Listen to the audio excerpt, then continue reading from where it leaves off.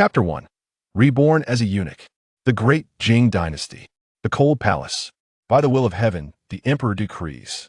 The eldest son of the martial king, Jing, has defiled the heavenly countenance and exhibited despicable conduct. Furthermore, it has been discovered that the martial king's residence has colluded with rebels, harboring treasonous intentions. The crimes are unforgivable, and thus, the punishment is the extermination of the 9 clans.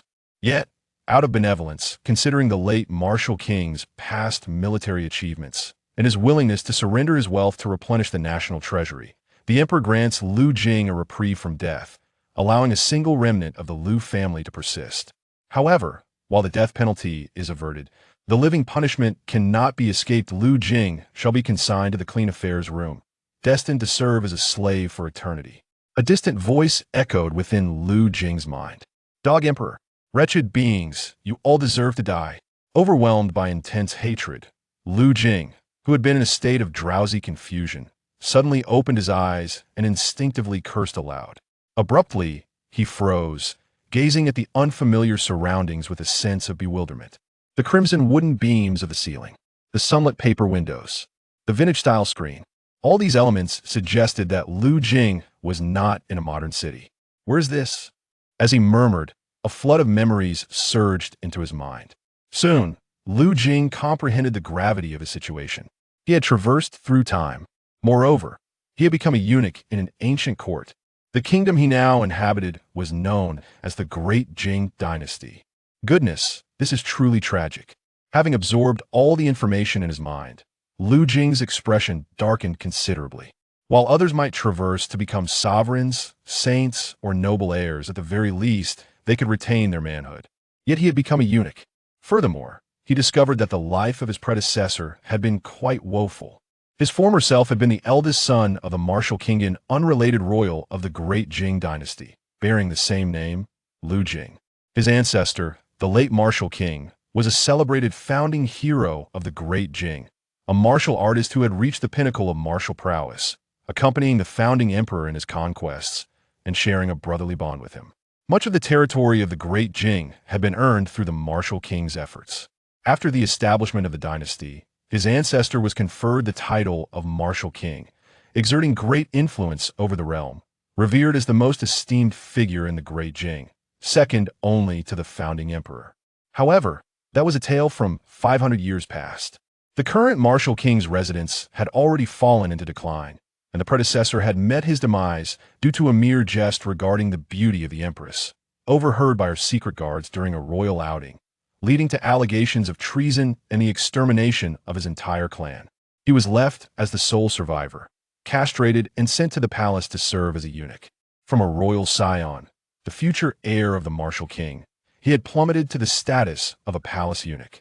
This fate was a torment more profound than death itself. The actions of the Empress and the Emperor were nothing short of soul-crushing. This transmigration is indeed a grievous loss. Jing lamented. If he were merely an ordinary individual who could not survive and chose to become a eunuch, he might begrudgingly accept it. But his predecessor had been raised in luxury, utterly unaccustomed to the burdensome life within the cold palace. The reason I am able to traverse time is due to the constant anxiety and fear that plague my former self, who endured both hunger and cold. Upon entering this new realm, I was subjected to bullying and forced to labor 3 to 4 times harder than other eunuchs, ultimately leading to my predecessor's untimely demise. After a restless night, I found myself in this new existence, but it cannot be said that I have been fortunate. Rather, it feels like a punishment. After all, becoming a eunuch is hardly a favorable fate. System? Jing murmured suddenly. Without a system, there can be no traversal. I understand this principle well. Yet, upon uttering those words, a heavy silence enveloped the air. No system? A chill ran down Jing's spine. With a system, everything would be manageable. Without it, my situation would indeed be dire. Just as despair began to settle in, a mechanical voice resonated in my mind. Ding! The Fortune-Plundering System is at your service. Upon hearing this voice, a wave of joy surged through Jing. The system had arrived. System, please introduce yourself. Host, you only need to disrupt your enemy's fortunes to plunder their luck, thereby acquiring fortune points to exchange for rewards. Disrupting your enemy's fortunes includes creating troubles for them and causing their forces to decline, among other things. In essence, as long as you make your enemies' lives difficult and oppose them, you can seize their fortune and convert it into fortune points, which can be used for draws to obtain rewards. The higher the status of your enemies, the stronger their fortune correspondingly, the more fortune points you can plunder from them. The system will conduct a daily assessment upon your awakening, tallying the fortune points you accrued the previous day. Plundering fortune? How intriguing. After hearing the system's introduction, Jing grinned. However, contemplating his physical condition brought him down again. By the way, system, you should be aware of my body's condition. Is there any way to repair it? Life would be meaningless otherwise. Do not worry, host. With the system, you need not fear such trivial issues. Conduct a self-examination. As soon as the system finished speaking, Jing felt a peculiar sensation coursing through his body. It felt heavy. He was filled with elation. He sensed that his body was mending. Looking down, he gasped in astonishment. Goodness, a product of the system, is undoubtedly top-notch. I feel invigorated. He marveled, immensely satisfied. With this physique, any woman would surely be entranced.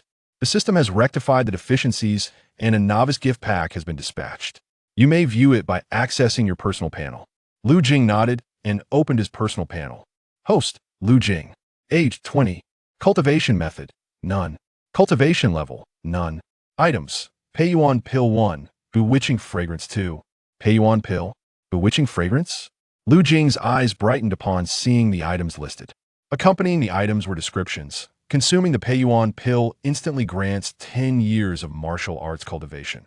The enchanting incense possesses the power to induce hallucinations merely lighting it, and waiting a brief moment will ensnare anyone who inhales its fragrance into a realm of illusions crafted by the user, who remains impervious to its hallucinogenic effects. This incense is intriguing, indeed capable of inducing visions. Jing remarked, his eyes alight with realization upon observing the incense's capabilities. This mesmerizing incense is undoubtedly a remarkable find. The Peiyuan Pill is equally impressive, consuming just one grants the user an entire decade of martial prowess. I shall partake of it first. This realm is far from an ordinary ancient world. It is inhabited by formidable warriors. These powerful beings possess the ability to move mountains and part seas, an extraordinary force. Jing's ancestor, the esteemed Martial King, was a warrior of immense strength. However, Jing's previous incarnation was that of a debauched scion, indulging in a life of luxury without ever enduring the hardships of martial training. Thus, he had never engaged in any form of martial cultivation. With a mere thought, a pill materialized in his hand. He swallowed it whole. Jing felt a cacophony of sounds emanating from his body as he experienced a sudden increase in height. His previously unimposing physique transformed, revealing a sculpted form adorned with 8 defined abdominal muscles. He felt invigorated, a warm current surging through his veins, causing his vitality to swell. He sensed that with his newfound strength, he could effortlessly fell a tiger or leopard with a single punch. Subsequently, Jing accessed his personal status panel. Host, Jing. Age, 20. Martial arts, none. Cultivation level, 5th rank warrior. Items, Enchanting Incense, X2. Is this the essence of 5th rank warrior?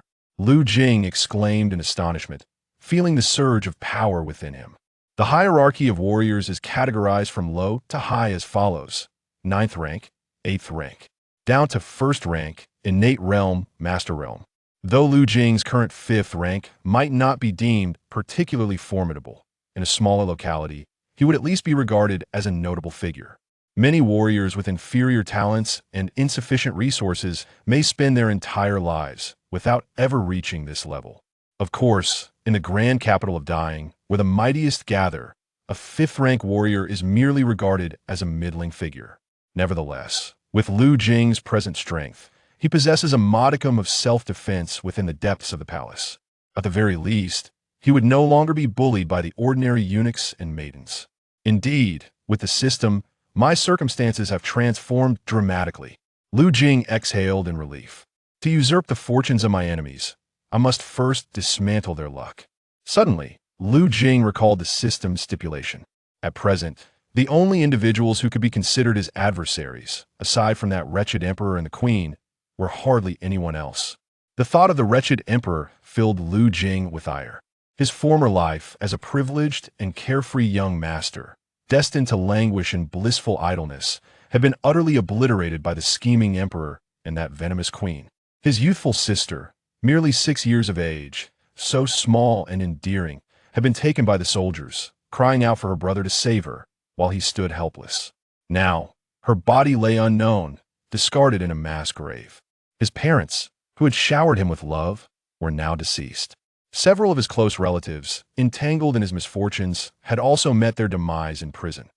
Although they are merely the relatives of his predecessor, Lu Jing has inherited the memories of that former life, which he considers part of his own experience. Consequently, he harbors an inexhaustible hatred towards the Dog Emperor and the Empress. Dog Emperor, that vile woman, just you wait, your time will come. Lu Jing seethed inwardly. However, he mused, even the Empress, with my current abilities, I stand no chance of causing them any trouble. His brow furrowed in contemplation. To seize fortune, one must disrupt the luck of their adversaries and create chaos for them. Merely surviving in this cold palace is already a feat. How could he possibly trouble those of high rank and power like the Emperor and Empress? Cold palace. Suddenly, an idea sparked in Lu Jing's mind, and he excitedly inquired, System, would placing a green hat on the enemy also be considered a means of undermining their fortune? Chapter 2. Is the Emperor the victim? Host. It is only natural. Any actions detrimental to the enemy can disrupt their fortune. Sowing discord between the enemy and their wives and daughters can also undermine their luck. However, such actions inflict only minor damage to the Emperor's fortune. To gain greater fortune points, one must dismantle the foundations of his rule. Haha, that's splendid. Lu Jing chuckled suddenly. Since that is the case, the cold palace is filled with women discarded by the Dog Emperor. While the Dog Emperor has cast them aside, I can offer them solace in their solitude. After all, I possess the enchanting incense provided by the system. Taking on the guise of the Dog Emperor to ascend the beds of these concubines is indeed a delightful prospect. As for dismantling the foundations of the Dog Emperor's rule, I currently lack the capability. I should start by undermining his familial foundation. Hee. Does this imply that I could play the role of a traitor? And the victim is none other than the Emperor. The thought startled Lu Jing with its audacity. The Emperor, the supreme ruler, the sovereign of the realm. With a single decree, the world trembles. He holds the lives of millions in his grasp. Yet, I am contemplating cuckolding him. The mere thought is exhilarating. If I could place a crown of infidelity upon that Dog Emperor, it would certainly disrupt his fortune, and the ensuing chaos would be entertaining. Though the concubines in this harem may be second-hand, they are all exquisite beauties. I shall not suffer a loss. Lu Jing's heart fluttered with excitement. But from which beauty should I commence my endeavors? Lu Jing pondered further. The harem does not actually consist of 3,000 women. The phrase 3,000 beauties is merely a metaphor. Presently, within the grand harem, there are various women, including the Empress, favored consorts, concubines, noble ladies, and talented maidens, totaling just over 500. It is not an overwhelming number. As long as there are a few dozen, it is quite feasible to satisfy them. Among these, approximately 200 reside in the cold palace. From this group, Lu Jing could easily select one who would be more amenable to his advances, armed with the enchanting incense. As long as he could apply it to those concubines, they would thereafter be at his mercy. The sole dilemma lies in how to gain entry into their chambers to ignite the incense. Currently, he is merely a eunuch responsible for washing the concubines' garments and cleaning their chamber pots, with no opportunity to engage with the ladies. While Lu Jing was deep in thought, a loud knocking resounded at the door. Xiao Jingzi, you dog servant, the sun has already reached the head of the bed, and you are still asleep? Come out and wash our clothes. A shrill voice called from outside. Lu Jing stepped out to find a fair-skinned, youthful eunuch, exuding a rather delicate demeanor, standing with hands on hips and holding a bamboo rod, awaiting him. Lu Jing rifled through his memories and recalled this individual's identity, Xiao Gizi, the personal eunuch of noble Lady Su and a lackey of the cold palace's steward, Wang Gonggong.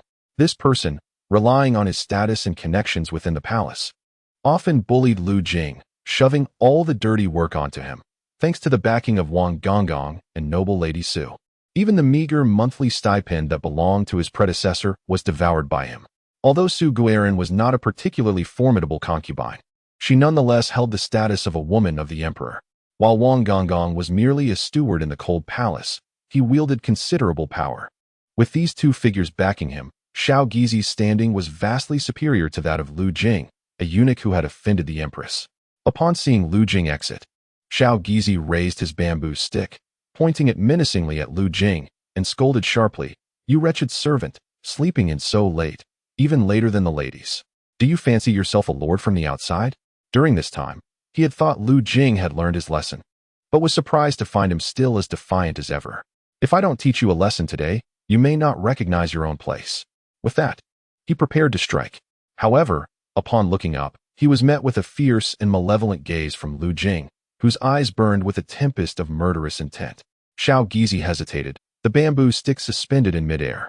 He had never seen such a terrifying expression on Lu Jing's face. Even in the early days of his arrival at the palace, when his heart was filled with resentment, he had not dared to show it, enduring humiliation in silence and weeping at night. Yet now, the look in Lu Jing's eyes suggested that if he dared to strike, he would be killed in an instant. Xiao Gizi shrank back, forcing himself to speak. "What do you want?" "What do I want?" Lu Jing continued to glare at him fiercely. "If you have the guts, go ahead and try to hit me." After a moment, Lu Jing's expression shifted to a mocking smile. "Oh, I forgot. You truly are a coward, a worthless eunuch. You, wretched servant." The insult struck a nerve within Xiao Gizi, igniting his fury. He swung the bamboo stick fiercely at Lu Jing. Crack, crack, crack. The sound of blows echoed through the courtyard. It was not Lu Jing who was struck, but rather Xiao Gizi who was met with Lu Jing's ferocious slap, leaving his face bruised and bloodied, collapsing to the ground. "Do you think I am being lenient on you?" Lu Jing spat disdainfully at the unconscious Xiao Gizi. "I am now a 5th-grade martial artist. Killing a eunuch is as easy as slaughtering a chicken. If it weren't for the fear of repercussions hindering my grand plan, I would have dealt with you long ago." Xiao Gizi lay on the ground, his consciousness fading, his words slurred. "If you dare provoke me again, I will have you chopped up," Lu Jing declared, delivering a kick that sent Xiao Gizi crashing into the wall, rendering him unconscious. Just as Lu Jing turned to wash his hands, he noticed an elderly eunuch with a rotund face and large ears entering the courtyard. This was Wang Gonggong, the steward of the cold palace. Upon seeing the unconscious Xiao Gizi, Wang Gonggong's expression hardened as he looked towards Lu Jing, about to scold him, only to be met with Lu Jing's dangerously narrowed eyes. "You wretched dog," Wang Gonggong began, but the words caught in his throat. Having seen countless faces, he recognized the surging murderous intent emanating from the young eunuch before him. He realized that if he provoked Lu Jing now, he might share the same fate as Xiao Gizi. Having arrived in haste without companions, he could only seek to placate Lu Jing for the moment. Wang Gonggong paused momentarily before shifting the topic, stating, "Concubine who requires a personal eunuch. This is a splendid opportunity. Should you be selected, you will henceforth be in her service. Xia Jingzi, do you wish to seize this chance?" "Concubine who?" Lu Jing's eyes flickered. The true name of concubine who was Umayyar, a woman said to have once rivaled the Empress in strength, now reigning as the mistress of this desolate palace. If he could first win her favor, Lu Jing's thoughts danced. He clasped his hands and replied, "I would be honored. Please assist me, Wang Gonggong." "Not at all." Wang Gonggong waved dismissively. "Pack your belongings and follow me." Once Lu Jing had hastily gathered his few possessions, the old eunuch turned and departed, with Lu Jing trailing closely behind. Chapter 3. Concubine Umayyar navigating through a vast expanse of towering walls and courtyards. Lu Jing accompanied Wang Gonggong towards the residence of Concubine Hu. The area in which they walked comprised a sprawling complex, home to a multitude of neglected concubines, once favored but now fallen from grace. This collection of structures was collectively known as the Yu Palace, the so-called Cold Palace, a place where the emperor seldom set foot. The women residing here were not lacking in beauty or grace. Some had erred, while others were ensnared by familial ties. Many had simply been cast aside by the emperor, who, weary of their company, relegated them to this forsaken place. After all, even the fairest of women could become tiresome when faced daily. Moreover, the emperor was surrounded by countless beautiful women, perpetually replacing the old with the new. To be favored even once was a tremendous boon. The emperor's fickleness towards his concubines could be measured in months or even days. To remain by his side for an extended period required more than mere beauty. It was paramount to have connections beyond the palace walls. Those whose fathers or brothers were esteemed ministers or generals, even when cast aside, retained titles and their own palaces, escaping the fate of the cold palace. Furthermore, being discarded to the cold palace could be deemed fortunate in comparison. After all, they had once graced the emperor's bed, truly becoming his women. In contrast, some concubines, lacking sufficient lineage or warmth, despite their beauty, were never even considered by the emperor, destined to languish in obscurity until their age necessitated their banishment to the cold palace. These women, unbeknownst to the outside world, could effortlessly attract the admiration and affection of numerous young talents, marrying into influential families or prominent merchant clans. Yet, once within the palace, they were condemned to wither away in solitude, their beauty unappreciated, their spirits unnurtured, slowly fading into obscurity. This reality bred resentment among the concubines in the cold palace, who often vented their frustrations upon the palace maids and eunuchs. As Lu Jing traversed this path, he observed the enchanting silhouettes of the women within the palaces. Each concubine in the cold palace was a vision of beauty, their figures exquisite. Alas, no one was there to admire their splendid forms or comprehend their lonely hearts. Fear not, I shall come to comfort you, dear ladies. Lu Jing resolved silently as he beheld their captivating forms. After a while, Lu Jing arrived at Humeire's sleeping quarters, known as Taiha Palace, surrounded by a cluster of subsidiary palaces. It is evident that Humeire's status is significant, as she possesses her own palace complex in this cold palace. If the Empress reigns supreme in the harem, then Humeire is the sovereign of this cold palace. In the past, when the Empress's position was still uncertain, the prominent candidates were the favored Humeire and the current Empress, Nangongwan. The two engaged in a battle of wits and schemes for several years over the Empress's title. Ultimately, due to Nangongwan's superior lineage, the title was bestowed upon her. Following her defeat, Humeire, through the machinations of Nangongwan, was relegated to this cold palace. At this moment, 8 eunuchs awaited outside the door of the sleeping quarters. Lu Jing was arranged by Eunuch Wang to stand alongside these eunuchs, awaiting Humeire's selection.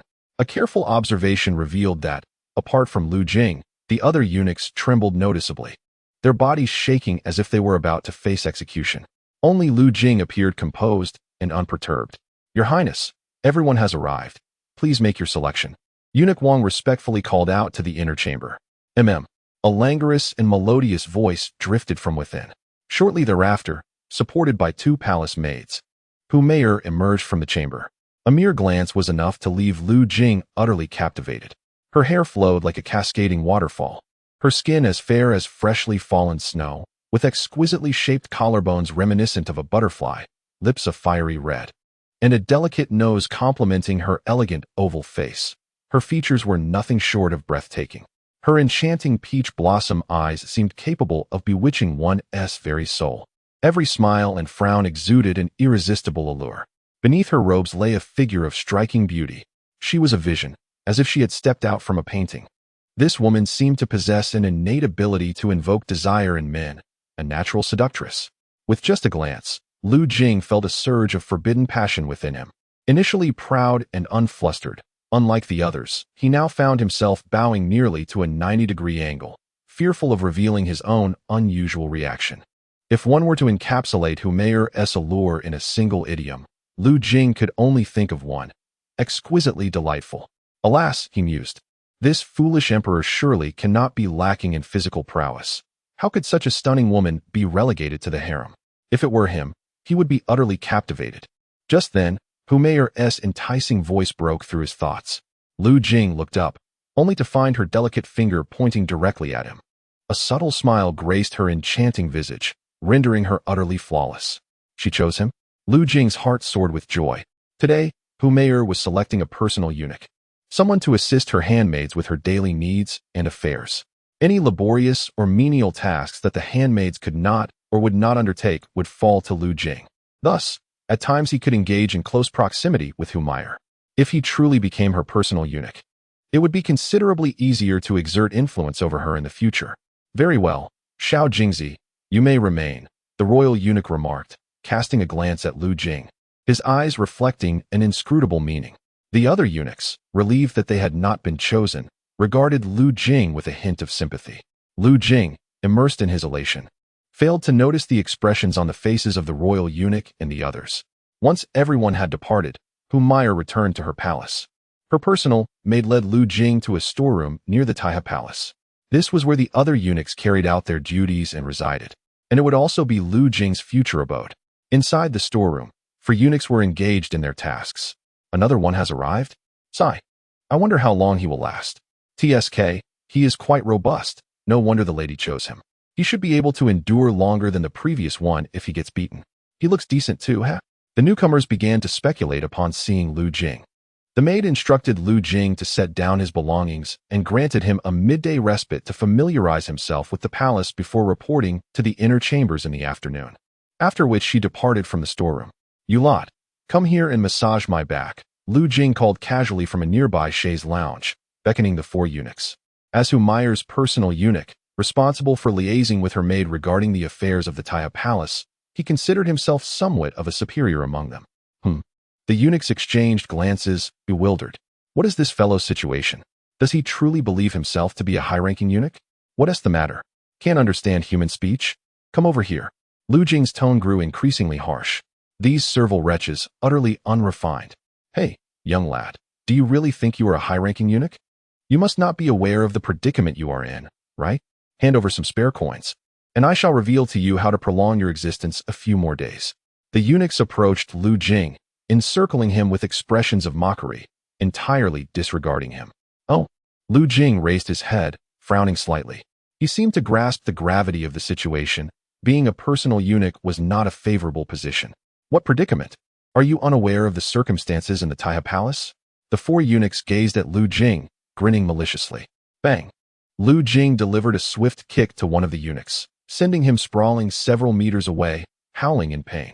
If you wish to avoid death, speak quickly. He glared at the remaining 3 eunuchs.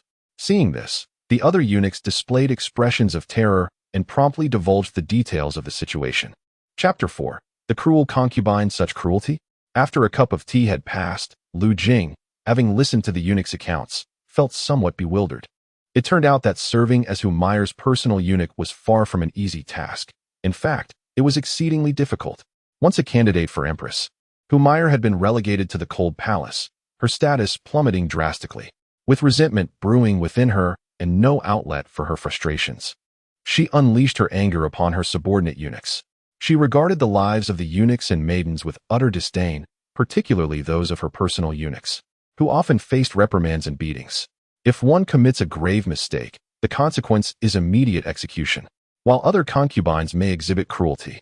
A single eunuch can endure for several months. However, Humayr's personal eunuchs are replaced after merely 6 or 7 days. Why the swift change? Because they have all been ordered to be taken away and executed by Humayr herself. In just this month, she has already beheaded 5 personal eunuchs. Thus, Lu Jing is the 6th in line. To serve as Humayr's personal eunuch, one must tread with utmost caution, otherwise, one risks dire consequences. It is no wonder that the eunuchs selected alongside me appear so apprehensive, and even the old steward Wang had a significant expression before his departure. This position indeed carries a perilous weight. I have never been trained in the art of servitude. Surely, I want to be executed on my very first day? Lu Jing felt a sense of despair. He had initially believed that serving as a personal eunuch would be a glamorous affair, only to discover the high stakes involved. Nevertheless, he resolved to adapt to the circumstances. After a moment of contemplation, he ultimately shook his head. Overthinking would bear no fruit. As a 5th-grade warrior equipped with a system, he was unlikely to fall victim so easily. If he were truly to be executed on his first day, he could still leverage his strength to subdue Humayr. Please, enlighten me about the situation in the Taiha Palace. Shortly after noon, Lu Jing positioned himself at the entrance of Humayr's chamber, ready to respond to any summons from her attendants. You incompetent servant, can you not manage this simple task? Out. Humayr's irate voice resonated from within the grand hall, followed by the sound of a whip cracking. Your Highness, spare me. Your Highness, spare me. A eunuch's pleas for mercy echoed from the chamber. Lu Jing cautiously peered inside. There stood Humayr, her demeanor icy and haughty, wielding a barbed whip, mercilessly lashing a bare-chested young eunuch, who lay on the ground, writhing in agony. Goodness! This woman is indeed beautiful, yet undeniably ruthless. Lu Jing felt a chill run down his spine as he observed from outside. The barbed whip, if it were to strike him, would invoke a sense of dread, even as a fifth-grade warrior. The eunuch inside, like him, served Meyer closely. But while the young eunuch was assigned to guard during the morning and noon, Lu Jing was responsible for the afternoon and evening shifts. Just moments ago, he had wondered why no one came to relieve him. It turned out that the eunuch on duty was being punished within. The beating continued for several minutes until the young eunuch was left barely conscious, unable to resist or hide, reduced to pitiful whimpers for mercy. Meyer, growing more exhilarated with each strike, displayed a captivating flush upon her cheeks. Begone!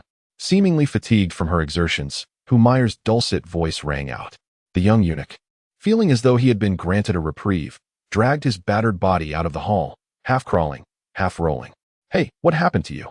Lu Jing grasped the young eunuch, who was leaning against the wall, eager to flee the chamber. The young eunuch, preoccupied with the urgent need to return and apply medicine, dismissed Lu Jing with a forceful attempt to break free, yet he found it impossible to escape. He was on the verge of uttering a curse when he turned to see the imposing figure of Chun Wu. Suppressing the anger boiling within, he calmly stated, "Your Highness has been experiencing her monthly cycle these past few days, which has affected her mood. You must exercise caution. I was treated so poorly today merely because the removal of the lunch tray was slightly delayed." After finishing his lamentation, the eunuch staggered away, moaning. Was one to be beaten nearly to death for a minor delay in clearing a tray? Lu Jing was taken aback. This woman's heart was more ruthless than he had anticipated. It seemed imperative to subdue her swiftly. Otherwise, her prolonged solitude and hormonal imbalance would only exacerbate her temperament, making her intolerable to all. For the tranquility of the cold palace, I am willing to become the vessel for this demon. Lu Jing waited until dusk. Yet there was no sign of activity within the palace, having stood in punishment for most of the day without moving.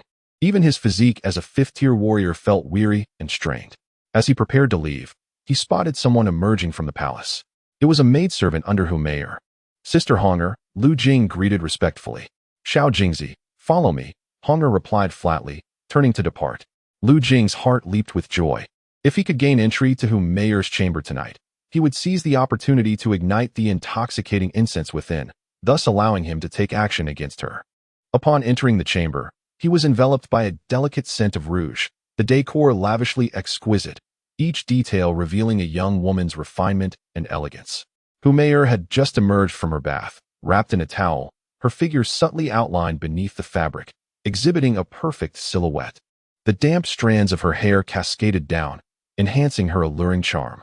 Those enchanting fox-like eyes seemed capable of ensnaring the very souls of onlookers.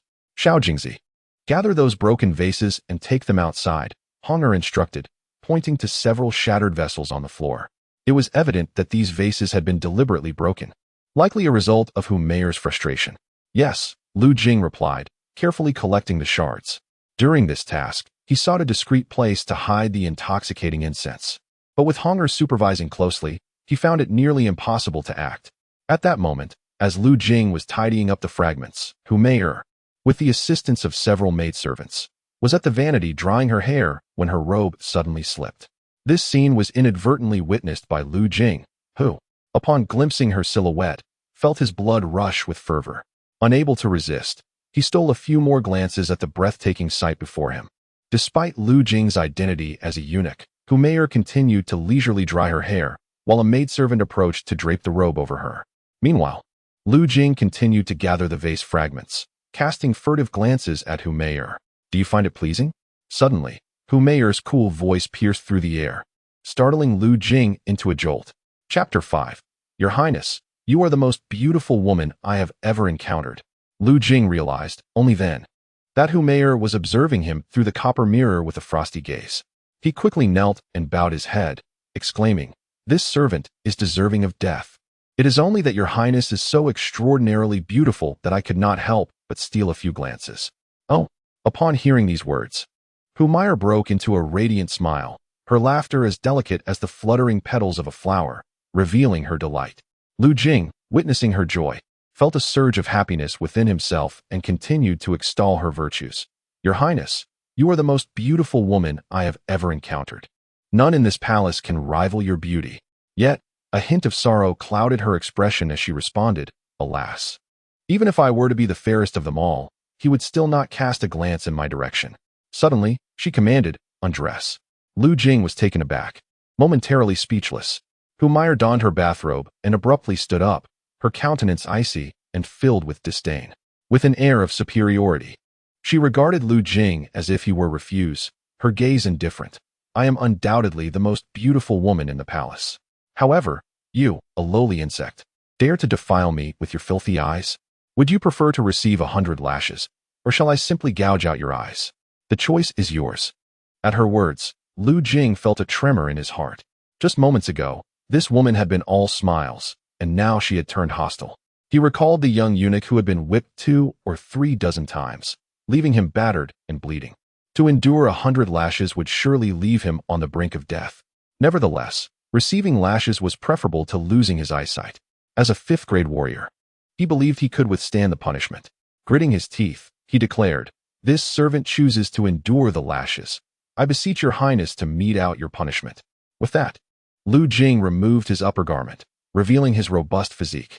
His skin was sun-kissed, his muscles well-defined, exuding an unmistakable masculine vigor. Upon unveiling his torso, even the haughty and indifferent Meyer was momentarily taken aback. The young eunuch before her possessed a physique that was incomparable to that of his peers. His muscular contours and formidable stature radiated strength and vitality. A wave of masculine energy enveloped her senses. It is worth noting that the eunuchs in the cold palace typically struggled for sustenance, rendering their bodies frail and emaciated. In contrast, the senior eunuchs were often well-fed, round, and lacking in physical appeal. Even the emperor, at merely 32, had begun to show signs of indulging in excess. However, this young eunuch not only possessed an admirable physique, but also an attractive and resolute visage. In an instant, Meyer found herself entranced, even swallowing involuntarily. She was not one to maintain a frigid demeanor. Rather, her spirit burned with fervor and passion.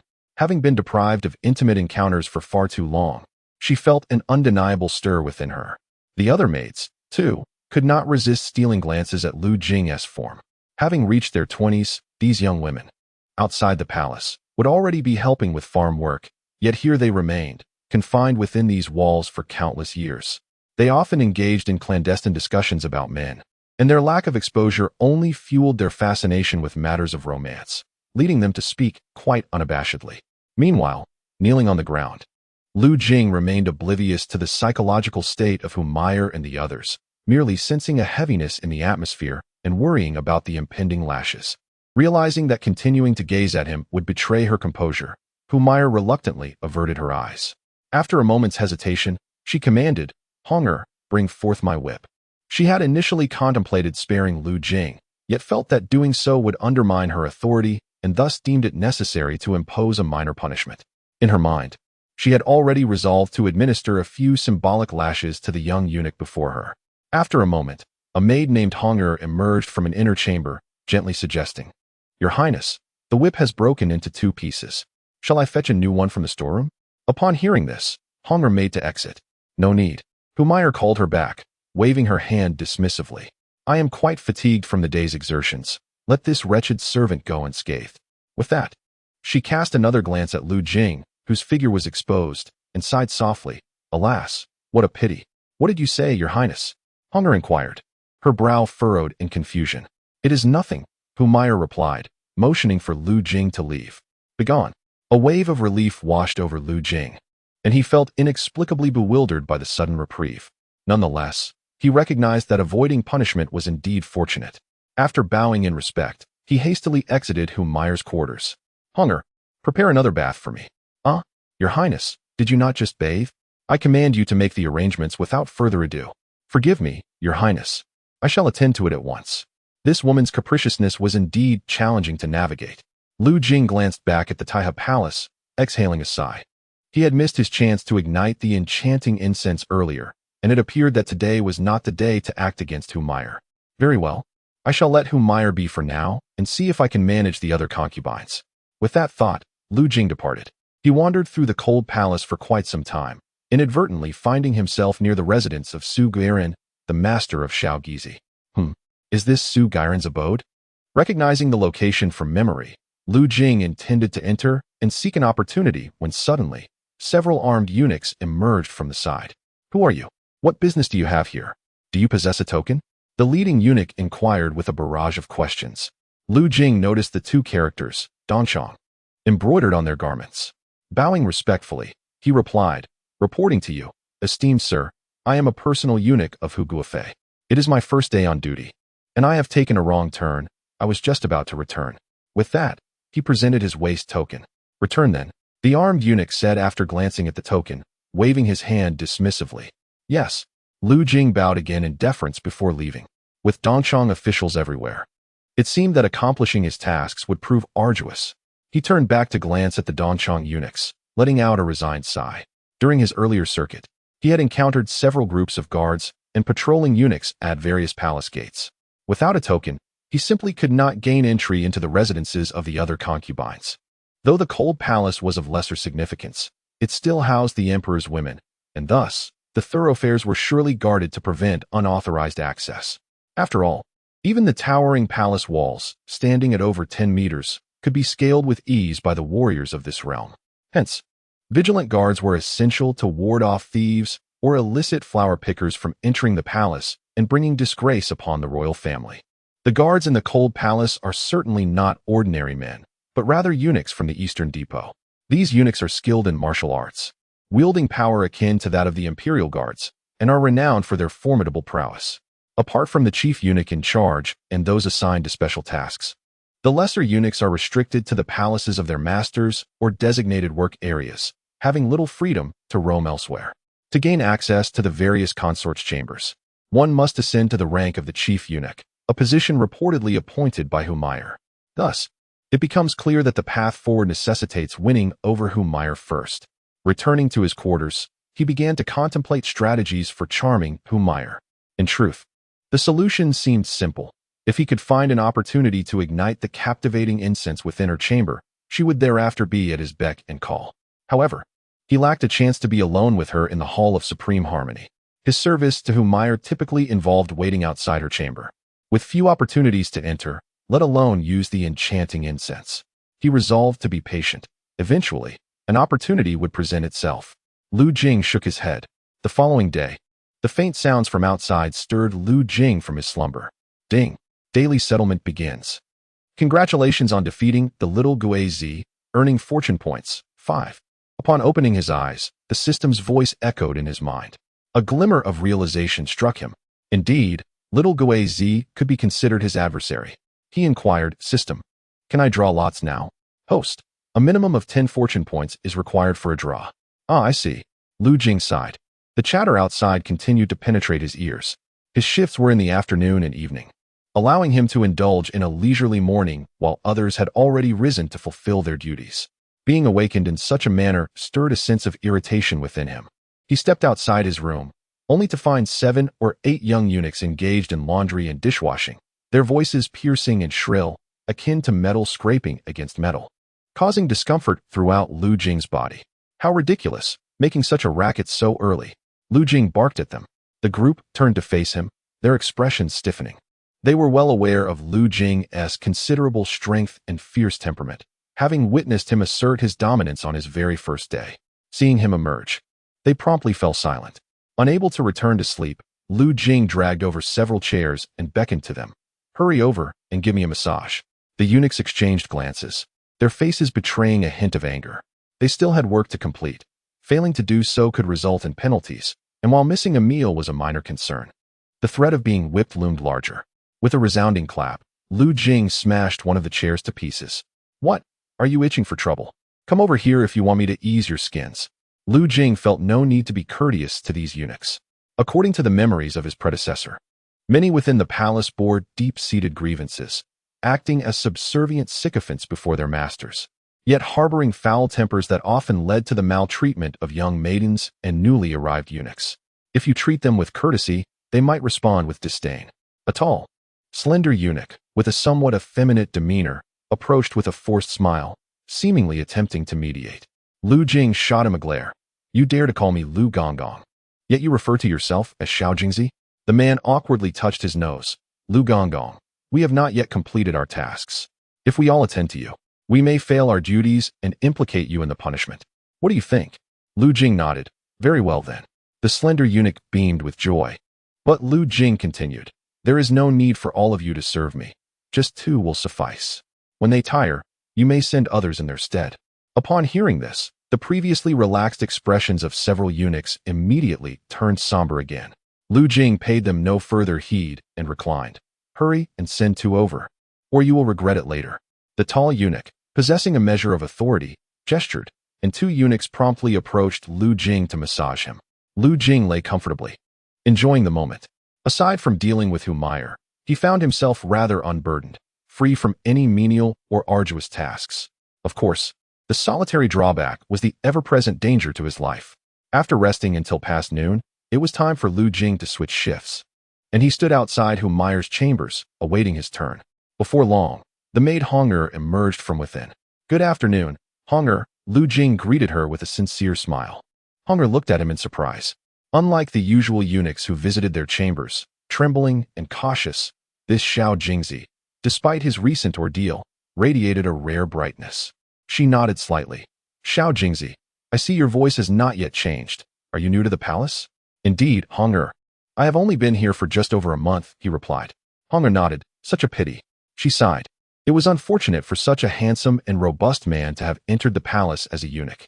However, since he was already here, she felt no need to inquire further, knowing the reason would be of little consequence. Once inside the imperial palace, maids and eunuchs seldom had the chance to leave unless granted special permission by their masters. Even if a master wished to release them from the cold palace, the chances were nearly non-existent. Reflecting on her own future, Hong'er's gaze suddenly dimmed. The mistress wishes to enjoy poetry in the garden. You are to move the imperial chair and table from her study. She tossed out the order before turning back into her chambers. Understood. Lu Jing followed Hong'er into the study, helping to relocate a heavy redwood chair and table, crafted from pure mahogany. The furniture was far too cumbersome for the maids to handle, and there was no need for them to exert themselves. Such tasks were designated for the eunuchs. The 2 traversed several corridors until they reached the garden behind the palace. The area was alive with the songs of birds and the fragrance of flowers, adorned with many exquisite plants, alongside artificial hills and flowing water. It must be said, Humayr's status as a favored concubine afforded her an air of nobility. Even within this cold palace, she possessed her own garden. Lu Jing respectfully assisted in arranging the tables and chairs to the designated positions indicated by Hong'er, then stepped aside to await further instructions. Chapter 7. What are you looking at? Before long, Humayr approached. She was adorned in an elegant black lace gown that accentuated her flawless figure, exuding a languid and enchanting aura. Her alluring visage, with its fox-like charm and fiery red lips, was undeniably captivating. Indeed, Humayr lived up to her name, embodying the essence of a seductive vixen. Lu Jing, taken aback, marveled at her beauty. He had never encountered such perfection in all his years, despite his past experiences. Moreover, the soul inhabiting this body was Lu Jing himself, a lifelong bachelor of over 20 years. Faced with such a stunning beauty, his heart was immediately stirred. A maid gently lifted the hem of Humayr's gown, assisting her into a chair before producing several rolls of rice paper. As she unfurled the parchment, Humayr softly recited the verses inscribed upon it. Moments later, she exclaimed in admiration, "Scholar Jing truly deserves his reputation as a contemporary sage. This poem is indeed brimming with literary elegance. If only I could compose such renowned verses, perhaps His Majesty would once again cast his gaze upon me." A glimmer of ambition sparkled in her eyes. In this cold palace, apart from this approach, she could scarcely conceive of any means to attract the emperor's attention. The Empress Dowager held a deep affection for poetry, and the emperor respected those endowed with literary prowess. Each year, a grand poetry competition was hosted, where the victor not only received generous rewards, but also gained significant favor. If she could craft a remarkable poem this year, one that resonated throughout the competition, perhaps her name could once again grace the emperor's presence, allowing her to meet him once more. If only she could encounter him again. Her current beauty would surely rekindle his affection. Though she recognized the slim likelihood of such an outcome, Humayr, confined within the cold palace, was determined to seize every opportunity. Otherwise, she would languish in this desolation indefinitely. Sighing, She contemplated her limitations, lamenting her lack of poetic talent. While she possessed an appreciation for poetry, her ability to create it was regrettably lacking. Listening to Humayer's musings, Lu Jing felt a surge of emotion. How fortunate it must be to be an emperor. Such a breathtaking woman would go to great lengths to win his favor, even resorting to poetry to capture his attention. Humayer then unrolled additional sheets of rice paper, each inscribed with popular verses from recent months within the imperial city. She meticulously read and savored each line. As a fifth-tier martial artist, Lu Jing possessed extraordinary hearing and vision. Even in her soft whispers, he could discern her murmurs. Listening to the verses she recited, he couldn't help but feel a tinge of disdain. These poems, while pleasant enough, paled in comparison to the timeless masterpieces he had encountered in his previous life. As Lu Jing stood by, awaiting commands, his gaze inevitably drifted toward Humayer's breathtaking figure and enchanting face. He yearned to divert his gaze, yet the figure before him was too captivating, rendering him unable to look away. As he gazed, his head involuntarily tilted higher, his eyes blazing with an audacity that bordered on impertinence. "What are you staring at?" Humayer's voice erupted in a thunderous whisper beside Lu Jing's ear. Startled, he jolted, only to realize that Humayer was casting a frosty glare in his direction, her eyes brimming with malice. Perhaps he had been too brazen in his admiration, and she had caught him in the act. A tremor ran through Lu Jing. Good heavens! He almost forgot that he was not merely observing a beauty on the street or a captivating figure on social media, but rather, he was beholding a favored concubine wielding life and death authority. Last night, I spared you, yet today you dare to leer at me with those vile and contemptible eyes.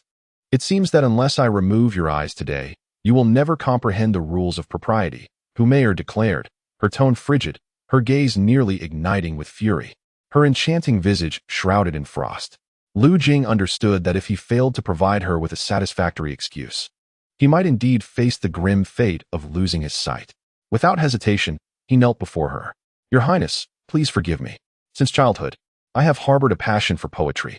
Upon hearing your soft recitation of verses, I, unable to hear clearly, merely wished to glimpse the poetry upon the rice paper for a moment of appreciation." "Oh," a smirk danced upon Humayer's lips, her expression still icy. "You, a lowly eunuch, claim to possess an appreciation for poetry?" As a modern soul, Lu Jing felt a flicker of indignation at her derogatory labels, yet he suppressed his anger. "Your Highness, prior to entering the palace, I indeed delved deeply into the study of poetry." "Delved deeply?" Humayer's gaze was scrutinizing as she pointed to the rice paper on the table. "Then enlighten me about the merits of this poem. If you can articulate its essence, I might spare your life." It appeared that if he wished to survive today, he must demonstrate some genuine skill. With steely resolve, Lu Jing approached the table. Glancing at the poem before him, titled Reflections on Autumn Longing, he could comprehend its content, but to critique it was another challenge altogether. "Your Highness, this is a lyric poem," he stated succinctly. Humayer's face twisted in derision. "Is that all? Must I prompt you for such trivialities?" Any literate person could discern that, given the title itself. Lu Jing pressed on. "However, I find this poem lacks depth, and thus bears little value for appreciation." Humayer paused, momentarily taken aback before bursting into laughter. This poem, crafted by the renowned talent Lu Bowen at the recent poetry conference that attracted the finest scholars of the city, has captivated the entire imperial capital.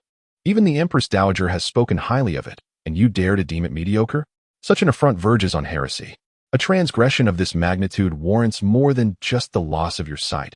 If word spreads, it could lead to the annihilation of your entire household. Humayer had anticipated how the young eunuch might attempt to deceive her, but was unprepared for his outright dismissal of the poem's value. To claim it lacked merit was akin to slapping the face of every poet in the land. Did he truly believe he could compose something superior? The other maidens, including Honger, who overheard Lu Jing's words, exchanged glances filled with incredulity. In Red's heart, a sense of melancholy stirred. She had initially thought that the newly arrived eunuch was quite clever, yet unexpectedly, just 2 days into his position, he was to be executed. Red, drag him out, and have him beaten to death for the dogs. Humayer regarded Lu Jing with the disdain one reserves for the deceased. She flicked her wrist, dismissing him entirely. Chapter 8. To flaunt one's literary prowess by quoting the verses of predecessors is a sheer waste. Indeed. Red sighed inwardly and turned to depart in search of a guard. "Stop," Lu Jing suddenly interjected with a sincere expression. Your Highness, I truly find this poem rather ordinary, lacking the merit of appreciation. Huh? Humayr chuckled, turning her head with a mocking expression. From your tone, it seems you hold Lu Kaizi's poem in contempt. If that is the case, then do compose a verse that surpasses his. Should you succeed, I might grant you a reprieve today. Otherwise, her exquisite visage contorted into a venomous glare, I shall ensure you meet a most gruesome end. A chill ran through Lu Jing, yet he clasped his hands and inquired, Your Highness, are there any specific themes you wish to impose? Humayr sipped her tea, as long as it is lyrical. After a moment's contemplation, Lu Jing stepped forward. Might I borrow some paper and ink, Your Highness? Humayr hesitated but eventually nodded. Lu Jing took the paper and ink from the table and penned a poem titled Wooling Spring in Late Spring. Wooling Spring? Humayr was taken aback as Lu Jing truly crafted a poem, astonished by the unfamiliar title. Could it be that this young eunuch had invented a new poetic form? Casting a glance at Lu Jing's confident demeanor, she began to read his composition. The phoenix resides where the fragrant blossoms have faded as evening descends. I grow weary of combing my hair. The world has changed, and all things have ceased. I wish to speak, yet tears flow first.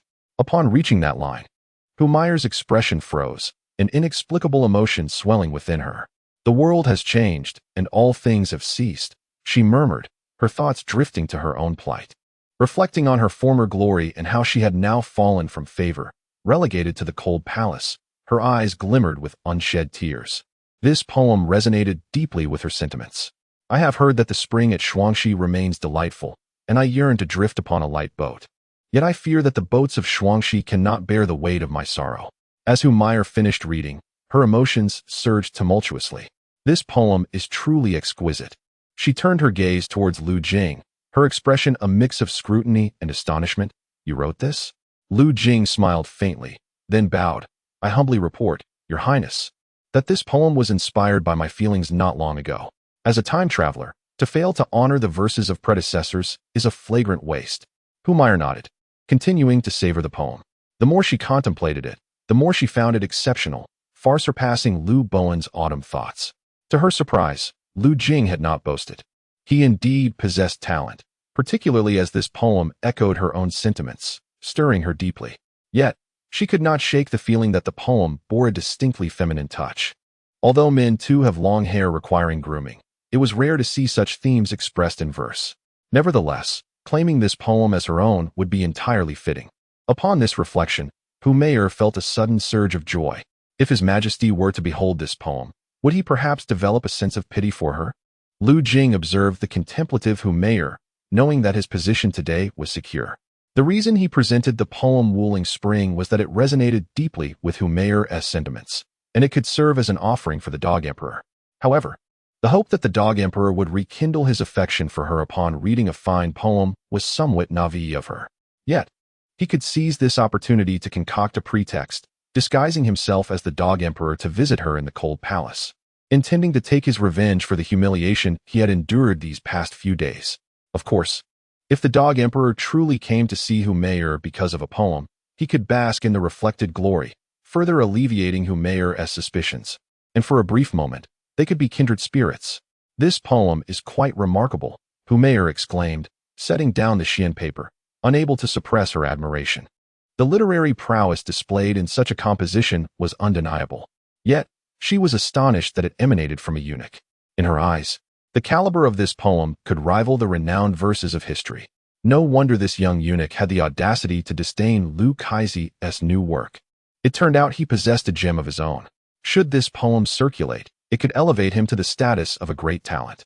Humayr's thoughts drifted to Lu Jing's perfect physique and handsome visage, coupled with his commendable demeanor.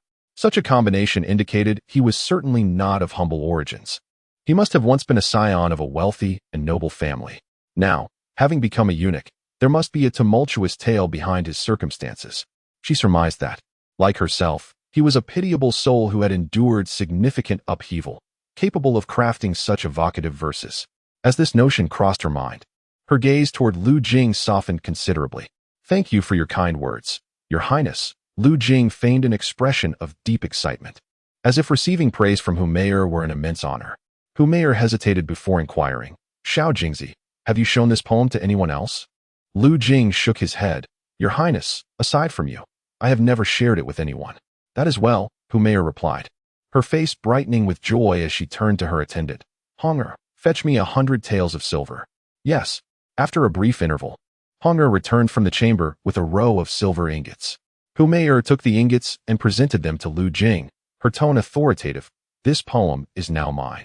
You must not disclose that it was penned by you. This is a reward I grant you. Thank you, Your Highness. I understand. Lu Jing gratefully accepted Humayr's reward. His usual fare was akin to swine's feed, and 100 taels of silver would significantly enhance his sustenance in this cold palace. This woman was rather generous. She took her poem back without offering him anything, yet she still bestowed upon him a considerable sum. Very well, you may retire now. Humayr waved her hand, returning to savor the poem's rhythm and essence. As for any thoughts of inflicting harm upon Lu Jing, they were no longer necessary. Lu Jing retreated to the side. As night fell and Humayr finally drifted into slumber, Lu Jing returned to his quarters. Weary from a long day, he made his way to the kitchen. There, a portly old eunuch named Zhou was sprawled across a grand armchair, sound asleep. Zhou was the chief eunuch responsible for preparing meals for the eunuchs and palace maidens. Ignoring him, Lu Jing entered the kitchen. On the stove, several porcelain bowls lay scattered, containing only a few remnants of vegetable leaves, a couple of dried radish slices, and a handful of soiled steamed buns. These had once been Lu Jing's dinner, but now they were nearly consumed. Such was the custom in the palace. Those who arrived late could only eat what others had left behind. Yet, finding leftovers was indeed fortunate. More often than not, if one arrived late, there would be nothing to eat, compelling them to purchase food at their own expense. In this cold palace, the ordinary eunuchs and maidens subsisted on simple vegetarian dishes accompanied by hard steamed buns. Since entering the palace, Lu Jing had yet to taste any meat. However, compared to the starving populace outside, his situation was considerably better, as he was one who served the royal family. Upon exiting the kitchen, Lu Jing nudged Zhou awake. The old eunuch, roused from his slumber, grumbled irritably, "You little beast, there's food on the table. Heat it yourself. Do you expect me to serve you?"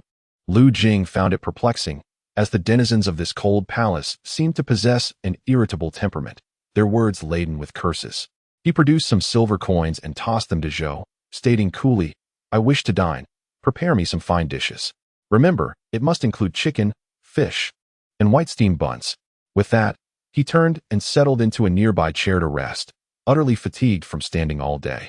Zhou, accepting the coins, bit into one to test its quality. "Ah, very well." He chuckled, pleased with the fine currency, and proceeded into the kitchen to prepare Lu Jing's meal. After a considerable time, Zhou emerged bearing 5 exquisite dishes and several white steamed buns. Lu Jing's earlier tip of half a tael of silver was more than sufficient for such a feast. Picking up his chopsticks, he began to eat with abandon. It had been ages since this body had tasted meat, and the intense satisfaction from the savory morsels filled him with immense joy. Lu Jing then called for Zhou to bring him some wine, wishing to indulge in a drink to elevate his spirits. After several cups of warm wine, he devoured the meat with gusto. Sated and content, he finally returned to his quarters. Upon entering the courtyard, Lu Jing immediately sensed something amiss. Several unfamiliar eunuchs had appeared in the yard. As he stepped in, every eye turned toward him, the atmosphere thick with anticipation. "Little Jingzi, you finally returned," a chilling voice remarked. Lu Jing turned to locate the source and found it was none other than Xiao Gizi, seated in a nearby chair, his fair face slightly swollen. His gaze fixated on Lu Jing like a venomous serpent. Was this a quest for vengeance? Lu Jing chuckled softly. "You followed me here? What is this? Haven't you learned your lesson from yesterday?" Lu Jing paid no heed to the glances cast by others accompanying Xiao Gizi and approached him unperturbed. Startled, Xiao Gizi quickly sought refuge behind a nearby eunuch, then placed his hands on his hips, adopting a defiant stance. "Xiao Jing, you dared to strike me yesterday. Today, I shall ensure you pay the price. How dare you lay a finger on me, Xiao Gizi? You will soon experience our might." The few aides Xiao Gizi had summoned immediately rolled up their sleeves, ready for a confrontation. "I am but a personal eunuch of noble concubine who. Do you dare to lay hands on me?" Lu Jing expressed mild surprise. Nonetheless, Xiao Gizi was undeterred, retorting, "Humph. Being the personal eunuch of noble concubine who merely makes you her punching bag. What if I strike you? Do you think you can serve like I do?" As he spoke, Xiao Gizi abruptly realized the inappropriate nature of his words and halted, yet his implication was clear. This personal eunuch was indeed cherished by concubine Su, which explained Xiao Gizi's arrogance and his ability to command several eunuchs to seek revenge on Lu Jing. Strike him hard. The noble concubine will not care about a mere eunuch. Just avoid hitting his face so it doesn't vex her, Xiao Gizi ordered. At his command, several eunuchs swiftly surrounded Lu Jing. Bang, bang, bang. Just as they attempted to seize Lu Jing, he retaliated with swift kicks, sending them sprawling. Xiao Gizi stood there, utterly dumbfounded. Lu Jing then approached the trembling Xiao Gizi, wearing a mocking expression. So, do you still wish for me to pay the price? Witnessing this scene, Xiao Gizi's legs turned to jelly, tears brimming in his eyes. He never anticipated that the 5 aides he brought along would be dispatched in mere moments by Lu Jing's prowess. Xiao Jing, I was merely jesting. For the sake of concubine Su, could you let me off this once? Xiao Gizi's face was now one of obsequiousness. Heh, Lu Jing chuckled. What do you think? Xiao Gizi's expression stiffened. Gritting his teeth, he pleaded. Can you at least refrain from hitting my face? I depend on my looks. Smack. Before he could finish, Lu Jing delivered a resounding slap to Xiao Gizi's already swollen face. The blow left Xiao Gizi dazed, blood spilling from his lips as he collapsed to the ground. Smack, smack, smack. Lu Jing approached the fallen Xiao Gizi and delivered another series of slaps, rendering him unconscious. Turning to the other eunuchs who had been spectating in trepidation, he calmly commanded, strip these troublemakers of their trousers and throw them out of the courtyard. With that, Lu Jing returned to his quarters to sleep. The other eunuchs exchanged glances, hesitant but compliant. Seeing that several of their number were already unconscious, they proceeded to follow his orders. In the ensuing days, Xiao Gizi dared not trouble Lu Jing again. The previous encounter had only yielded Lu Jing a meager point of fortune, hardly worth the effort. It seemed Xiao Gizi's status was too low to extract any substantial benefit. Meanwhile, Humayr ceased her arbitrary beatings and, on occasion, even invited Lu Jing to critique poetry with her. In his previous life, Lu Jing was also a top student in the liberal arts, scoring over 130 in the college entrance examination. He could easily manage to get by. The truth is, Humayr's abilities were rather mediocre, failing to reveal Lu Jing's true potential. Xiao Jingzi, come in. There's work to be done, said the maid, Hong'er, as she stepped out of the inner chamber. Yes, Lu Jing replied, following closely behind her. During this period, he had had few opportunities to enter Humayr's chamber, with his daily tasks mostly consisting of simple physical labor. However, he was fortunate that he had not been beaten recently, and Humayr's demeanor towards him had improved considerably. Inside the chamber, Hong'er pointed to the large red bed and instructed, the Empress's bed leg is broken. You need to help us lift this old bed out and bring in the good one from outside. 3 other maids were waiting by the side. There's no need to trouble the sisters. I can manage it alone, Lu Jing smiled. Oh, this bed weighs over 300 pounds and is quite large. Can you really handle it by yourself? Hong'er asked in surprise. I learned some strength training techniques before entering the palace. I possess a bit of strength, as my muscles can attest. Besides, the sisters are delicate. How could they possibly engage in such rough work? I will take care of it, Lu Jing replied confidently. Pleased by his compliment, Hong'er giggled and playfully scolded, you little smooth talker. Very well, then, give it a try on your own, and if you cannot manage, we will assist you, she conceded. Of course I can do it. A man must never claim he cannot. Lu Jing patted his chest. Xiao Jingzi, still thinking of yourself as a man, teased another maid. I forgot, Lu Jing chuckled awkwardly.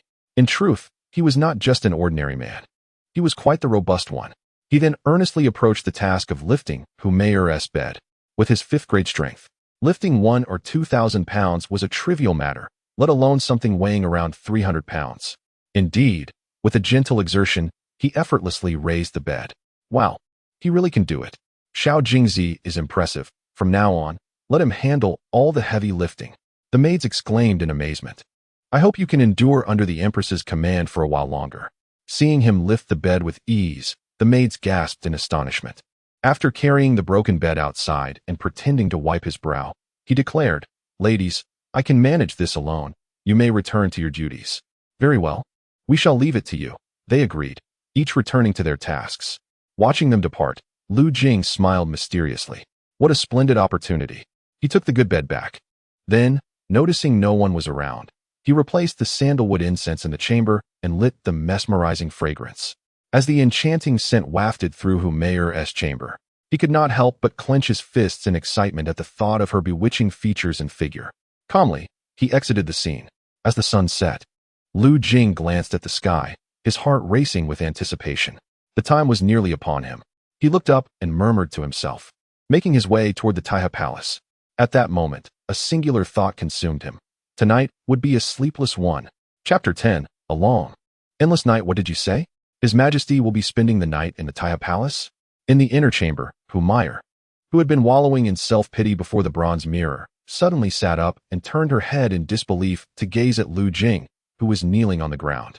A few days ago, through her connections and a bit of financial persuasion, she had managed to present a poem, Wooling Spring, composed by the young Jingzi, to His Majesty under her own name. Could it be that her efforts bore fruit? Indeed. Lu Jing knelt on the floor, feigning an expression of utmost trepidation. Just moments ago, an attendant from the palace had come to report that His Majesty would be spending the night with the Empress tonight, urging her to prepare accordingly. Would His Majesty truly grace Taihe Palace with his presence for the night? Humayer clenched her fists, her expression alight with excitement. 3 years had passed. Since her failure in vying for the Phoenix position 3 years ago, His Majesty had not cast a glance in her direction. She felt both angered and helpless. The Emperor had too many women. In His Majesty's eyes, she was but a fleeting blossom. Yet now, His Majesty seemed to remember her. If she could whisper sweet nothings in His Majesty's ear tonight, perhaps she could be reinstated as the favored concubine, once again exalted above all others. But why did Chief Eunuch Chao not inform me directly? Humayer furrowed her brow as she regarded Lu Jing on the floor. The Emperor's visit to a favored consort was a significant event. Logically, the head eunuch should convey the news personally. The eunuch mentioned that His Majesty wished to maintain a low profile, and since Chief Eunuch Chao recognized that I am your personal attendant, he merely informed me privately to relay the message to you. Lu Jing spoke her lies without a flicker of hesitation. A low profile? Humayer paused, and then, as if struck by a sudden realization, her expression turned frostily determined as she gritted her teeth. It must be that wretched Nangong Wan. She must have forbidden His Majesty from seeing me, which is why he is compelled to act in such a manner. That vile woman. The more Humayer spoke, the angrier she became. Lu Jing was taken aback by Humayer's fervor. The Emperor was indeed fortunate. Even the women he casually discarded still spoke on his behalf. Could the Empress truly govern the Emperor, the sovereign of the realm? That was somewhat self-deceptive. Humph, I shall not allow Nangong Wan to have her way tonight. I will ensure that His Majesty remembers my worth. Gazing into the bronze mirror at her captivating reflection, a charming smile graced her lips. She was no longer the slightly naive girl of 3 years prior. She was now voluptuous and alluring, and if His Majesty were to see her, he would surely be entranced. Hunger, prepare a bath at once. I must cleanse and change.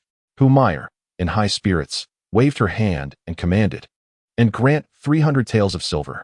The silver she spoke of was, of course, for Lu Jing. This servant thanks the Empress. Lu Jing bowed deeply, a smile breaking through the modesty of her lowered gaze. Nightfall. Before the bronze mirror, Humayer meticulously checked her makeup once more. She was adorned exquisitely today. Her hair styled into an elegant bun, adorned with a pair of jade phoenix hairpins. Clad in a deep purple-black palace gown, she exuded both elegance and fiery allure. Coupled with her enchanting fox-like visage, her allure reached its zenith. Why had His Majesty not yet arrived? Humayer turned to glance at the door, eagerly anticipating the Emperor's arrival. She was both nervous and excited. She had dismissed everyone from the inner chamber, awaiting only His Majesty's presence. As the daylight gradually faded, Humayer grew increasingly anxious, casting glances towards the entrance. Oddly enough, the incense had changed today. Her gaze fell upon the fragrant burner beside her, which, to her surprise, emitted a pleasant aroma. She paid it little heed and continued to await the Emperor's arrival. Her heart racing with anticipation. My beloved consort, came a familiar voice suddenly from the entrance as night deepened. At the sound, Humayer trembled. She turned to see a slightly plump man before her. Your Majesty. Humayer rushed forward, collapsing into his embrace. My beloved, I have come, he replied. Your Majesty, you have finally come to see Meyer, she said, her eyes glistening with tears, gazing dreamily at Lu Jing. At this moment, She had shed the dignified and haughty demeanor she bore during the day, transforming instead into a pitiful woman. Humayr clung to Lu Jing, her right arm draped around his neck, while her left hand traced circles on his chest. With a charmingly woeful expression, she gazed at him, her breath fragrant as she whispered, "Your Majesty, since I arrived at the Taiha Palace 3 years ago, you have never once come to see me. Day and night, I have longed for your presence, yet all I have received in return is disappointment." Her tone was laden with sorrow, and she appeared exceedingly forlorn. Cough. Lu Jing cleared his throat. "It is merely that state affairs have kept me busy, and I have not had the opportunity." His words were, in truth, rather insipid. No matter how preoccupied one might be, it was implausible to go 3 years without a single meeting. However, Humayr dared not question him further and merely cast him another mournful glance. Lu Jing was stirred by her pitiable yet enchanting demeanor. Feeling a surge of heated blood course through him, he had not intended to engage in heartfelt conversations today.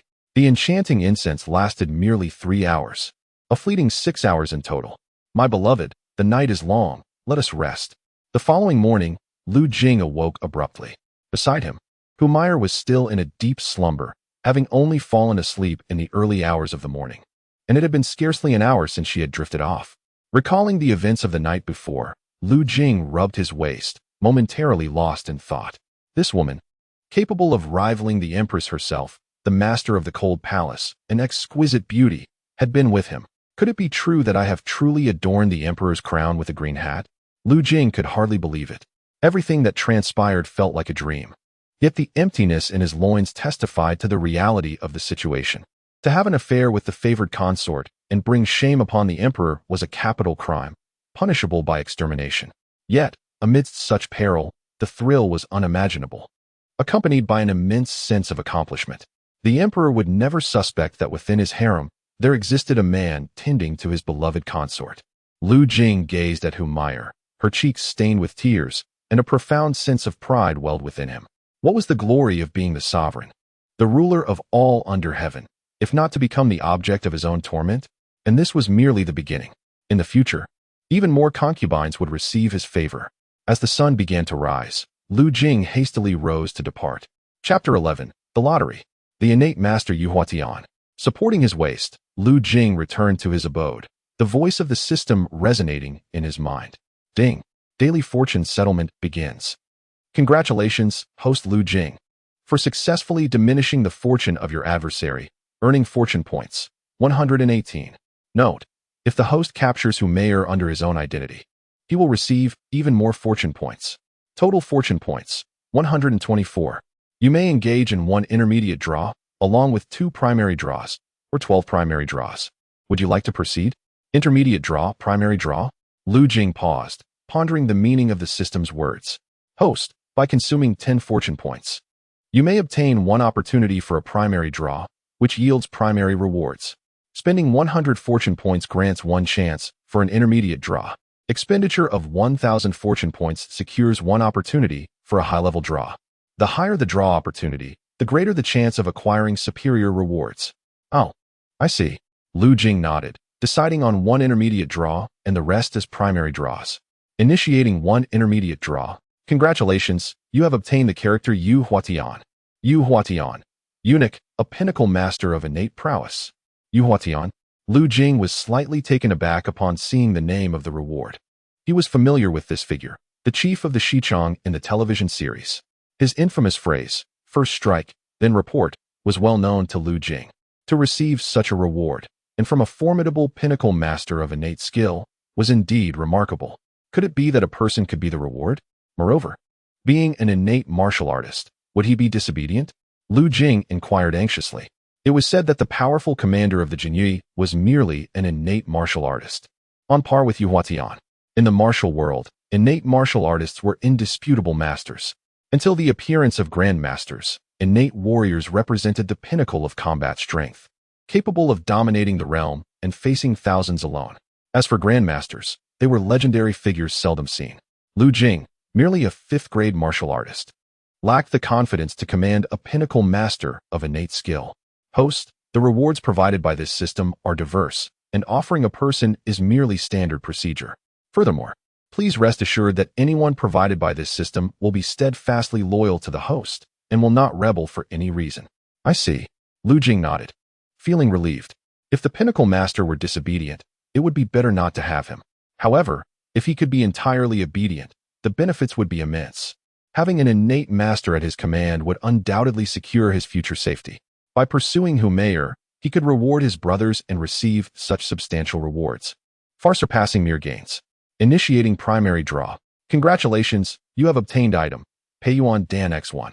Peiyuan Dan, upon consumption, grants 10 years of martial arts cultivation. Congratulations. You have obtained item.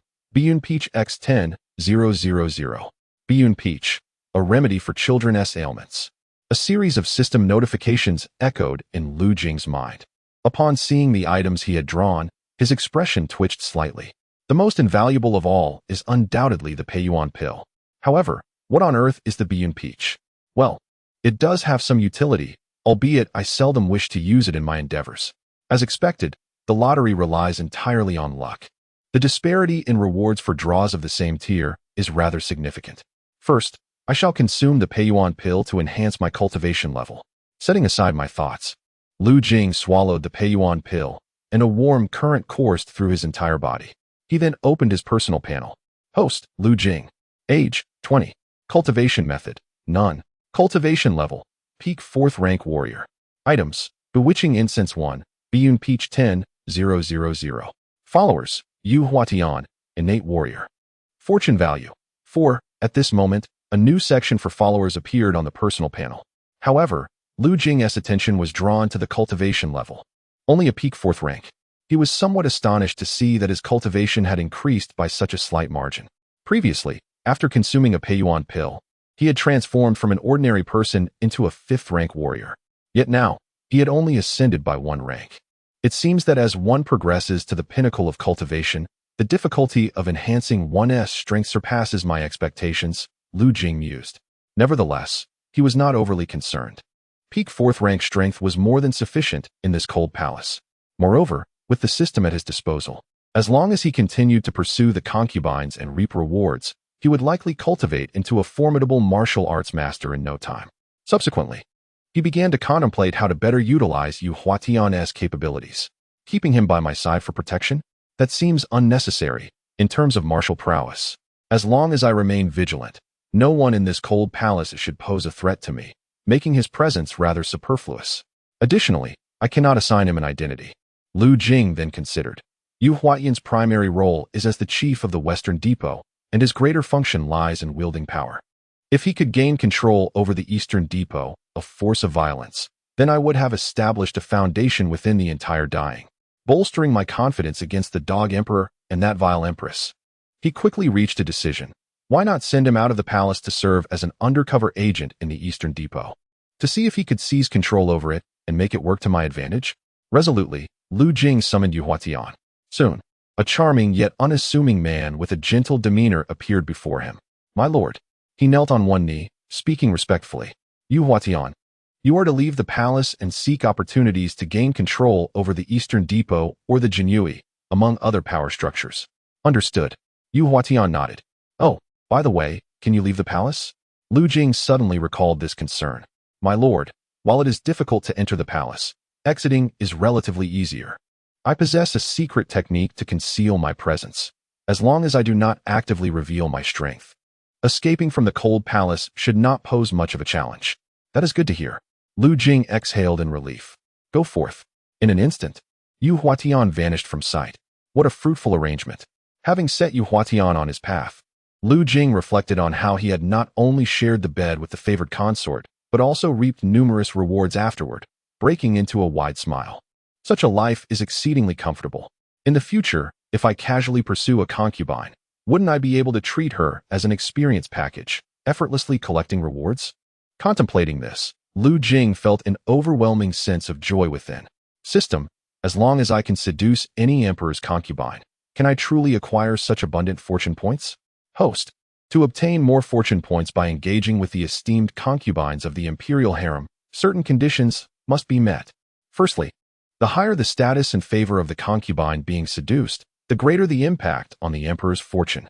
Engaging with ordinary maidens has a negligible effect on the emperor's fortune.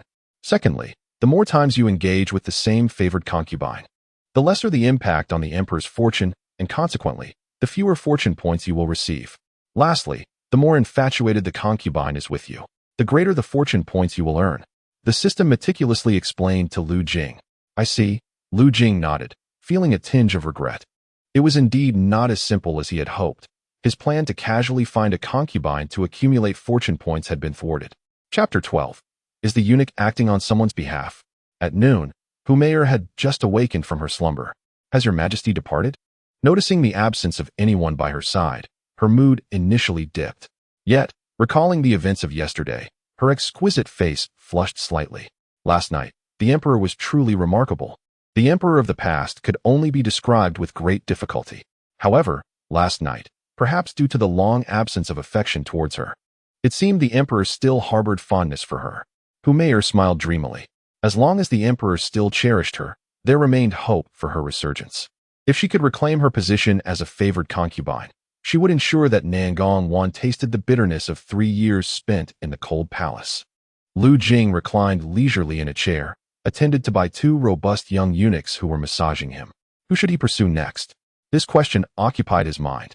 With over 200 concubines residing in the cold palace, determining whom to approach first posed quite a dilemma. First and foremost, she must be exceptionally beautiful. After all, one must not let their own brothers suffer. Secondly, her status should be sufficiently high, preferably at the level of a favored concubine, to secure greater rewards. Lastly, it would be advantageous to seek out those who had encountered Emperor Jing. As for this last criterion, Lu Jing had his own considerations. The purpose of the mesmerizing incense was to create illusions, allowing him to appear as the person he aspired to be in the eyes of others. To pursue a concubine, his illusionary form could only be that of Emperor Jing. Those who had never encountered Emperor Xia would likely be unaware of his identity, breeding suspicion. Conversely, those who had met Emperor Jing would be more inclined to believe he was indeed the emperor. He resolved to first inquire about which concubines held higher ranks and had encountered Emperor Jing before making his move. Lu Jing contemplated this strategy when suddenly, the sound of footsteps approached from outside. Little Jingzi, how have you been lately?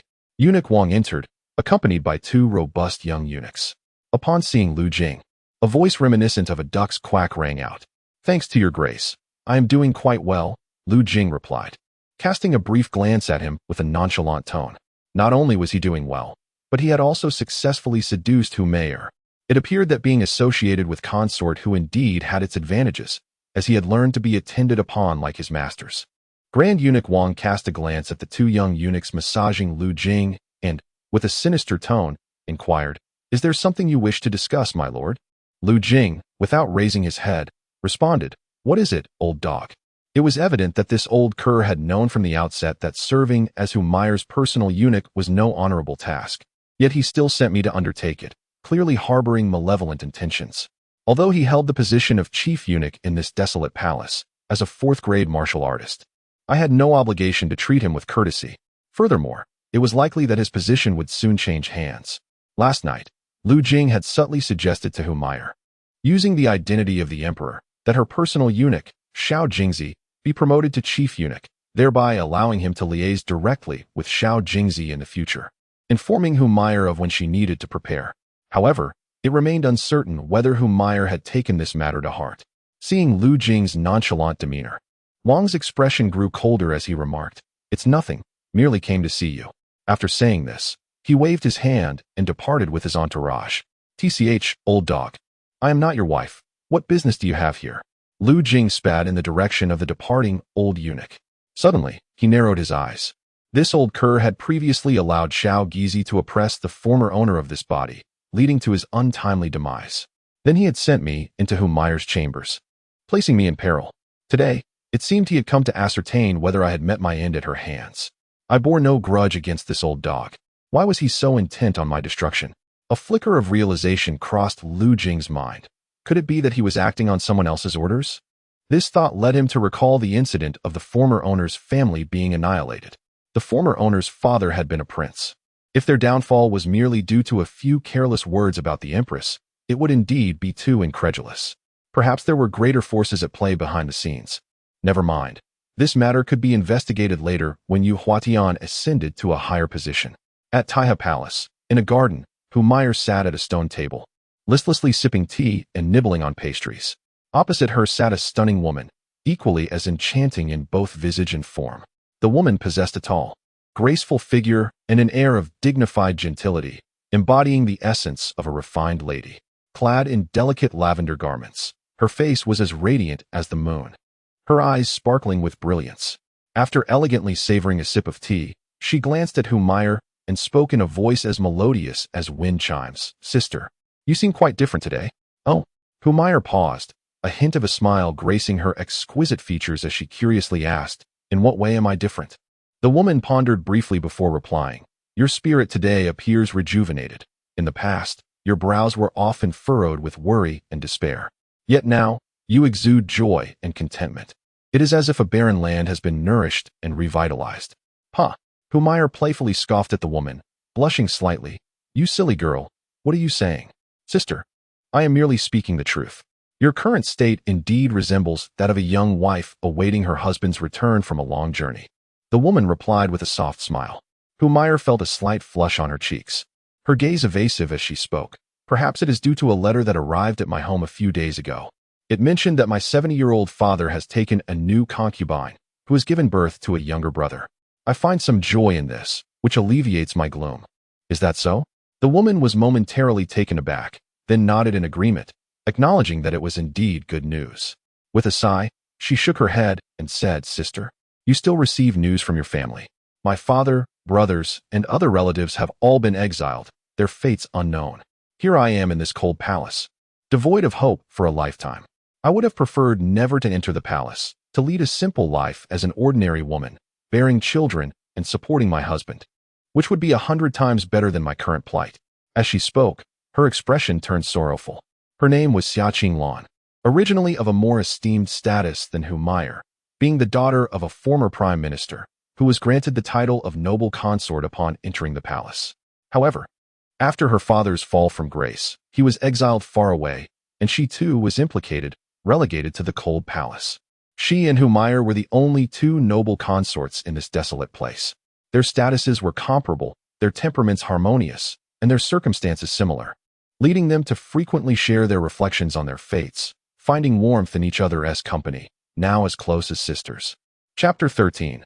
Noble consort Xiaqinglan. Humayr opened her mouth, wanting to offer comfort, yet found herself at a loss for words, as her own situation mirrored that of Xiaqinglan. Although the emperor had favored her the previous night, he had not mentioned reinstating her in the main palace, departing before she even awoke. "Sister Honger, who is this lady?" Lu Jing inquired, pointing at the exquisite woman seated beside Humayr, curiosity evident in his tone. "Oh, this is Xiaqinglan, noble consort Xia. You are new here, so it is not surprising that you do not recognize her. She is a dear friend of Our Lady, confiding in her almost every other day. Noble consort Xia is the daughter of a former prime minister. Had her father not fallen, even the Empress would not have dared to touch her, and she would not be in this cold palace." Honger, Humayr's maidservant, patiently explained to Lu Jing. Throughout these days, Lu Jing, with his handsome visage and capable demeanor, had formed a good rapport with the several maidservants. "Noble consort Xia?" Lu Jing gazed intently at Xiaqinglan. This woman met all his criteria of noble consort status and extraordinary beauty. Moreover, her demeanor was graceful and dignified, exuding a refined gentility that captivated him. Her essence was in stark contrast to Humayr's. If he could win both their affections, his vanity would find immense satisfaction. Shortly after Xiaqinglan departed, Humayr summoned Lu Jing into her chambers. "Your Highness," Lu Jing bowed respectfully. Humayr nodded, her beautiful eyes scrutinizing him. Last night, during their intimate encounter, the emperor had even mentioned him, suggesting that she appoint this young eunuch as the steward of the cold palace. It was only now, reflecting on the events of the previous night, that she recalled this detail. Apart from his pleasing appearance, she was uncertain of any other merits that had caught the emperor's attention. However, since the emperor had spoken, she was certainly inclined to comply. Moreover, even if he had not suggested it, she had already entertained the thought. "If it were not for his poem, how would your majesty recall oneself? I fear I would have to endure solitude for many more years." Below, seeing that Humayr remained silent, Lu Jing did not dare to urge her, and they remained in a stalemate. However, he speculated that it was likely related to his proposal made last night, in the guise of Emperor Jing, to appoint himself as the chief eunuch. Indeed, Meyer finally spoke. Little Jingzi, would you be willing to become the second chief eunuch of this secluded palace? The second? Lu Jing was taken aback. From Meyer's words, it seemed she did not intend to remove the position of Eunuch Wang. Lu Jing refrained from saying much. He immediately feigned excitement, kneeling on the ground, expressing his gratitude. This servant is willing to sacrifice everything for your majesty. Meyer nodded and added, you may choose to oversee the palace's trivial matters or delegate them to Eunuch Wang. However, there is one matter you must pay special attention to. If any eunuchs from the palace, particularly the chief eunuch by the emperor's side, come, you must immediately inform me. When Meyer referred to the palace, she meant the main palace beyond the cold palace. Understood. I shall go find Honger for the command token. This servant takes his leave. Outside Taiha Palace, he had finally become the chief eunuch of this cold palace. Lu Jing held the identity token given by Meyer. Smiling contentedly, with this token, his access to the various concubines' chambers would become significantly easier. Thus, his aspirations for favoring the consorts would also become more attainable. Awaiting him were hundreds of lonely concubines, ripe for the picking. He mused that preparations must be made to bolster his vitality. Lu Jing strolled through the cold palace. With the chief eunuch's token, he could enter and exit the entire cold palace at will, which was exceedingly convenient. Some patrolling guards from the eastern depot would greet him with respect. At this moment, within a smaller palace, Xiao Gizi lay on the bed. Beside him a fair maiden in splendid attire was applying medicine to his face. There, after a few more applications, the swelling will subside, the maiden comforted. Master, that little beast hit me. You must stand up for me. Xiao Gizi's voice was shrill, pleading. The maiden's expression remained calm. He is a personal eunuch of consort who. How can I help you confront him? Master, though he is also a personal eunuch. It seems consort who merely uses him as a punching bag, unlike our relationship. I believe if you. Su Guerin waved her hand, her expression impatient. Interrupting Xiao Gizi. If you seek trouble with him, consort who will likely dismiss it as a trivial dispute among servants. But if I intervene personally, it would be an overreach on my part, implying that I am bullying her. She is a consort, while I am merely a noble woman. Even within the cold palace, our statuses differ. Regardless of how consort who views that man, as soon as I step in, she will have to support him. Do you understand? Xiao Gizi suddenly realized. Master, I understand. Su Guerin smiled and caressed Xiao Gizi's cheek. However, rest assured, you are my plaything. If he dares to strike you wantonly, especially on your face, it is tantamount to striking my own. When the opportunity arises, I shall settle the score with him. Hee, master, you treat me the best. Outside the chamber of noble consort Su, Lu Jing concealed himself by the door, listening intently to the sounds within, a cold smile gracing his lips. Did they still wish to exact revenge upon him? Little did they know, once Xiao Gizi learned of his current position as the chief eunuch of the cold palace, he would be compelled to kneel and plead for mercy. Initially, he had merely intended to take a stroll, capitalizing on his identity as chief eunuch. Upon reaching noble consort Su's chamber and noticing the absence of guards and maidservants, he was tempted to sneak inside to behold her beauty. However, fortuitously, he stumbled upon the secret liaison between Xiao Gizi and noble consort Su. Yet, he felt no astonishment at their clandestine affair, as rumors had already circulated among the eunuchs regarding their relationship. In truth, such illicit entanglements between eunuchs and concubines were not uncommon within the palace, for the concubines were, after all, normal women of a certain age, possessing their own desires. In the absence of men, they had no choice but to seek solace in eunuchs, particularly within the cold palace, where decorum was disregarded and audacity prevailed, for the hope of being favored by the emperor had long since faded. As Lu Jing turned to leave, he abruptly halted, a mischievous grin spreading across his face. Chapter 14, The State of the Cold Palace. He glanced around, picked up a brick from the ground, and returned to the door. The brick shattered the paper window with a resounding crash. Bang! A cry of pain echoed from within the room. Lu Jing paused for a moment, taken aback by the sound. Following his instincts, he hurled the brick inside, and to his surprise, it struck true. He swiftly exited the noble consort's chamber. Inside noble consort Su's room, Xiao Gizi lay on the bed, wailing in agony. A brick had struck his head, blood streaming down his face. Noble consort Su cast an unusually grim look at the brick on the bed. She turned to the window from which the brick had been thrown. Who could have done this? Having ascended to the position of chief eunuch, Lu Jing possessed a modest courtyard of his own. Though small, it was secluded and remarkably quiet. His meals had transformed into a delightful assortment of meat, vegetables, soup, and rice, a veritable feast. Seated upon a stone bench in the courtyard, Lu Jing indulged in meat and wine, reveling in the comfort of his surroundings. After a while, Steward Zhou approached, carrying a bottle of wine. Esteemed eunuch, this is fine Baihua wine, a humble gift from your servant. His face was awash with sycophantic eagerness as he presented the jar of wine. Aware of Lu Jing's elevation to chief eunuch, he sought to curry favor. Lu Jing smiled faintly and gestured toward the wine cup on the table. Zhou, understanding the cue, promptly poured the wine for him. I wish to inquire about a few matters. Share with me all that you know, Lu Jing said, taking a sip of wine. How many noble consorts reside in this shadowy palace? Esteemed eunuch, there are only two. Hu Meyer, the Hu noble consort, and Xia Qinglan, the Xia noble consort. Steward Zhou replied warmly. Lu Jing expressed his surprise, with the emperor's harem numbering in the hundreds. How is it that only these two noble consorts have been relegated to the cold palace? Esteemed eunuch, you may be unaware that among the hundreds in the harem, only a mere 9 hold the title of noble consort. These 9 are either breathtakingly beautiful or possess formidable backgrounds.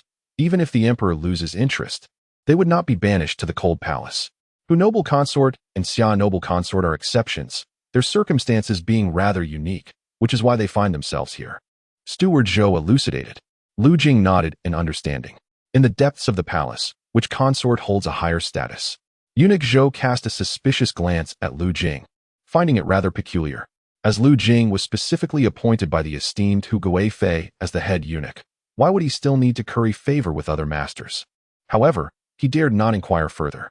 After a moment of contemplation, he named several individuals, Consort Qin of Linglong Palace, Consort Luo of Siyun Palace, and others from Peishing Palace. They were originally the esteemed ladies of the court, either relegated here due to their advanced age or because they had offended someone. These esteemed ladies ranked higher than Consort Su, being of the same tier as the consorts. Lu Jing nodded and dismissed Eunuch Zhou. Once Zhou departed, Lu Jing, having satisfied his hunger and thirst, requested the young eunuch assigned to attend him to prepare water for a bath. Indeed, with Lu Jing's current status, he was entitled to a dedicated servant. When the young eunuch prepared the water, Lu Jing luxuriated in a warm bath. Previously, he had to bathe in a communal bathhouse, fearing exposure of his merits. Thus, he had refrained from bathing, feeling sticky and uncomfortable for several days. Now, he finally had the opportunity to cleanse himself. After his bath, Lu Jing reclined on the grand bed to rest. Early that morning, he had arrived at Taiha Palace. At this moment, several eunuchs stood in the courtyard, awaiting Hu Meyer's selection. As Lu Jing had ascended to the position of head eunuch, he no longer needed to serve as a personal attendant, necessitating a replacement for his duties.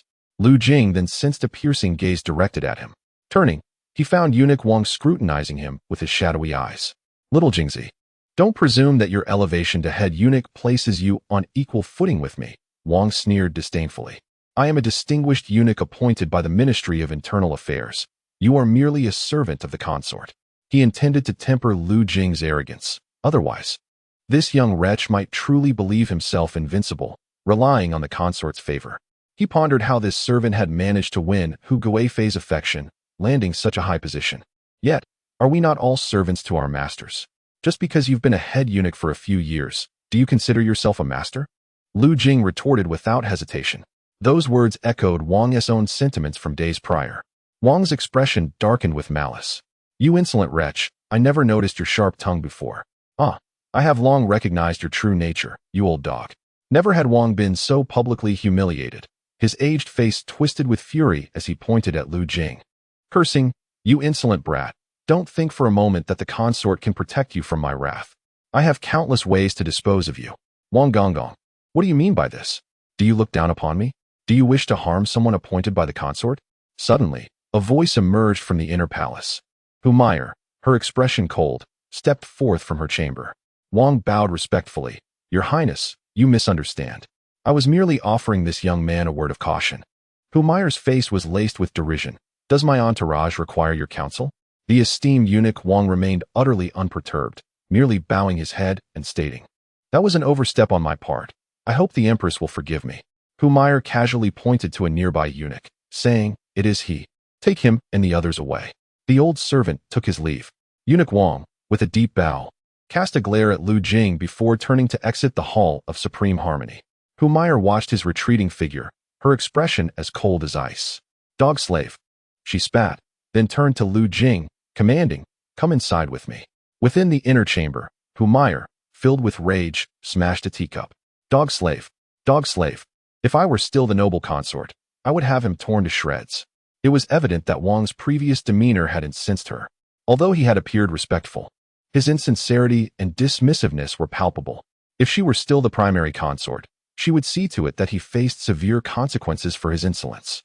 Yet now, having been relegated to the cold palace, she found that while he dared not openly disrespect her, he held no fear of her either.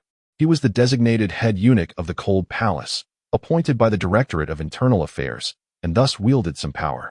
Officially, the head eunuch of the cold palace was appointed by her, but if the Directorate sought to delay matters for a few years, she would be powerless to intervene. Moreover, it was said that Eunuch Wang had influential figures backing him in court. Furthermore, he could leave the cold palace to return to the main palace, whereas she could remain confined to the cold palace for the rest of her days without an imperial decree. "Your Highness, please calm your anger." Lu Jing approached once her outburst subsided, pouring her a cup of tea. At the sight of him, her expression softened.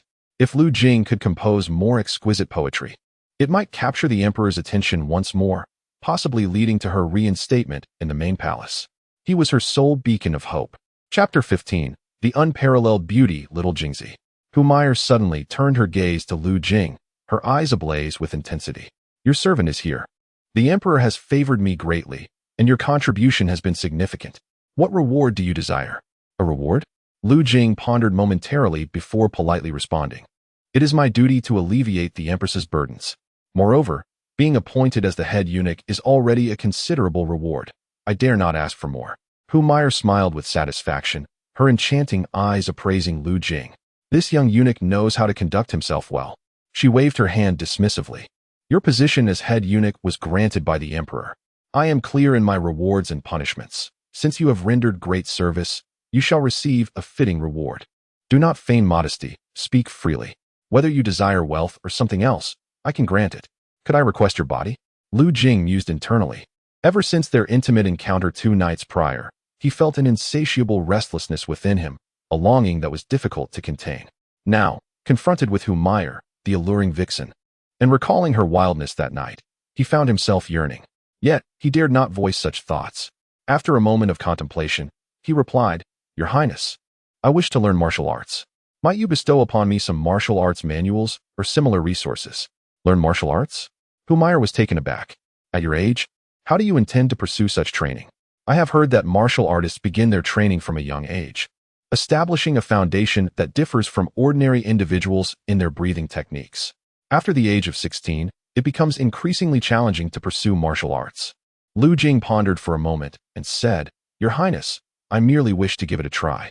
Since entering the palace, I have endured humiliation, and now I seek to learn some skills for self-defense." "Very well then, I shall enlist someone to assist you," Humayr replied, her brow furrowed. While financial matters could be resolved easily with direct payment, acquiring martial arts manuals would require her to seek help. However, considering Lu Jing's potential utility, she reluctantly agreed. "By the way, should that old scoundrel Wang Chuanfu trouble you, do not hesitate to inform me. I will stand up for you. You are a favored servant of mine, and I shall ensure your protection." Humayr recalled Wang Gongong's earlier threats towards Lu Jing and cautioned him. Wang Chuanfu was indeed Wang Gongong. "I am grateful, Your Highness," Lu Jing replied, bowing in thanks. "Furthermore, this afternoon, Imperial concubine Xia intends to visit me to discuss poetry. You should join us." Imperial concubine Xia? Lu Jing's eyes brightened. Finally, he would have the opportunity to make an impression before this esteemed concubine. Indeed, Lu Jing nodded in affirmation.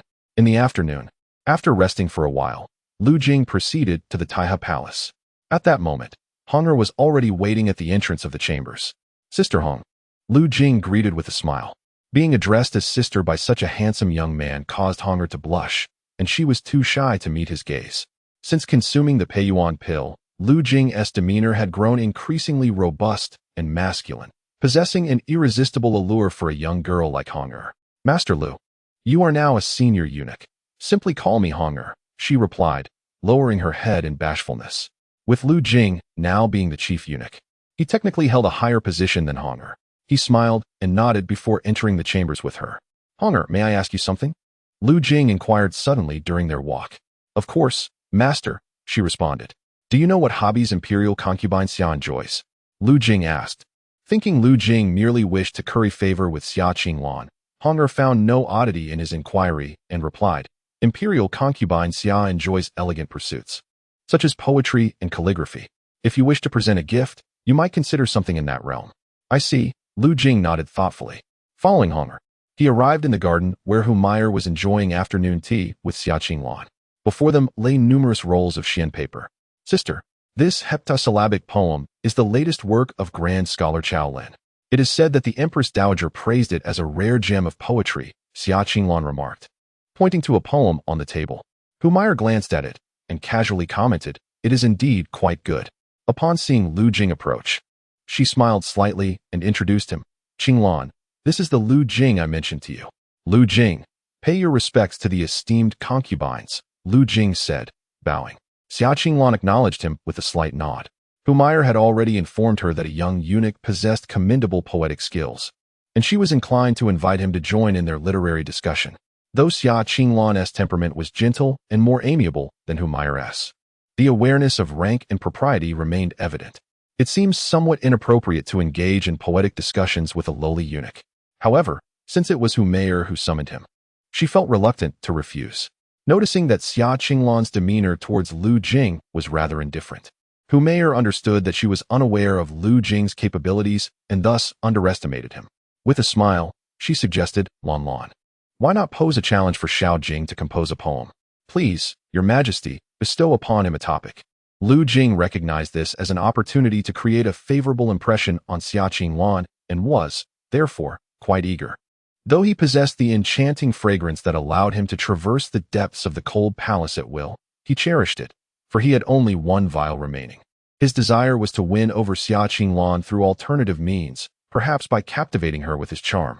After all, the system had indicated that swaying the affections of the Dog Emperor's woman would yield greater benefits for his fortune points.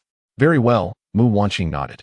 Glancing at the rice paper on the table, with her red lips parting slightly, she remarked, It is said that this poem by Scholar Chao was composed for the renowned courtesan Qianer of Tianxiang Pavilion.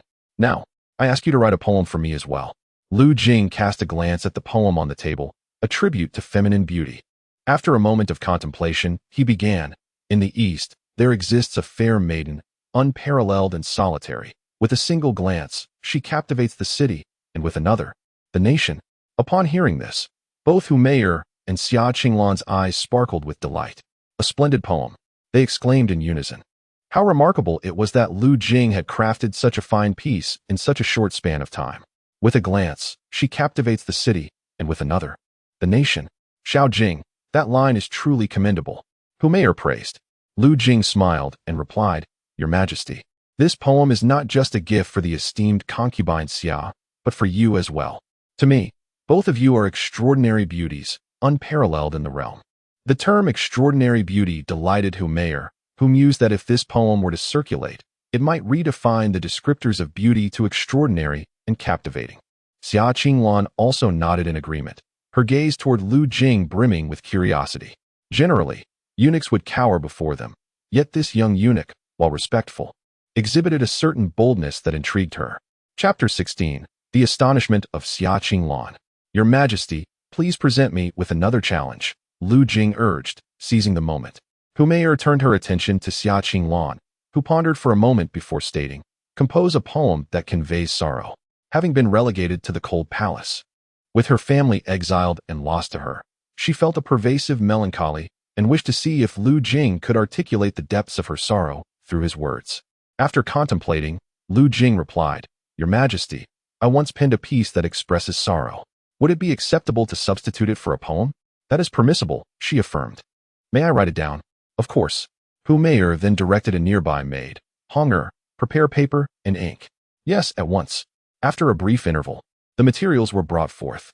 Lu Jing grasped the brush and inscribed the title of the poem. You may run. When will the spring flowers and autumn moon come to an end? Hu Meier and Xia Qinglan exchanged glances, both harboring a shared confusion. This title was one they had never encountered before. Both individuals are esteemed concubines, proficient in the arts of music, chess, calligraphy, painting, poetry, and song, all of which are essential skills. Nevertheless, neither has encountered this particular poetic form before. Lu Jing continued to write. When will the spring flowers and autumn moon come to an end? The hometown is unbearable to recall under the bright moonlight. May I ask how much sorrow you have, akin to a river of spring water flowing eastward? As the verses concluded, Hu Meier and Xia Qinglan gazed at the characters inscribed on the rice paper, rendered speechless by their astonishment. This was truly an exquisite poem. This was their immediate thought. The line, "May I ask how much sorrow you have, akin to a river of spring water flowing eastward," lingered in their minds, leaving them momentarily at a loss for words. The beauty of the composition was so profound that they struggled to articulate their admiration. Your Highness, what do you think? Lu Jing's voice broke the silence shared by the two women.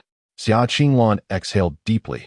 This poem you have penned is remarkable, worthy of being immortalized through the ages. Thank you for your kind words, Your Highness, Lu Jing replied joyfully, bowing in gratitude. Xia Qinglan turned to Hu Meier, expressing sincere admiration. Sister, this young eunuch truly possesses extraordinary talent. At this, Hu Meier lifted her head with a sense of pride and retrieved the new poem, Wooling Spring, that Lu Jing had written the other day. Lan, look, this poem is also crafted by Xiao Jingzi. Xia Qinglan glanced at the poem and, after savoring its essence, looked at Lu Jing with even greater astonishment. The talent of this young eunuch was simply beyond belief. Both compositions resonated deeply with her current sentiments, filling her with immense appreciation. She regarded Lu Jing again, noting the robust physique concealed beneath his robes. This young eunuch was not only handsome, but also gifted. She pondered why he had become a eunuch. Perhaps you could present this new poem of Xiao Jingzi to His Majesty. It may reignite his memories of you. Hu Meier suggested after a moment's hesitation. It was due to Lu Jing's new poem that she had recently regained the emperor's favor. Although she had not been restored to her former position in the main palace, it was a promising beginning. As a good sister, she hoped Xia Qinglan could reclaim her status as a favored concubine, thus providing her with support against the Empress and the harem. Xia Qinglan sighed bitterly and shook her head. Sister, setting aside whether His Majesty would consider bestowing his favor upon us again because of a poem, I have no desire to return to that treacherous harem. My entire family has been exiled, and I fear they may have perished in distant lands. I no longer wish to confront His Majesty. I only desire to live peacefully in this secluded palace for the rest of my days. The devastation of her family had left her heart desolate. In a sense, the emperor was her family's nemesis. Very well, Hu Meier sighed. She had initially contemplated revealing to Xia Qinglan that the emperor had recently favored her, but since Xia Qinglan wished to remain distant from the harem, she deemed it unnecessary to share this information. Subsequently, Xia Qinglan posed several more questions to Lu Jing. He adeptly composed a series of poems from his mind to respond, refraining from presenting any ancient masterpieces, lest it seem excessive. The atmosphere of the discussion among the three individuals grew increasingly animated, as the two noble ladies no longer regarded Lu Jing as a mere servant, but rather as an esteemed scholar on par with themselves. Their conversation continued until dusk, at which point Lu Jing took his leave from Hu Meier's chambers. Sister, your little eunuch truly excels in poetry and prose, Xia Qinglan remarked, unable to restrain her admiration as she watched Lu Jing's departing figure. Hu Meier sipped her tea and smiled. Isn't he impressive? His literary talent is indeed remarkable, and he possesses a handsome demeanor, exuding a certain masculinity. Were it not for the knowledge of his status as a eunuch, I would have thought him a genuine man. Xia Qinglan nodded in agreement. He certainly does not resemble a eunuch. Neither his physique nor his voice suggests it. Perhaps it is simply because he has just entered the palace, and his voice has yet to undergo its transformation. Indeed, Hu Meier concurred. He performed exceptionally well today. As Lu Jing strolled along the palace path, he reflected on his own performance, a grin spreading across his face in satisfaction. Upon his departure, Xia Qinglan's gaze had even seemed tinged with a hint of reverence, indicating that he had made a favorable impression on her. With the realization that this woman held no expectations for the dog emperor, Lu Jing felt a glimmer of hope that he might indeed win her over. He was somewhat relieved that he had not immediately resorted to using the enchanting incense to impersonate the Dog Emperor in order to seduce Xia Qinglan. After all, her lack of anticipation for the Dog Emperor was unlike Humayer's, and without any prior notice from the palace's other high-ranking eunuchs. Approaching her impulsively might have raised her suspicions. Furthermore, since Xia Qinglan was even unwilling to return to the main palace to become a favored concubine, it seemed plausible that he could directly pursue her affections and persuade her to willingly become his partner. This way, the rewards he could reap might be far greater, while also conserving his precious enchanting incense. The image of Xia Qinglan's stunning beauty and extraordinary grace danced in Lu Jing's mind, and the mere thought of possibly winning her heart filled him with anticipation for the future. As he continued on his way, a group of individuals appeared ahead on the palace path. Leading the way was a beautiful woman clad in resplendent attire, accompanied by a fair-skinned, delicate eunuch, with a maid trailing behind. It was Xiao Gizi and Su Guiran. Chapter 17. Little Jingzi, would you be willing to become my personal eunuch? Upon seeing Lu Jing, both Su Guiran and Xiao Gizi turned their attention towards him. Xiao Gizi's pupils constricted, and he shyly stepped behind Su Guiran for protection. Noticing this, Su Guiran inquired curiously, "What is the matter?" "Master, this is little Jingzi," Xiao Gizi replied. "Is it him?" Su Guiran paused for a moment, finally directing her focus towards Lu Jing. Earlier, from a distance, she had noticed him donning eunuch attire but had paid little attention. However, upon closer inspection, she was taken aback. This little eunuch was remarkably handsome. Moreover, he possessed a different charm than Xiao Gizi. While Xiao Gizi had a certain softness, resembling a woman, he was indeed attractive, yet in the depths of this palace, where femininity reigned supreme, such allure held little significance. Over time, it could even become tiresome. In stark contrast, the eunuch before her exuded a palpable masculinity. He was tall and imposing, with a physique that was strikingly robust, entirely unlike a typical eunuch. He bore more resemblance to the valiant warriors of the Jinui. Su Guiran couldn't help but swallow hard. How could anyone resist such an exceptional eunuch appearing in the cold palace? She quickly approached Lu Jing. "You are little Jingzi?" "I have seen the esteemed master," Lu Jing replied.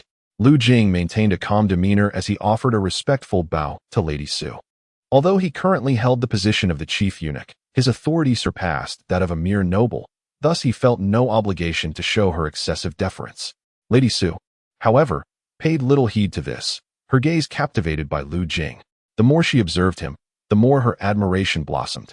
This young eunuch was truly to her liking. After merely a few fleeting glances, she found herself struggling to contain the flames of desire igniting within her. "Young Jing, would you consider becoming my personal eunuch?" Lady Su's audacious proposal caught everyone by surprise. Beside her, Xiao Gui, initially believing Lady Su was eager to express her grievances, wore a smirk, anticipating Lu Jing's embarrassment. Yet, upon hearing her words, he was utterly bewildered.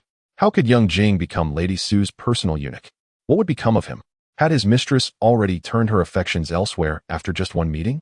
On the other hand, Lu Jing was equally taken aback. This woman wished for him to serve as her personal eunuch? Had it been in the past, he might have acquiesced.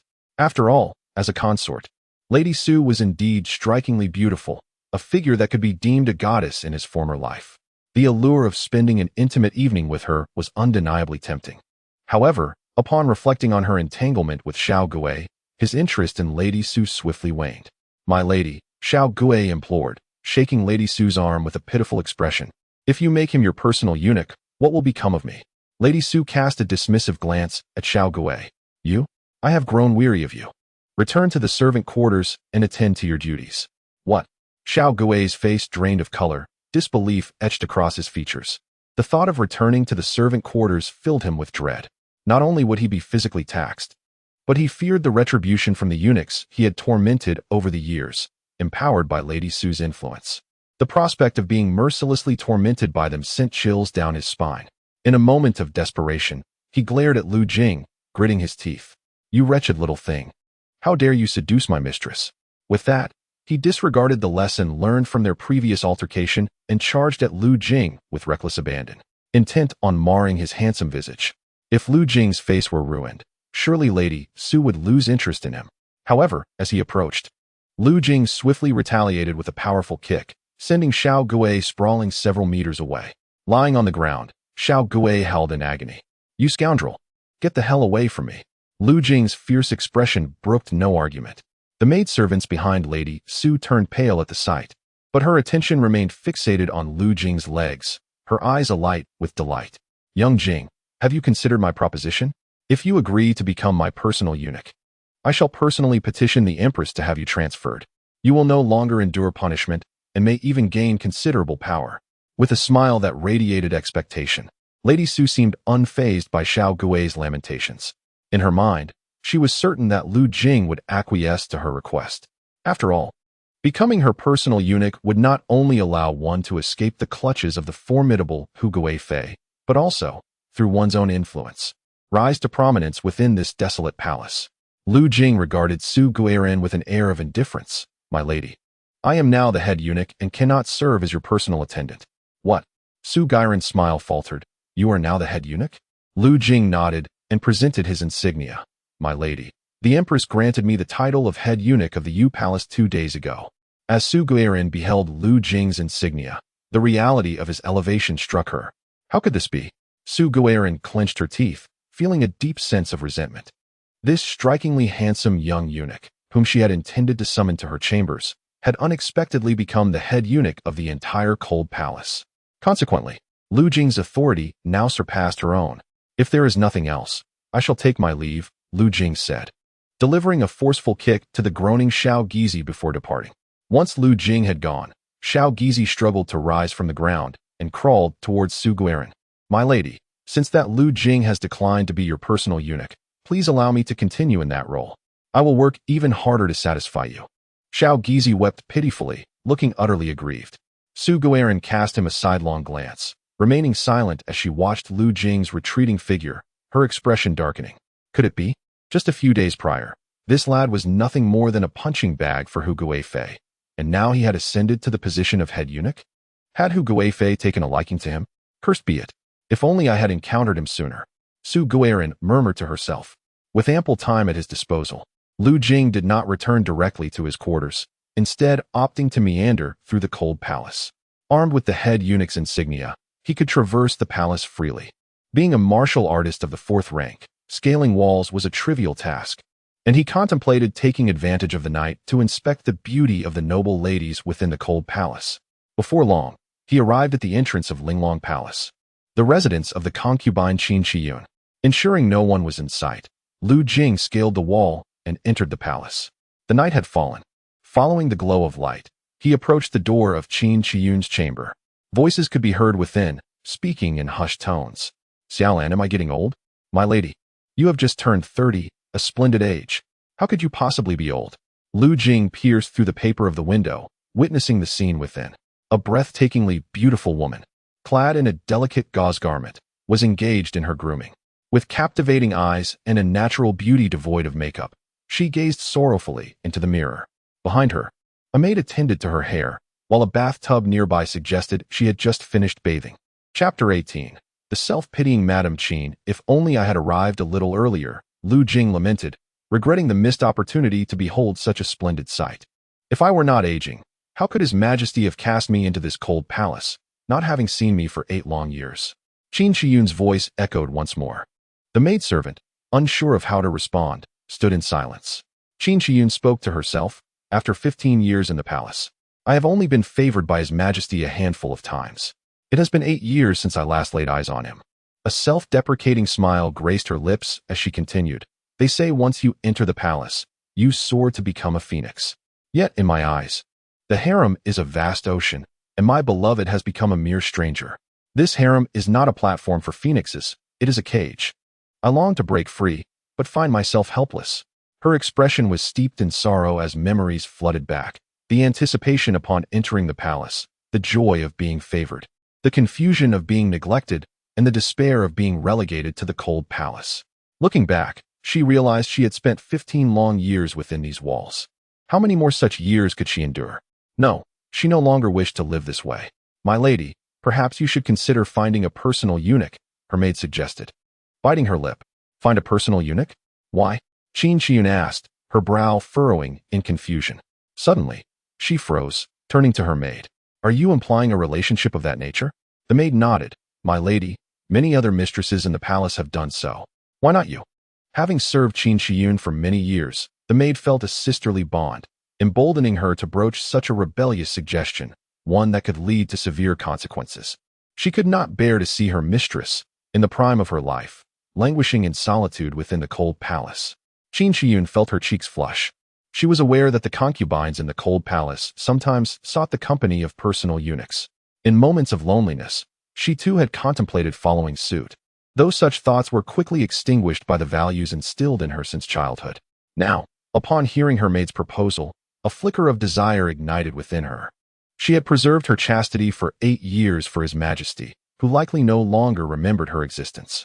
Did she truly wish to continue waiting in vain? Moreover, having been cast into the cold palace, it seemed she would never again see His Majesty. The next time they would meet would likely be when she accompanied him to the afterlife. My lady, if you are inclined, I can help you choose one. The maid continued, noting Qin Shiyun's lack of outright rejection. Xiaolan, is this truly appropriate? What if we were discovered? Qin Shiyun's gaze wandered, clearly torn. Xiaolan smiled gently. My lady, rest assured, many mistresses seek personal eunuchs. The chances of being discovered are slim. You may proceed as you see fit, Qin Shiyun replied, unwilling to delve further into such a delicate subject. The idea of having a maid find her a eunuch felt exceedingly embarrassing. Yet, at the same time, she felt an unusual thrill. Outside the window, Jing listened intently to their conversation, his eyes gleaming with excitement. What astonishing news! Qin Shiyun was seeking a man. In this cold palace, was there anyone better suited than himself? With that thought, Jing's spirit soared. He resolved to make his presence known before Qin Shiyun found another eunuch. He was confident that if he could appear before her, the likelihood of her choosing him was high. Leaving Qin Shiyun's chambers, Jing continued his search for beautiful concubines within the cold palace. He had learned of the residences of the other noble ladies and proceeded to inspect them one by one. Soon, he arrived at the Peishing Palace, where Lady Lin resided. Scaling the wall, he entered the main hall and discovered Lady Lin practicing her calligraphy.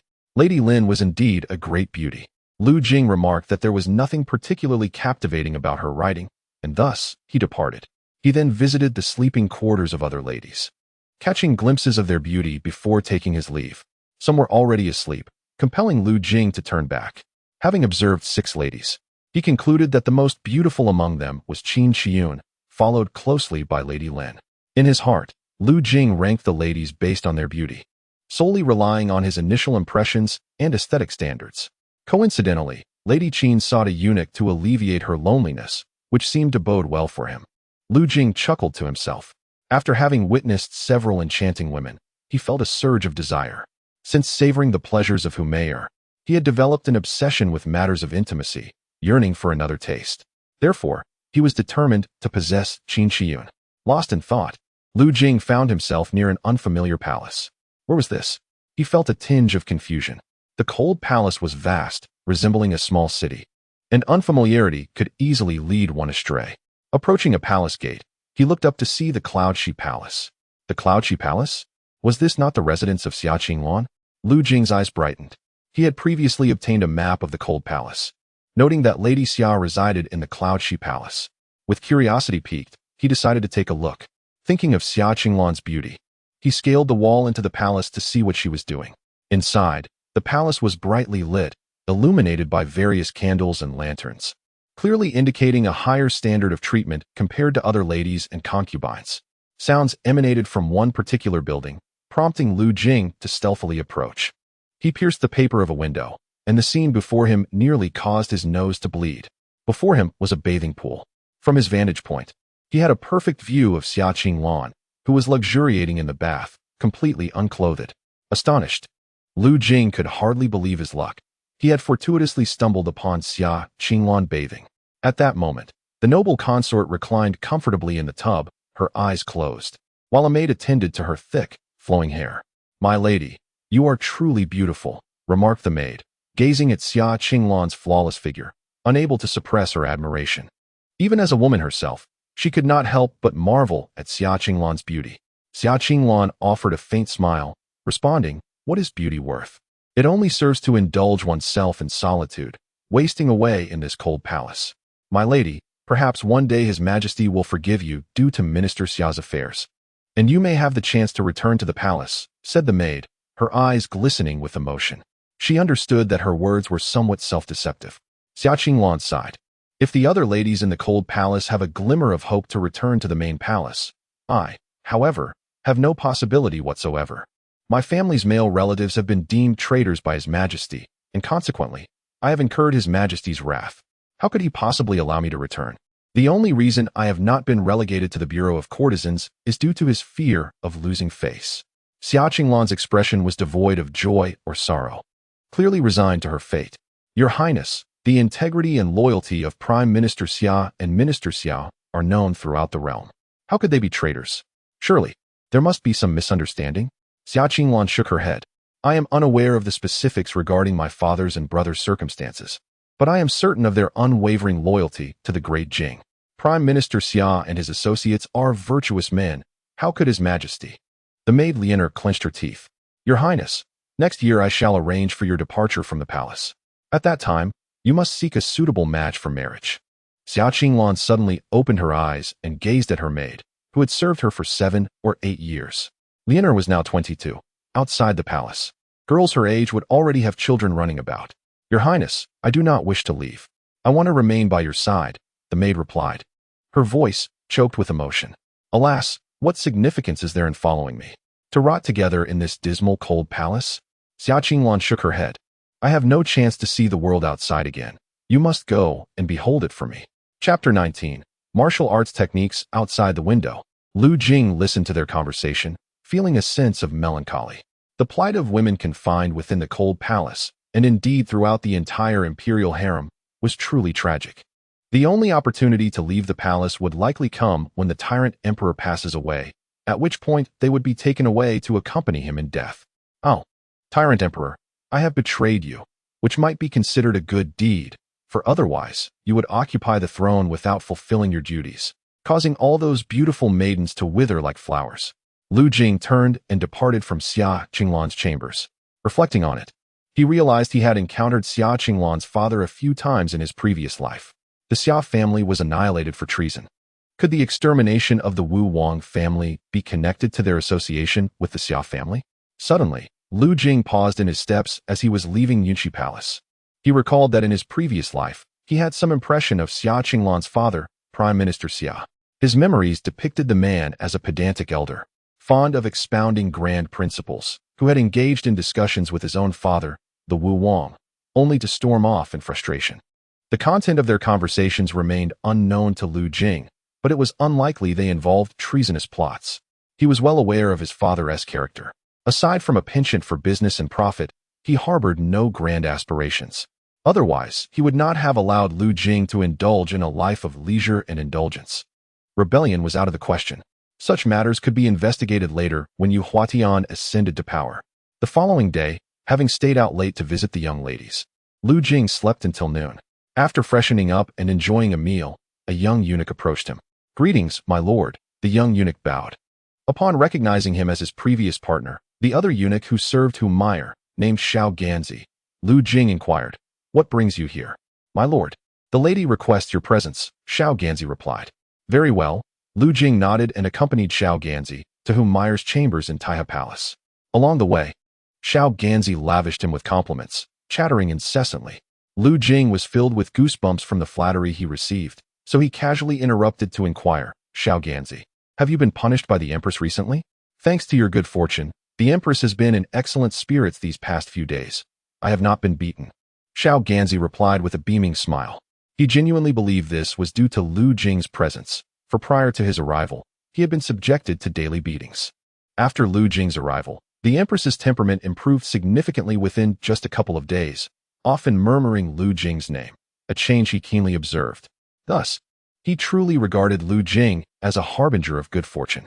Lu Jing chuckled softly. The Empress has not punished you out of kindness. It has nothing to do with me. Yet, internally, he concurred with Shao Ganzi's sentiment. It seemed that his masquerade as the canine emperor that night, which consoled the lonely Hu Meyer, had alleviated her grievances, sparing the eunuchs from further outbursts of her wrath. The two soon arrived at the entrance of Hu Meyer's chamber. My lady, you summon me? Shao Jingzi, you have arrived. whom Meyer acknowledged, slightly nodding as she primped in front of a mirror. She gestured, and Honger presented 2 volumes resembling books before Lu Jing. These are the martial arts manuals you requested. I had them specially brought for you. Take a look. Lu Jing's eyes gleamed as he examined the 2 tomes. Cloud Walking Technique. Mountain Seal Fist. These comprised a lightness skill and a fist technique, both reputed to be exceptional. Having leaked from the palace's armory, I leveraged connections and spent a considerable sum to acquire them. Please, have a look, whom Meyer explained. Lu Jing took the manuals, flipping through them with excitement, bowing in gratitude. Thank you, my lady. As you serve me, I shall not treat you poorly, whom Meyer replied with an air of superiority. I understand, and I shall diligently serve you henceforth, Lu Jing assured her, as whom Meyer beamed with a radiant smile. Suddenly, she looked at Lu Jing with anticipation. Xiao Jingzi, is there any news from His Majesty? My lady, there is none. Whom Meyer's expression dimmed, and with a soft sigh, she said, very well. You may kneel and take your leave. Yes. Lu Jing returned to his quarters with the 2 martial arts manuals in hand. Both manuals were indeed remarkable, if only they contained inner strength techniques. Sitting on a stone bench in the courtyard, Lu Jing mused. These 2 martial arts are quite commendable, one for agility and one for offensive prowess, perfectly balancing defense and attack. Yet, I yearn for inner strength techniques. With such knowledge, I could cultivate and enhance my abilities. Although Lu Jing's current strength was not insignificant, he had yet to undergo a single day of training. His current prowess was merely a result of consuming medicinal herbs. But never mind, I am disinclined to practice. I shall rely on the system's lottery and herbal substances to grow stronger in the future. After all, what is the speed of personal cultivation compared to the rapid enhancement afforded by the system's concoctions? Lu Jing opened the manual titled Cloud Walking Technique and began to peruse its contents. This lightness skill is astounding. When mastered, it allows one to move with the grace of a swallow, shrinking distances as if by magic. He then turned his attention to the Mountain Seal Fist. This is a formidable martial art. Once mastered, it allows one to unleash powerful punches that can create striking air imprints. The initial step involves practicing lightness techniques. Lu Jing made a resolute decision and began his training in the art of cloud walking. For the next 3 days, he had little else to occupy his time and thus immersed himself in the rigorous practice of martial arts. On that afternoon, Lu Jing stood in the courtyard, eager to test his progress after 3 days of training. He gazed at the towering wall before him, his mind conjuring the steps of cloud walking. In a moment of determination, he took a bold step forward. Whoosh! His figure surged forth with remarkable speed. As he approached the high wall, he leaped gracefully over it. Thud! Lu Jing halted, astonished. Wow, I did it! He exclaimed, staring incredulously at the wall behind him. After merely 3 days of practicing cloud walking, he had successfully performed the technique. Impressive. It seemed his innate talent was somewhat lacking, yet his comprehension was astonishingly proficient. Lu Jing grinned widely. He had consumed 2 essence cultivation pills, equating to 20 years of training, but he had only reached the pinnacle of the 4th rank. While one could not say his innate abilities were subpar, they certainly were not extraordinary. However, his aptitude was undeniably remarkable. Mastering the cloud walking technique in just 3 days was rare indeed. Once he became more adept, he might even traverse the walls without needing a pass, gaining direct access to the chambers of the concubines. Lu Jing mused delightfully. Though he could currently scale walls over 10 meters high, doing so would create a significant disturbance, potentially attracting the attention of patrolling guards. Consequently, he typically relied on a token for passage when moving about the palace.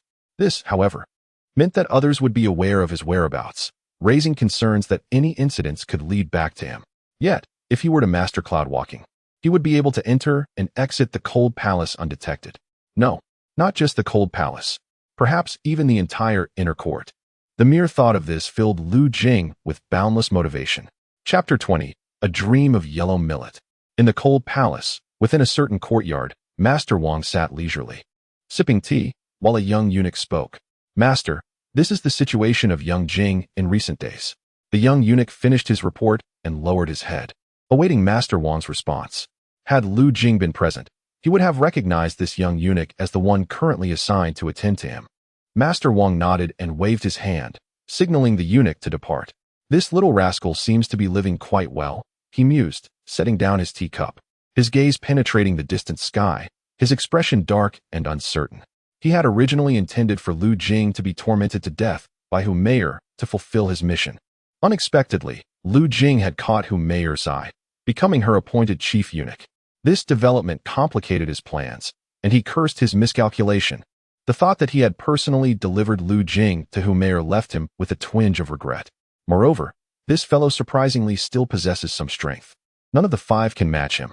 Wang Gonggong recalled what he knew about Lu Jing single-handedly defeating the 5 aides of Xiao Gizi. He did not believe that Lu Jing was skilled in martial arts. Rather, he assumed he was born with extraordinary strength. After all, ordinary eunuchs and palace maids were not permitted to practice martial arts without authorization, and such matters were thoroughly examined before entering the palace, leaving no room for concealment. This was indeed rather troublesome. Tapping his fingers lightly on the table, Wang Gonggong pondered for a moment before taking the token that allowed access to the cold palace and stepping out of the courtyard. In the Taihe Palace, as the sun dipped below the horizon, the crimson sky gradually bled into a deep indigo. After her bath, Hu Meier instructed her maid to assist her with her grooming. "Your Highness, it is time for bed. Why are you still preparing?" inquired the perplexed Honger. Hu Meier merely pursed her lips, casting a glance towards the door, remaining silent.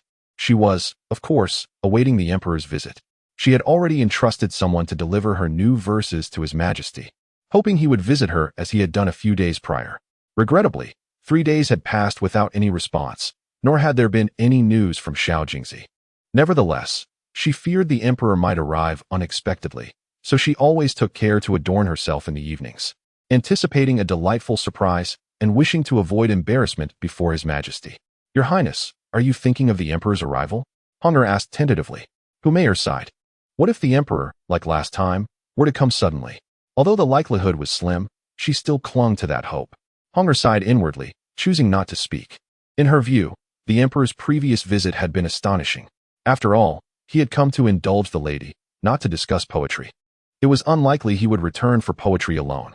If the Emperor truly held affection for her, he should have reinstated her to the main palace during his last visit. As the night deepened, Hu Meier sat at the head of her bed, awaiting the Emperor's arrival. As the hours stretched into the night, she suddenly found tears streaming down her cheeks. 3 days had passed without a visit from the Emperor. She feared he would not return. Even if he did not wish to indulge her, he would surely come to see her if he were genuinely interested in her poem. The thought pierced her heart like a dagger. She dreaded that the Emperor would no longer come to see her for the sake of poetry. Perhaps his last visit had merely been a fleeting dream. Under the scorching sun, a curious thought struck Lu Jing as he sat down to wipe the sweat from his brow after practicing martial arts. Strange. Why has no one called for me to discuss poetry with Hu Meier these past few days? He had been practicing diligently in his courtyard, but there had been no summons from her side. It suddenly dawned on him about Madame Qin. He smacked his forehead. He had been so focused on his training that he nearly forgot that Qin Shiyun was selecting a personal eunuch. If she had already made her choice, he would be at a great loss. After freshening up, he stepped out of the courtyard. Approaching the entrance, he overheard eunuchs conversing in hushed tones outside. I heard Madame Qin is selecting personal eunuchs. Shall we join in the excitement? Why has Madame Qin suddenly begun selecting personal eunuchs? Was she not always attended by maidservants? Who knows, perhaps she has finally come to a realization. In this cold palace, many of the mistresses have sought the company of personal eunuchs. Lady Qin is in the prime of her life. One can only surmise that she is quite parched with longing. Should we join the fray? What do you have ideas? Should she select you, it would indeed be a transformation akin to soaring to the treetops and becoming a phoenix. More like flying to the treetops and becoming a duck. Lu Jing pushed the door open and stepped outside. Upon seeing 2 eunuchs sweeping at the entrance, he realized they were the ones engaged in conversation moments ago. Spotting Lu Jing's attire as a chief eunuch, the 2 felt a shiver run down their spines and hastily bowed, saying, "We pay our respects, Master Eunuch." Lu Jing nodded and departed. He made his way to the residence of Qin Shiyun, the Linglong Palace. As he approached the entrance, one of Qin Shiyun's maidservants happened to exit. Upon seeing Lu Jing, she frowned and asked, "Are you here to apply as the lady's personal eunuch?" "The lady has rescinded that decision. You may leave." The maidservants attending to Qin Shiyun were all females, with no eunuchs present. Therefore, Lu Jing's appearance led the maidservant to mistakenly believe he was there to self-recommend as Qin Shiyun's personal eunuch. In recent days, Qin Shiyun and her maidservants had been somewhat troubled, Firstly, they could not find a suitable personal eunuch. Secondly, the news of her selection process had spread widely, attracting many well-groomed eunuchs who wished to serve her. Although Qin Shiyun desired to find a personal eunuch, she was too bashful to make the matter public. To avoid further gossip, she had already ordered a halt to the search, intending to quietly seek someone once the commotion subsided. Cancelled? Lu Jing was momentarily taken aback. He then presented his official token to the maidservant and recited a premeditated statement. I am Lu Jing, the newly appointed chief eunuch designated by concubine Hu. I have come today to pay my respects to the lady and to become acquainted. Oh, I have met the esteemed chief eunuch. The maidservant was taken aback and quickly bowed. Upon realizing Lu Jing was indeed handsome, she had initially thought he was there to compete for the position of personal eunuch. Not expecting him to be the newly appointed chief eunuch, she guided Lu Jing into Linglong Palace. Subsequently, she instructed him to wait at the door while she entered the sleeping quarters to inform Qin Shiyun. After a while, the maidservant returned. Master eunuch, please enter. They stepped into the main hall of the sleeping quarters, where Qin Shiyun was engrossed in a book. Hearing the sound, her gaze shifted toward Lu Jing, whose eyes met hers at that very moment. Perfect timing. He silently marveled. Qin Shiyun possessed a voluptuous figure and an exquisitely beautiful face, her demeanor exuding grace. She was truly a stunning beauty. Chapter 21. Summer S. Qinlan in water. Qin Shiyun regarded Lu Jing, her eyes sparkling with a unique brilliance. This little eunuch is quite handsome. If he were to become my personal eunuch, it would not be out of the question. Alas, he already holds the esteemed title of chief eunuch in the cold palace. Though my status is high, the power he wields may well exceed mine. He would likely not be inclined to serve as my personal eunuch. I have come to pay my respects to the lady. Master Lu need not be so formal. Madam, we have come today to pay our respects, and I sincerely hope you will offer guidance to this humble servant in the future. Qin Shiyun smiled gently, saying, Lord Lu, you are too kind. Should there be anything in which I can assist, I shall certainly do my utmost. After exchanging pleasantries, Lu Jing departed from the Linglong Palace. Once Lu Jing left, the maid Xiaolan, gazing at his retreating figure, suddenly chuckled. Your Highness, what do you think of Lord Lu? What do you mean? Qin Shiyun instinctively inquired, before realizing her oversight and shooting a playful glare at Xiaolan. After all, he is a high-ranking eunuch. How could he possibly desire to serve as my personal attendant? In truth, Qin Shiyun held a favorable impression of Lu Jing. He exuded a strong masculine aura, with a resolute countenance and a deep, magnetic voice. Unlike some eunuchs who appear more effeminate than women, bearing little resemblance to their gender, Lu Jing was distinctly different. However, serving as a personal eunuch entails catering to one's master, a role that is far from pleasurable. It often leads to a sense of frustration and discomfort, as one must strive to please without any fulfillment. Therefore, it is understandable that someone of Lu Jing's stature would be reluctant to serve anyone in such a capacity. My lady, it is rather peculiar that Lord Lu chose to pay his respects just when you were selecting a personal eunuch. What if he harbors intentions? Xiaolan interjected. Qin Shiyun paused, her gaze following Lu Jing's departing silhouette, an expression of longing flickering in her eyes. Alas, it seems he is no longer needed. After leaving Linglong Palace, Lu Jing sighed. He was uncertain whether Qin Shiyun had found a suitable candidate or had simply decided against seeking one altogether. Regardless, it was not a matter of great consequence to him. Shaking his head, Lu Jing mused that there were plenty of beautiful women in the cold palace. He could always seek companionship elsewhere. As he walked along the palace path, a palace maid suddenly rushed out from one of the gates ahead. Upon closer inspection, Lu Jing recognized her as the maid of Xia Qinglan, who appeared frantic as she hurried towards him. Quickly, the mistress has accidentally fallen into the mirror lake. We must save her. She grasped Lu Jing's arm, urgency evident in her voice, having forgotten to offer the customary titles. What? Lu Jing's pupils dilated in shock. The nearby mirror lake was notorious for its depth and beauty, often the site where many forlorn women from the cold palace met their tragic ends. The mistress and Sister Xiaowan were rowing on the lake when the mistress fell in. Sister Xiaowan jumped in to save her, but she cannot swim. They are both struggling. The maid cried desperately. Lead the way. Without hesitation, the two hastened towards the lake's edge. At that moment, in the vast expanse of the water, two figures were slowly sinking, a capsized boat nearby. Lu Jing recognized one as Xiaowan, the maid, and the other was Xia Qinglan herself. Both had exhausted their strength and were no longer struggling, beginning to submerge beneath the surface. With a splash, Lu Jing dove into the lake, swiftly swimming towards Xiaqinglan, whom he embraced tightly, and then reached out to grasp the maid as well. Both individuals were utterly exhausted, and Xiaqinglan had even succumbed to unconsciousness, leaving her with no strength to pull Lu Jing into the water. However, as a martial artist, Lu Jing possessed considerable strength and was not deterred by the struggle. Soon, he managed to bring both of them to the shore, where they were drenched to the bone. Particularly, Xiaqinglan's delicate silk garments clung to her skin, revealing the faint outline of her purple undergarment, subtly showcasing her exquisite figure. Nevertheless, Lu Jing's mind was not inclined towards admiration at that moment. He closely examined her condition and discovered that her breath was faint, her pulse barely perceptible. The maid, Xiao Wan, fared somewhat better, though she appeared dazed and was continuously expelling water. What to do? What to do? Witnessing Xiaqinglan's dire state, another maid panicked, weeping and uncertain of how to proceed. Your Highness, the revived Xiao Wan quickly regained her composure, rising to assess Xiaqinglan's condition. Seeing her gasping for air, with her pulse nearly gone, she too became alarmed. She turned to the other maid, urging, quickly, Xiao Yan, fetch the physician.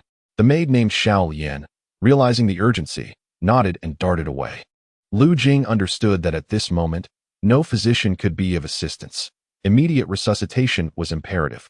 He swiftly recalled the methods of artificial respiration and cardiopulmonary resuscitation from his past life.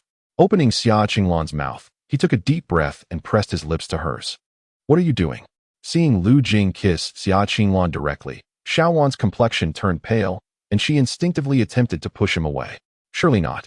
Lu Gonggong is taking advantage of the situation while the princess is on the brink of death?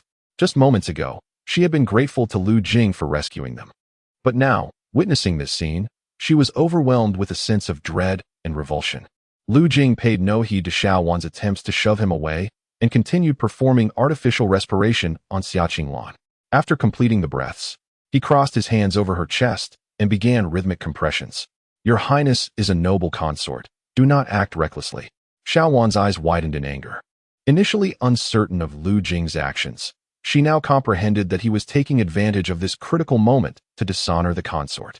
She tried to push him away, but having just been rescued herself, she lacked the strength and could only watch helplessly as Lu Jing seemed to disrespect the noble consort.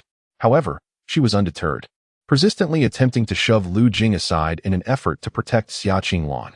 Lu Jing, growing increasingly impatient with her interference, brushed aside her hands and declared sternly, "If you wish for her to survive, then cease your antics." Xiao Wan's expression stiffened. Lu Jing continued his efforts, first administering artificial respiration, then applying chest compressions to revive her heart. Xiao Wan observed this entire scene with growing hesitation. Yet, the more she watched, the more it seemed amiss. Lu Jing's actions did not resemble those of a man taking liberties with the consort. After a moment of contemplation, a realization dawned upon her. Kissing the consort appeared to be a means of imparting breath, while the chest compressions mimicked the rhythm of breathing. He was, in fact, saving her. Chapter 22. Is this the chest of a man? Suddenly, after several minutes, Xiaqinglan expelled a few mouthfuls of murky water. Immediately, her chest heaved violently, and she began to gasp for air. The lady had come back to life. Xiao Wan exclaimed, her face alight with joy. Lu Jing, observing Xiaqinglan regain her ability to breathe independently, finally breathed a sigh of relief. Still not quite there, he remarked, leaning in for another kiss. After several kisses, Xiaqinglan suddenly opened her eyes. Upon seeing a pair of lips approaching her and feeling hands pressing against her sensitive chest, a rush of blood surged through her body. Embarrassed and angry, she swiftly raised her hand and slapped Lu Jing across the face. What are you doing? She scolded weakly. My lady, I was saving you. Lu Jing replied, covering his face, which was not hurt at all, with a look of grievance. Oh, so good deeds go unpunished, do they? My lady, you are mistaken. It was Lord Lu who saved you. Xiao Wan quickly interjected, moving to Xiaqinglan's side to assess her condition and recounting the events to her. Is that so? Xiaqinglan, still somewhat dazed, paused. It was Lu Jing who had rescued her from the water, kissed her, and placed his hands on her chest, all to save her? Yes, Xiao Wan nodded enthusiastically. My lady, just a moment ago, you had no breath left. It was Lord Lu's strange actions that brought you back to life. His kiss was to transfer breath to you, and the pressure on your chest was to mimic your breathing. The last part of Xiao Wan's explanation caused Xia Qinglan's face to flush slightly. In her hazy state, she had only felt someone kissing her lips and touching her chest. Now awake, it seemed there was still a tongue stirring in her mouth. So it was Lu Jing who had saved her. Yet, the method was indeed peculiar. Besides, was it necessary to use one's tongue? Lord Lu, thank you. I misjudged you, Xia Qinglan said, forcing herself to stand, her face tinged with embarrassment. My lady, you speak too harshly, Lu Jing pouted. He had saved her, only to receive a slap in return. What was this all about? A gust of autumn wind swept by, leaving Xia Qinglan feeling cold. She was drenched and had been in the lake for a while, now shivering from the chill. My lady, we should return to the palace, Xiao Wan suggested, also feeling a bit cold and huddling her body. Xia Qinglan nodded and attempted to rise. However, as soon as she sat up, her body became weak, and she collapsed back to the ground. She had struggled in the water for so long, nearly drowning, and now she had no strength left to even stand, let alone walk back to her quarters. My lady, you are exhausted. Allow me to assist you back, Lu Jing offered. Xia Qinglan hesitated, pondering how he would carry her. I will carry you back, Lu Jing stated earnestly. Carry me back? Xia Qinglan was taken aback. As a favored concubine, allowing a man to carry her. Achoo! Suddenly, she shivered and sneezed. My lady, your health is of utmost importance. We can take a back path where no one will see us, Xiao Wan comforted. Aware of Xia Qinglan's concerns, Xia Qinglan, a favored consort, despite being relegated to the cold palace, would undoubtedly stir trouble if embraced by a eunuch. And thus it would be an inconvenience for Eunuch Lu. Xia Qinglan nodded, her face slightly flushed. Inside, Lu Jing felt a surge of delight, yet maintained an expression of indifference as he remarked, Then I must beg your pardon. With that, he effortlessly lifted Xia Qinglan from the ground. The maid, Xiao Wan, struggled to rise and led the way as the three of them returned to Xia Qinglan's chamber. In Lu Jing's arms, Xia Qinglan found herself at a loss as to where to direct her gaze, her eyes wandering aimlessly. Though her body felt icy, wherever she made contact with Lu Jing's skin, warmth enveloped her. Lu Jing's body radiated like a furnace, exuding an inviting warmth that penetrated even through the layers of clothing. Is this the embrace of a man? It was a sensation she had never encountered before, filling her with warmth and a sense of security. The masculine aura emanating from Lu Jing was so potent that it left her lonely heart momentarily dazed. Unconsciously, she tilted her head, and after a moment, shyly raised her gaze to observe Lu Jing. His sword-like brows and starry eyes, coupled with a resolute and stern countenance, portrayed a strikingly masculine eunuch. Xia Qinglan's heart raced at the sight. She buried her face into Lu Jing's chest, shyly closing her eyes.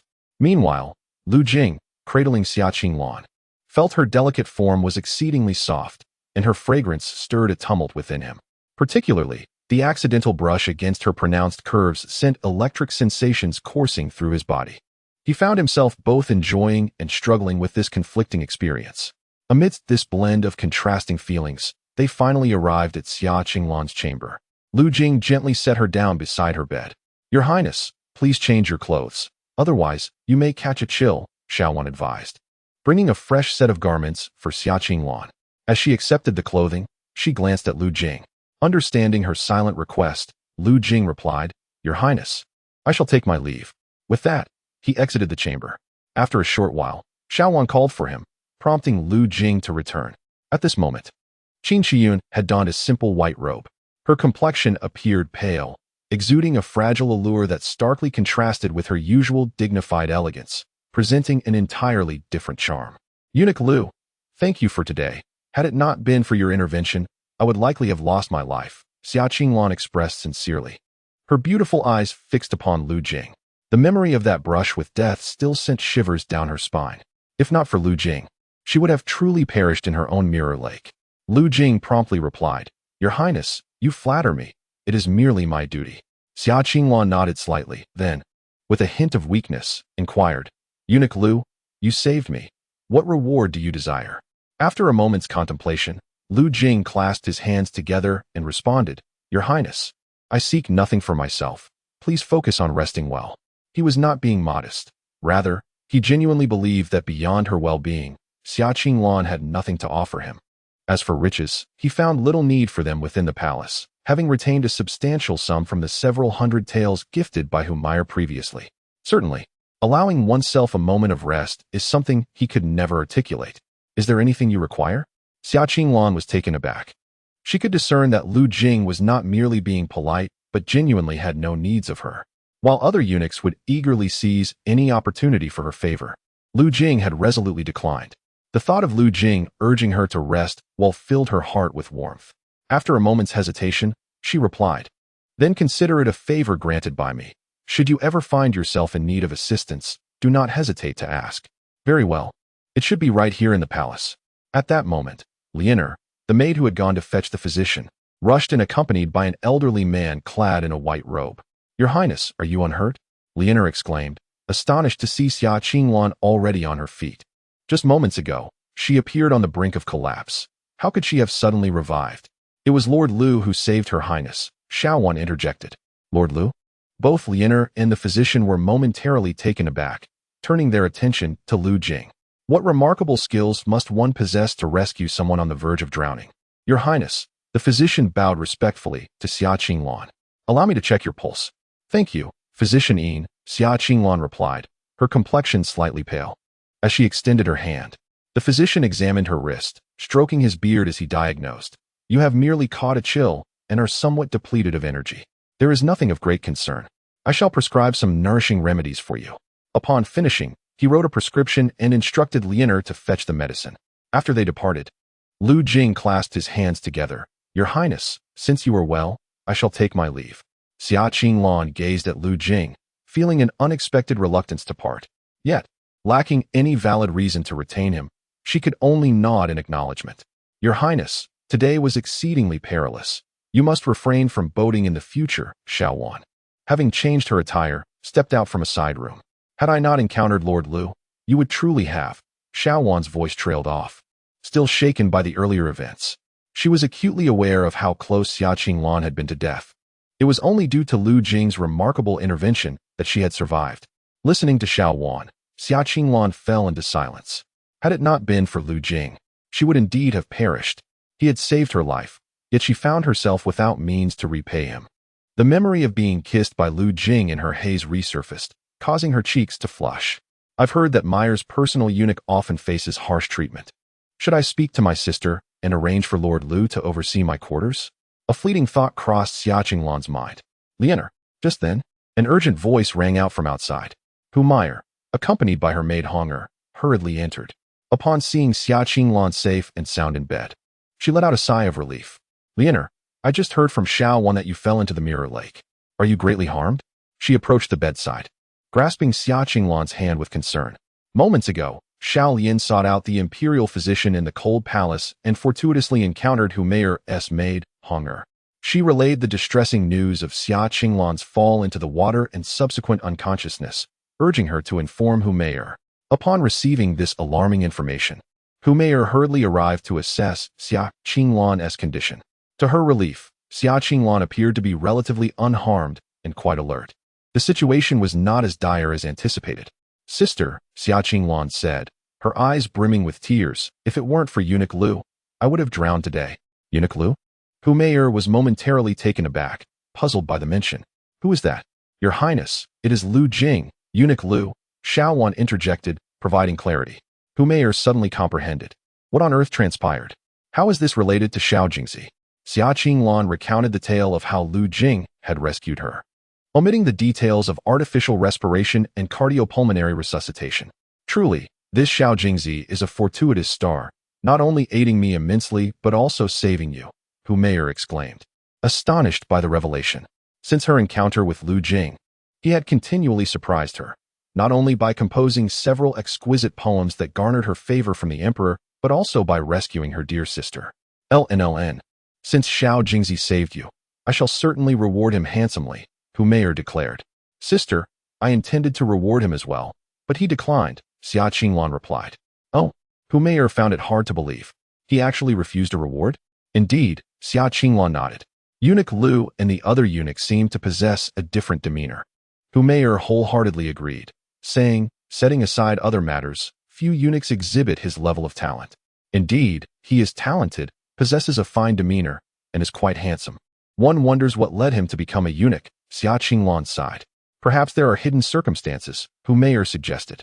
After a moment's contemplation, Xia Qinglan spoke up, Sister, I wish to ask you for a favor. Hu Meier smiled warmly. We are sisters. There is no need for formality. Speak freely, LNLN, and I shall do my utmost to assist you.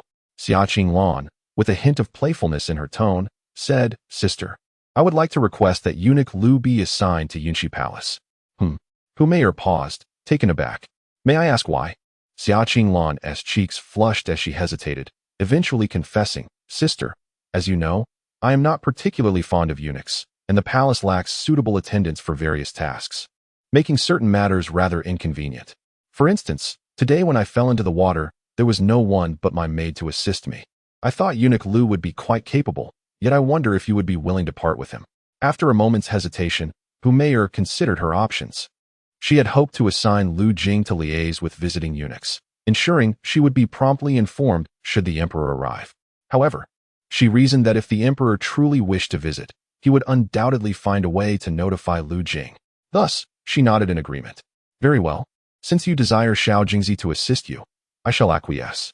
I will have someone inform him to come tomorrow. Thank you, Sister, Xia Qinglan replied, her expression radiant with joy. For reasons unknown, she suddenly found herself eagerly anticipating Lu Jing's arrival. Hu Meier conversed with Xia Qinglan for a while longer, noticing her growing fatigue before suggesting she take some rest.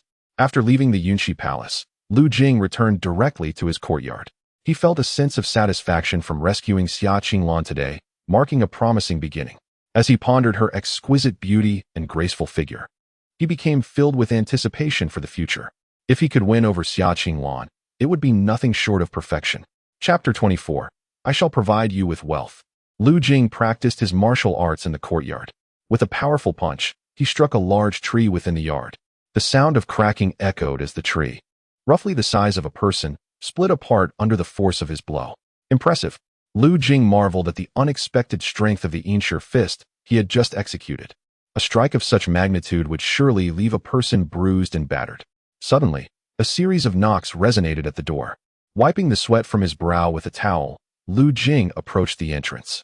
Upon opening the door, he was greeted by a strikingly beautiful woman, Su Guiran. Having just finished his training, Lu Jing was shirtless, revealing the defined muscles of his physique. Upon seeing him, Su Guiran was momentarily mesmerized by his perfect form, her eyes widening in astonishment. Initially, Lu Jing had thought it was a eunuch sent by Hu Meier, but to his surprise, it was Su Guiran. He quickly donned the shirt he had been holding. My apologies, Mistress Su, I did not recognize you, he said. Su Guiran, still enchanted, smiled nonchalantly. It's quite all right. Lu Jing inquired, Mistress Su, do you require something? With a delicate tone, Su Guiran replied, Lord Lu, I am aware that there has been some misunderstanding between you and Xiao Gizi. I have come today to facilitate an apology from him. With that, she motioned slightly to the side, revealing Xiao Gizi standing behind her. His face bore signs of swelling, and he kept his head lowered. Unable to meet Lu Jing's gaze, his tightly clenched fists betraying his inner resentment. Previously, he had taken advantage of his status to bully Lu Jing, but now, compelled by Su Guiran to apologize, he felt a deep sense of reluctance. Xiao Gizi stepped forward, Su Guiran beckoned. He took a few hesitant steps forward, his voice stiff. Lord Lu, I acknowledge my previous misdeeds. I hope you can be magnanimous and not hold it against me. Lu Jing regarded him coolly, remaining silent. Suddenly, Su Guiran struck Xiao Gizi across the face, her voice icy. You wretched servant, kneel, and raise your voice until Lord Lu is satisfied. Only then may you rise. Xiao Gizi gingerly touched his reddened cheek, gritting his teeth in defiance, and, unable to resist, he knelt with a thud. Master, please punish me.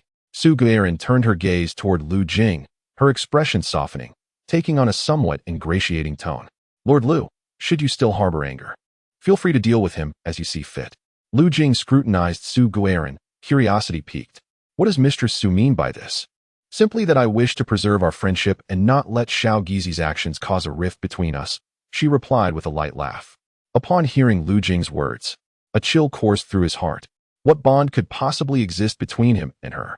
Suddenly, he recalled the day when Su Guiran had lost her composure in front of him, her personal eunuch. Could it be that she still harbored intentions towards him? It seemed his allure was indeed quite substantial. A flicker of pride welled up within Lu Jing, yet he held Su Guiran, a woman of such caliber, in disdain. He replied coolly, "You are the mistress. I am merely a servant, unworthy of presuming any connection with you." Though Su Guiran was but a minor noble, he had already ascended to the position of the chief eunuch. Nevertheless, she was the emperor's woman, and in terms of standing, she surpassed him. Is Master Lu still troubled by the previous incident involving Xiao Gizi? I reiterate, should you still harbor resentment, feel free to deal with him as you see fit. Upon hearing this, Lu Jing's suspicions were confirmed. This woman indeed desired him to be her personal eunuch. He waved his hand dismissively, no need for that. Simply ensure he does not appear before me again. He had already reprimanded Xiao Gizi multiple times, and he no longer felt inclined to discipline him. Primarily, the fortune points he could gain from Xiao Gizi were negligible. It seemed that no matter how much he punished him, he could not accrue even a single additional fortune point. Su Guiran nodded with delight, gesturing for Xiao Gizi to depart hastily. Master Lu, have you given any thought to my previous proposal? After Xiao Gizi left, Su Guiran looked at Lu Jing with eager anticipation. In her eyes, Lu Jing's refraining from reprimanding the one who had bullied him was a sign of goodwill towards her. For the past few days, her mind had been occupied with thoughts of Lu Jing. Unable to contain herself any longer, she had come to provoke Lu Jing's ire through Xiao Gizi's punishment. Hoping to leverage the situation to make her demands known, Lu Jing narrowed his eyes. Your Highness, I have previously stated that I am now the chief eunuch of the Yu Palace. There is no need for me to serve as a personal eunuch. Su Guiran was taken aback. Master, are you truly unwilling? Serving as my personal eunuch would come with numerous benefits. She bit her lip and subtly accentuated her figure. Lu Jing waved his hand. My lady, I am already a eunuch. Perhaps you should reconsider. I will even provide you with money. Su Guiran insisted earnestly. Lu Jing's expression darkened. What did she take him for? A gigolo? My lady, please maintain your dignity. With a resounding bang, Lu Jing slammed the door shut. Outside, Su Guiran stared in disbelief as Lu Jing had the audacity to shut the door in her face, her expression shifting to one of profound displeasure. As a noble, she had lowered herself to invite Lu Jing to be her personal eunuch and even aided him in punishing Xiao Gizi, yet he still refused? How dare he show her such disrespect? With indignation, she turned and left. This woman was insatiable. Meanwhile, in the courtyard, Lu Jing shook his head. He had not anticipated that Su Guiran would go to such lengths to persuade him to become her personal eunuch. Ignoring her entirely, he returned to his training. Cursed Xiao Gizi, just you wait. One day, I shall trample you beneath my feet to avenge today's humiliation. Back in his quarters, Xiao Gizi recalled the earlier humiliation, his expression darkening with gloom. He dared not take revenge on the instigator, Lady Su, yet he harbored an intense animosity towards Lu Jing. Xiao Gizi, why are you so irritable? A piercing voice suddenly echoed from the entrance. Xiao Gizi looked up to see Eunuch Wang, and his surprise was palpable. Eunuch, what brings you here? He hurried to the door, assisting Wang into the room, finding a chair for him to sit, and pouring him a cup of tea.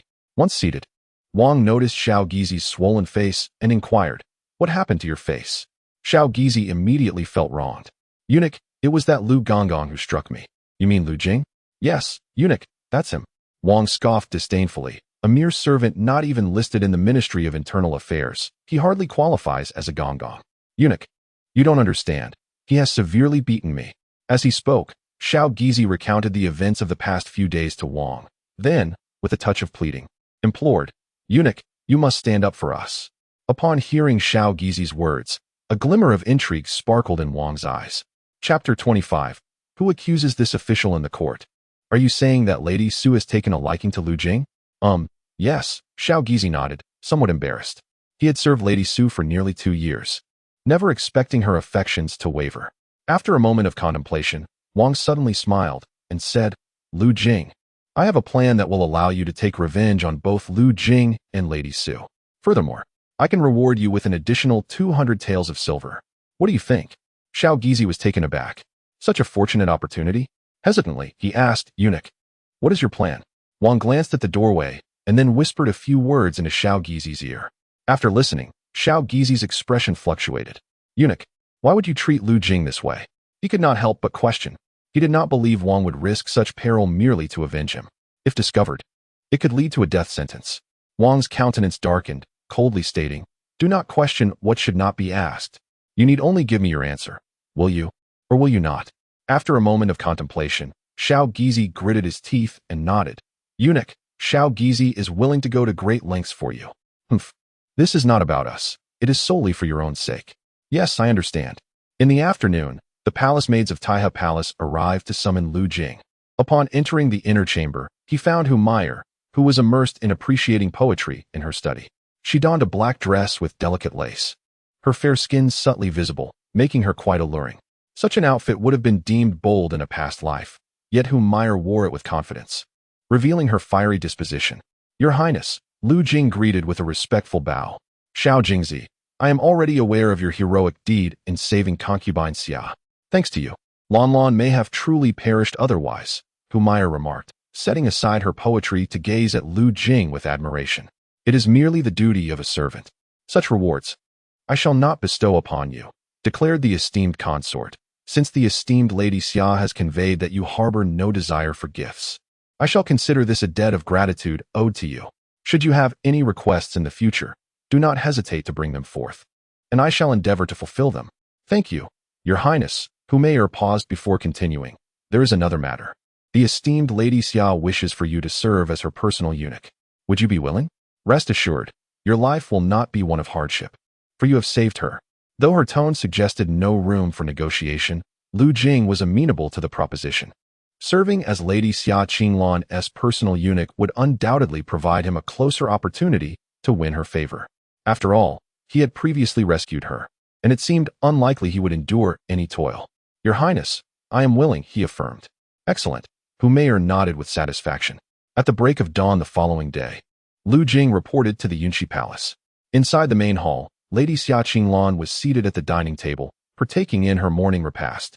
Clad in elegant court attire and adorned with a hint of makeup, her grace was undeniable. Greetings, Your Highness, Lu Jing bowed respectfully. Upon seeing Lu Jing, Lady Xia's countenance brightened, and she rose to greet him, casting aside the formalities typically observed between a consort and her servant. Ah, Eunuch Lu, you have arrived, she said, gently assisting him to rise. Your Highness, Guifei mentioned that you wished for me to serve as your personal eunuch, and thus I have come today. Should you require my assistance with anything, I shall dedicate myself wholeheartedly to your service, Lu Jing proclaimed with a deep bow. Lady Xia smiled. There is no pressing matter. For any trivial tasks, I shall assign them to Xiao Yin and the others. If you find yourself with leisure time, I would delight in your company while we enjoy poetry and music together. Lu Jing nodded in agreement. Come, let us partake in breakfast together, Lady Xia warmly invited.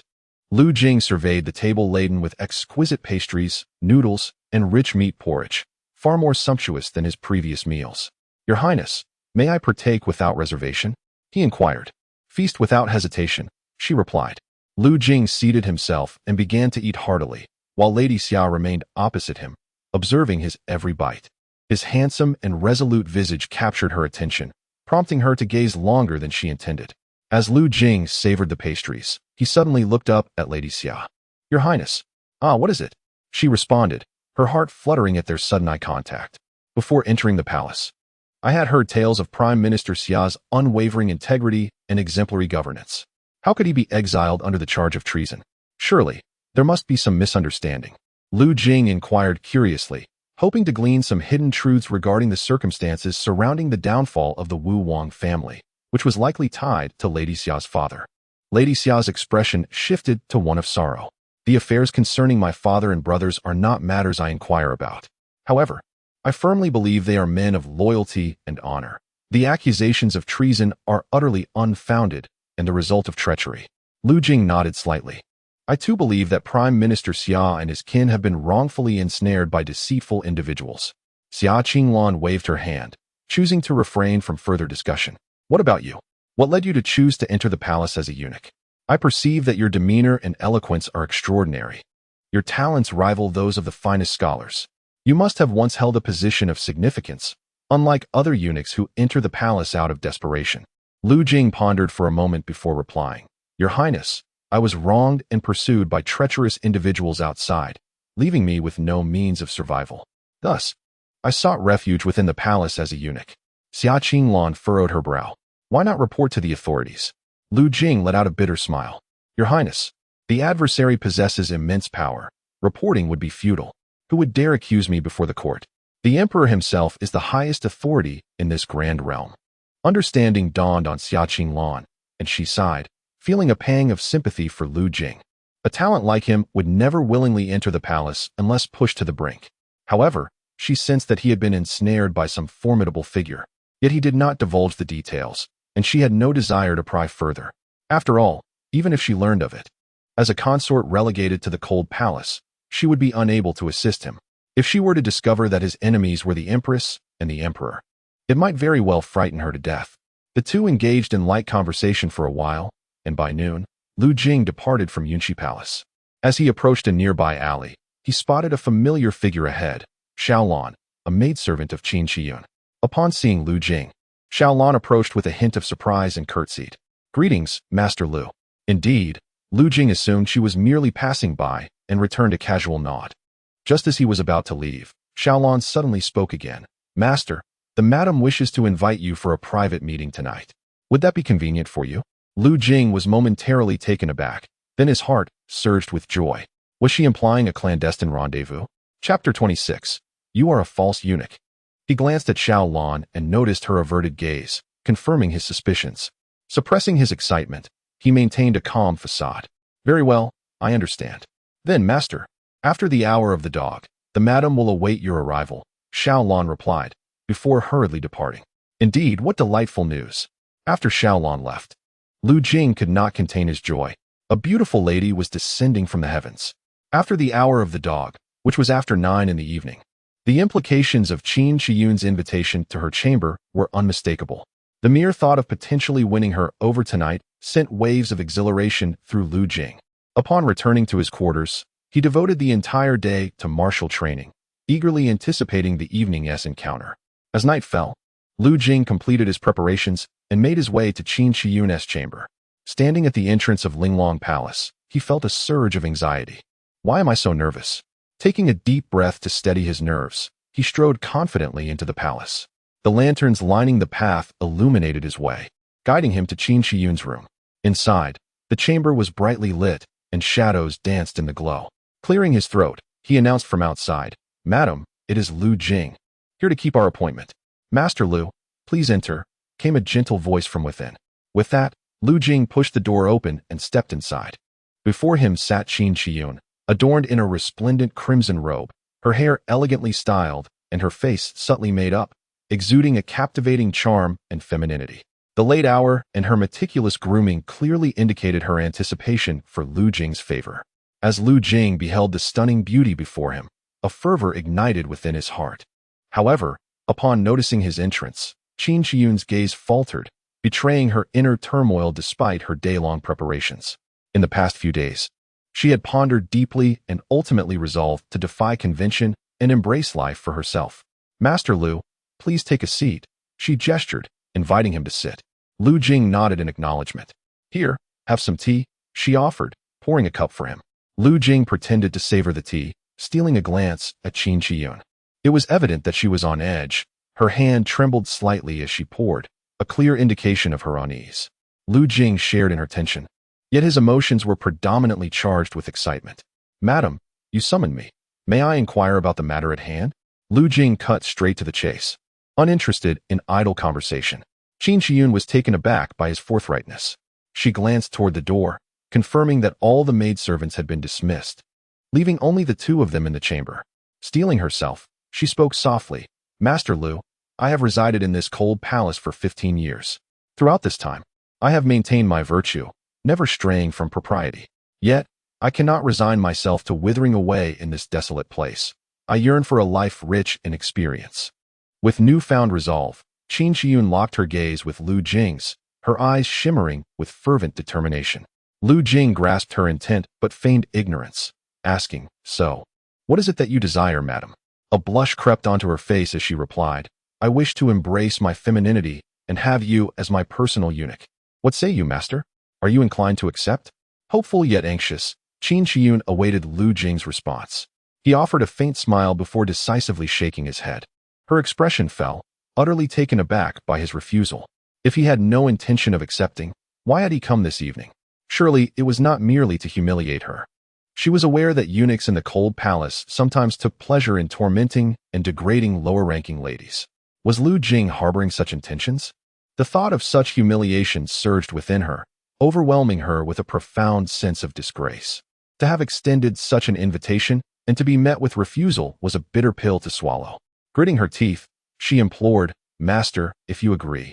I possess a considerable sum of silver accumulated over the years. I would gladly share it with you." Yet, Lu Jing remained resolute, shaking his head once more. Qin Shiyun's face turned ashen, her body swaying slightly as despair washed over her.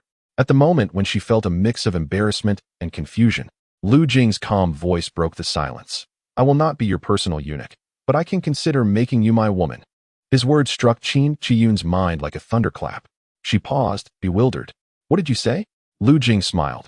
"I said I could consider making you my woman." "But you are a eunuch," Qin Shiyun stammered in disbelief. How could she be his woman when he was a eunuch? Wouldn't that mean she would have to serve him instead? Lu Jing merely smiled mysteriously. "All you need to do is answer whether you are willing or not." After a moment's contemplation, Qin Shiyun exhaled softly, "I am willing." "That's wonderful." Lu Jing grinned, rising to his feet and approaching her, taking her hand in his. "Your Highness," Qin Shiyun exclaimed as she felt his grip, rising abruptly in a moment of panic. His warm hand enveloped her delicate, white hand, leaving her feeling electrified and disoriented. The potent masculinity radiating from Lu Jing made her head spin.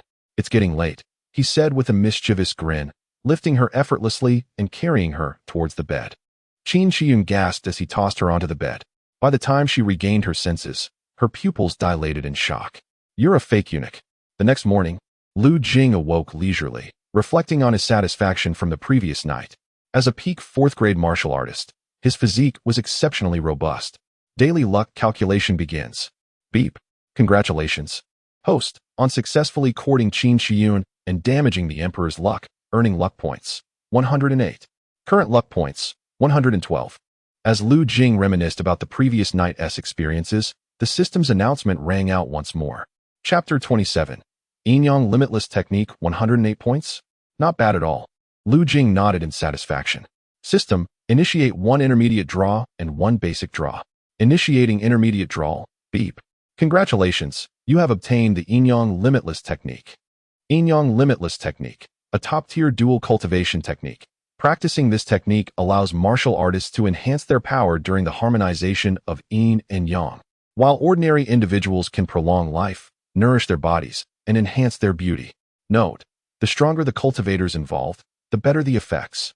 Initiating basic draw. Beep. Congratulations, you have obtained master-level calligraphy skills. Master-level calligraphy. Upon use, you will acquire master-level calligraphy skills. A series of announcements echoed in Lu Jing's mind. Eunuch Limitless Technique? His eyes sparkled with intrigue.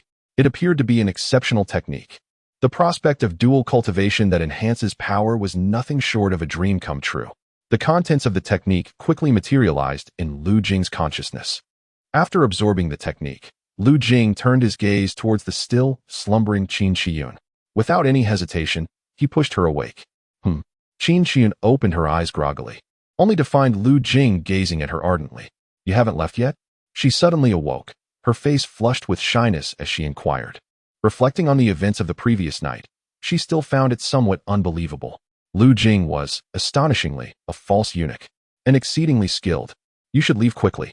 Xiaolon is about to arrive," she urged, casting a glance at the faint light outside the window. Although Lu Jing was summoned by Xiaolon, it would be inappropriate for him to remain in her chamber where Xiaolon might see him. With a playful grin, Lu Jing nestled into the blankets, unhurried. An hour later, he lay on the bed, invigorated, savoring the sensations following his dual cultivation with Qin Shiyun. A warm feeling enveloped his dantian, and he sensed a slight increase in his internal strength. How intriguing! The enhancement in power following dual cultivation was remarkably intense. Lu Jing mused in astonishment. After the dual cultivation with Qin Shiyun, he had not lost vitality. Instead, he felt a considerable surge in his energy.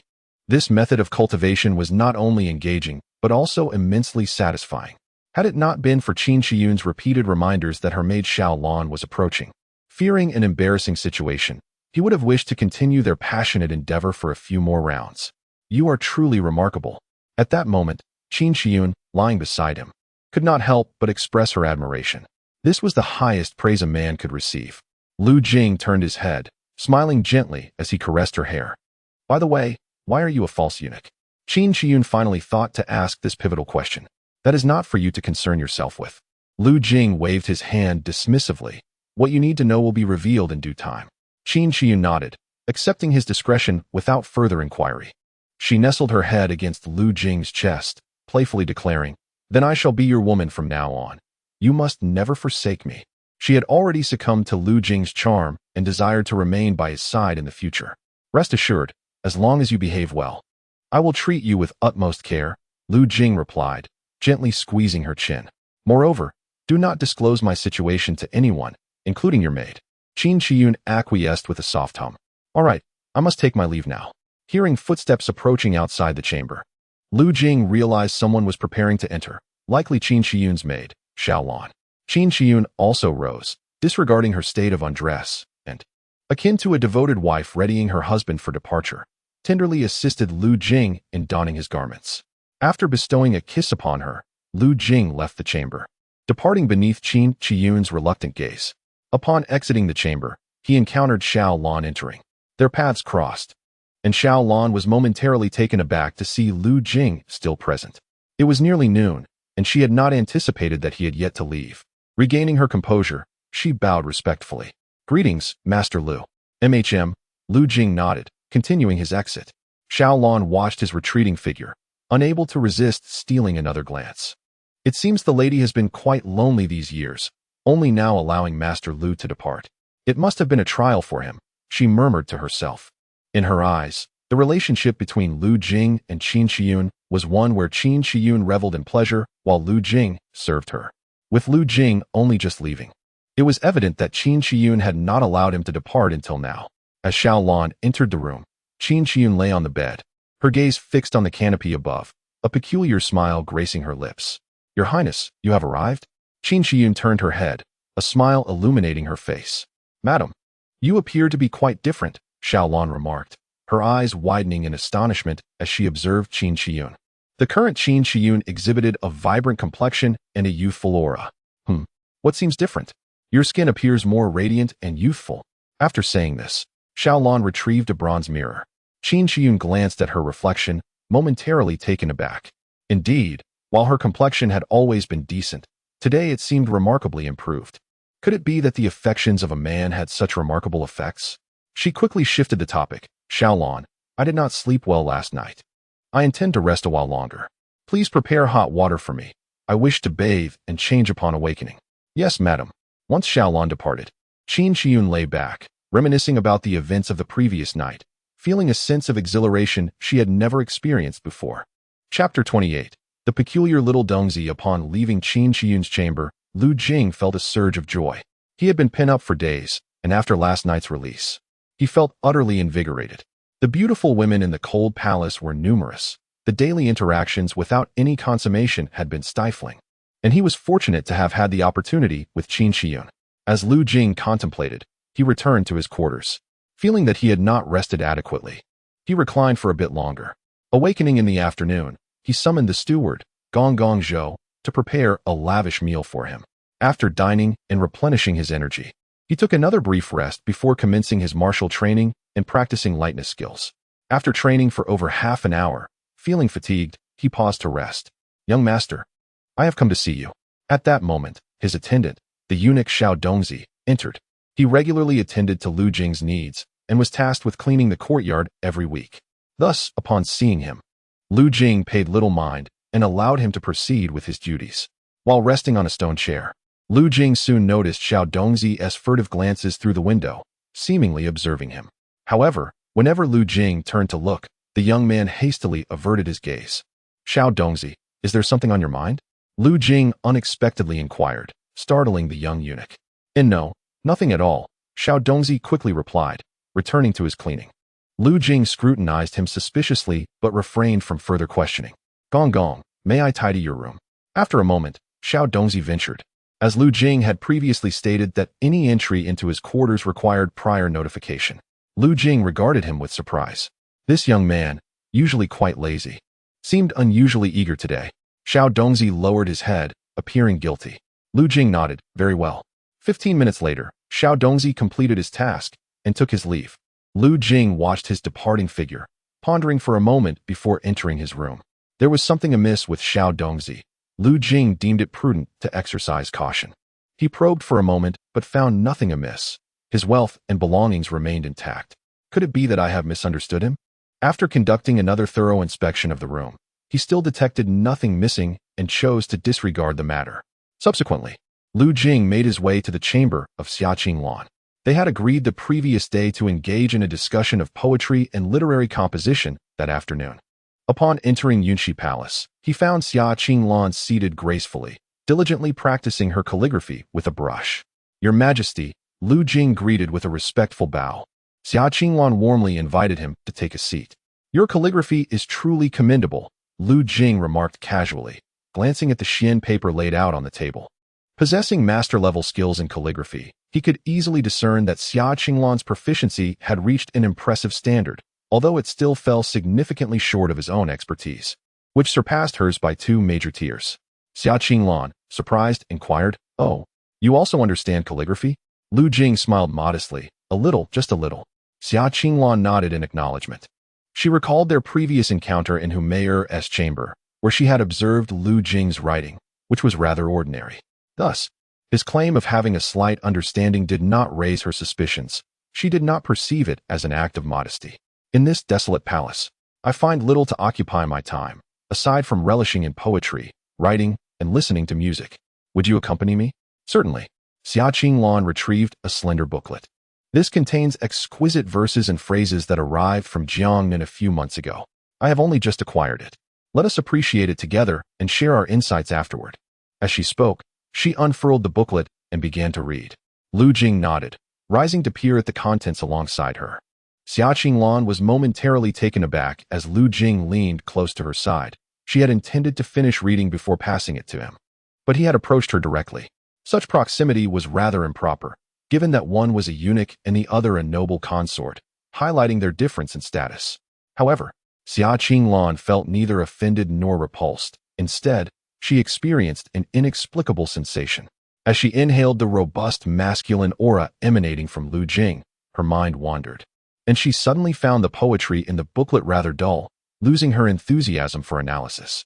Their closeness suggested a bond that might easily be misconstrued by prying eyes as inappropriate. Yet, Xiaqing Lan did not consider asking Lu Jing to return to his seat. She merely distractedly continued to read the poetry. Unaware of Xiaqing Lan's distraction, Lu Jing continued to lean toward her, both engrossed in the contents of the booklet. After reading through a few poems, Lu Jing finally returned to his own seat. It was then time for commentary. Lacking enthusiasm for literary critique, he offered only perfunctory remarks. However, Xiaqing Lan chattered on with great enthusiasm, while Lu Jing found himself unable to contribute much more than the occasional agreement. Did the esteemed eunuch Lu truly disdain such poetry? Sensing Lu Jing's lack of interest, Xiaqing Lan inquired with a smile. Lu Jing, reluctant to admit his pedestrian tastes and disdain for pretentiousness, merely nodded and remarked, "These poems are indeed commendable, yet they still lack a certain finesse." Xiaqing Lan, aware of Lu Jing's literary prowess, accepted his words with trust. "Why not compose another poem for me, esteemed eunuch? I have thoroughly enjoyed your previous works." Reciting and reflecting upon them daily, discovering new insights each time. Her expression was one of eager anticipation. Lu Jing's Wuling Chun and Yu Meirin could be deemed timeless classics, which she cherished greatly. If he could conjure more such exquisite verses, it would be a delight indeed. "What type of poetry would your highness like me to write?" Lu Jing inquired. After a moment's contemplation, Xiaqing Lan, almost impulsively, suggested, "Perhaps something pertaining to love?" The instant the words left her lips, she regretted them. As a favored concubine, it seemed rather inappropriate to request a eunuch to pen verses on love. Firstly, Lu Jing, being a eunuch, had severed all ties with romantic pursuits, and asking him to delve into such themes could indeed place him in an awkward position. Secondly, as a noble concubine, it felt improper to engage in discussions of love poetry with a male, even one who was a eunuch, within the confines of the palace. The implications of such a conversation might lead to unwarranted gossip. Perhaps we could select a different theme that you excel in," Xiaqing Lan added awkwardly. Lu Jing waved his hand dismissively. No matter, Your Highness, allow me a moment to ponder. After a brief period of reflection, he retrieved paper and brush, inscribing the poem he had conceived. Xiao Xiao Xian, delicate clouds weave artful designs, stars convey their sorrows, when golden winds and jade do meet. It surpasses countless joys of the world. If love endures through the ages, would it matter if it is day or night? Upon completion, Lu Jing presented the calligraphy to Xia Qinglan. Your Highness, I humbly request your critique. As she received the manuscript, she was initially struck by the fluidity of the strokes, before being utterly astonished by the masterful script that seemed to dance across the page, exuding the essence of a calligraphy grandmaster. The more she examined it, the deeper her shock grew. Eunuch Lu, do you truly possess such skill in calligraphy? She looked up at Lu Jing, her face a canvas of incredulity. Lu Jing chuckled softly. I have dabbled in the art of calligraphy and have achieved a modicum of proficiency. Xia Qinglan fell silent, still reeling from the revelation. This was no mere proficiency. His talent rivaled that of historical calligraphy masters. But just days ago, your writing appeared rather ordinary. How has it changed so drastically? Lu Jing, weaving a seamless lie without hesitation, explained, I was previously experimenting with different techniques, and thus my earlier attempts lacked refinement. Understanding dawned upon Xia Qinglan. Lu Jing was not merely a poet of profound depth, but also a master of calligraphy. Her gaze towards him now brimmed with newfound respect and admiration. She was born into a scholarly family, nurtured from a young age with a profound interest in poetry, music, and calligraphy. Now, within the confines of the imperial palace, her sole pleasure lies in savoring literary verses and practicing her writing while listening to melodies. Occasionally, she hears of a newly renowned talent within the royal city, stirring within her a sense of admiration. During her time as a favored concubine, she even entertained the thought of secretly leaving the palace to meet such esteemed scholars. However, after her demotion to the cold palace, such escapades became impossible. Now, the illustrious Lu Jing stands before her, evoking a sensation akin to that of an idol in her presence. My lady, what do you think of this poem? Lu Jing inquired, noticing the dazed expression on Xia Qinglan's face. She snapped back to reality and began to ponder the lines. When the golden wind and jade do meet, it surpasses countless encounters in the mortal realm. If love is enduring, does it truly matter whether it is day or night? As she savored these verses and gazed into Lu Jing's eyes, an infinite softness and affection radiated from her gaze. To compose such exquisite poetry, one must possess a heart of extraordinary delicacy and deep passion. Wasn't Lu Jing the very embodiment of the talented scholar from romantic tales? Her thoughts wandered to Lu Jing's act of saving her, his masterful calligraphy, and his astonishing literary talent. All these facets combined, at that moment, her admiration for Lu Jing surged uncontrollably. Lu Jing observed the fervent glimmer in Xia Qinglan's eyes, taken aback. Could it be that he had captured her heart? It was not mere arrogance on his part. The way she looked at him was undeniably captivating. My lady? Xia Qinglan withdrew her gaze, replying, your poem is splendid. Not merely splendid, it was truly exceptional. Should it reach the outside world, it would likely compel those courtesans to offer themselves to Lu Jing. While the Jing is known for its martial prowess, the status of scholars remains remarkably high, and that of a talented scholar even higher, unless one possesses unparalleled martial strength. Ordinary warriors pale in comparison to the allure of refined and romantic scholars in the eyes of women. This is a composition I penned for you, my lady. I hope you find it to your liking, Lu Jing said with a smile. Upon hearing this, Xia Qinglan's heart quivered. What did he mean by this? Was this poem written for her? Did he harbor feelings for her? A wave of shyness washed over her, and she lowered her head. Unbeknownst to Lu Jing, he was unaware of her inner turmoil. Though he indeed harbored feelings for her, his earlier words were merely compliments, devoid of any deeper implications. Subsequently, the two engaged in further discussions of poetry and explored the nuances of calligraphy. Xia Qinglan requested that Lu Jing replicate some renowned calligraphy works, and he executed them with exceptional finesse.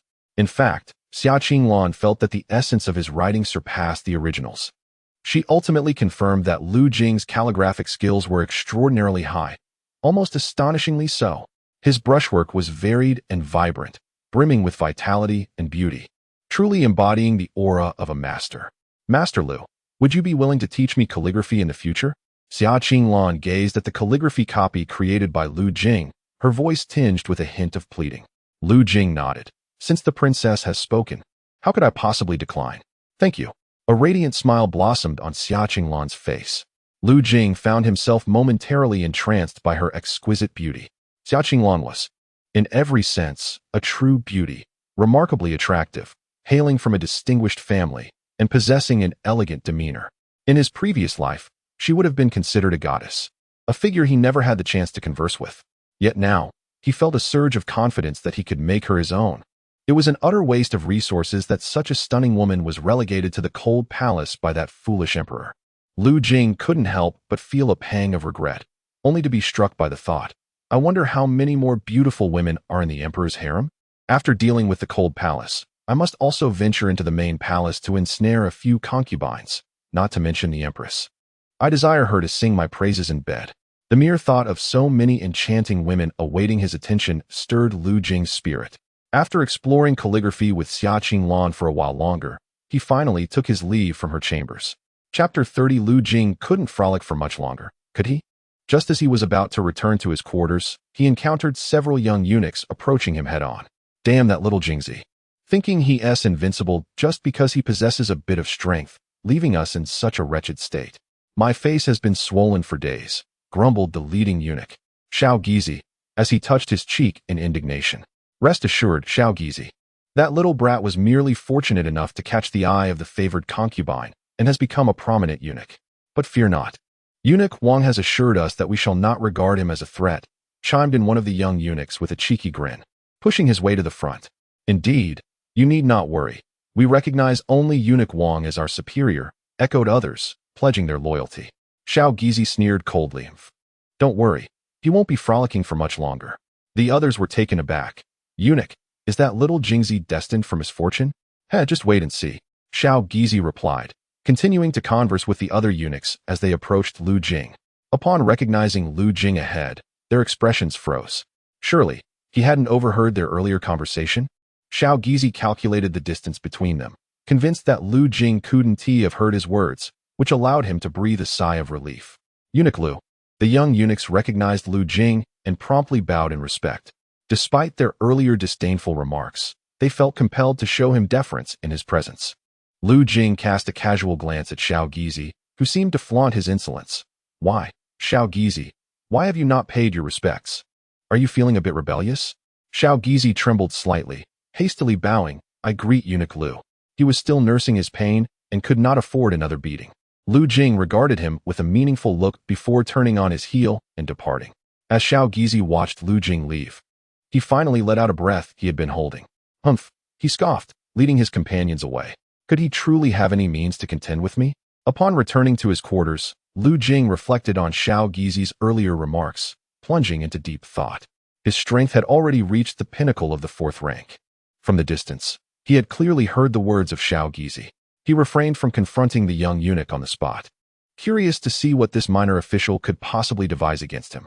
After all, he was a 4th rank expert and a high-ranking eunuch. Why should he fear a mere junior? Lu Jing shook his head, dismissing the thought. At the entrance of the cold palace leading to the imperial palace, beneath a large tree, a tall, slender eunuch bowed to Humayr, saying, I have met with her grace, the imperial concubine. Dear Eunuch Chun, as a discarded consort, I hardly deserve such a title. Humayr replied with a wry smile, shaking her head with a sigh. My lady, you summoned me. Is there something you wish to discuss? The slender eunuch inquired directly. Eunuch Chun, have His Majesty had the chance to review the poems I sent you a few days ago? Humayr asked anxiously. Eunuch Chun, responsible for managing the affairs of the emperor's study, regularly collected renowned poems from the imperial city and presented them to the emperor. She had previously sent Lu Jing's poems through Eunuch Chun, but now, after such a long time, the emperor had yet to come and see her again. Growing impatient, she had invited Eunuch Chun with a generous reward to inquire about the situation. Eunuch Chun, maintaining a calm demeanor, replied, My lady, those poems you provided were indeed exquisite, and I have duly recorded them and presented them to His Majesty. However, whether His Majesty has read them or what his reaction might be, I cannot ascertain. In truth, Eunuch Chun suspected that the emperor had likely not read them at all. After all, the emperor did not genuinely enjoy poetry. He merely indulged in it to please the Empress Dowager, seeking to engage in conversation with her. Recently, he had shown little interest even in state affairs. Leaving no time to consider poetry, he would not have taken a glance at the submissions. Yet, as long as he remained silent, Humayr would continue to harbor hope, ensuring that he would still receive his reward. Humayr, displaying a sense of resignation, nodded her head, understanding her sentiments. Eunuch Chin smiled kindly and reassured her, "My lady, even if His Majesty were moved by your verses, you would still need to wait a few more days. After all, those poems were only submitted 2 days ago. If His Majesty is to read them and wishes to see you, he must first carve out some time for it. There is still hope for you." With this reasoning, Eunuch Chin smiled and bowed, saying, "Then I shall take my leave, my lady." With that, he departed from the scene. Humayr watched his retreating figure, letting out a sigh before turning to leave as well. That night, after Lu Jing had bathed and changed, he arrived at the exquisite palace of Qin Shiyun. "Knock, knock, knock. Who is it?" "It is I." Qin Shiyun opened the door, her face lighting up with surprise upon seeing Lu Jing. "Eunuch, what brings you here?" Earlier that morning, Lu Jing had not mentioned he would return that evening. Qin Shiyun had assumed he would not come back after the previous night's exertions and was preparing to extinguish the lamps and retire for the night, only to be pleasantly surprised by his arrival. Lu Jing leaned in and kissed her gently, asking, "What? Am I not welcome?" Qin Shiyun leaned against Lu Jing, expressing her surprise. "How could that be? I thought you would rest tonight and not come, so I haven't even dressed myself." Lu Jing chuckled lightly. "I do not require any cooling-off period." In Chapter 31, drawing the Qinshin uniform, the following day, Lu Jing awoke with the beauty in his embrace, the voice of the system resonating in his ear. "Ding! Congratulations on completely conquering Madame Qin Shiyun. You have gained luck points, 11. Current luck points, 13. Such a meager amount," Lu Jing murmured, then promptly commanded, "System, initiate a basic lottery." Conducting a basic lottery, 1 time. Ding! Congratulations. You have obtained Qinshin Uniform 20. Qinshin Uniform includes nurse uniforms, military attire, flight attendant outfits, student uniforms, and an assortment of 20 enchanting ensembles. Note, underclothing included, and clothing sizes can be tailored to the wearer. The mention of the Qinshin uniform made Lu Jing's expression twitch with surprise. Goodness, this system is rather indecorous. Not only did it provide me with a treasure like Bayento, but it has also bestowed upon me such items. Nevertheless, he mused, I rather like it. If Qin Shiyun were to don one and stand before me, it would undoubtedly enhance my attack speed and critical hit rate. As Qin Shiyun remained in slumber, Lu Jing refrained from waking her, having indulged in their late-night activities. He would wait for another occasion to adorn her in those captivating outfits for his own enjoyment. After dressing, he departed from Linglong Palace and returned to his residence, where he indulged in a brief nap. Upon awakening, it was already midday. What a delightful life. Lu Jing rose, stretching languidly, feeling utterly content. His days were exceedingly pleasant. He had no obligations during the day, occasionally engaging in conversation with Xia Qinglan, and at night, he could entertain the imperial concubines, truly a dreamlike existence. In his previous life, he was perpetually busy, a stark contrast to the current ease and comfort. He yearned to remain in the palace indefinitely, desiring only the leisure of spending time with the favored consorts at night, while creating minor disturbances for the emperor during the day, thereby earning some luck points. Such simplicity would suffice for his satisfaction. After a moment of reflection, he understood that to create significant trouble for Emperor Jing, his current strength was insufficient. Thus, he ventured into the courtyard to continue his martial training. Over the recent period, his skills in the cloud walking technique and Een Mountain Fist had reached a commendable level, enabling him to execute them with competence. In particular, he had nearly achieved the grace of a swallow with the cloud walking technique. His progress with the Een Mountain Fist was also notable, capable of shattering a large tree with a single strike. Moreover, through dual cultivation with Qin Shiyun, his internal vitality had not diminished. Instead, it had been enhanced. Although the improvement was modest, he could distinctly perceive the fortification of his internal energy. Martial arts truly were remarkable. Lu Jing reveled in the thought. With strength as his ally, he felt increasingly liberated within the confines of the cold palace. Days passed, and Lu Jing spent his time either training or seeking out Qin Shiyun for dual cultivation, savoring the richness of life. One day, he exited his quarters and made his way to Xia Qinglan's palace. Upon entering, he he found Xia Qinglan practicing her calligraphy.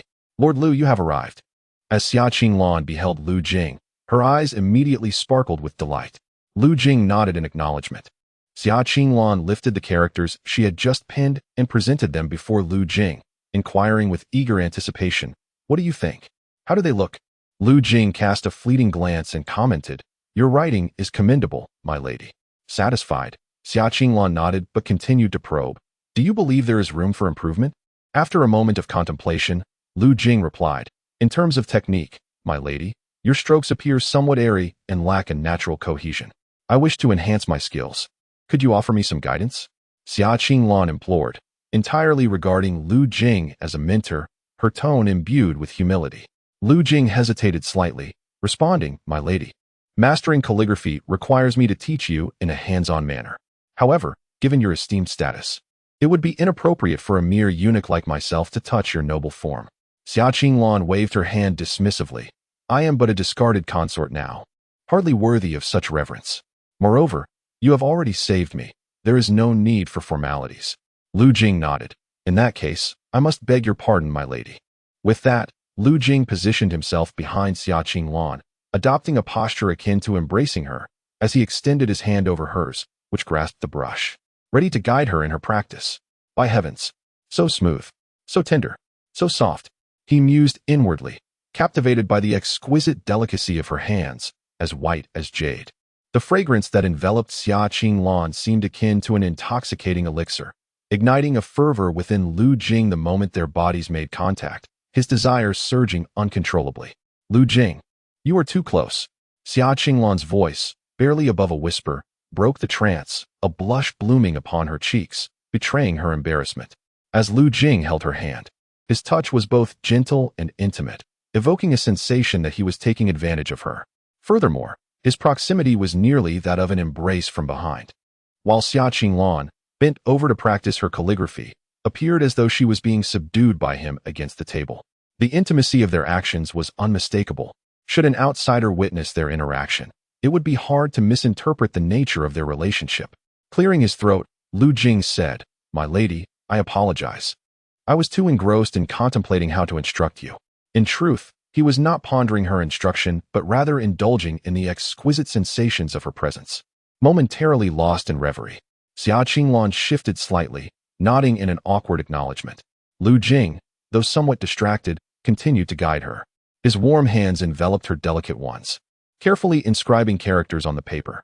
Xia Qinglan, feeling the closeness of Lu Jing's guidance, flushed with embarrassment. Yet, the robust masculinity emanating from him was akin to the embrace of the midday sun, instilling a sense of warmth that made her yearn for his proximity. Thus, as time passed, she found herself no longer resistant to Lu Jing's closeness during their practice. Instead, she began to relish the experience. Chapter 32. The fallen Xia Qinglan. Lu Jing guided Xia Qinglan for over 2 hours. Subsequently, Xia Qinglan, following Lu Jing's teachings, composed a new copybook for his evaluation. "Your writing is quite commendable, my lady," Lu Jing remarked, observing the strokes, full and rounded, possessing both strength and grace, indicating a certain level of mastery. Pleased by his praise, Xia Qinglan beamed with joy, akin to a schoolgirl receiving accolades. "It is all thanks to your excellent guidance, Lord Lu. Your perceptiveness is remarkable. It only took 2 hours for you to achieve this. Most individuals require at least 10 days to reach such proficiency." With another compliment from Lu Jing, Xia Qinglan's delight could not be concealed, and she covered her mouth, chuckling softly. The two continued their discussion on calligraphy until noon, when Xia Qinglan invited Lu Jing to dine with her. She specially instructed a maid to send a sum of silver to the kitchen, arranging a lavish banquet in honor of Lu Jing. "What a sumptuous feast!" Lu Jing exclaimed, eyeing the delectable dishes before him, salivating. As a favored concubine, Xia Qinglan usually enjoyed good meals, but with the added coin, the fare was even more exquisite, featuring a variety of seafood. In contrast, even with wealth, the kitchens under Lord Zhou would not provide such luxuries, only ordinary meats like chicken and duck. "Lord Lu, I have no way to express my gratitude for your guidance, so I can only treat you to a meal," Xia Qinglan said. Lu Jing chuckled. "No need for formalities. A grand meal is sufficient." Once seated, Lu Jing wasted no time, devouring the food voraciously. Xia Qinglan, however, merely observed him, holding her chopsticks without partaking. She had grown weary of such delicacies and lacked appetite. Yet, her restraint was primarily to ensure Lu Jing could eat his fill. She found great joy in his company. He treated her not with the excessive deference typical of other eunuchs, but with a sense of normalcy, even more relaxed than her long-serving maids. She cherished this treatment, as their relationship felt akin to that of friends, a novel experience for her. Having been raised in seclusion, she had known little companionship. After marrying into royalty, she could not even see her family. Now, relegated to the cold palace, her only conversation partner was Humayr, with whom she primarily discussed trivial matters. Humayr did not genuinely appreciate poetry or calligraphy, seeking merely to make an impression before the emperor, and her skills were lacking. Thus, their exchanges offered little depth. In contrast, Lu Jing surpassed her in both poetry and calligraphy.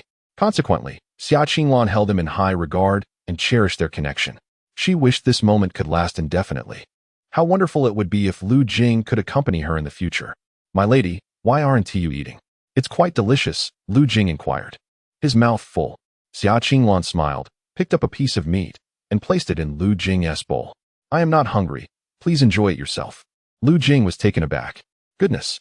As a favored concubine, Xia Qinglan surprisingly served herself food. She realized that her demeanor towards Lu Jing had become overly enthusiastic, causing her cheeks to flush slightly. Nevertheless, she continued to place a piece of braised pork onto Lu Jing's plate. The chef's braised pork was exceptionally delectable, and she encouraged him to indulge. Lu Jing grinned widely, exclaiming, "As long as it's the Empress who serves me meat, it is all delicious." Upon hearing this, Xia Qinglan shot him a playful glance, remaining silent, but feeling her heart race uncontrollably. After departing from Yunxi Palace, Lu Jing wore a jubilant expression. Noticing Xia Qinglan's disposition towards him, he surmised that she had indeed succumbed to her feelings. All that remained was for him to find an opportunity to shatter that thin veil of pretense. The thought of potentially gaining another dual cultivation partner, particularly one as exquisite and of high status as her, filled Lu Jing with delight.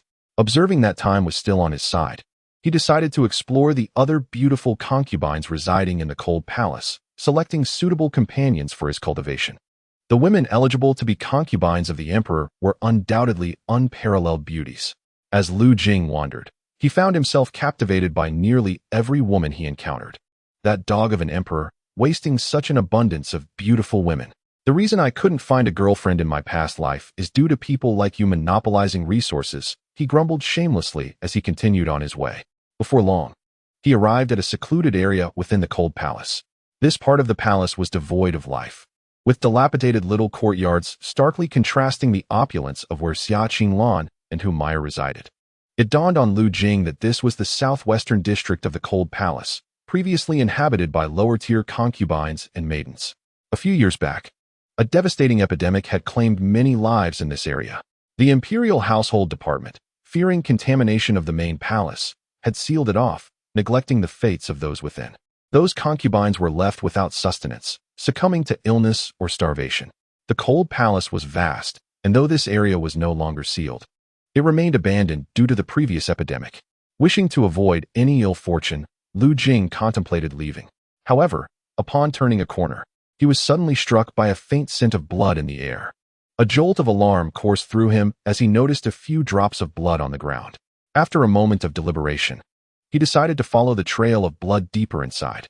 As a peak fourth-grade martial artist with commendable agility, he felt somewhat emboldened and unafraid of potential mishaps.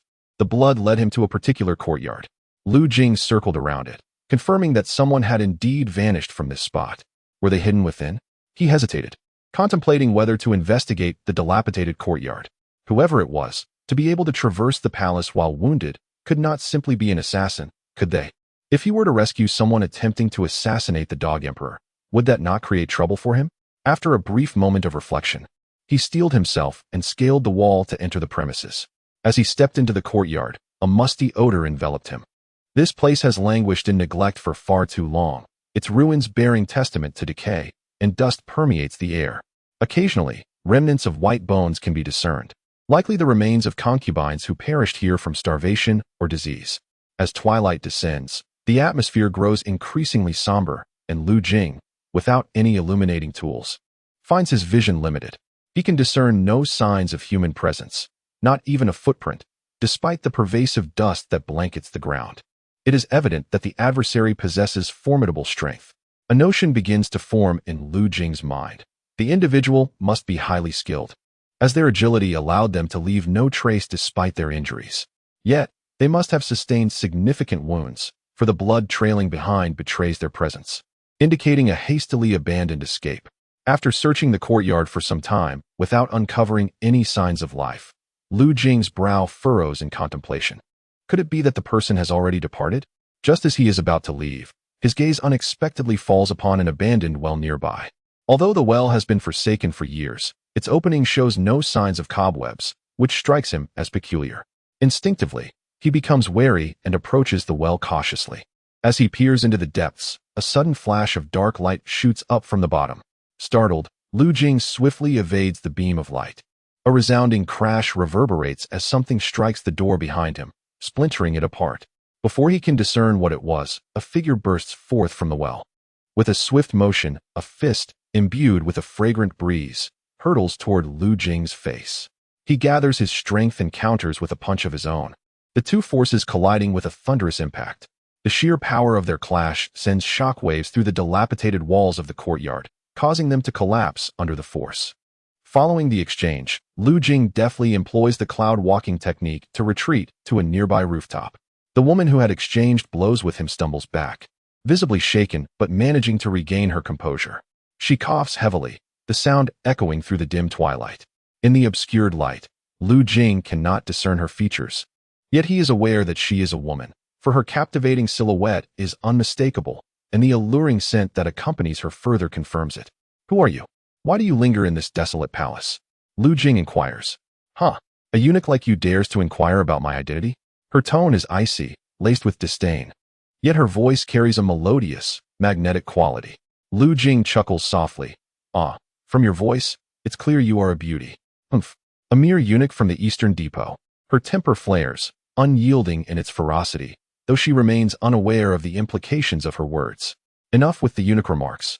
Lu Jing replies with a hint of exasperation. Eunuch. He contemplates retorting with a challenge to prove his masculinity, yet he ultimately suppresses his pride. How did you sustain your injuries? Castrated dog. You have wounded me. Yet you feign ignorance? Lu Jing's expression darkened. Was it not you who, without discernment, sought to take my life moments ago? Should I be blamed for injuring you? I was inquiring about the prior wound. The woman fell silent for a moment, refraining from speech. Are you not an assassin? Lu Jing suddenly inquired. With a crack, the tiles beneath the woman's feet shattered, betraying her inner turmoil. So you truly are an assassin? Lu Jing was astonished that his conjecture had proven accurate. This woman was indeed an assassin. Whom did you attempt to slay? Lu Jing pressed. The woman remained resolutely mute. It could not be the emperor, could it? Lu Jing continued. Still, she offered no response. Lu Jing ceased his questioning. After a while, the woman spoke slowly. Are you not the eunuch from the Eastern Bureau pursuing me? Lu Jing countered. What do you think? The woman lapsed into silence once more. She now comprehended that Lu Jing was not affiliated with the Eastern Bureau. Otherwise, there would be no reason for him to converse with her.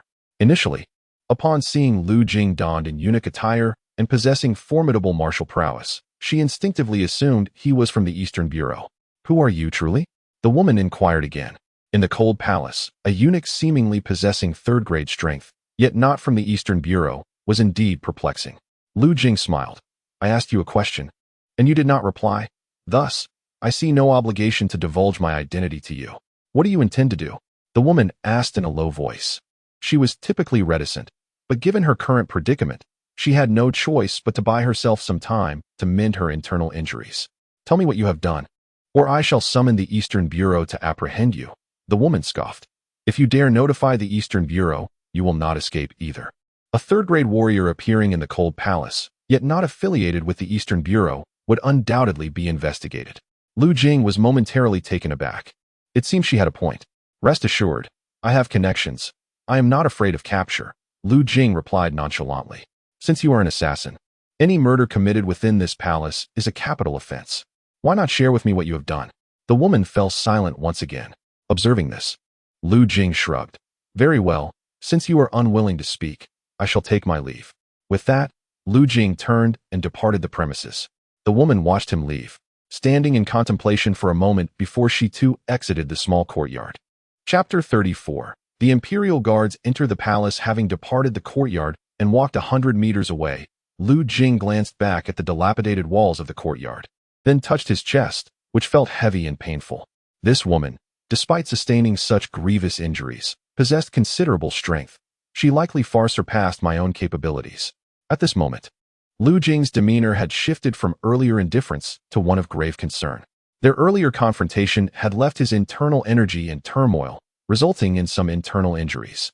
It was clear that the woman was terrifyingly powerful. Otherwise, she would not have been able to carry out an assassination within the palace and escape to this location. He pondered who her target might have been. If it were the treacherous emperor, that would be splendid. He harbored an irreconcilable enmity towards the emperor. And if the dog emperor were to be slain, it would bring him great joy. No, wait. Lu Jing suddenly tapped his head, pondering that if the emperor were to perish, he would be rid of a formidable adversary, thus diminishing his opportunities to accrue fortune from him. Ideally, he mused, it would be best if he were to be castrated. If that dog of an emperor were to face such a fate, the imperial harem would be ripe for his indulgence. With these mischievous thoughts swirling in his mind, he returned to his residence. Having settled down to recalibrate his disrupted internal energy, courtesy of that female assassin, he was soon interrupted by a flurry of hurried footsteps at the door. Thud, thud, thud. Quickly search. Voices outside barked orders, their steps chaotic, indicating a considerable number of individuals had arrived. Before long, a vigorous knocking echoed against Lu Jing's door. Bang, bang, bang. Ceasing his meditative practice, Lu Jing approached the door. Standing outside were a dozen armed guards, and he could see that other eunuchs' quarters were also being pounded upon in a similar search. The presence of guards within the harem signaled a grave situation. Otherwise, the eunuchs from the Eastern Depot would suffice. Could this be related to that female assassin?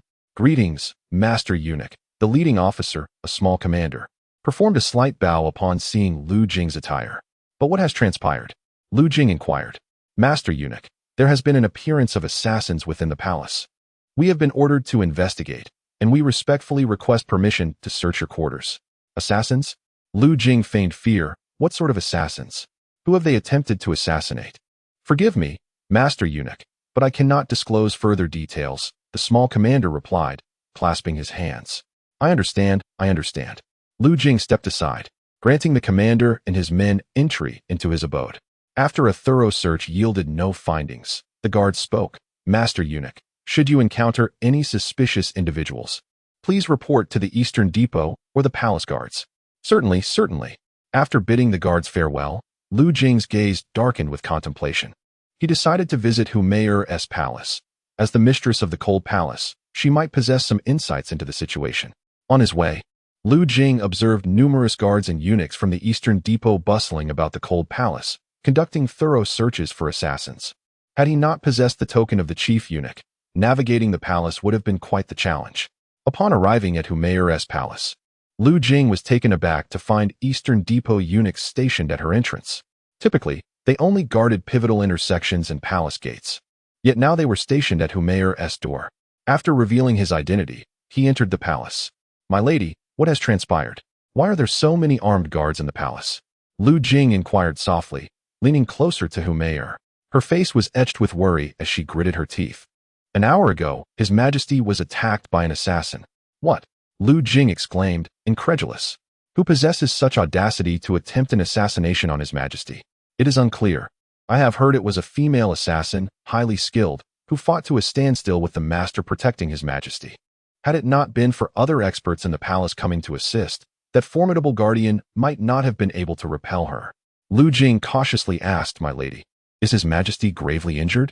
My informants within the palace report that he is not in serious danger. He was merely caught in the aftermath and sustained some minor injuries. I see, Lu Jing replied, a hint of regret crossing his features, though Humayur remained oblivious to his expression. She clenched her fist and spoke with indignation. Damn the assassin. How dare she attempt to take the life of His Majesty? If I discover her hiding place, I shall drag her out. Your Highness, has the assassin escaped? Indeed, her prowess is formidable. Several powerful figures within the palace were unable to apprehend her, and she vanished before their eyes. It is rumored she may still be lurking within the palace. Hu Meyer's gaze turned towards Lu Jing as she cautioned, "Little Jingzi, that female assassin is gravely injured. The entire imperial palace is under lockdown. She is likely hiding there to recuperate. Should you notice any anomalies, you must report them to me immediately. If I can track the assassin's whereabouts and inform His Majesty, perhaps he might consider restoring me to my position as a favored concubine." Upon reflecting on this, Hu Meyer's expression radiated excitement. Lu Jing observed the glimmer of anticipation in Hu Meyer's eyes, yet found himself at a loss for words. "Your Highness, this is an assassin capable of targeting Emperor Jing. Do you truly believe she is but a mere kitten or puppy? What do you expect from this?" Nevertheless, he nodded, "Yes, Your Highness."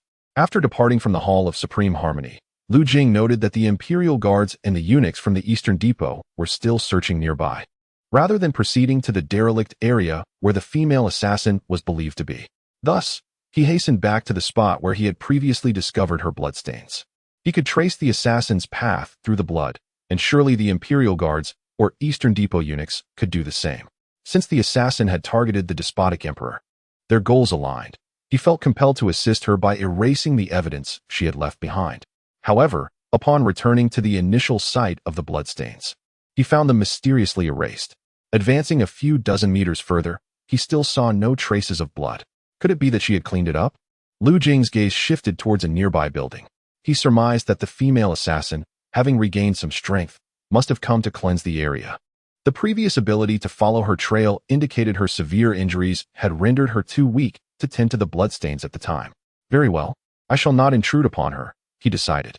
In this sensitive period of the Imperial Guard search, Lu Jing wished to avoid unnecessary trouble. Now, it was all in the hands of fate to see if the woman could elude the guard's scrutiny. Chapter 35, The Enigmatic Beauty. Lu Jing returned to his chambers. The following day, he refrained from venturing outside. The Imperial Guards and Eastern Depot personnel continued their relentless search within the cold palace, the sound of footsteps echoing through the night. Yet, by the afternoon of the next day, it seemed they had found nothing, as the guards and eunuchs gradually withdrew. It appeared the Imperial Guards had finally departed. In the courtyard, Lu Jing sipped his tea, gazing at the now quiet cold palace, murmuring softly. The search had turned the entire cold palace upside down, yet they still had not located the female assassin. Had she managed to escape the palace? After some contemplation, he deemed this unlikely. Hu Meyer had mentioned that due to the assassination attempt on Emperor Jing, the entire palace was under strict lockdown. Not even a fly could escape. It would be exceedingly difficult for her to flee. Otherwise, she would have vanished long before he had found her. After pondering this, Lu Jing changed into the attire of a common eunuch and stepped outside, making his way back to the location where he had encountered the female assassin the previous day. All around, disordered footsteps echoed, indicating that the Imperial Guards and the eunuchs of the Eastern Depot had already ransacked the place. Lu Jing entered the room and cast a glance at the well, discovering no one inside. He searched the surroundings once more, but found no trace of anyone. Had they truly escaped? With no one to be found, he prepared to leave. His intention was merely to investigate the identity of the masterful individual capable of assassinating Emperor Jing, who had nearly succeeded. It was reasonable to assume that such prowess had reached the innate level. Otherwise, they would not have managed to flee nor possess the capability to attempt such a bold assassination. If he could lend her a hand, he would not mind doing so, especially since they shared a common adversary in Emperor Jing. Should he assist her, not only would he gain a formidable ally against the emperor, but Lu Jing speculated he could also acquire fortune points from the system. After all, aiding the enemy of one's enemy could be seen as disrupting the emperor's fortune, couldn't it? As he pondered this, a barely perceptible cough emanated from a distance. Lu Jing halted in his tracks. Following the sound, he turned his gaze. It originated from a grand tree beside the palace path, the sound filtering through its dense foliage. Momentarily taken aback, he focused and discerned a figure reclining on a branch. He leaped onto the tree, and there before him lay a stunning woman, her body marred by blood. She possessed exquisite beauty, tall and graceful, exuding an air of aloofness. Yet, despite her striking appearance, her face was contorted in pain, her breath shallow. Upon hearing Lu Jing's landing on the branch, the woman slightly opened her eyes, her captivating gaze locking onto him as she tightened her grip on a short blade. Although she was wary of his presence, her weakness rendered her incapable of a more vigorous reaction. Lu Jing regarded her calmly and remarked, "I hear you attempted to assassinate Emperor Jing." The woman, evidently recognizing him as the eunuch from the previous night, responded hoarsely, "So what if I did?" Lu Jing smiled, impressive. He then inquired, "Why did you attempt to kill him?" "Out of vengeance." "Oh." The woman turned her gaze towards Lu Jing, noting his passive demeanor as he stood observing her. Unable to restrain herself, she asked, "Aren't you going to capture me?" Given her current state, even a third-grade martial artist like Lu Jing could easily subdue her. Yet, he shook his head. "Why would I want to capture you?" The woman was taken aback. As an assassin, capturing her would lead Lu Jing to immediate fortune and high status. He need not even apprehend her personally. Merely creating a disturbance to attract the Imperial Guards would suffice. An untold wealth would await him. Yet, he questioned why he should capture her. Chapter 37. Jiang Yadan. Lu Jing disregarded the woman's astonishment, his gaze fixated on her chest. However, he was not admiring beauty. He was examining her wound. There, blood stained her dark robe, revealing a ghastly gash that pierced through her chest. It appeared to have been inflicted by a sharp instrument, still seeping blood, indicating that she lacked any medicine to tend to her injury. Such wounds would typically render an ordinary person unable to endure even a quarter of an hour. Even Lu Jing, without any medicine, would likely not withstand more than 2 hours.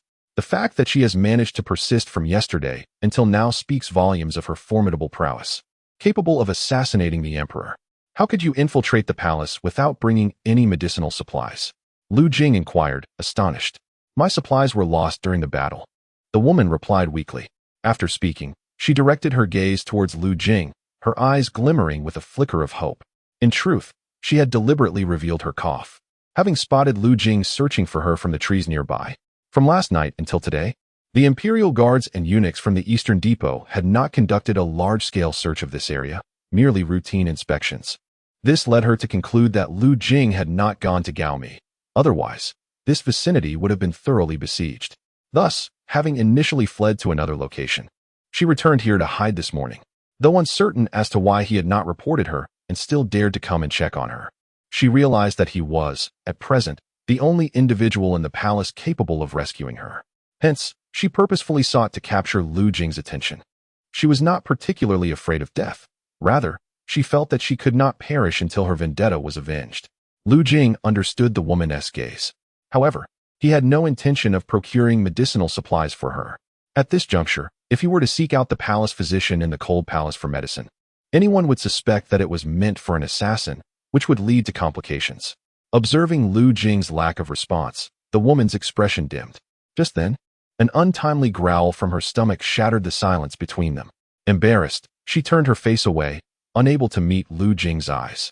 She had not eaten for quite some time, and the exertion from the battle had drained her energy significantly, leaving her weak and dizzy from hunger.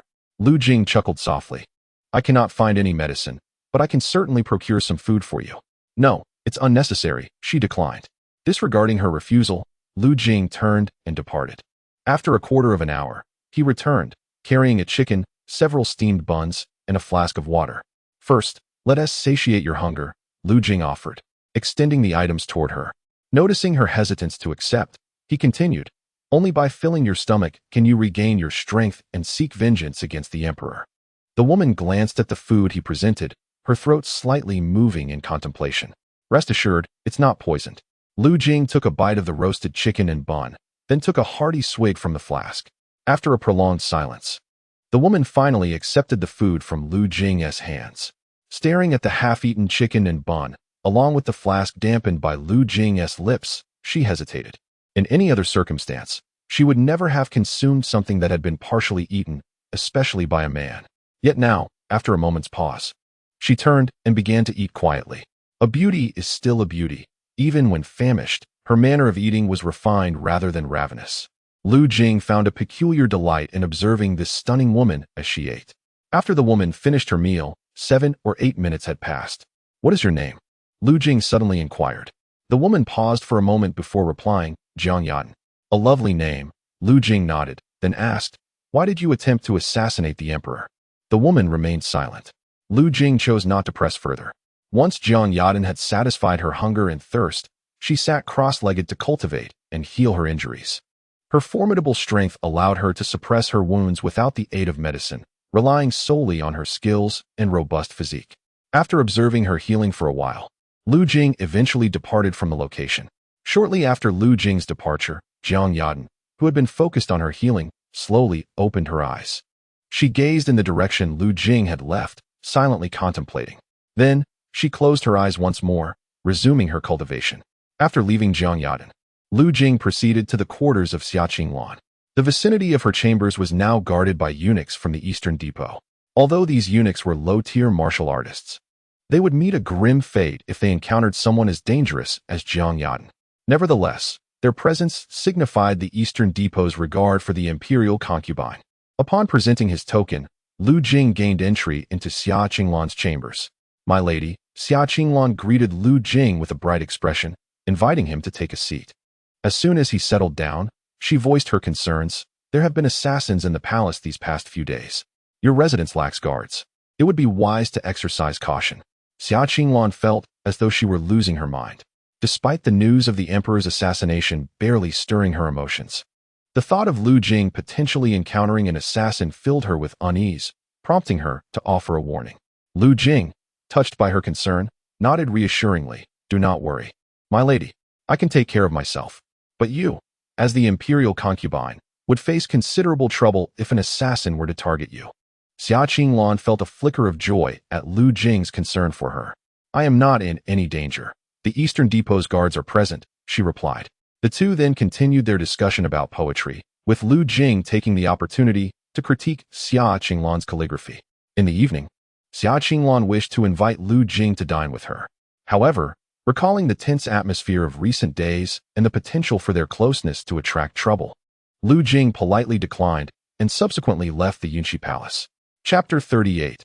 The 9 Revolutions Golden Pill. The following day, as Lu Jing opened his eyes, the voice of the system echoed in his mind. Daily fortune settlement begins. Ding.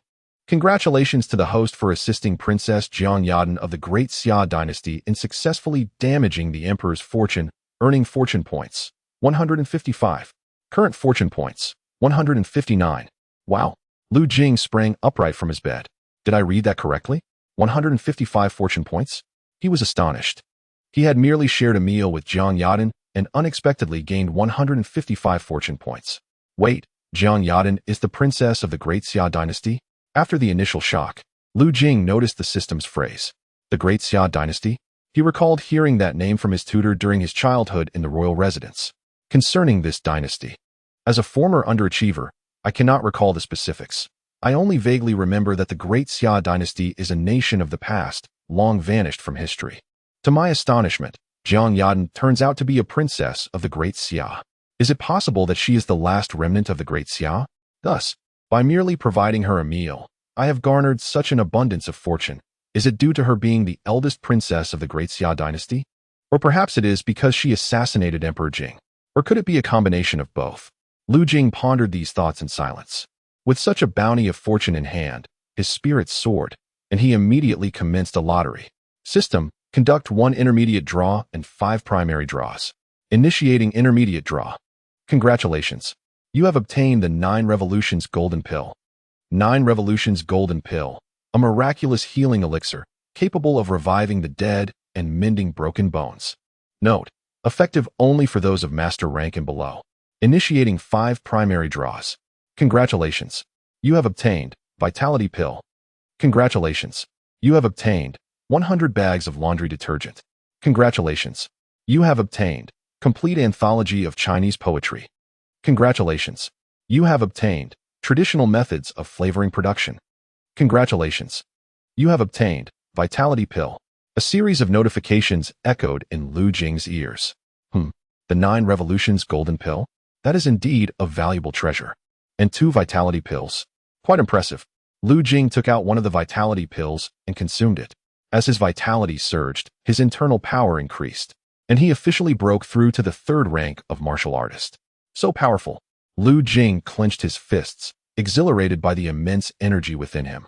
Now that he has become a 3rd rank martial artist, he has officially entered the ranks of the formidable.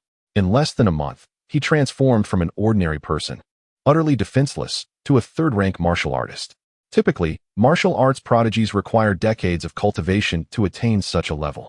For those with lesser talent or resources, the journey is even more arduous. Yet in under a month, one can only commend the system's prowess. With one vitality pill remaining, Lu Jing sensed that the medicinal effects had not yet been fully absorbed. Thus, he decided to reserve it for a few days before continuing to enhance his cultivation. After freshening up, Lu Jing visited the kitchen to order some food, finished his meal, packed some to go, and then headed to Jiang Yadan's location. Having bestowed a meal upon her, he felt there was still potential to extract further fortune from her. In a dilapidated chamber within the cold palace, Jiang Yadan sat cross-legged, eyes closed in meditation. After some time, she slowly opened her eyes. At that moment, her once resplendent pupils, akin to a galaxy, appeared exceedingly dim. Have I truly been rendered useless? A strong sense of unwillingness and despair permeated her voice. Over the past couple of days, she had finally confirmed her fate. Her dantian had been shattered, leaving her with no hope of recovery. On that fateful day, a minor master-level expert, daringly approaching Emperor Jing's side, struck her in the abdomen. Yet he too succumbed to her counterattack, collapsing in silence. For this, she was exceedingly joyful, feeling as if she had gained something. After being struck, she initially felt a vague pain in her dantian, as if something had penetrated into her core. However, things progressively worsened. Her dantian began to swell with pain, and her internal energy became chaotic. By last night, as her internal force started to dissipate, she realized with horror that her cultivation had been utterly ruined. That master at the minor sect level had mercilessly used his life to obliterate her power, bearing an immense blood feud. How could she seek revenge if she was unable to cultivate? In fact, without her cultivation, she could scarcely contain her injuries. The thought of this sent waves of unimaginable panic coursing through her. She did not wish to die. She wanted to live. Creak. The door was suddenly pushed open. Jiang Yadan, feeling increasingly weak, grabbed the short knife from the ground and warily glanced towards the entrance. She was now so feeble that she could hardly sense an approach. Are you feeling any better? Lu Jing inquired. This room was adjacent to the tree where Jiang Yadan had hidden herself the previous day. Not seeing her in the tree, he had entered the room to check, and to his surprise, she was indeed there. Jiang Yadan silently set down the short knife without uttering a word. Lu Jing had grown accustomed to her demeanor. This woman was quite aloof. Were it not for the slight usefulness he had for her, she would likely have turned against him long ago. He placed the food and water before her, saying, "Please eat something." Jiang Yadan raised her eyes to Lu Jing and asked, "Why? Why what? Why are you helping me?" "Because I have a vendetta against the emperor as well." Jiang Yadan's eyes widened in realization. "So, you became a eunuch in the palace just to have the chance to kill the emperor one day?" As this thought crossed her mind, she felt a sudden admiration for Lu Jing, a third-tier warrior, willing to forsake his manhood to seek vengeance, merely to get closer to the emperor. Perhaps, like herself, he harbored a deep-seated grudge that compelled such ruthlessness. Lu Jing chuckled softly, something along those lines. In truth, after being cast into the cold palace as a eunuch, I had no thoughts of revenge. I merely wished to survive and have enough to eat. Even if I had wanted revenge, as an ordinary person, I lacked the means to achieve it. How did you, a third-tier warrior, manage to enter here? Did you have connections within the palace? Jiang Yadan was skeptical that Lu Jing had cultivated his powers only after becoming a eunuch. Such a notion was preposterous. If that were the case, he would have had to secretly practice while also scavenging for cultivation resources within the depths of the palace, all while completing menial tasks. Such a lifestyle would render significant progress nearly impossible. Thus, it was far more plausible that Lu Jing had possessed some level of power beforehand and had concealed his identity to infiltrate the palace with assistance. Lu Jing shrugged. "It's nothing special." "Then how did you manage to get in?" Jiang Yadan pressed, unwilling to relent. Her insistence stemmed from a desire to leverage Lu Jing's connections in hopes of escaping the palace. Although her dantian was shattered, she still held certain assets in her grasp. If she could transmit them outside, it might aid her in avenging a portion of those responsible. She did not fully trust Lu Jing and hesitated to hand over the items to him, believing it would be wise to personally deliver them to someone more reliable. Chapter 39. Devotion. After being castrated, he was sent in, right? Lu Jing spoke with remarkable nonchalance, yet Jiang Yadan felt a twinge of embarrassment upon hearing such bluntness. "Did you only learn martial arts after entering the palace?" Lu Jing nodded. "When did you enter the palace to have cultivated to such an extent?" Jiang Yadan was astonished. Typically, eunuchs entered the palace at the age of 12, after their bodies had developed enough strength to perform tasks. This meant that Lu Jing had started his training quite late, without many external resources, yet had managed to reach the third-tier martial artist level. How prodigious must his innate talent be? Even with her own endowment, she doubted she could achieve such prowess. Why are you asking so many questions? Lu Jing shot her a glance. Were it not for the fact that she was the heroine who attempted to assassinate the tyrannical emperor and had accrued so much fortune for him, he would not have divulged so much. Jiang Yadan was momentarily taken aback. Indeed, Lu Jing had no obligation to share so much with her. How is your injury? I won't die just yet. Jiang Yadan's voice was cold as her gaze fell upon the wound on her chest. You should eat something first. Lu Jing reminded her once more. By eating, she would regain some fortune. This time, Jiang Yadan did not refuse. Once she had finished, Lu Jing curiously inquired. By the way, you are an innate martial artist, aren't you? Jiang Yadan paused. Do you think an innate martial artist could assassinate Emperor Jing? You underestimate both him and the great Jing dynasty. Lu Jing gasped in surprise. So, you are a master-level warrior? This woman seemed to be around his age, perhaps only 2 or 3 years older, yet she was a rare master-level powerhouse. Was it her extraordinary talent or her ability to maintain her youth? After a moment of silence, Jiang Yadan nodded. I was once. Lu Jing was taken aback. What did that mean? In the battle the day before yesterday, my dantian was shattered by a master beside Emperor Jing. It won't be long before my true energy dissipates, and I become a cripple. Jiang Yadan lowered her eyelids. Her tone calm, revealing no trace of emotion. Your dantian was shattered? Lu Jing was taken aback. With a shattered dantian, one would have to bid farewell to cultivation. No wonder he, a third-tier martial artist, could repel her yesterday. It turned out she was not only severely injured, but also had dantian issues. Your injury can still hold for half a day, right? Lu Jing felt a sense of melancholy. A master-level expert, so young, was on the brink of death. Suddenly, Lu Jing recalled the 9-turn golden pill in his possession. The system had claimed it could bring the dead back to life and restore bones. Therefore, healing a dantian should be a trivial matter, right? However, this was a precious item he had drawn with 100 fortune points. Giving it to Jiang Yadan would feel like a significant loss. While he pondered the pros and cons, Jiang Yadan spoke again. What enmity do you have with Emperor Jing?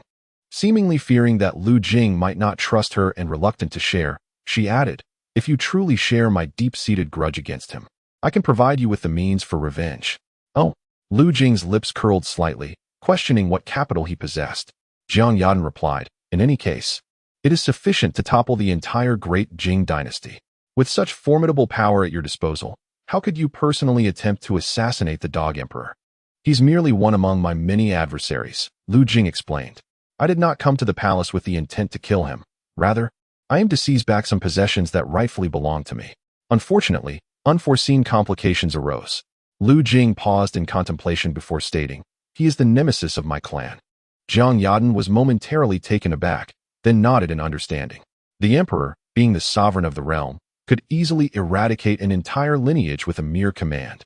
I can impart to you my ancestral qi refining technique, a profoundly esoteric practice originating from beyond the heavens. Even if you have not trained since childhood, a few years of diligent practice could yield significant results, allowing you at the very least to transcend the innate level. Below the innate, all are but ants.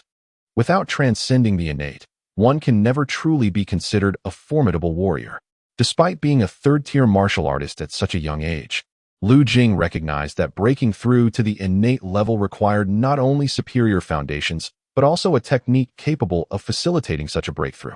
Countless first-tier experts had remained trapped outside the innate realm for decades without achieving a breakthrough. Is that all? Lu Jing remarked, somewhat speechless.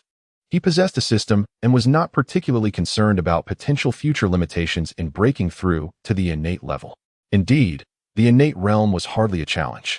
Even the Grandmaster level was within his grasp. All it required was to spend time with a few of the Emperor's consorts.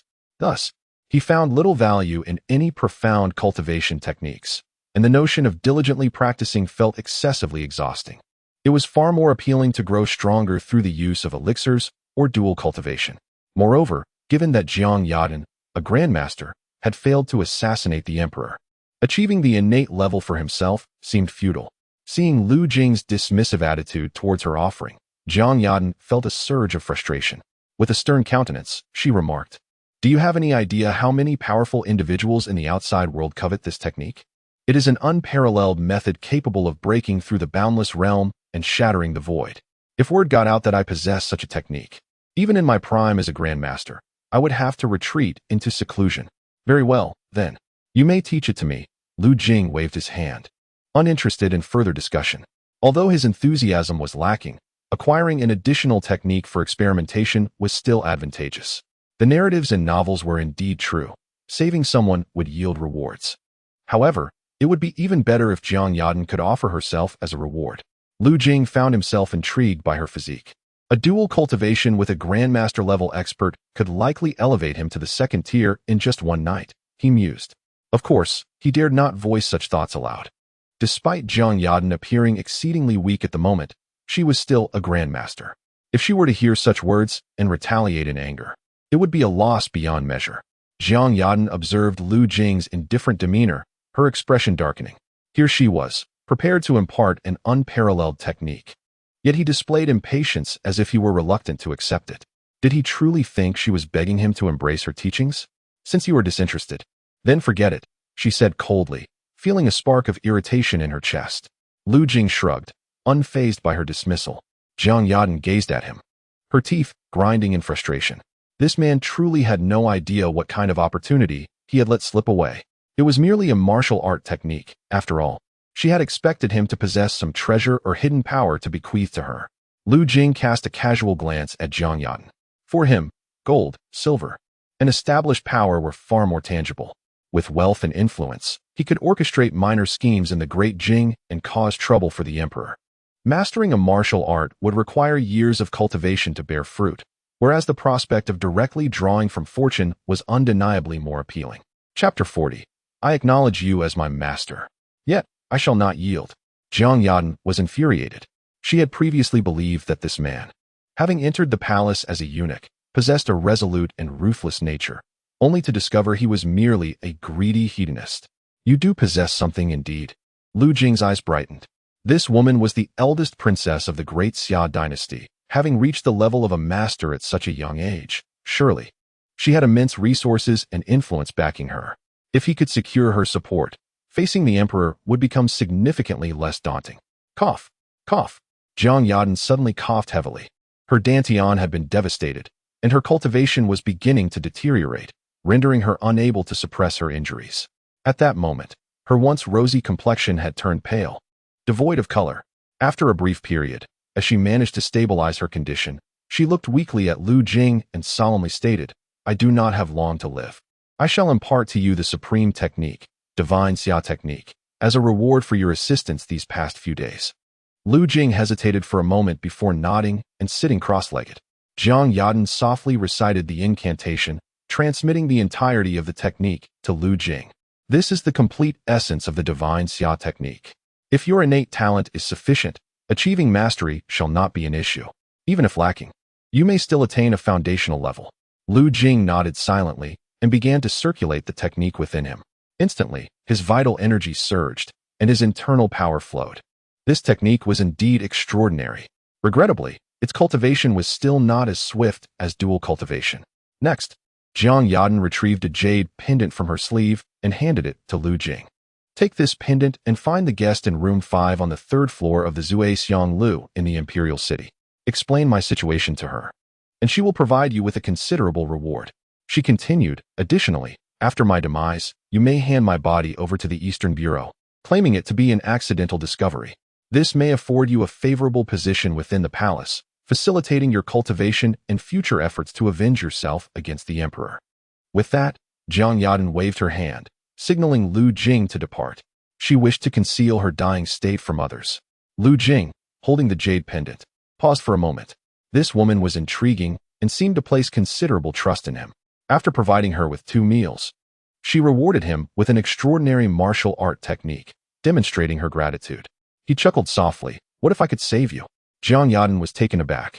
She had already resigned herself to death, her mind replaying the experiences of her life, and yet Jing had suddenly uttered such a statement. However, upon contemplating her injuries, she did not reveal any surprise.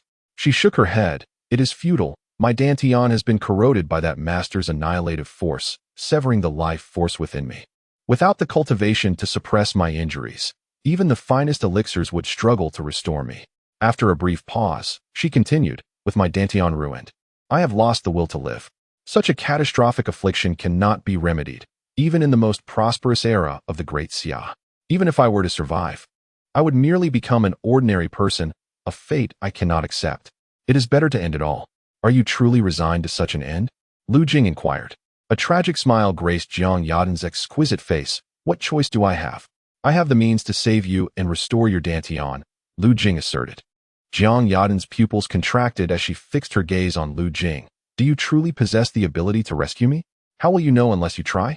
What are your conditions? Jiang Yadan queried, wary of Lu Jing's seemingly altruistic intentions. Lu Jing responded with a calm smile. It is quite simple. You shall serve my interests. To exchange 100 fortune points for a master-level expert at one's disposal seemed quite advantageous, especially considering that those 100 fortune points were accrued through Jiang Yadan's own efforts. Serve your interests? Jiang Yadan frowned. Indeed, if I save you, then your life and your cultivation will be granted by me.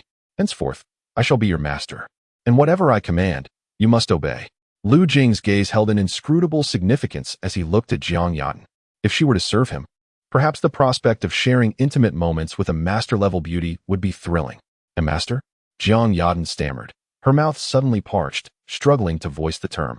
A master, she thought, a formidable practitioner and the esteemed princess of the Great Xia, reduced to serving a mere third-tier warrior? To call him master? Whatever he desires. She must comply. What if he expected her to warm his bed? The mere thought sent a shiver through her. This was an unparalleled humiliation. Yet, she quickly reconsidered. After all, he was merely a eunuch. Surely, even if he had designs on her, he would lack the means to act on them. Initially, she had perceived Lu Jing as a typical man, given his robust demeanor and handsome features, but now she realized he was just a eunuch. With this realization, Jiang Yadan's heart eased slightly. Nonetheless, the idea of a masterless princess of the Great Xia acknowledging a eunuch as her master stirred profound resistance within her. Lu Jing discerned her hesitance. Acknowledge me as your master, and you shall live. Your dantian will be restored, and you will have the opportunity for vengeance. Contemplate this carefully. Can you truly save me and mend my dantian? Jiang Yadan asked, her voice tinged with struggle. Yes, Lu Jing affirmed with a nod. But let me make this clear. If I save you, you will belong to me. Whatever I command, you must comply without exception. We share a common goal, to confront the Emperor Jing. The tasks I assign will primarily serve that purpose. Of course, if you have other enemies, I will not prevent you from seeking retribution. After listening to Lu Jing's words, Jiang Yadan pondered for a moment before resolutely stating, I am willing. Lu Jing felt a surge of joy within, yet maintained an indifferent facade as he asked, willing for what? Observing the expectant yet feigned ignorance on Lu Jing's face, Jiang Yadan felt a wave of frustration but steeled herself to respond. As long as you can mend my dantian, I am willing to serve you, to be your slave, with unwavering loyalty henceforth. For revenge, I am prepared to pay any price. Lu Jing nodded in satisfaction. Subsequently, a pill exuding a golden sheen materialized in his hand. Jiang Yadan gazed at the golden pill, her breath quickening in anticipation. The pill appeared extraordinary, its surface adorned with golden patterns and a faint, alluring fragrance wafting from it. Perhaps it could indeed save her life and restore her dantian, just as Lu Jing had claimed. This is the 9 Revolutions Golden Pill, possessing miraculous properties capable of reviving the dead and reforming the flesh, Lu Jing explained.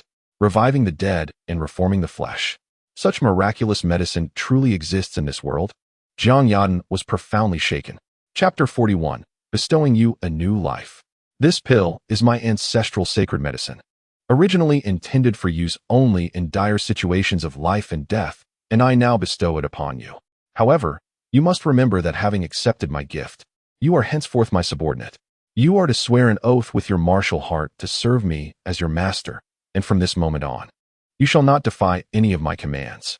An oath, for ordinary individuals and low-tier martial practitioners, could easily be disregarded. However, for those of superior innate prowess, swearing an oath with one's martial heart is not a trivial matter. It bears a significant weight of obligation. If one were to break such an oath, they might encounter inner demons upon their next breakthrough, potentially leading to their demise. Of course, some individuals tread the path of darkness, and for them, oaths hold no sway whatsoever. Nevertheless, Lu Jing observed that Jiang Yadan did not seem to be of that ilk. She would likely adhere to her promise. Moreover, since the pill had been drawn from the fortune she possessed, it was only fitting that it be used for her benefit. If he were to save her this time, he could expect to gain considerable fortune in return. Overall, this transaction appeared to promise favorable returns. A blush spread across Jiang Yadan's face as she wrestled with her thoughts, ultimately assuming a posture of reverence. With hands respectfully extended, she declared, "I, Jiang Yadan, swear with my martial heart to recognize you as my master. Please bestow upon me the medicine." If it truly could mend her dantian and enable her revenge, she was willing to embrace servitude. Lu Jing smiled with satisfaction as he placed the golden pill into Jiang Yadan's hands. "Consume it, and I shall grant you a new life." Without hesitation, Jiang Yadan swallowed the pill. As it descended into her stomach, she felt a warm wave enveloping her, akin to sipping strong liquor in the biting cold of winter. All the numbness and pain born of her weakness dissipated, replaced by a soothing sensation. Her body tingled, her bones creaked, as though the medicinal power was reshaping her form. Within mere moments, Jiang Yadan felt as if she had been reborn, her body fully restored without a trace of pain remaining. "My injuries," Jiang Yadan exclaimed, pulling apart the fabric of her clothing in astonishment. Her wound, pierced by the sword of a master beside Emperor Jing, had astonishingly healed completely. The scar was smooth and pristine, as though she had never been injured at all. "My injury has truly healed," Jiang Yadan exclaimed, her eyes sparkling with excitement as she looked up at Lu Jing. However, she noticed Lu Jing's gaze wandering to her chest. Startled, Jiang Yadan glanced down, only to realize that in her fervor, she had inadvertently torn open her garment, revealing her delicate form. She hastily covered herself with her clothing. Ahem. Lu Jing cleared his throat, diverting his gaze and deciding to check on her dantian instead.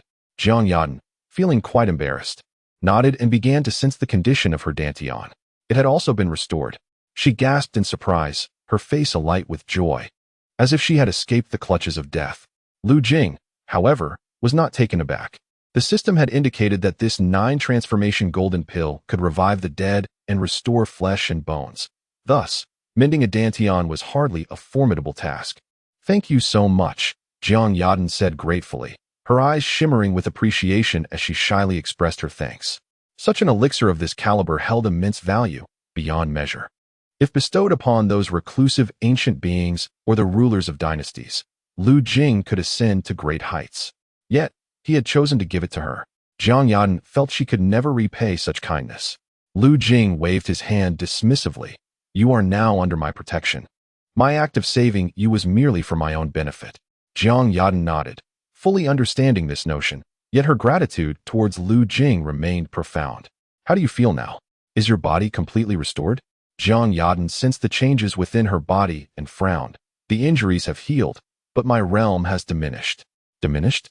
"Yes, I was originally a minor grandmaster, but the shattering of my dantian caused my internal energy to dissipate. Although it has been promptly repaired, my strength now only equates to the mid-stage of the innate level. I will have to gradually cultivate to regain my former mastery." "Minor grandmaster?"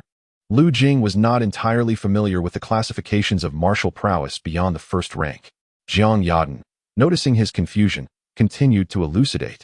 "Beyond the first rank lies the innate level, which is further divided into early, mid, late stages, and the pinnacle. After the innate level comes the grandmaster level, which consists of minor grandmasters, grandmasters, and great grandmasters. Beyond that is the realm of the earthly immortal." "Earthly immortal?" Lu Jing was taken aback, as he had never heard of such a realm. To reach the status of an earthly immortal was akin to the deities of myth, capable of moving mountains and parting seas, unrestrained by imperial powers, wandering freely among mortals, untouched by worldly affairs. Jiang Yadan elaborated further. Lu Jing nodded thoughtfully. He had not anticipated that martial artists could ascend to such heights, and he felt a yearning to achieve that level himself someday. "Now that you possess mid-stage innate strength, can you leave the palace?" Lu Jing inquired further. Jiang Yadan shook her head. In the past, it would have been possible for an innate warrior to slip out of the cold palace. However, now the entire palace is certainly surrounded, making it nearly impossible to leave at this time. "I see." Lu Jing nodded, Then for the next few days, you shall remain here until the opportunity arises for you to depart. As for food and provisions, I will return to fetch them for you. Thank you. Thank you so much, Jiang Yadan murmured, her voice filled with gratitude. Lu Jing's expression turned serious. What do you wish to call me? I did not quite catch that. A master, Jiang Yadan stammered, her face flushed crimson. Lu Jing laughed heartily. The sensation of having a master-level powerhouse as his subordinate, teasing her a little, felt quite delightful. All right. I have matters to attend to, so I shall take my leave. With a wave of his hand, Lu Jing exited the room. Once he departed, Jiang Yadan took a deep breath. The events of the past few days were so incredible that she found them hard to accept. She had taken Emperor Jing hostage. Her dantian was destroyed, and she nearly lost her life. Yet, Lu Jing had brought her a miraculous elixir, reviving her and enabling her to mend her dantian. But now, she was to acknowledge him as her master. The thought struck her as somewhat absurd. Nevertheless, as long as she could exact her revenge, everything else seemed worthwhile. Jiang Yadan muttered to herself. She began to cultivate her skills. Her situation remained perilous. The Imperial Guards and the Eastern Factory were searching for her, and she needed to restore her strength swiftly. Jiang Yadan settled into a cross-legged position and commenced her cultivation. After merely a quarter of an hour, she opened her eyes in astonishment. Why has my cultivation speed increased so dramatically? The progress she had made in that short time was comparable to what she would typically achieve in an hour. Could it be that after losing her cultivation, regaining it was much faster than that of an ordinary innate martial artist? Or was it the effect of the miraculous elixir? Chapter 42, Drugged. After parting from Jiang Yadan, Lu Jing returned to his abode. In his room, he sat cross-legged and began to practice the technique Jiang Yadan had bestowed upon him. As he activated the technique, he felt warmth spreading through his body, his vital energy surging, and his cultivation level rising. Is this the sensation of cultivation? After 2 hours, Lu Jing opened his eyes. This was his first experience with cultivation, and to be honest, it felt quite gratifying. He could distinctly sense the increase in his internal energy. Though modest, it was not as rapid as through dual cultivation, yet it was enduring, and the accumulation was evident. This technique was indeed formidable, providing a clear sense of advancement. Lu Jing felt he had struck gold. After merely 2 hours of cultivation, he could noticeably feel his progress.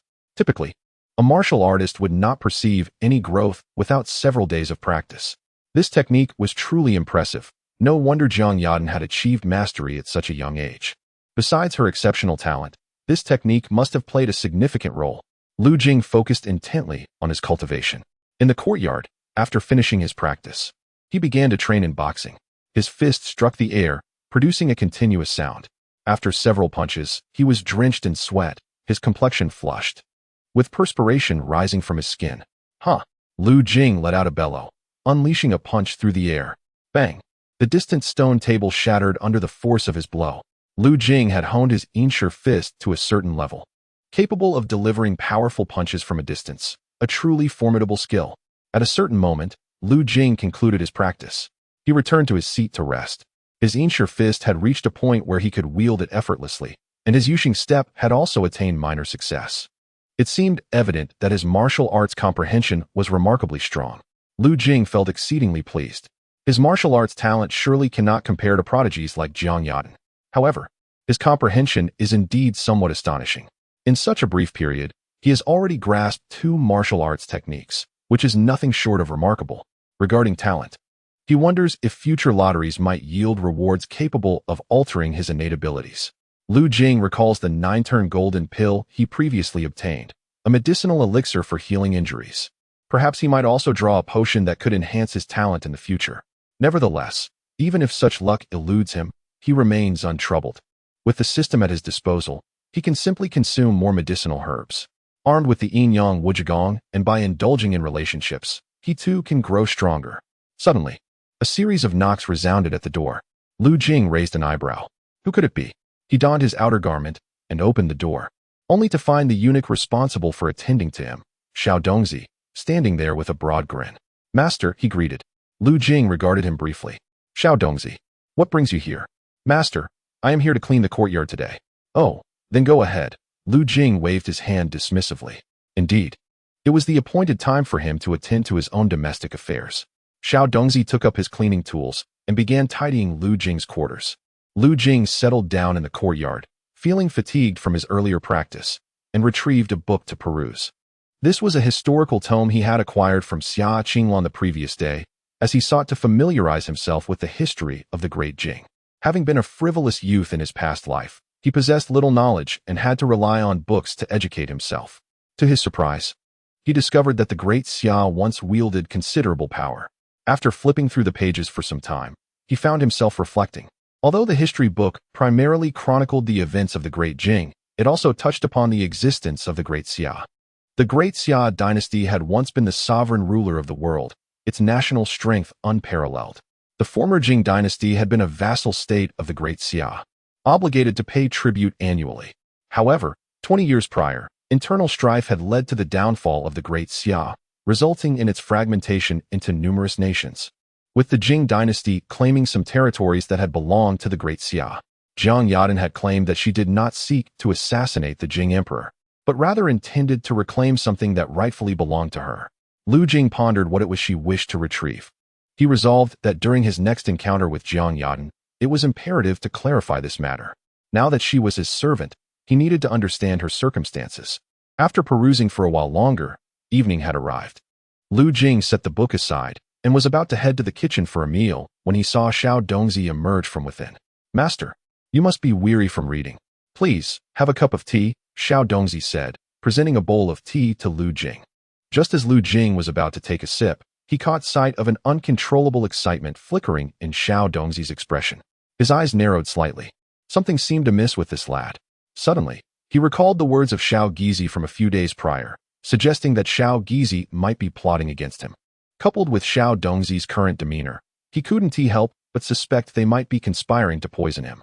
Xiao Dongzi, noticing Lu Jing's hesitation, nervously inquired, "Master, what is the matter?" Lu Jing pretended to sip from his cup of water before setting it down. "It's nothing, just some thoughts crossed my mind." "Grandfather, the water is still warm. Please drink it while it's hot," Xiao Dongzi urged. Lu Jing nodded and lifted the cup again, turning to ask mysteriously, "Xiao Dongzi, why do I sense you're quite anxious? It seems you're overly concerned about whether I will drink this water. You haven't added anything to it, have you?" Xiao Dongzi's eager expression stiffened. "Grandfather, you truly love to joke. Since there's nothing added, you should drink it," Lu Jing said, handing the cup of tea to Xiao Dongzi. Taken aback for a moment, Xiao Dongzi nevertheless accepted the cup and drank it all in front of Lu Jing. Lu Jing was surprised by his decisiveness. Had he been overly suspicious? "Grandfather, may I leave now?" Lu Jing waved his hand dismissively. "Go ahead." Xiao Dongzi promptly departed from Lu Jing's residence. After leaving, he glanced back at the door and murmured to himself with relief, "Fortunately, I didn't have to administer that medicine personally. Lu Gonggong, please don't blame me. The amount given by Wang Gonggong was simply too much." He quickly pulled out a small silver pouch from his sleeve, clenched it tightly, and left the area in haste.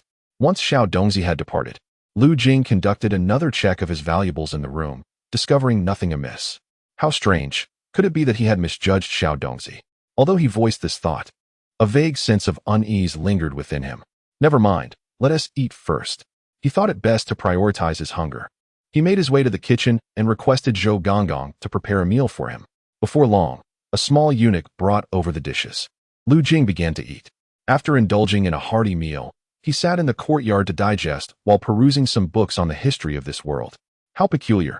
Why did his body feel so warm? As he read, he suddenly felt a surge of heat coursing through him. A sense of foreboding washed over him. Minutes later, the warmth intensified, and his mind became inundated with thoughts of desire, a fervor that threatened to consume him. Damn it, he realized he had been drugged. The sensation engulfed him like a tidal wave. Lu Jing felt dizzy, his body swaying, parched, and burning with heat. He was undeniably the victim of a potent aphrodisiac. His gaze snapped to the food he had just consumed. The source of the problem was clear. Cursed be that old man. He had the audacity to drug me. Lu Jing's thoughts turned to Zhou Gonggong. The meal was prepared by him, and he likely administered the drug as well. But what was his motive for administering an aphrodisiac? Did he harbor any inappropriate intentions? An involuntary shiver ran down Lu Jing's spine. It was true he was quite handsome, and it was inevitable that he would attract some unwelcome attention. Surely, that old man didn't plan to take advantage of him tonight, did he? However, this aphrodisiac is exceptionally potent. As a mere third-tier martial artist, I find myself unable to withstand its effects. Within mere minutes, my consciousness begins to blur and my body grows weak.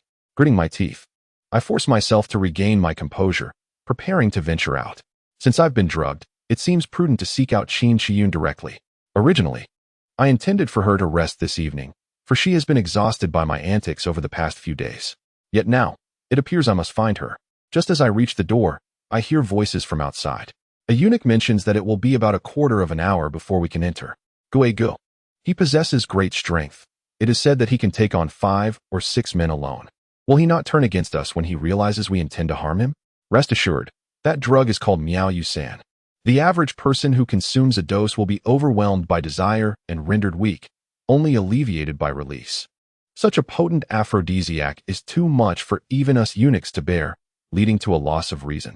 I administered a dosage suitable for 10 men, and regardless of his strength, he is surely rendered feeble and mentally unhinged by now. Go, what shall we do next? We shall place Su Guiran upon his bed. Let them indulge for a while, and then we will summon others. The voices from outside are quite familiar. They belong to Xiao Dongzi and Xiao Gizi. Su Guiran, my brow furrows. How has she become involved in this? Moreover, this scheme is being orchestrated by both Xiao Gizi and Xiao Dongzi. No wonder Xiao Dongzi has been behaving so strangely these past few days. I had initially presumed he was merely a petty thief. It now seems he has been bribed by Xiao Gizi to conspire against me. From their words, it appears their plan is to cast Su Guiran onto my bed, forcing me to engage with her, only to have others come and catch us in the act. If word of a eunuch and a noblewoman entangled together were to spread, my demise would be inevitable. I wish to discern their intentions, suppressing the desires surging within me as I focus on my cultivation techniques to redirect my attention. And then I return to my chamber to lie down.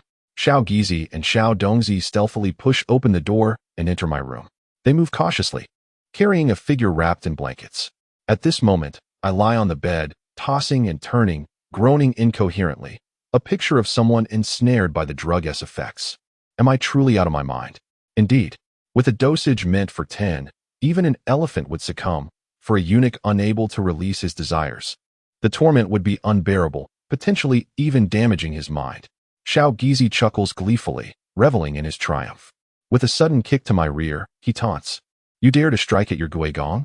This is your fate. Quickly, release Su Guiran.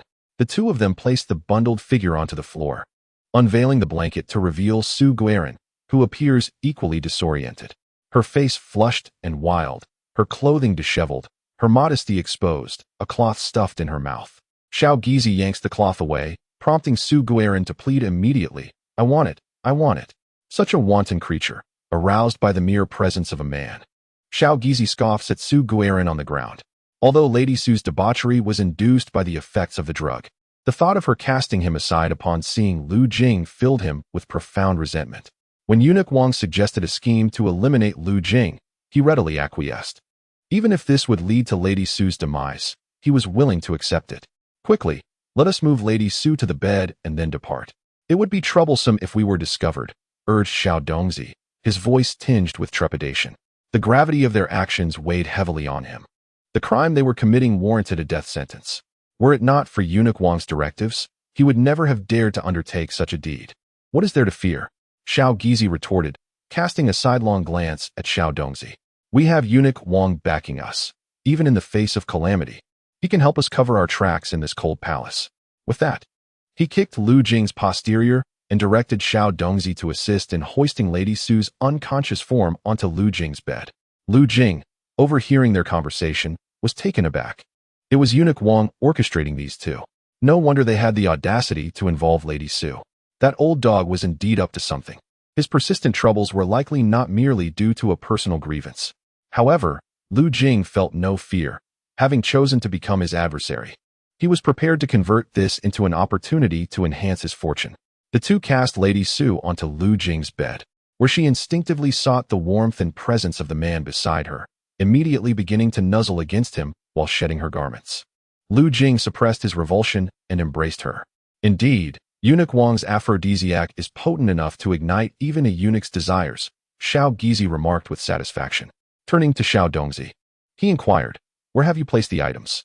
Right here, Brother Gue, Xiao Dongzi responded, lifting the bedclothes to retrieve a square box from beneath the bed. Opening it, he revealed a packet resembling a drug and several sets of women's undergarments. Though the box belonged to Lu Jing, the contents were previously brought by Xiao Dongzi with the intent to frame Lu Jing, insinuating that he had been clandestinely consorting with Lady Su. Excellent. Let us leave this here. We shall later summon others to discover the aphrodisiac in the lady's garments, capturing them red-handed.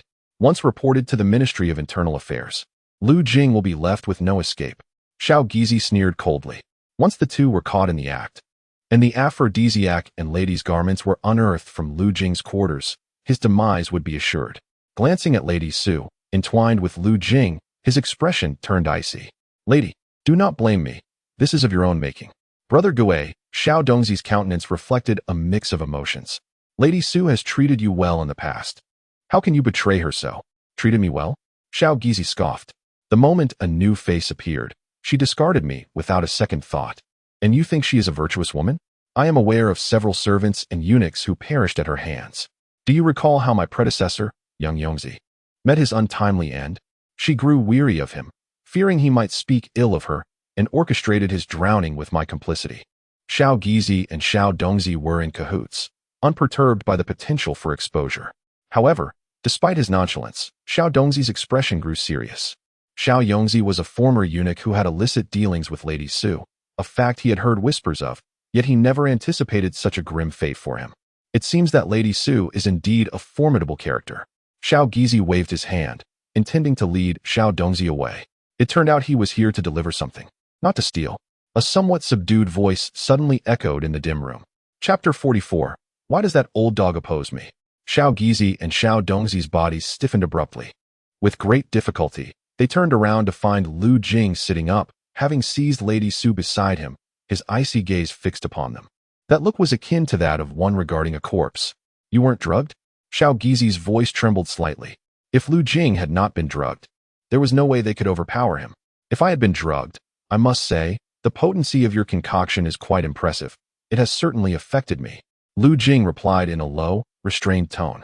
You were drugged, yet you have not lost your sanity? Xiao Gizi's eyes widened in disbelief.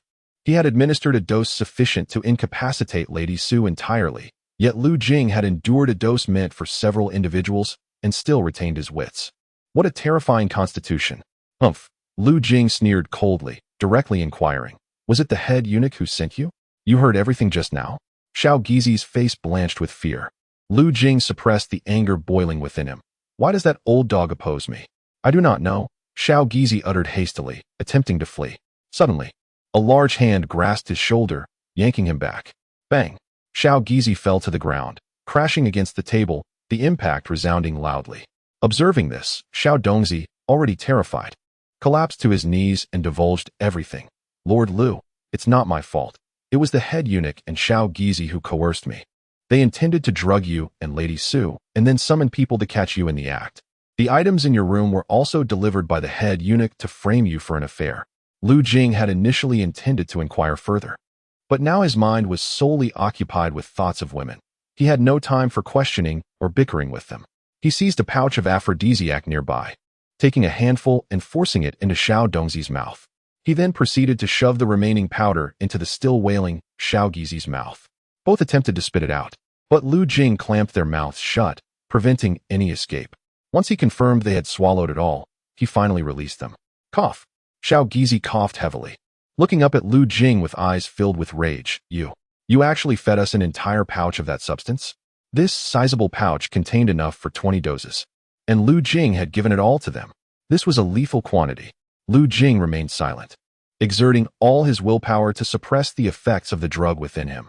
Xiao Gizi and the other, unable to hold out much longer, succumbed to the drug's influence and lunged toward Lady Su. He wrapped the three individuals in bed sheets and unceremoniously discarded them in an alley adjacent to his residence, disregarding them entirely. Initially, he intended to cast them near the residence of the eunuch Wang to provoke him, but his physical discomfort compelled him to hastily dispose of them outside instead. Subsequently, Lu Jing utilized the cloud walking steps, racing towards Qin Shiyun's chambers. At this moment, Lu Jing's eyes were bloodshot, his breath was hot, and his entire being felt as though it were seething. The potent effects of the medicine coursed through his body, rendering his mind somewhat disoriented. He moved swiftly, akin to a dragonfly skimming the water's surface, darting through the cold palace. Alas, he could not endure any longer. The distance to Qin Shiyun's chambers was still considerable, and Lu Jing found himself at the limits of his endurance. He halted, casting his gaze towards a nearby palace, Yunshi Palace. A jolt of realization struck him. This was the residence of Xiaqing Lan.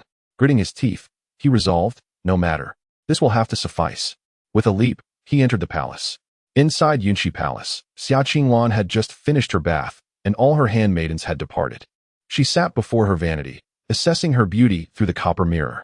Possessing exquisite features and an enchanting presence, she resembled a celestial being descended to earth.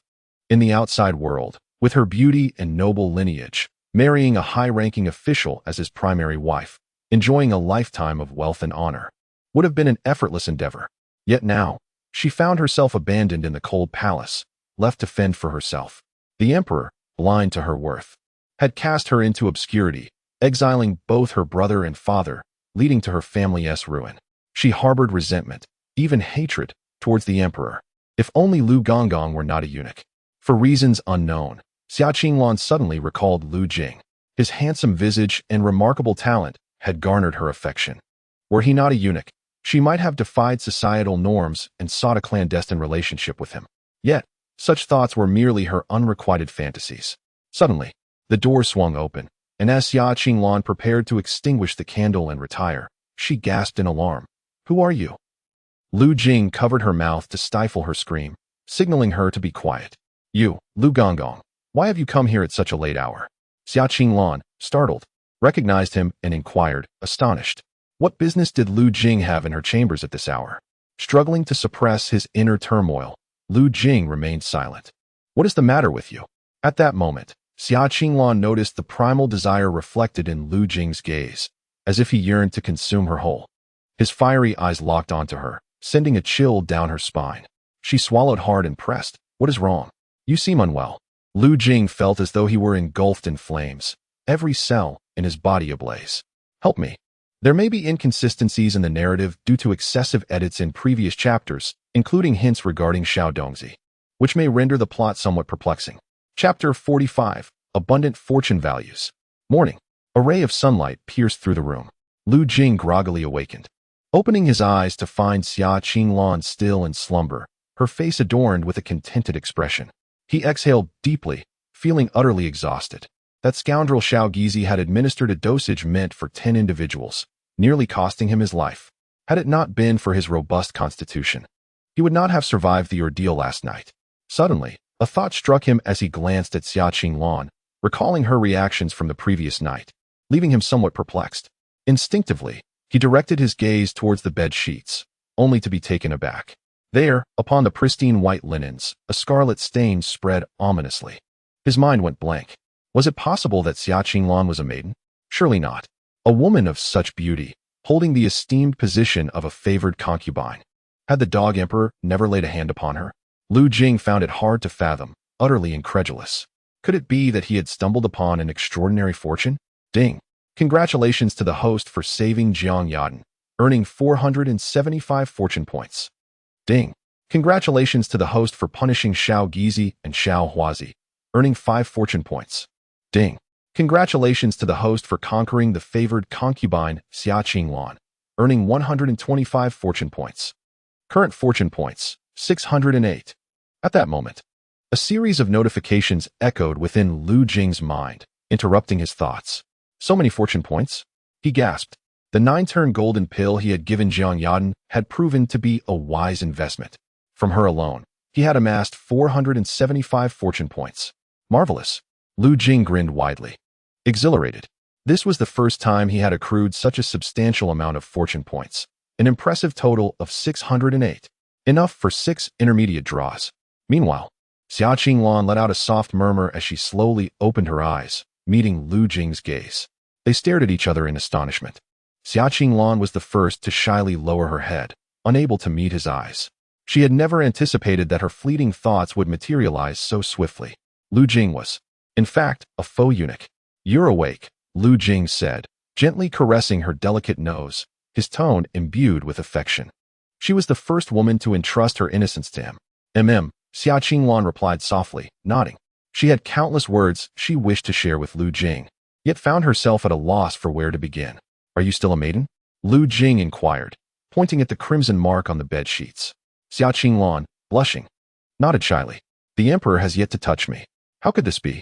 Lu Jing was genuinely astonished. Xia Qinglan replied candidly. The emperor does not favor my father and brothers, and by extension, he does not favor me.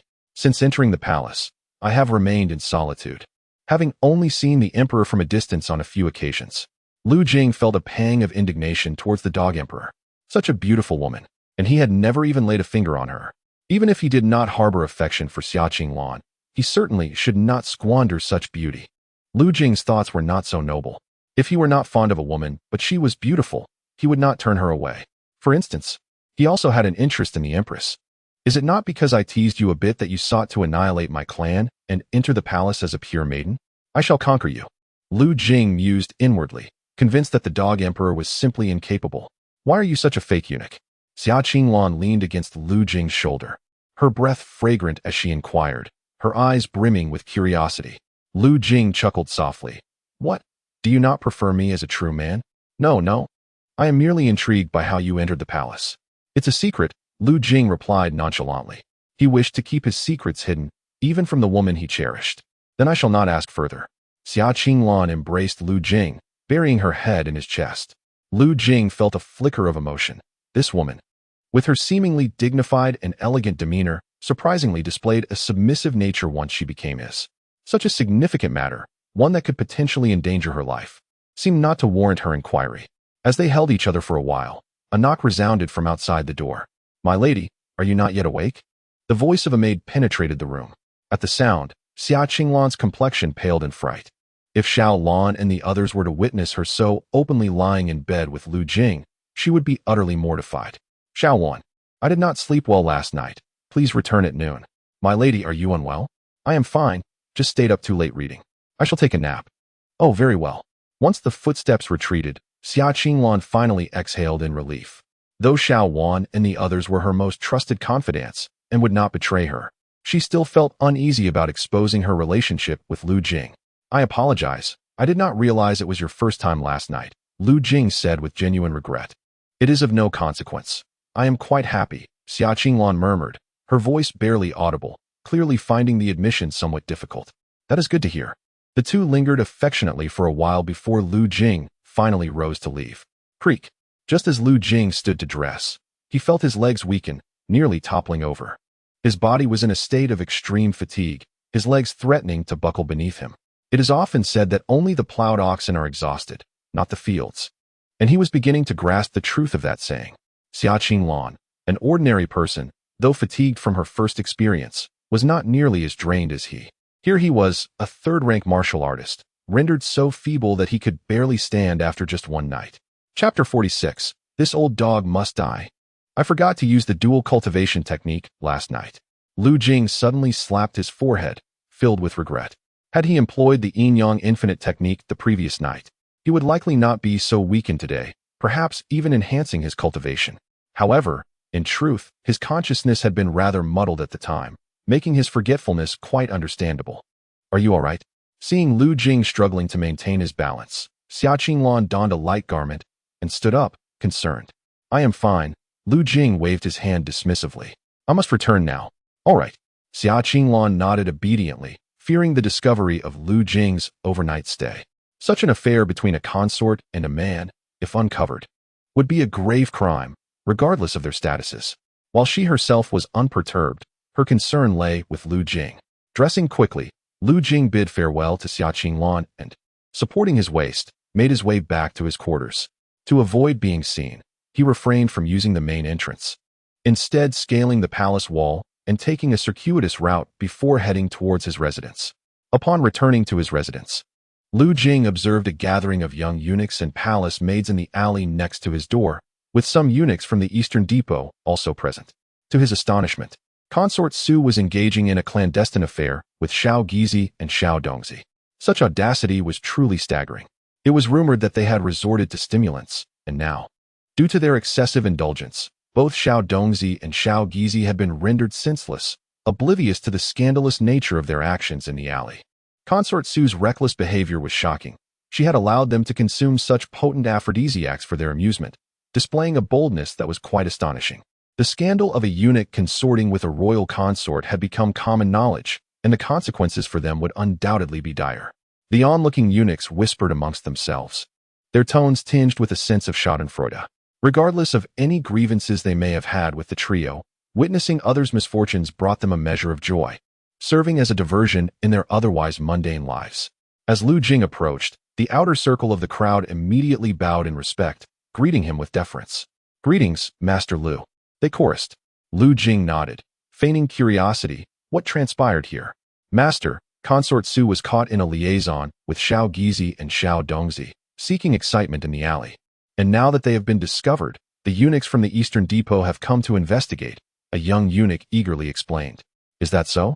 Lu Jing acknowledged with a nod, glancing at the trio being carried away by the Eastern Depot eunuchs.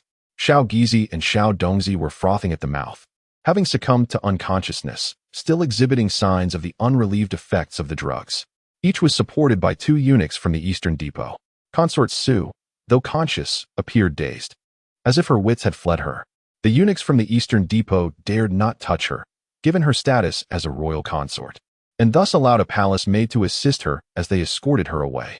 Master, the leading eunuch from the Eastern Depot approached Lu Jing, bowing respectfully. Dressed in the attire of a high-ranking eunuch, Lu Jing was naturally met with such courtesy. How are they faring? Lu Jing inquired politely. The head eunuch shook his head. Consort Su's awareness is still somewhat clouded. She will likely require a day or 2 of rest to recover. The other 2, having consumed an excess of aphrodisiacs without release, have damaged their faculties and are beyond help. Lu Jing nodded in understanding. As a third-tier martial artist, he found himself exhausted, and he could only imagine the unforgettable night those 2 must have endured without any outlet for their urges. Did they not intend to poison him? Then let them suffer the consequences of their own actions. I shall not intrude on your duties any longer. Lu Jing was about to turn away when he unexpectedly encountered the approach of Eunuch Wang. His face was alight with a broad smile, suggesting a degree of happiness. However, upon noticing Lu Jing standing there unscathed, Eunuch Wang's expression shifted to one of concern.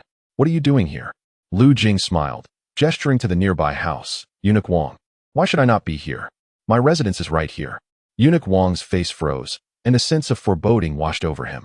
He had come to investigate, having noticed that Xiao Gizi and the others had not reported to him that morning, assuming they were called by the Ministry of Internal Affairs for inquiries. Upon seeing a crowd gathered, he believed the situation was under control.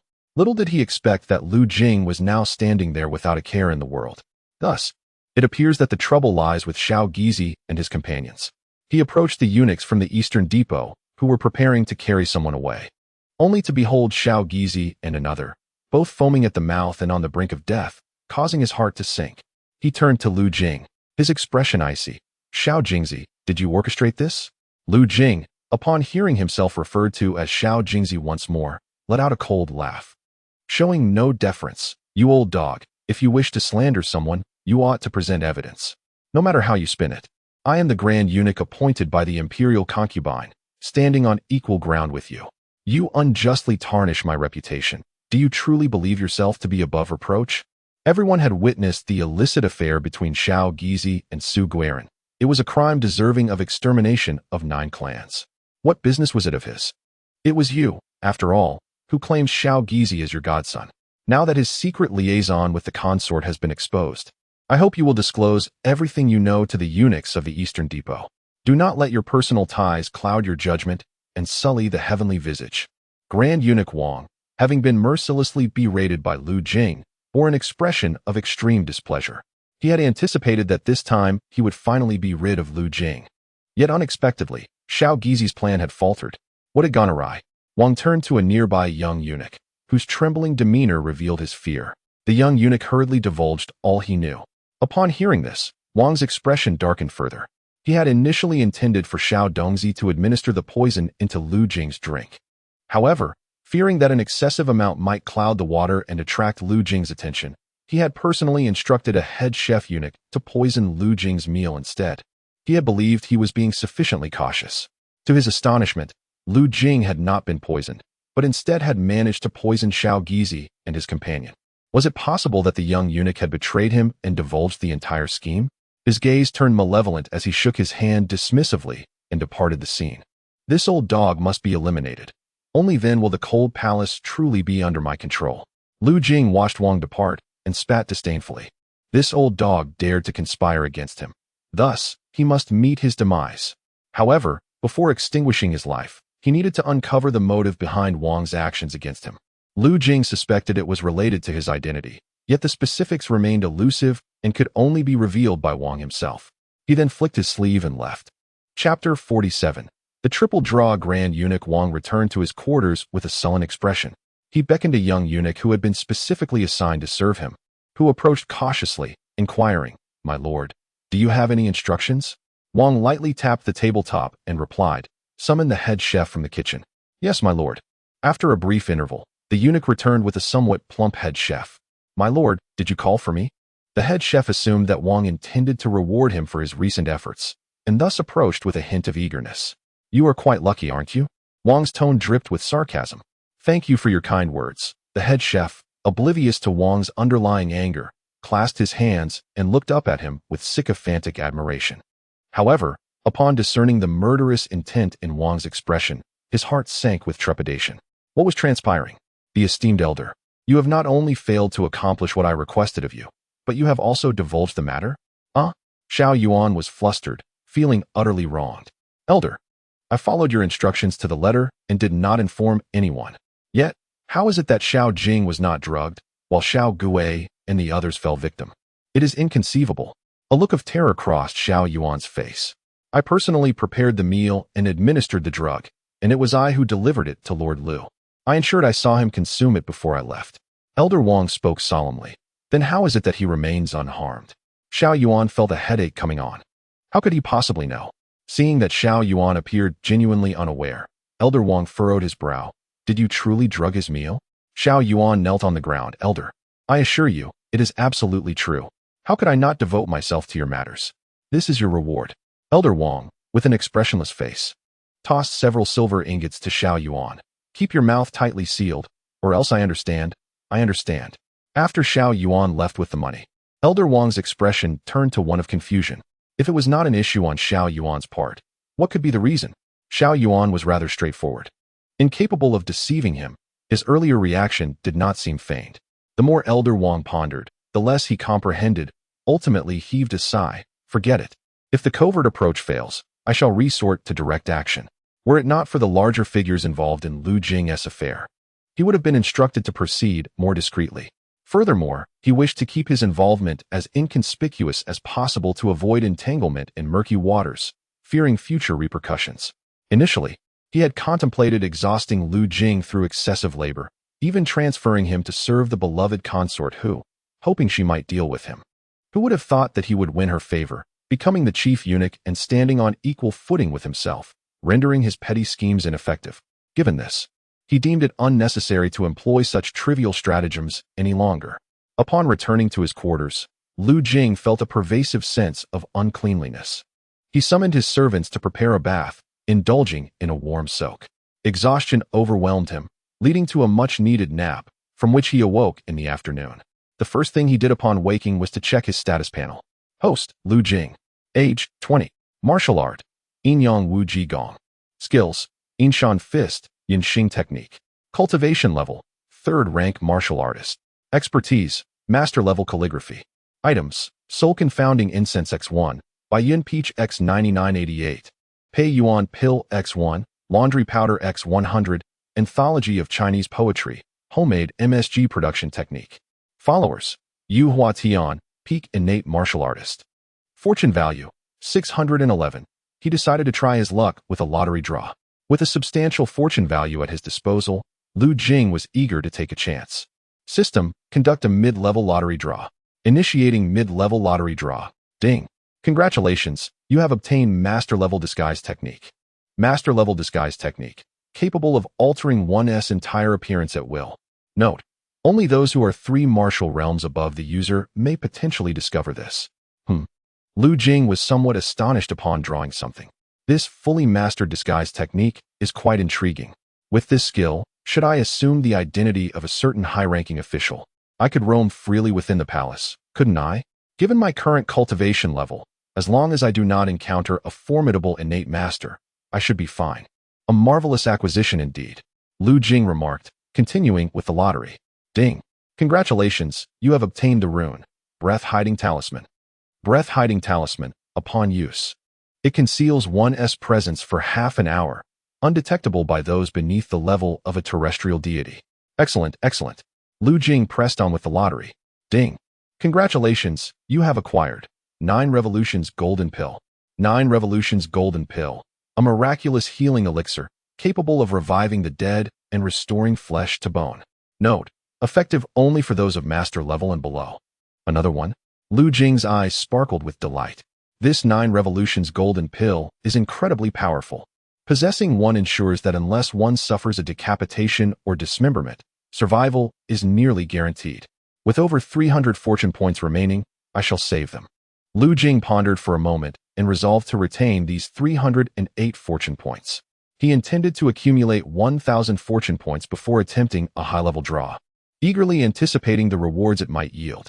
After rising and refreshing himself, Lu Jing made his way to the kitchen, preparing to address the matter of last night's poisoning.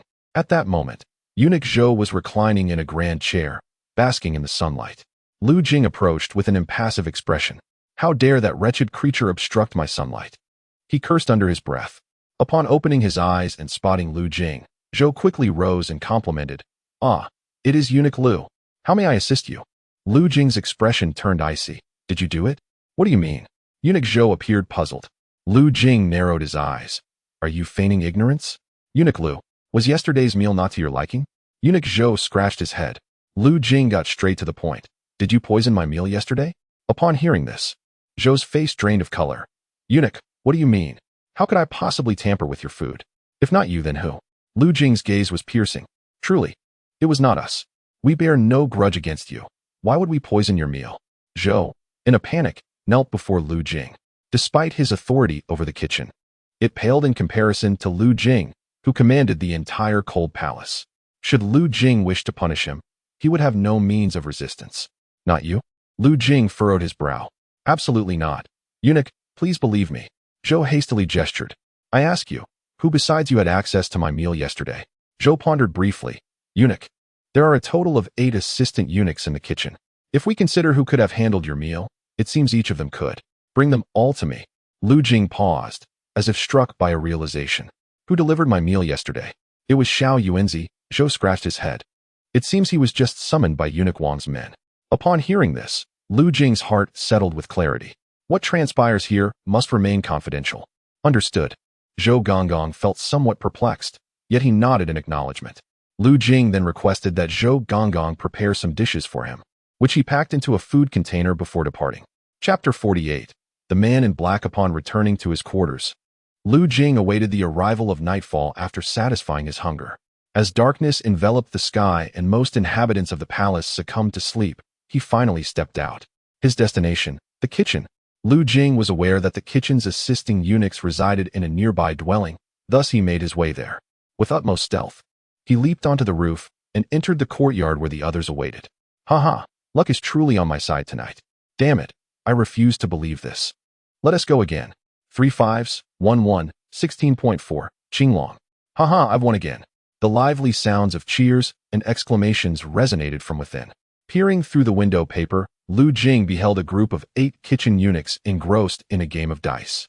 The table was strewn with silver and copper coins. Alongside the dice itself, these eunuchs, who managed the kitchen, often found themselves approached by other eunuchs or palace maids seeking assistance with dining matters. Thus their coffers were quite ample. With wealth in hand and leisure on their hands, they indulged in gambling. The game was simple, merely shaking the dice and tallying the points. Xiao Yuanzi, you've lost almost 100 taels tonight. Where do you acquire such funds?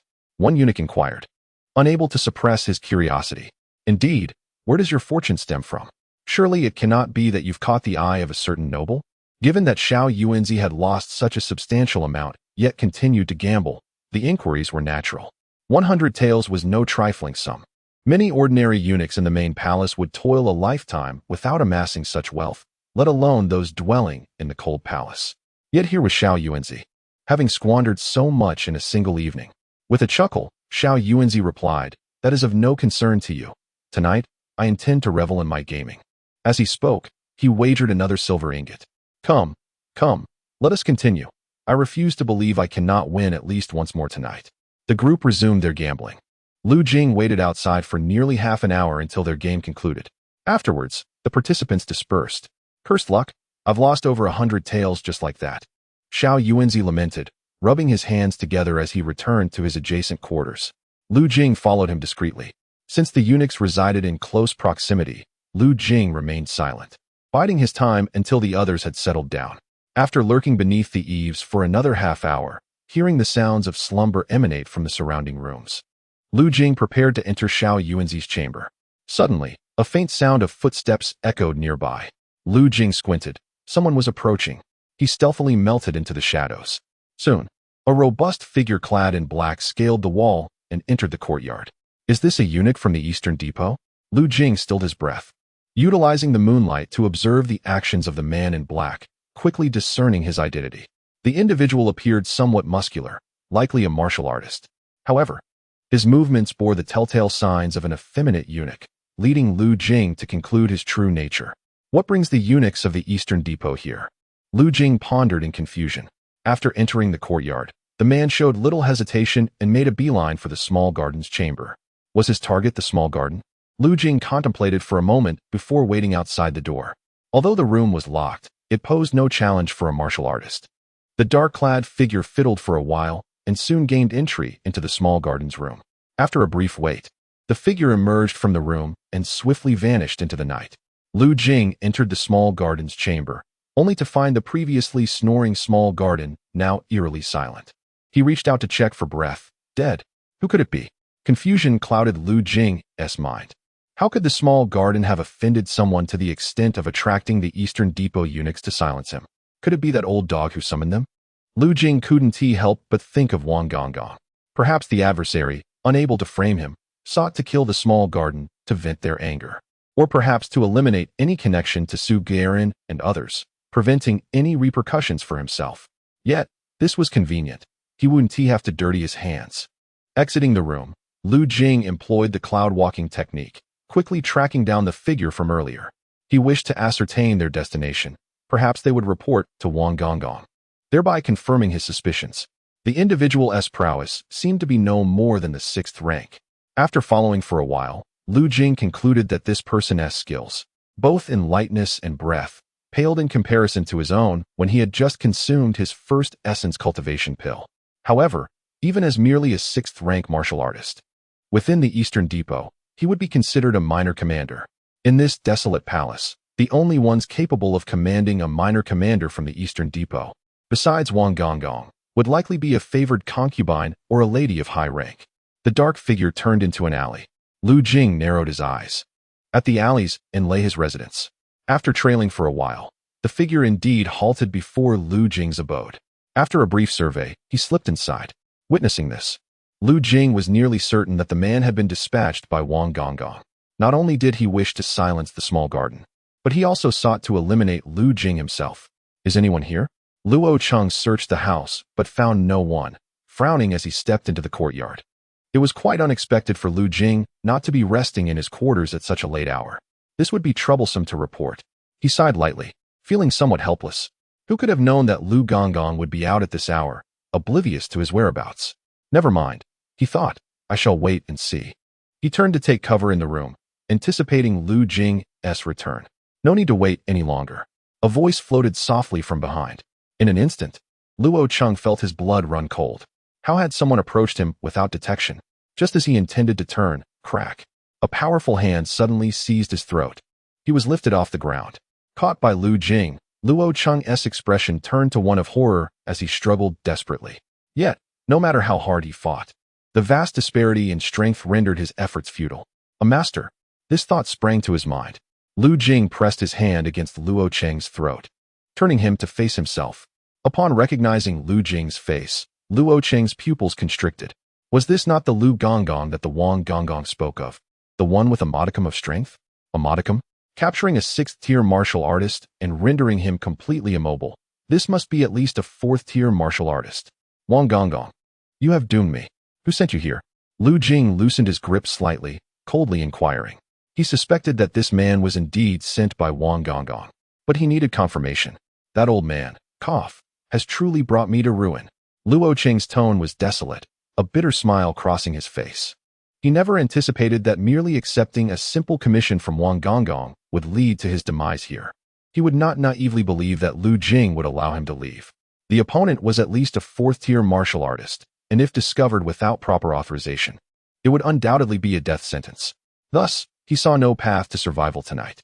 Chapter 49, Gains. 1,000 taels of silver. It was Wang Gonggong who sent me. He offered me 500 taels of silver to eliminate the kitchen attendant, the little eunuch Xiao Yuan, and to kill you as well. Luo Cheng divulged everything. Although he realized that even after confessing, Lu Jing would not spare him, he felt compelled to retaliate against Wang Gonggong for the misfortune he had caused him. Lu Jing was somewhat taken aback by the man's candor. He inquired further, "Why did he want me dead?" "I do not know. I merely work for money." "I see." Lu Jing nodded. No need for farewells. Crack.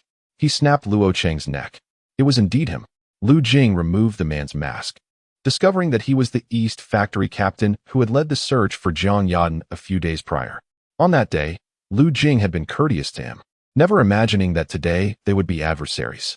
Feeling a twinge of melancholy, he nonetheless proceeded with his lethal intentions. "I had yet to seek you out, yet you have delivered yourself to me." Lu Jing thought of Wang Gonggong, a cold smile gracing his lips. He crouched down and searched Luo Cheng's body, uncovering several silver ingots and a handful of copper coins, totaling approximately 50 taels of silver. There was no need to carry silver when going out to kill. Lu Jing speculated that this silver must have been taken from Xiao Yuan.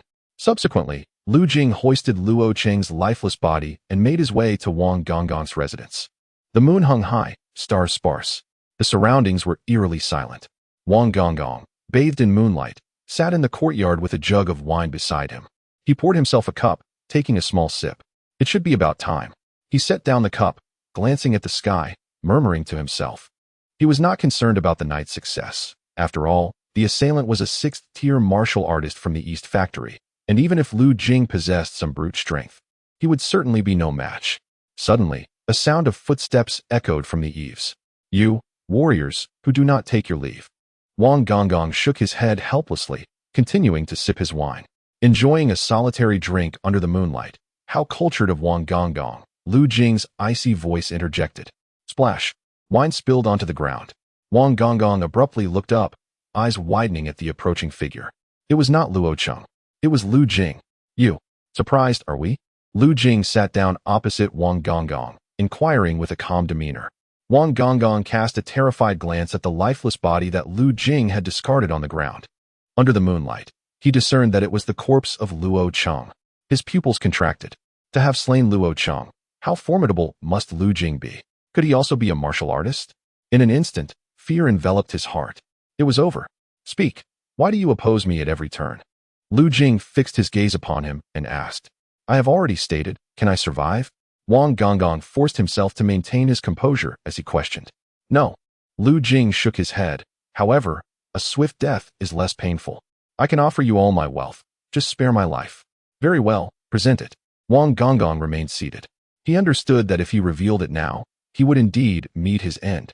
He exhaled slowly. "Some items are not here. I will need to provide them to you tomorrow. As long as Lu Gonggong spares my life, I shall divulge everything I know and henceforth follow your lead without any treachery." At this moment, Wang Gonggong was no longer the esteemed eunuch who had presided over the cold palace for over a decade, but a pitiful creature desperately seeking survival. Lu Jing smiled lightly. "Tomorrow? Do you believe that is feasible?" Wang Gonggong felt a lump in his throat. He gritted his teeth, as the chief eunuch of the cold palace. "If I were to die, the Eastern Depot would undoubtedly investigate, and at that point, you too would be at risk. Rest assured, you may perish at the hands of an assassin, with no connection to an ordinary person like myself." Lu Jing laughed nonchalantly. He had already devised a plan to attribute this incident to Jiang Yaden. Although it might be somewhat unfair to her, there was little choice. "Assassin?" Wang Gonggong's complexion darkened. He stood up, intending to shout, but a hand shot through the air. Lu Jing seized him by the throat and lifted him off the ground. The once commanding chief eunuch now flailed helplessly like a fledgling chick. Wang Gonggong's face flushed crimson, contorted in pain, yet he could not utter a word. You have one final opportunity. Otherwise, I shall allow you to perish in agony. Lu Jing's expression remained indifferent, though his tone was chillingly severe. After a moment, he tightened his grip further, and only after several seconds did he relent. Coughing heavily, Wang Gonggong, released from the pressure, gasped for breath. His gaze towards Lu Jing filled with madness and resentment. Even in death, there will be those who seek to kill you. Henceforth, you shall live in dread. With a swift motion, Lu Jing tightened his grip once more. In a short while, Wang Gonggong ceased to struggle. Lu Jing carelessly discarded him onto the ground. There is some backbone in you, he remarked coolly. Stepping over Wang Gonggong's lifeless form, Lu Jing began to search through his quarters for any valuables. Only 800 taels? Lu Jing discovered a bundle of silver notes and some silver ingots in the drawer, totaling 800 taels. Is it possible? A chief eunuch possesses merely 800 taels as his entire fortune? Lu Jing found this hard to believe. It should be noted that although the position of chief eunuch of the Cold Palace was not particularly high, he wielded authority over the entire Cold Palace. And even consorts of high rank sometimes sought Wang Gonggong's assistance for their affairs. The lesser concubines, needless to say, were accustomed to various forms of manipulation. Head eunuch Wang had presided over the Cold Palace for over a decade. It was hard to believe that he had not amassed a few thousand taels of silver. Unconvinced, Lu Jing continued his search within the confines of his quarters, subsequently scouring the living room, yet he found nothing of significance. Could it be that no treasure lay concealed in either location? After a moment's contemplation, his gaze fell upon the courtyard. A sweeping glance revealed the entirety of the yard, ultimately resting upon a large tree. The ground there was the only patch of earth amidst the stone-paved courtyard, suitable for burying items. He decided to investigate further. Grabbing a wooden stick, Lu Jing approached the tree and began to dig. Before long, his stick struck something solid. His face lit up with joy. Could it be? He continued to excavate until he unearthed a chest. With a mixture of surprise and excitement, he opened it, exclaiming, "By heavens, I've truly struck gold." Inside the chest lay a bounty of gold and a plethora of exquisite jewelry. To his astonishment, there were also several silver notes. 5,000 taels. The sight of the notes took his breath away. Just the notes alone amounted to 5,000 taels, coupled with the jewelry. He estimated the total worth of the treasures to be at least 10,000 taels of silver. Good heavens! Was the position of the head eunuch of the Cold Palace truly this lucrative? Lu Jing was utterly exhilarated. Such wealth, if brought into the outside world, would befit a prominent household. He had always known this old dog had valuable possessions. Lu Jing closed the chest and returned it to his quarters. He then went back to carry the two individuals to a less frequented area of the Cold Palace. He bound a heavy stone to each of them and submerged them in a well. Satisfied with his work, he clapped his hands and departed. Chapter 50. Dining like ordinary couples. Upon returning to his dwelling, Lu Jing went to bed as usual. Morning arrived in a blink. Ding. Congratulations on slaying head eunuch Wang. Earning luck points. 62. The system's voice echoed in his ears. Only 62? Lu Jing felt a twinge of disappointment. He had expected that defeating an adversary of Wang's caliber would yield a more substantial reward, at least over 100 points. Yet, he was met with a mere 62. When he had vanquished Qin Shiyun, he had received over 100 luck points. It seemed that the emperor, as the supreme sovereign, possessed an extraordinary amount of luck. Even his concubines reaping such benefits. Oh well, 62 points are better than none. He rose, washed up, and then proceeded to the kitchen to prepare for breakfast. As he approached the kitchen door, he overheard a few young eunuchs conversing in hushed tones from the adjacent room. How did he die? Sudden demise? Unclear. This morning he couldn't be roused. Upon checking, his body was already stiff. He seemed fine yesterday. How could he have died so abruptly? They say all his wealth is missing. Surely, one should know better than to flaunt their riches. This fate is well deserved. Let him revel. Now he has lost even his life. Amidst the murmurs of the crowd, Lu Jing moved closer to witness the commotion. Only the lifeless body of the young eunuch was visible, being carried out of the room by two palace attendants. Quickly, swiftly now, instructed old Master Zhou with a wave of his hand, expressing his disdain. What has transpired? Lu Jing inquired, stepping forward. Upon seeing Lu Jing, old Master Zhou's expression momentarily faltered. Just the previous day, Lu Jing had approached the young eunuch regarding matters of poison and that very night, the eunuch had perished. Old Master Zhou could not shake the feeling that Lu Jing was somehow implicated. However, even if Lu Jing were responsible for the eunuch's demise, it was of no concern to him. He approached Lu Jing and respectfully stated, "Master, this young eunuch has died suddenly in the night, and we were just preparing to remove him." Old Master Zhou and his companions, being mere mortals, could not discern the cause of the eunuch's death and could only conclude it to be his sudden passing. Oh, Lu Jing nodded nonchalantly. An ordinary eunuch like this one. If he were to die, it was of little consequence. The Internal Affairs Court would hardly bother to investigate the cause, opting instead to incinerate the body. As for Old Master Wang, his absence would likely go unnoticed for several days. After all, as the chief eunuch in the Cold Palace, it was not unusual for him to be away on business for a few days. Furthermore, the absence of the chief of the Eastern Depot was unlikely to involve Lu Jing. Requesting Old Master Zhou to arrange for some food, Lu Jing made his way to where Jiang Yadan was located, recalling that in his haste to deal with the young eunuch and Old Master Wang, he had forgotten to bring her a meal the previous day. Surely, as a congenital master, missing a meal for a day would not be detrimental, he reassured himself. Upon reaching the residence where Jiang Yadan had been staying, Lu Jing pushed the door open. Hearing the sound, Jiang Yadan, still in the midst of her practice, opened her eyes. She recognized his footsteps instantly. Meeting her extraordinarily beautiful gaze, Lu Jing offered a sheepish smile. "I apologize for forgetting to bring you food yesterday, due to some matters." Jiang Yadan replied coolly, her tone revealing nothing of her feelings. Lu Jing carefully unpacked the food from the box and placed it before her, then handed her a pair of chopsticks. Here, he too had not eaten breakfast, so he retrieved another pair of chopsticks. "I haven't had breakfast either, let us eat together."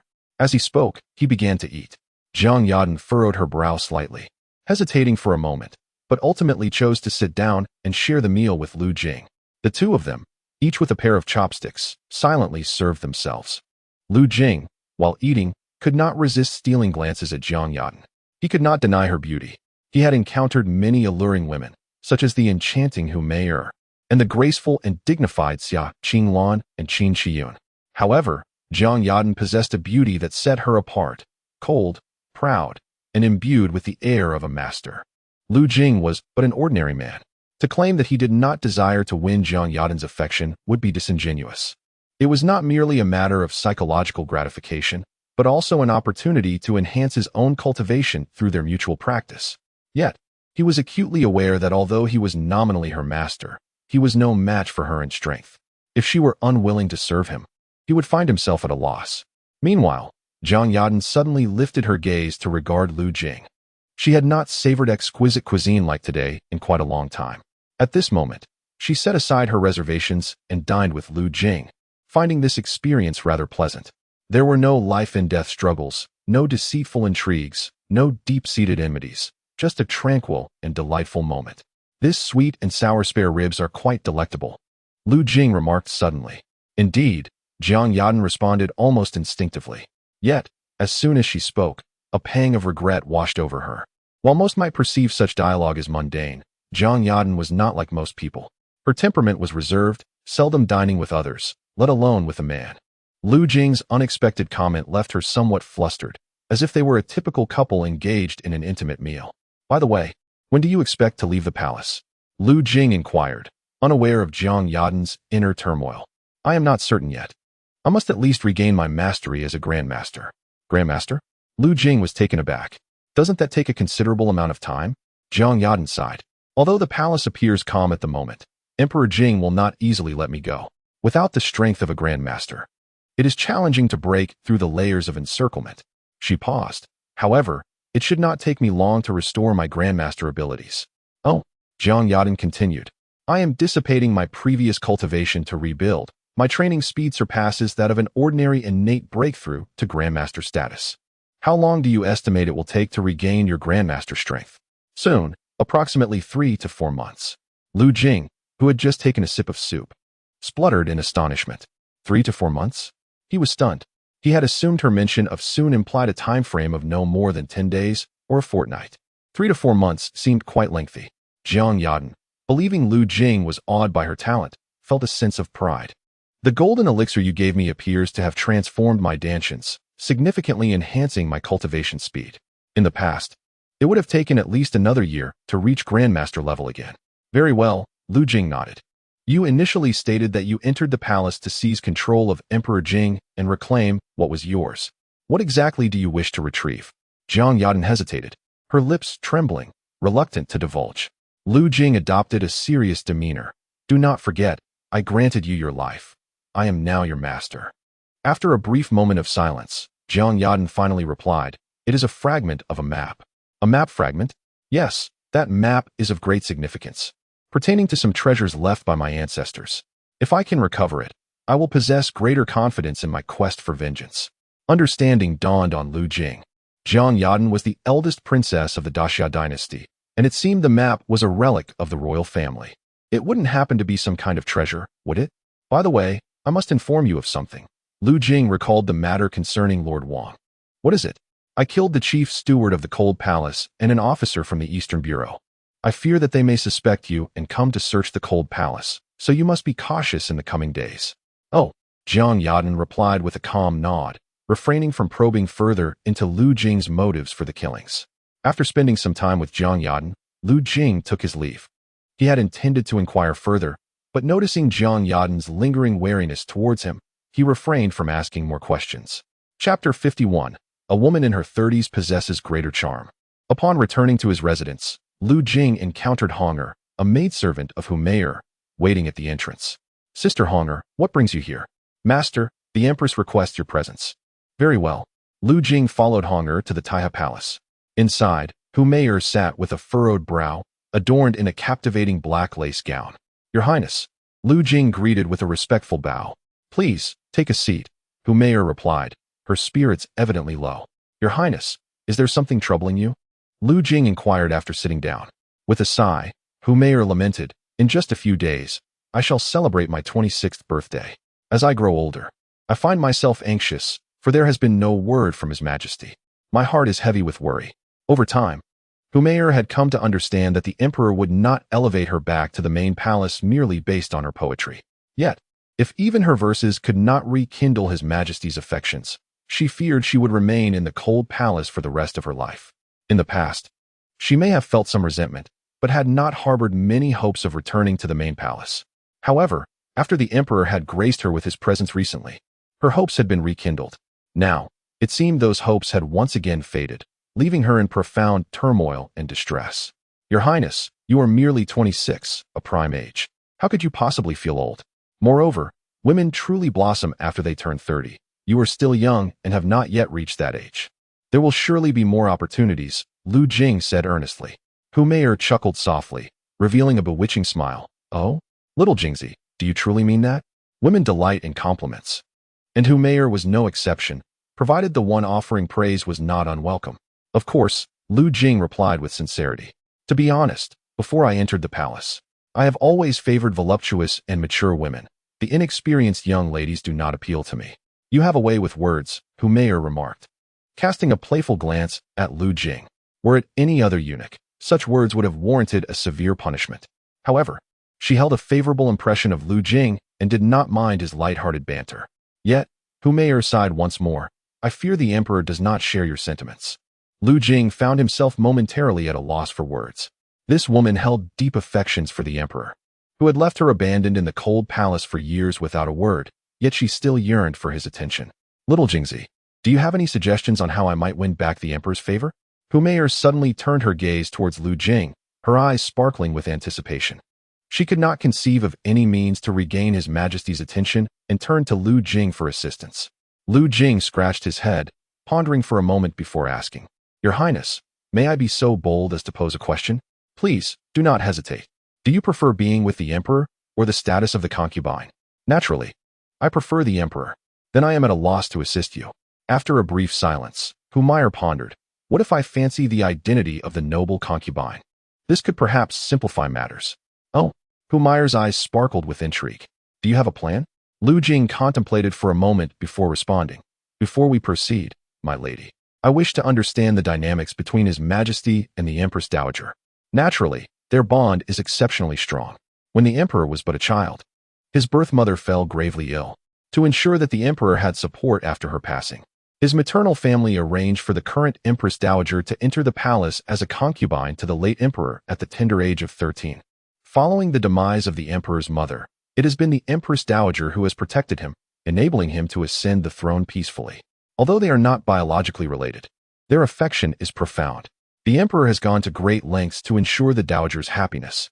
For instance, knowing her fondness for poetry, he established an annual poetry competition, where the victor is granted a position in the court, esteemed even above the top scholar.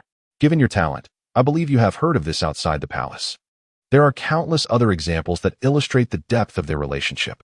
Upon hearing Meyer's account, Lu Jing nodded and suggested, "My lady, why not begin by winning the Empress Dowager's favor?" "What do you mean?" Meyer inquired, intrigued. Lu Jing smiled slightly. "It is simply a matter of finding ways to please the Dowager." "To please the Dowager?" Meyer's eyes lit up.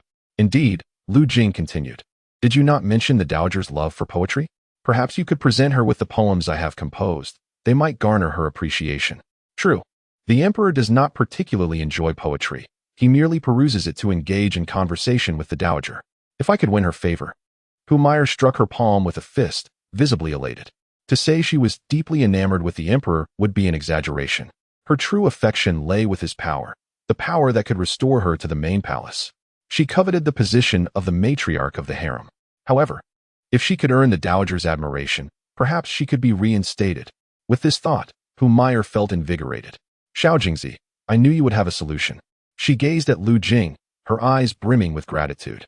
Previously, she had solely focused on winning the emperor's heart, immersing herself in the art of captivating men. While the notion of pleasing the dowager had crossed her mind, it had always seemed unattainable, difficult even to secure an audience with her. Now, with Lu Jing's poetry, she possessed a splendid opportunity to gain entry. Lu Jing smiled. "It is my honor to alleviate my lady's worries." Meyer, charmed by Lu Jing's eloquence, felt an even greater appreciation for him. "Should you require anything in the future, do not hesitate to inform me. I shall assist you. Thank you for your kindness." "My lady." After exchanging a few more pleasantries, a graceful figure entered the room. "Sister Qinglan, you have arrived." Meyer greeted Xia Qinglan with a smile. "Please, take a seat." "My lady." Lu Jing stood to pay his respects. Only then did Xia Qinglan notice Lu Jing's presence in the room. Their eyes met briefly. Lu Jing gazed at her with gentle warmth, causing Xia Qinglan to hastily divert her gaze, her cheeks flushing with a hint of embarrassment, her demeanor slightly awkward. The events of that night were exceedingly abrupt. Upon waking in the morning, she felt somewhat dazed, her thoughts scattered. Now, however, she found herself at a loss on how to face Lu Jing. He had abruptly entered her room, unexpectedly revealed his identity as a false eunuch, and then demanded her body. Everything transpired so swiftly that even now, as she reflected on it over the past 2 days, she found it hard to believe and felt a tinge of embarrassment. She dared not meet Lu Jing's gaze, merely nodding and sitting sideways before Meyer. Meyer cast an odd glance at Xia Qinglan, puzzled by her failure to greet Lu Jing. Previously, Xia Qinglan had held Lu Jing in high regard, having lauded his talents on numerous occasions. Yet now, she merely acknowledged him with a nod. Nevertheless, Meyer thought little of it and engaged Xia Qinglan in conversation. Chapter 52. Pulling up pants and disregarding one's identity? After a lengthy conversation with Meyer, Lu Jing interjected occasionally. However, Xia Qinglan's responses lacked the warmth they once possessed. She offered only polite replies or the occasional nod. "Sister, I shall take my leave now," Xia Qinglan said after a considerable time, rising to bid Meyer farewell. "Very well," Meyer replied, then added, "By the way, sister, your voice sounds somewhat hoarse today. Is it because of the cold you caught after falling into the water? You must take care of your health. If it doesn't improve, consider consulting the physician." At this, Xia Qinglan's cheeks flushed. Her hoarseness was not due to the cold. It was rather the result of a certain someone. She cast a sidelong glance at Lu Jing, then said, "I understand. Thank you for your concern, sister." Once Xia Qinglan departed, Lu Jing also bid farewell to Meyer before turning to leave. Meyer watched the two of them with a puzzled expression, feeling a sense of uncertainty. Was it possible that Lu Jing had upset her sister? Why did Xia Qinglan seem so distant with him today? Shaking her head, she decided not to dwell on it. Suddenly, she observed Xia Qinglan's peculiar gait as she walked away, momentarily lost in thought. "Your Highness," Lu Jing approached swiftly from behind Xia Qinglan. "I have something to discuss with you." Xia Qinglan turned back, hesitating for a moment before gesturing for her two handmaidens to return. Once they had left, Lu Jing spoke. Your Highness, regarding that day, it was my fault. Xia Qinglan waved her hand, interrupting him. You were also wrong that day. I do not blame you. Lu Jing was somewhat speechless. If she did not blame him, why did she now exhibit this attitude? He had initially thought that once Xia Qinglan became his woman, he could act freely. To his surprise, she had grown increasingly aloof towards him. The heart of a woman is indeed as elusive as a needle in the ocean. She had clearly expressed her happiness that morning, yet now, having pulled up her trousers, she seemed to deny their connection. Just as Lu Jing was about to speak, Xia Qinglan added, let us forget about that night. You saved my life previously. Consider that night as my way of repaying you. Without waiting for Lu Jing's response, she turned and walked away. Lu Jing stood there, momentarily stunned. What was happening? Having experienced the pleasures of womanhood, does Xia Qinglan find herself disliking her own identity? In the secluded garden of Yunxi Palace, Xia Qinglan sat at a stone table, her delicate hand cradling her beautiful face, her gaze wandering aimlessly into the distance. She had been somewhat cold towards Lu Jing earlier, and now felt a twinge of discomfort in her heart. Yet, it was an unavoidable circumstance. The intimacy she shared with Lu Jing left her uncertain about how to interact with him in the future. Returning to a state of innocence, as if nothing had transpired, seemed utterly impossible. However, as a favored concubine and a woman of the emperor, could she truly forsake propriety to engage in an illicit affair with Lu Jing? Such a notion was difficult for her to accept. It was not that she harbored lingering affections for the emperor. Rather, her upbringing instilled in her a strong sense of decorum that made the idea of consorting with a eunuch intolerable. Moreover, Lu Jing was merely a false eunuch.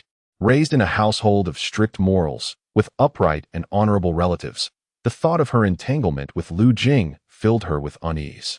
What if genuine feelings blossomed between them, and the emperor suddenly sought her company? How would she navigate such a predicament? The mere contemplation of their mutual anguish was disheartening. With a sigh, Xia Qinglan lamented, alas, fate is cruel. Meanwhile, Lu Jing returned to his quarters, feeling somewhat downcast by Xia Qinglan's demeanor, though he dismissed it as a fleeting moment of her inability to accept their situation. While conversing with Humayr in Taiha Palace, he learned that her birthday was approaching. He resolved to arrange a fitting celebration for her and select an appropriate gift. Reflecting on how Humayr had significantly contributed to his current status, he knew he could not afford to be negligent regarding her special day. Perhaps he could compose a poem for her to present to the Empress Dowager? However, given the abundance of poetry she already possessed, this seemed insufficiently novel. After mulling over various ideas, Lu Jing struggled to find a truly remarkable gift. Though he had an array of jewelry and treasures, he suspected Humayr would not be particularly interested in mere material wealth. He decided to first confirm the exact date of her birthday and address the rest later. The following day, Lu Jing retrieved a beautifully crafted hairpin from the collection of jewels left to him by Gonggong Wang. He went to the exterior of Taiha Palace and called for Hong'er. Gonggong, did you summon me for something? She inquired. Lu Jing presented the hairpin with a smile, saying, Sister Hong'er, a few days ago, someone gifted me this exquisite hairpin. I thought it quite lovely. Do you like it? Hong'er accepted the pin, her eyes widening in surprise. Its intricate craftsmanship, adorned with gold and silver, suggested it was far from inexpensive. Gonggong, how could I accept your gift? She exclaimed, hastily returning it. Lu Jing waved his hand dismissively. I have no use for it. It is yours now. Hong'er hesitated for a moment before accepting. Grandfather, do you have something to discuss? Hong'er, is it not the birthday of the noble consort in a few days? Indeed, it is just 3 days away. In previous years, how did you celebrate the consort's birthday? Hong'er replied. Typically, the imperial kitchen prepares exquisite dishes and fine wine, and the consort shares a meal and conversation with consort Xia. It is rather simple. I see. Lu Jing stroked his chin. All right, I understand. After expressing his gratitude to Hong'er, Lu Jing departed from the Taiha Palace. What gift should he present? With only a few days remaining until Humayer's birthday, Lu Jing remained uncertain about what to give. In his past life, having never been in a relationship, he had scarcely exchanged words with girls, let alone had the opportunity to present a birthday gift. He was utterly at a loss. In his previous existence, having wealth could solve everything. Lipsticks, cosmetics, or even just a direct transfer of funds would suffice. However, now, in this cold palace, The recipient was a consort who lacked for nothing. Lu Jing felt a headache coming on. Never mind. Let's try a lottery and see if I can draw something worthwhile. With that, he instructed the system to conduct a lottery for him. He proceeded with 3 rounds of a basic lottery. Ding. Congratulations, you have obtained Pei Yuan Dan. Another Pei Yuan Dan. Lu Jing still had one on hand, having refrained from consuming it last time as he felt his body could not absorb more at once. Now, with an additional one, he was still in possession of 2. Ding. Congratulations, you have obtained lubricant. Lubricant. Do not rush in your actions, lest the other party feel discomfort. Lu Jing thought, well, this lubricant is rather inappropriate. Ding. Congratulations, you have obtained Beauty Pill X3. Beauty Pill, after consumption. It nourishes the complexion, leaving the skin fair, smooth, and radiant. Wow, a beauty pill, what a marvelous treasure. Lu Jing was overjoyed. With this gift, could he not present it to who may heir for her birthday? The system truly had come to his aid in his hour of need. Chapter 53. Mastering the art of disguise. These beauty pills were indeed remarkable, and to possess 3 of them was exhilarating. With the birthday gift settled, he took out 1 Pei Yuan Dan. Now, he had 2 Pei Yuan Dan. By consuming one, he would still retain another. Previously, he had hesitated to consume it, fearing that an excess of medicinal pills would overwhelm his body. However, several days had passed since his last dosage, alleviating those concerns. Swallowing the Pei Yuan Dan, he soon felt the powerful medicinal energy surging through him. His cultivation swiftly ascended, ultimately stabilizing at the late stage of the 3rd rank. Exhaling a breath of turbid air, he thought, with just a few more steps, I shall reach the 2nd rank. To have achieved this milestone, Lu Jing relied solely on his own efforts and the lottery. With the system at his disposal, why bother with arduous training? He could simply await the system's provisions. As Lu Jing reveled in his newfound strength, a smile spread across his face. The sensation of becoming stronger was exhilarating, especially when it required no strenuous effort. Simply consuming medicinal pills sufficed, perfectly suiting his laid-back disposition. However, having consumed 4 essence pills, I have effectively cultivated for 4 decades, yet I remain merely a late-stage 2nd-rank warrior. In contrast, Jiang Yaden, barely in her 20s, has already attained the status of a master martial artist. Such comparisons are utterly disheartening. Lu Jing sighed at this thought. It is not solely a matter of innate talent. The primary issue lies in the late commencement of my training. I began at 20, missing the optimal period for honing my foundational skills. Had I embarked on the path of martial arts at the tender age of 5 or 6 like others, my aptitude would likely not have been lacking. Nevertheless, with the support of my system, it matters little. Although I have reached the 3rd rank, the failure of Jiang Yaden, a master-level powerhouse, to assassinate the emperor reminds me that I should tread cautiously as a mere 3rd-rank warrior. Lu Jing admonished himself internally.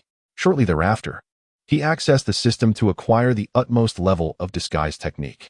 The system assured him that this advanced skill would allow for a complete transformation, and he found himself eagerly anticipating the results.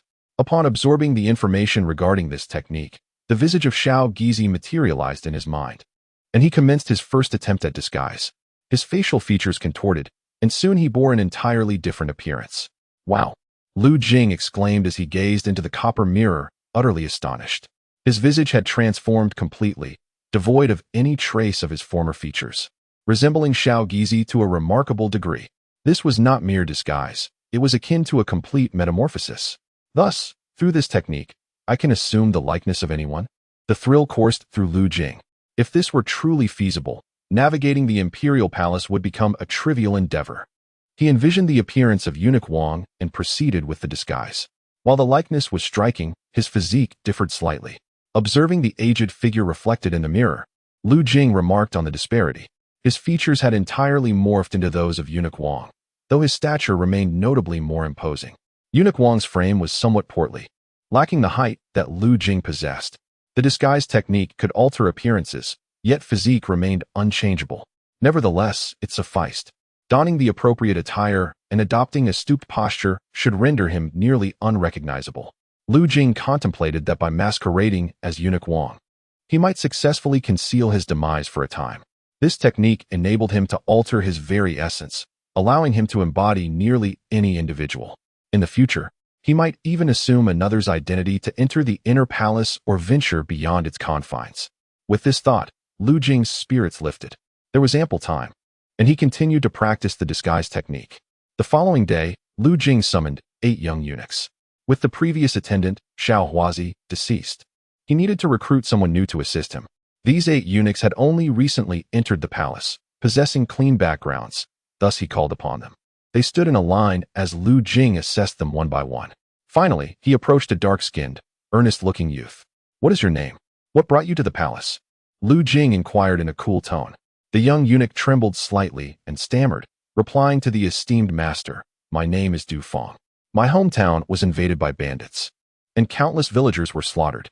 My parents perished during that turmoil, and with no means of survival outside, I had no choice but to enter the palace." Lu Jing nodded. "You shall remain here to serve our household, and from now on, you will be called Xiao Fengzi." The young eunuch Du Feng was overjoyed and quickly nodded in agreement. Serving the chief eunuch promised a bright future. Others would have to address him as master once they encountered him. Lu Jing dismissed the others and explained his rules to Xiao Fengzi before proceeding to the kitchen. Although he had already prepared a birthday gift, he wished to surprise Humayer further.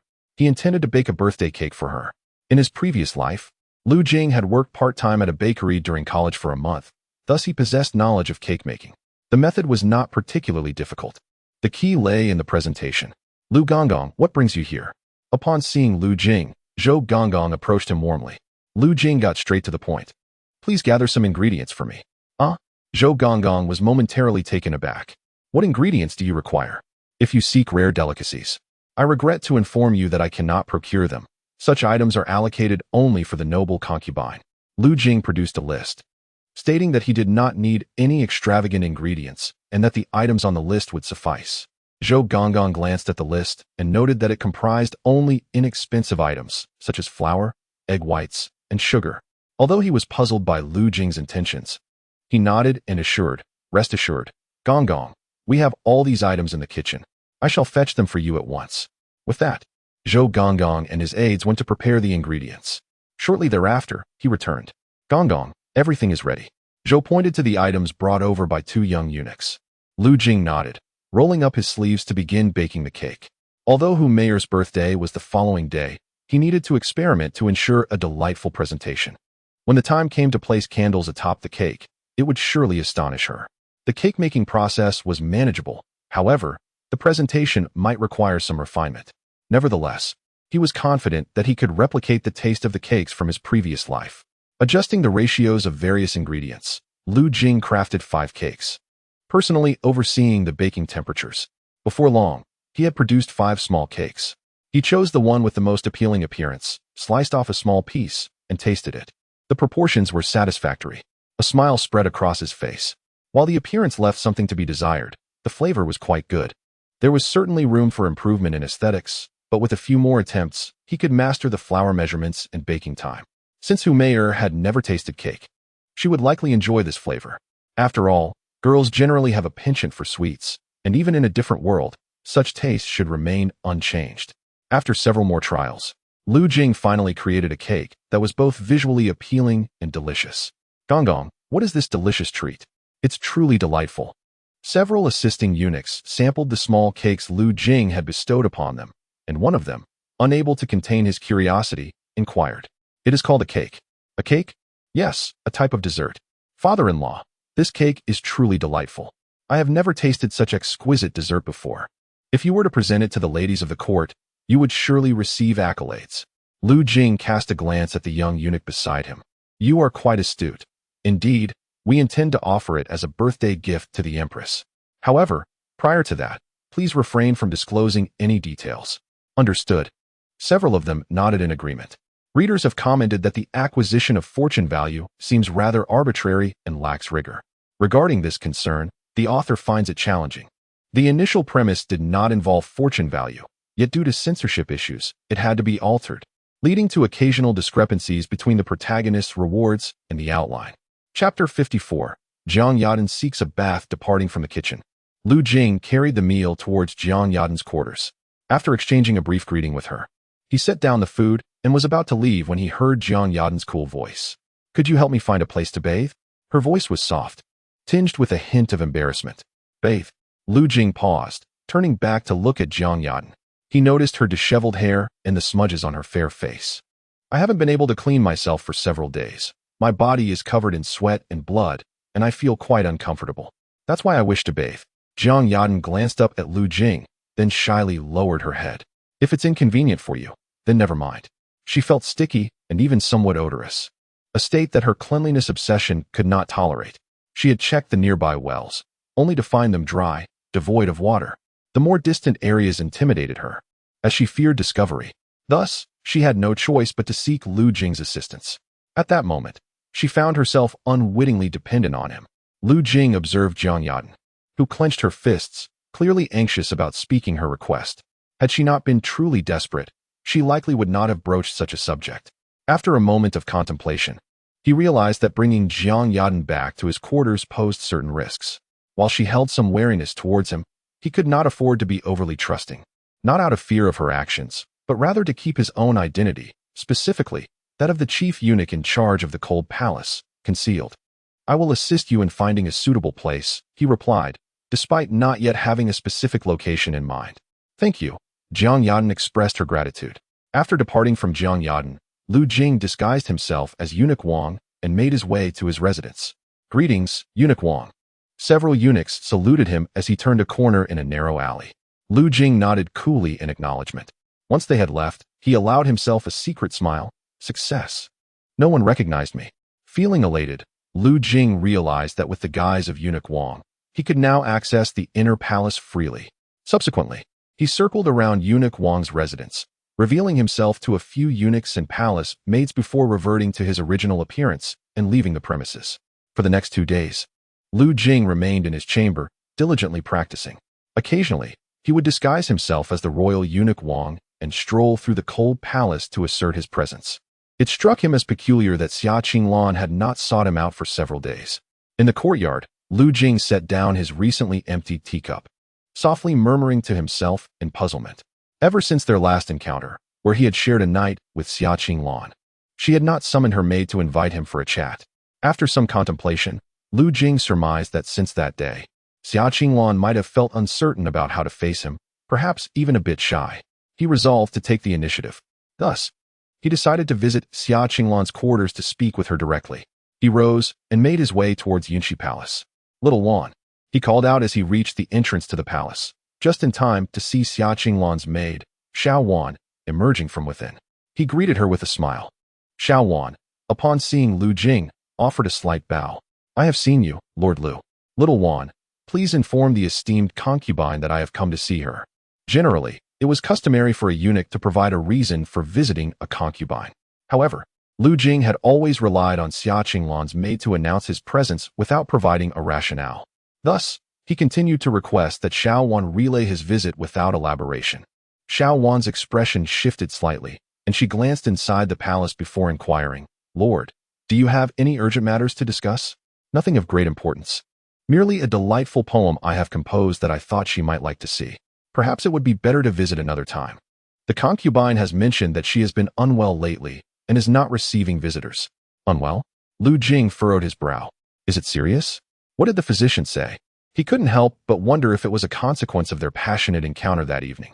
Lu Jing, ever tender-hearted, considered the possibility that something unfortunate could have transpired, especially since it was Xia Qinglan's first experience with someone as vigorous as himself. Xiao Wan sighed, my lord. It would be best if you refrained from visiting her for the time being. Lu Jing was taken aback. Why is that? The concubine has not been in good spirits lately and does not wish to see anyone. Lu Jing pondered momentarily. Do you know the reason behind this? Xiao Wan shook her head. I do not know. She has been this way since the day before yesterday. The day before yesterday, wasn't that the day he had parted ways with her outside the Taihe Palace? A sense of unease began to creep into Lu Jing's mind. Little Wan, please convey to the concubine that I came to see her and discern her attitude. Xiao Wan offered a wry smile. My lord, I will speak candidly. Aside from Lady Hu, no one visits the concubine's quarters for months at a time. When she says she does not wish to see guests, she means she does not wish to see you. My message would be futile. Lu Jing fell silent. The fact that Xia Qinglan would not even wish to see him was indeed troublesome. My lord, have you perhaps angered the concubine? Xiao Wan could not help but ask. Xiao Wan was well aware of how much Xia Qinglan admired Lu Jing. She hoped that her mistress could have more companions to converse with, someone to alleviate her boredom. Recently, when Lu Jing had visited, Xia Qinglan's spirits had visibly lifted, her face radiating joy.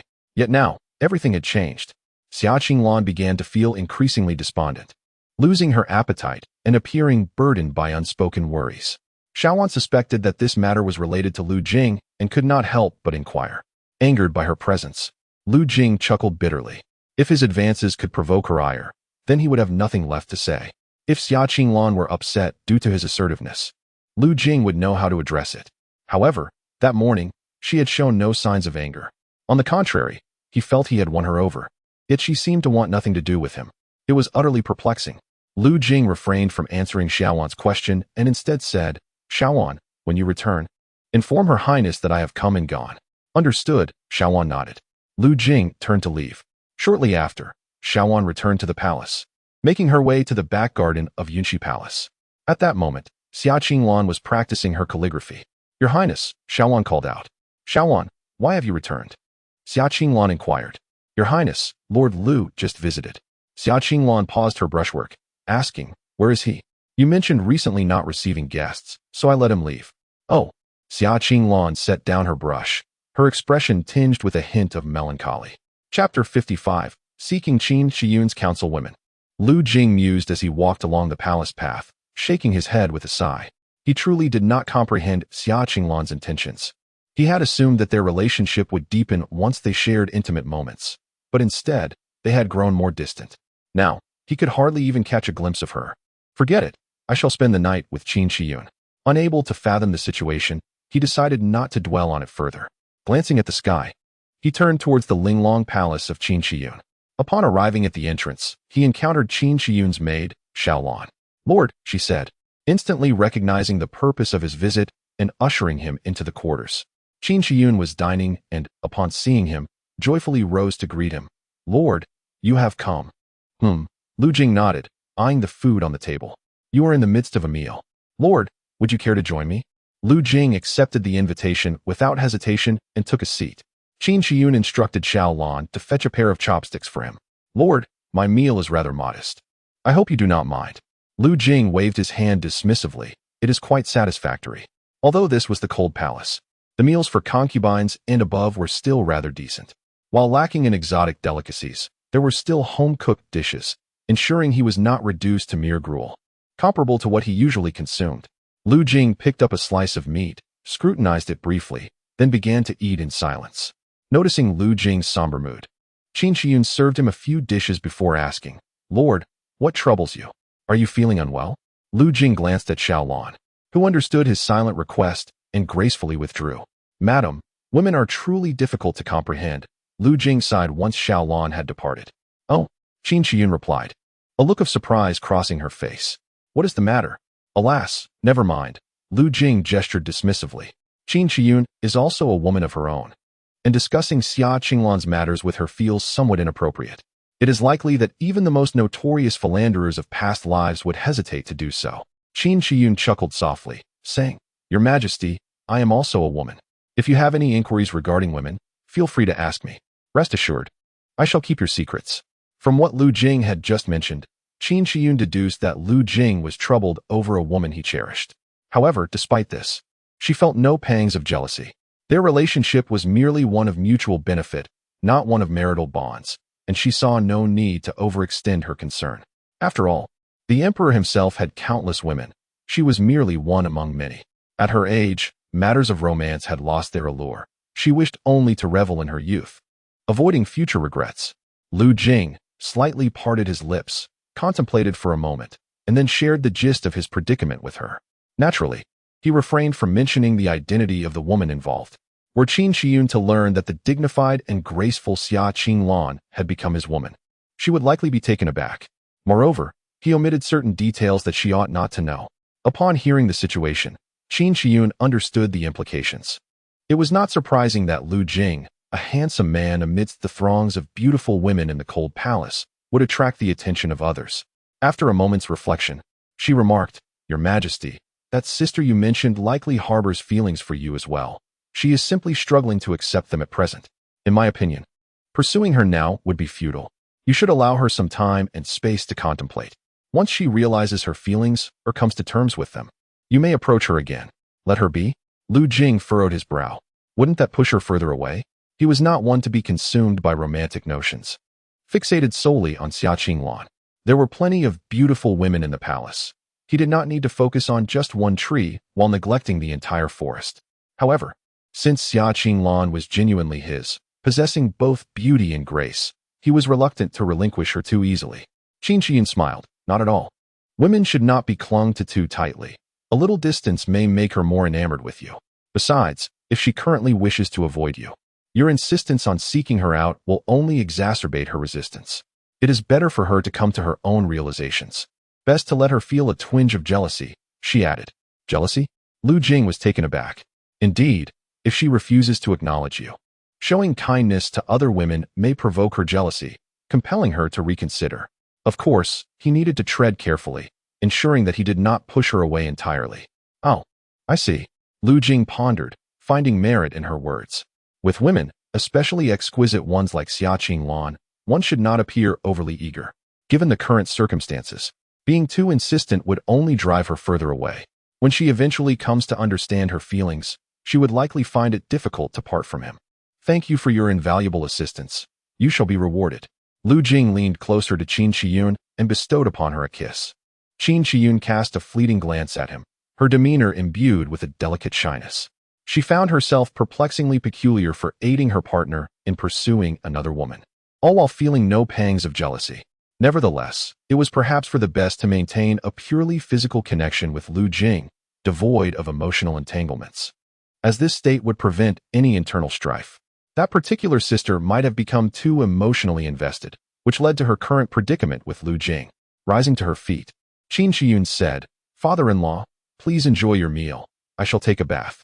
Go on, do make yourself fragrant for this evening, he replied. The following day, upon awakening, Lu Jing found Qin Shiyun still in slumber. After dressing, he departed from Linglong Palace. Upon returning to his residence, he discovered that Xiao Fong had already tidied the entire courtyard.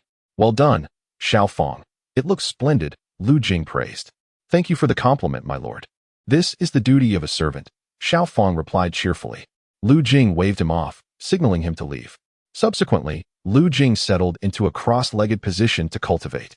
After a night of dual cultivation with Qin Shiyun, he felt his internal prowess had advanced further. Lu Jing mused that this cultivation technique was extraordinarily formidable. If others possessed such a method, who would endure the arduous path of training? A single night of dual cultivation with an ordinary woman was equivalent to what other warriors endured through relentless effort. To think of the benefits of dual cultivation with Jiang Yadan, he anticipated the extraordinary gains that lay ahead.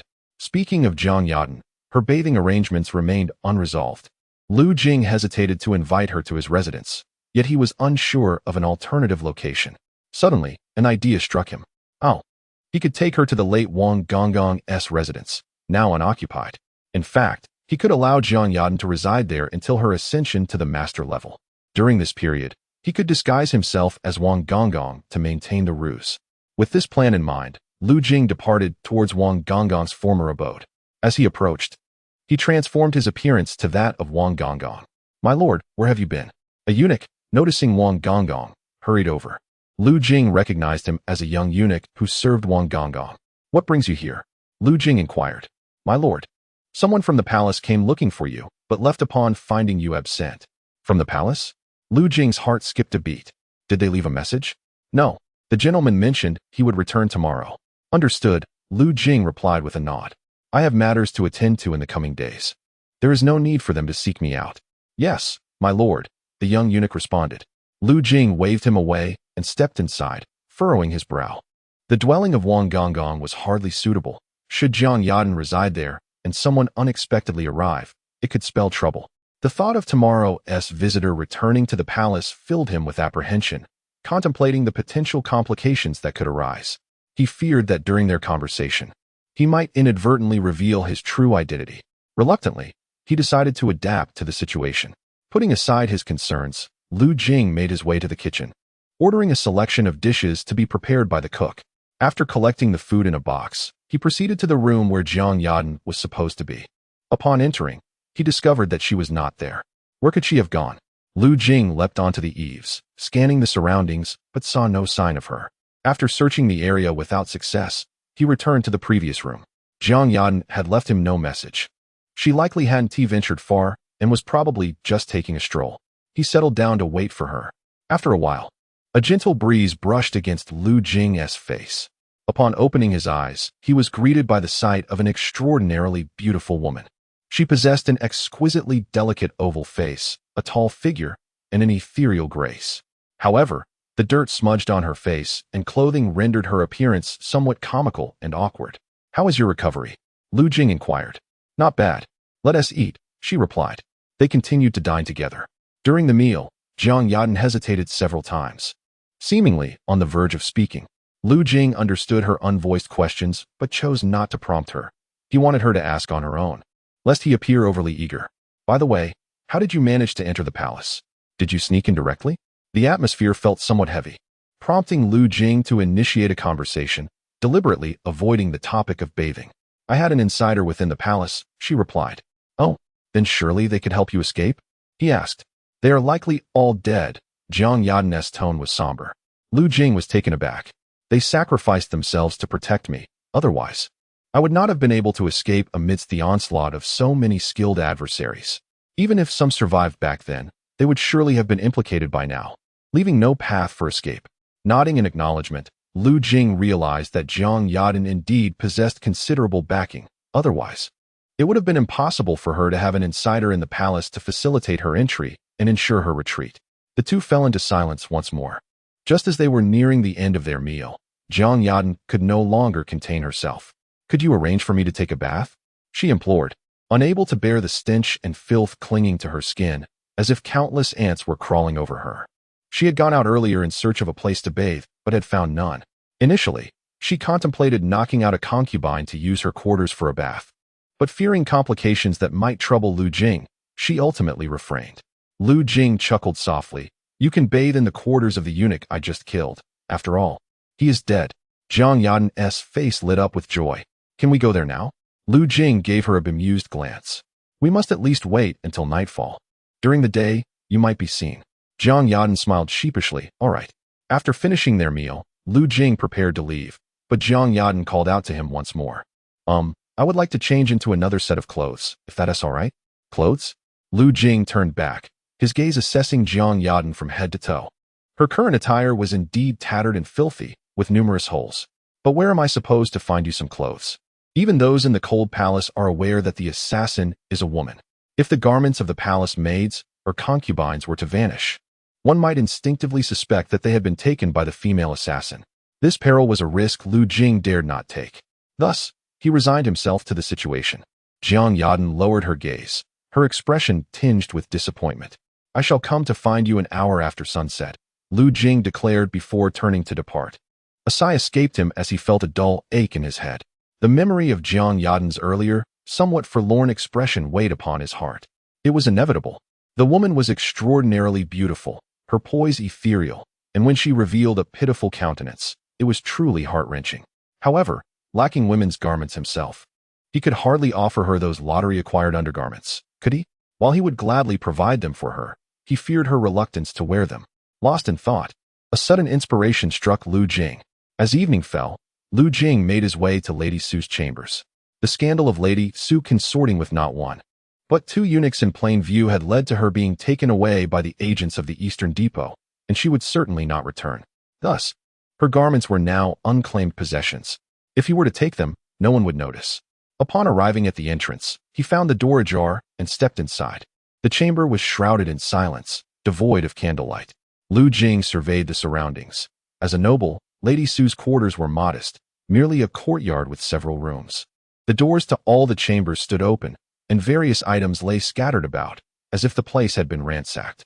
Lu Jing understood that this disorder was a result of the eunuchs and palace maids knowing Lady Su would not return, and they had come to claim whatever they could for their own use.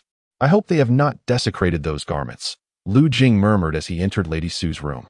Inside, various items lay carelessly discarded, shattered vases littering the floor alongside assorted debris. Lighting a candle, Lu Jing began to search.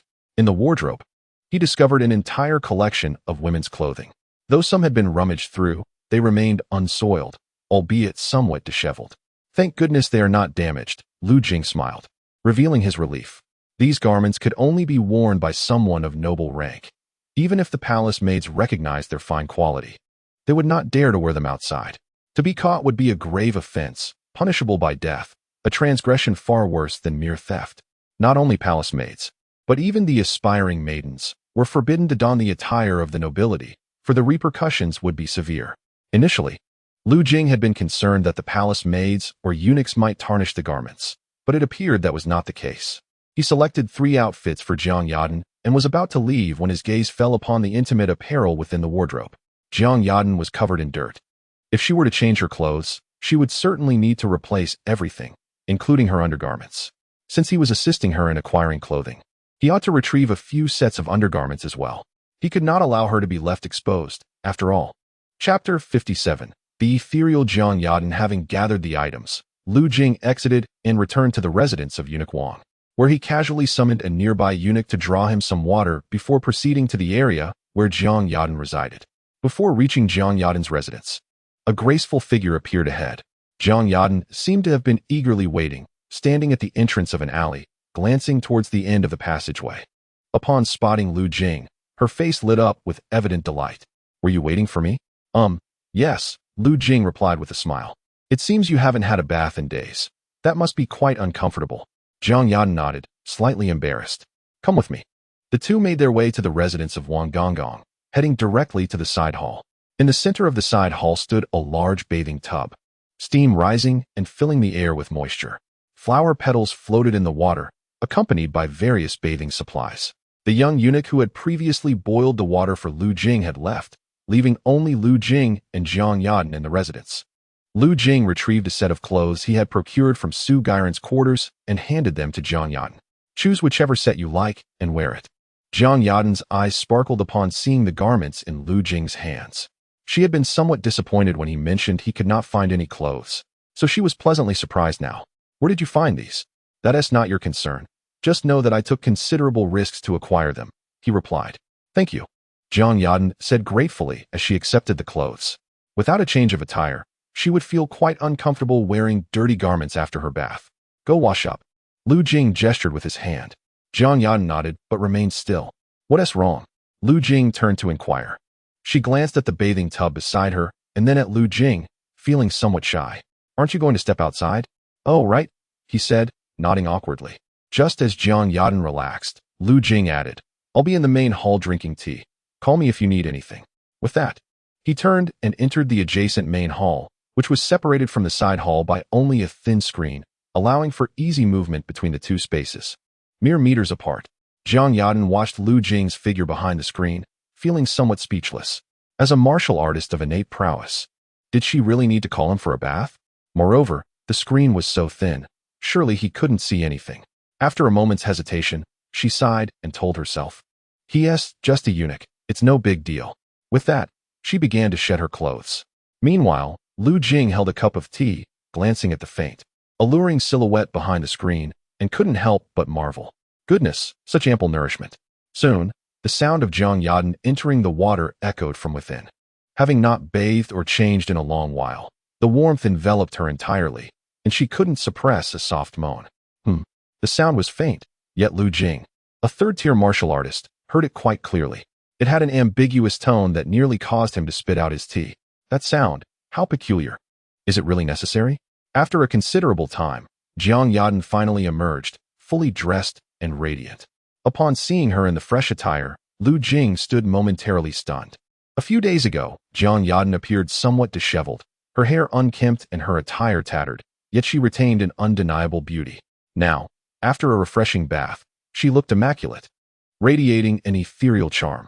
Her damp hair framed a delicate visage, flushed with a captivating allure. She returned the remaining garments to Lu Jing, who noticed that she had not touched the intimate apparel. "Do you not want these?" Lu Jing inquired directly. Jiang Yadan's cheeks flushed deeper as she softly replied, "These personal items cannot be worn by someone else. I fear the consequences. Is it not the same for you?" Lu Jing pressed boldly. Jiang Yadan glanced at him, her eyes narrowing in embarrassment and annoyance at his forthrightness. She was at a loss for words. as she had indeed not worn them. Lu Jing's gaze drifted to her exquisite form beneath the clothing, and after swallowing hard, he suggested, I possess some women's intimate garments that have never been worn. Though their style may be a tad daring. Would you be interested? Zhang Yadan raised an eyebrow, intrigued. Daring? How daring? After all, they would be worn beneath her attire, unseen by others. She nodded. Then please, show them to me. Very well. Wait a moment, Lu Jing said, heading to the quarters of the palace eunuch under the pretense of searching for something, prompting the system to provide him with the garments. Soon, a purple lace piece appeared in his hands. The color was indeed enchanting. He had chosen the size based on his observation of Zhang Yadan's figure, though he wondered if it would fit. These garments were procured from a concubine who intended to wear them to serve the emperor, but ultimately fell from grace and was relegated to the cold palace. Lu Jing explained as he presented the items. Upon seeing the attire in his hands, Zhang Yadan immediately comprehended their intended purpose. As Lu Jing had stated, the style was indeed audacious, yet undeniably beautiful. Realizing Lu Jing had purchased these for her, but had previously offered her simpler garments instead, she hesitated, casting a wary glance at him. I initially intended to give these to you, but feared you might reject them, which is why I opted for the simpler pieces. Do you want them? If not, I shall dispose of them, Lu Jing feigned, preparing to take them away. Yes, Zhang Yadan exclaimed, reaching out to claim them. The garments, while bold in style, were exquisitely beautiful and remarkably comfortable, surpassing the silk she had previously owned. With a sense of delight, she retreated to the adjacent side hall, contemplating how splendid it would be to try them on. The thought of modern attire gracing the form of an ancient beauty thrilled her imagination. Tomorrow, I shall seek out Qin Shiyun to model them for me, Lu Jing mused softly. After a considerable time spent adjusting within the side hall, Zhang Yadan finally emerged. Is it a good fit? Lu Jing inquired. A tad snug, she replied. Zhang Yadan initially hesitated to respond to such personal inquiries. Yet considering the numerous ways Lu Jing had assisted her, she ultimately decided to reply. Lu Jing, still somewhat underestimating Zhang Yadan's physique, suggested they leave, promising to bring her back for a bath next time. Chapter 57. Celebrating Hu Meyer's birthday. After escorting Zhang Yadan home, Lu Jing returned to his own residence.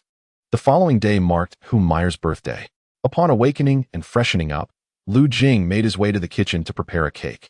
The ingredients had already been gathered, allowing him to swiftly create 3 birthday cakes. Although one would suffice, he feared unforeseen circumstances might arise, hence the production of 3. The cakes lacked cream or any gaudy additives, yet their flavor remained delightful. After tasting a slice, Lu Jing found it comparable to the delicacies he had savored in a past life, managing to consume an entire cake by himself, content with his creations. He carried the remaining 2 cakes towards Hu Meyer's chamber. In the Taihe Palace, Hu Meyer and Xia Qinglan sat across from each other at a stone table in the rear garden, surrounded by an array of mountain delicacies and seafood. Yet neither had touched their chopsticks. Sister, today marks your 26th birthday, Xia Qinglan declared, producing a handkerchief she had personally stitched.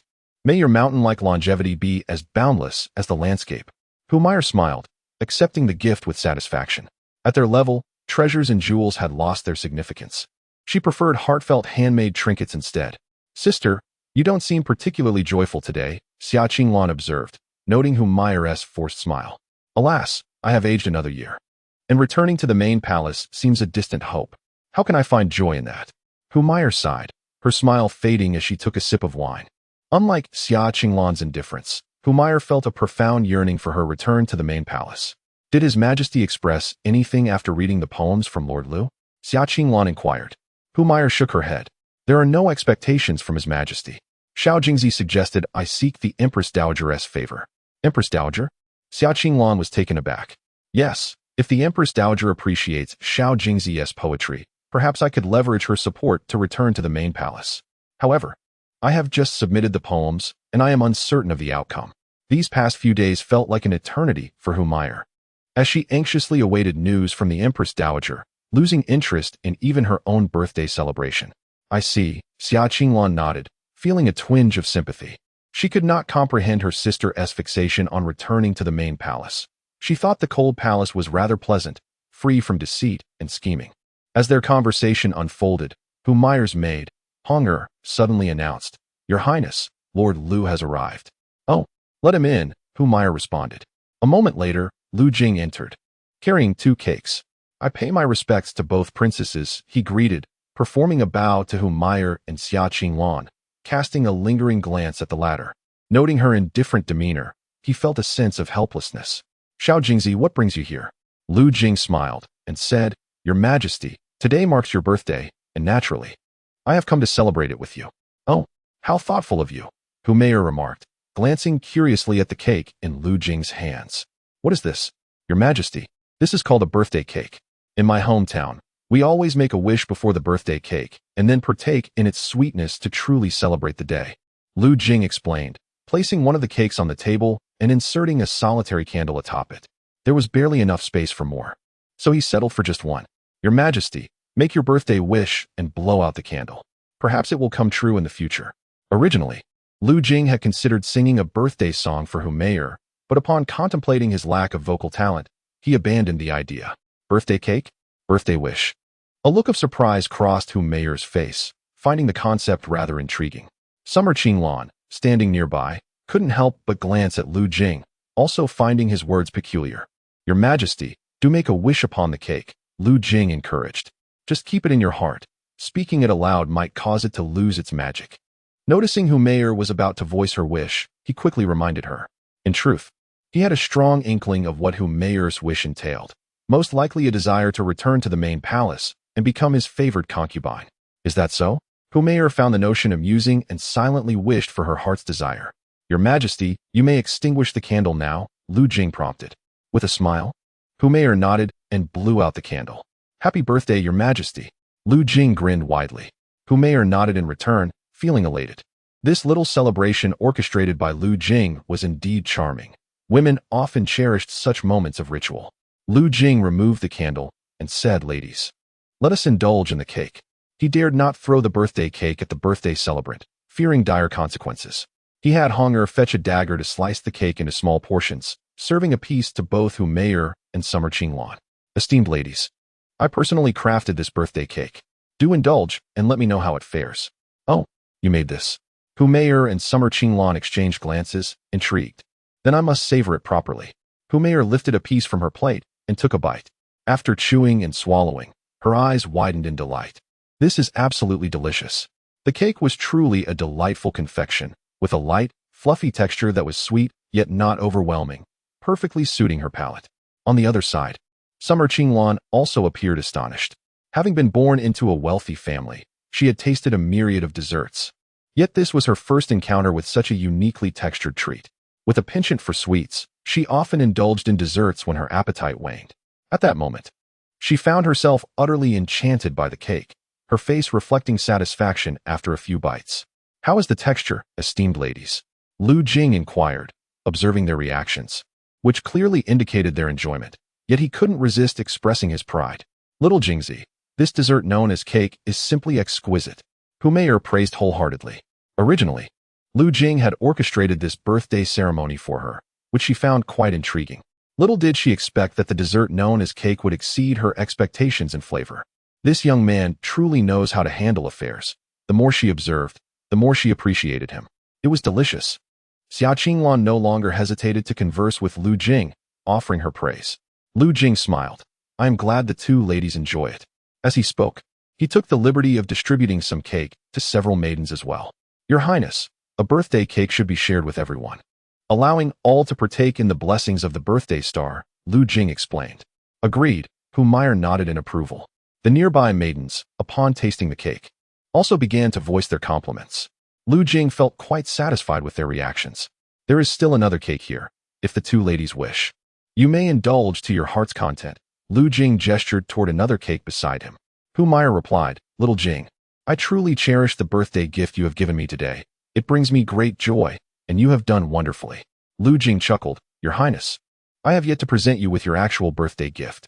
Saying this, Lu Jing retrieved a small box from his sleeve. Your Highness, this is the true gift I bestow upon you. What is this? Humayr inquired, taking the box with a hint of curiosity. Upon opening it, she discovered a white pill inside. Your Highness, this is a beauty elixir.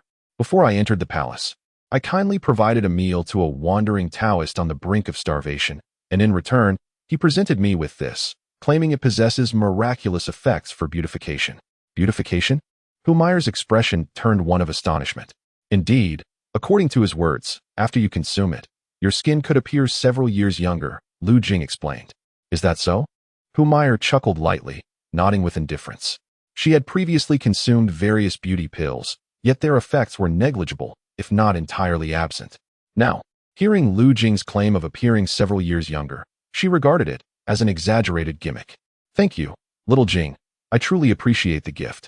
After expressing her gratitude, she intended to have the maidens take it away. However, Lu Jing interjected, Your Highness, why not take it now? I am curious to see if that Taoist has deceived me. Humayar pondered for a moment. Since it was a gift from Lu Jing, the effect was uncertain, but it should be harmless. She nodded, very well. With that, she swallowed the beauty elixir. After a few moments, Humayar felt a wave of warmth surge through her body. Soon, she sensed that her pores were opening up. Subsequently, she felt a sticky sensation enveloping her entire being, as though something within her was being expelled. Sister, your face. Xia Qinglan suddenly exclaimed across the table. What happened? Humayar was startled by Xia Qinglan's reaction. Could it be that this elixir from little Jing had adverse effects? She thought to herself, immediately summoning a maid to bring her a copper mirror. Upon seeing her reflection, she was left astounded. Her skin's pores oozed black dirt and oil, her face covered in a sticky filth. This realization sparked a possibility in her mind, stirring her excitement as she promptly ordered the maid to bring a basin of water. After cleansing her face, she gazed into the bronze mirror, her countenance betraying an expression of sheer astonishment. Her skin had always been quite good, albeit marred by a few wrinkles and blemishes. Age had taken its toll, robbing her of the former smoothness and fairness.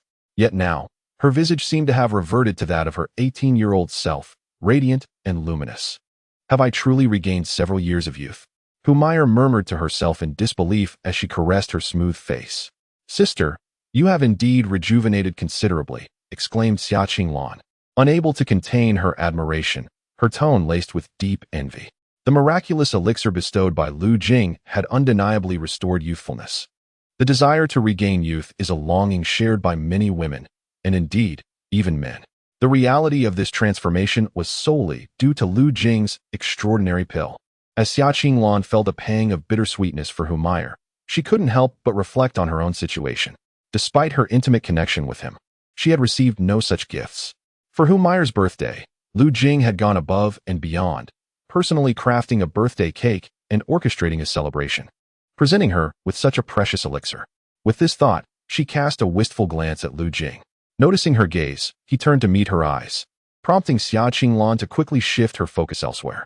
Amused yet slightly smug, Lu Jing reveled in the thought that having bestowed such a miraculous gift upon Humayar might stir a desire within Xia Qinglan as well. His intent for Humayar to consume the beauty-enhancing pill was to evoke a tinge of discomfort in Xia Qinglan upon witnessing the results. Clearly, this plan had borne fruit. Wasn't he Xia Qinglan known for her aloof demeanor? He found it amusing to keep her on tenterhooks, allowing her to stew in jealousy for a few days. After some time, he would conjure a reason to present her with a similar gift, hoping to win her favor. This subtle dance of push and pull would at least ensure she wouldn't avoid greeting him altogether. Lu Jing, thank you. This is the best birthday I have ever experienced. Humayar exclaimed, overwhelmed with emotion to the point of tears, no longer referring to him as Xiao Jingzi. Today's celebration, complete with cake and ceremony, had taken her by surprise, and the addition of the beauty elixir had utterly moved her. Her proud nature had always led her to view herself as a mistress with Lu Jing as her servant. However, in this moment, she fully embraced him as a dear friend. Lu Jing noted the shift in her address with delight. Your Highness, this is merely my duty. As her body expelled impurities, Humayar felt a sticky sensation enveloping her, prompting her to instruct a maid to prepare hot water. She bid farewell to Xia Qinglan and Lu Jing, departing to take a bath. Once she had left, Xia Qinglan glanced at Lu Jing. Master Lu, I have matters to attend to and must take my leave, she stated, rising from her seat. Your Highness, do take care, Lu Jing nodded in response. With Xia Qinglan seemingly disinterested in continuing their conversation, he felt no need to press her further. Yet, her perception that he had offered her no words of entreaty left a peculiar discomfort in her heart as she turned to exit the Taiha Palace. After a short while, Humayar completed her bath and returned to the rear garden. At this moment, she donned a festive red robe, exuding an irresistible charm. Her visage appeared considerably rejuvenated. Complemented by an ethereal grace, coupled with her voluptuous figure, she became the epitome of allure. After consuming the beauty-enhancing elixir, her attractiveness ascended to an entirely new level. Has Sister Qinglan departed? Hu Maier inquired with a radiant smile. Lu Jingshan inhaled deeply to steady his emotions, replying, yes. Concubine Xia had matters to attend to and has left. What of you? Hu Maier, in an exceptionally cheerful mood, twirled gracefully before Lu Jing, displaying her figure and then playfully blinking her luminous eyes, asking, am I not beautiful? My lady, you are exceedingly beautiful, Lu Jing could not help but praise. The enchanting allure exuding from Hu Maier was like a tantalizing itch, stirring his heart with uncontainable desire. My lady, you cannot fathom the extent of your charm. Who could withstand such a captivating twirl? He continued, thanks to your beauty elixir, it truly is miraculous. While bathing, the impurities expelled from my body stained the entire tub. Hu Maier recalled the scene from her recent bath, still in disbelief.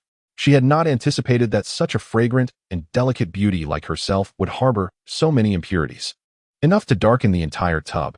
However, this realization only heightened her appreciation for the incredible properties of Lu Jing's elixir. This birthday gift was undeniably precious, arguably the finest she had ever received. If Lu Jing were not a eunuch, Hu Maier mused that she would undoubtedly succumb to his charms. Were it not for the Emperor's recent visit, she would even consider having Lu Jing as her personal attendant, a truly intimate one, particularly when she recalled the Emperor's indifference towards her, neglecting to send any gifts for her birthday. Her fondness for Lu Jing grew in contrast. Chapter 59. Visitors from the palace. After conversing for a while longer, Lu Jing and Hu Maier departed from the Taya Palace. How wonderful it would be to win over Hu Maier completely. As Lu Jing strolled through the palace corridors, his mind was consumed with thoughts of Hu Maier's graceful form. He eagerly anticipated the day he would fully capture her heart, not for the sake of fortune, but to attain clarity of thought. The previous encounter with Hu Maier had provided an exhilarating taste of desire, leaving him yearning for more.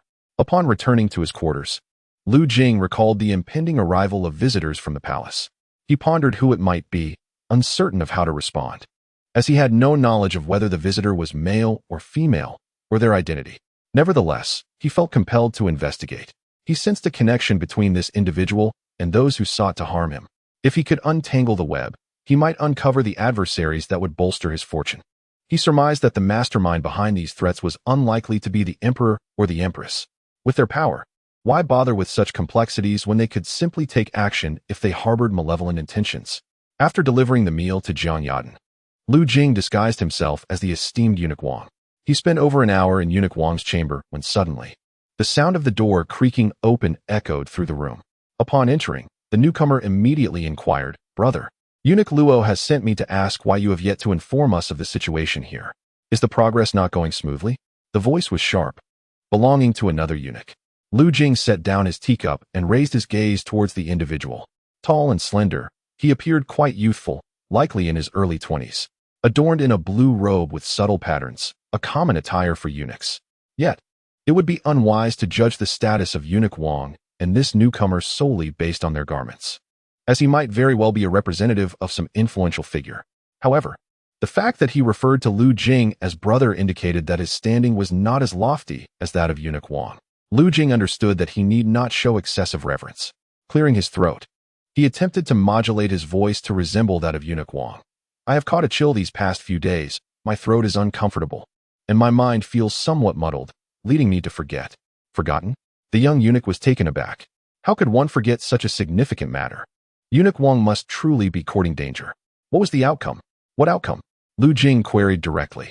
After all, if any high-ranking individual were to be offended, it would fall upon Eunuch Wang, not himself.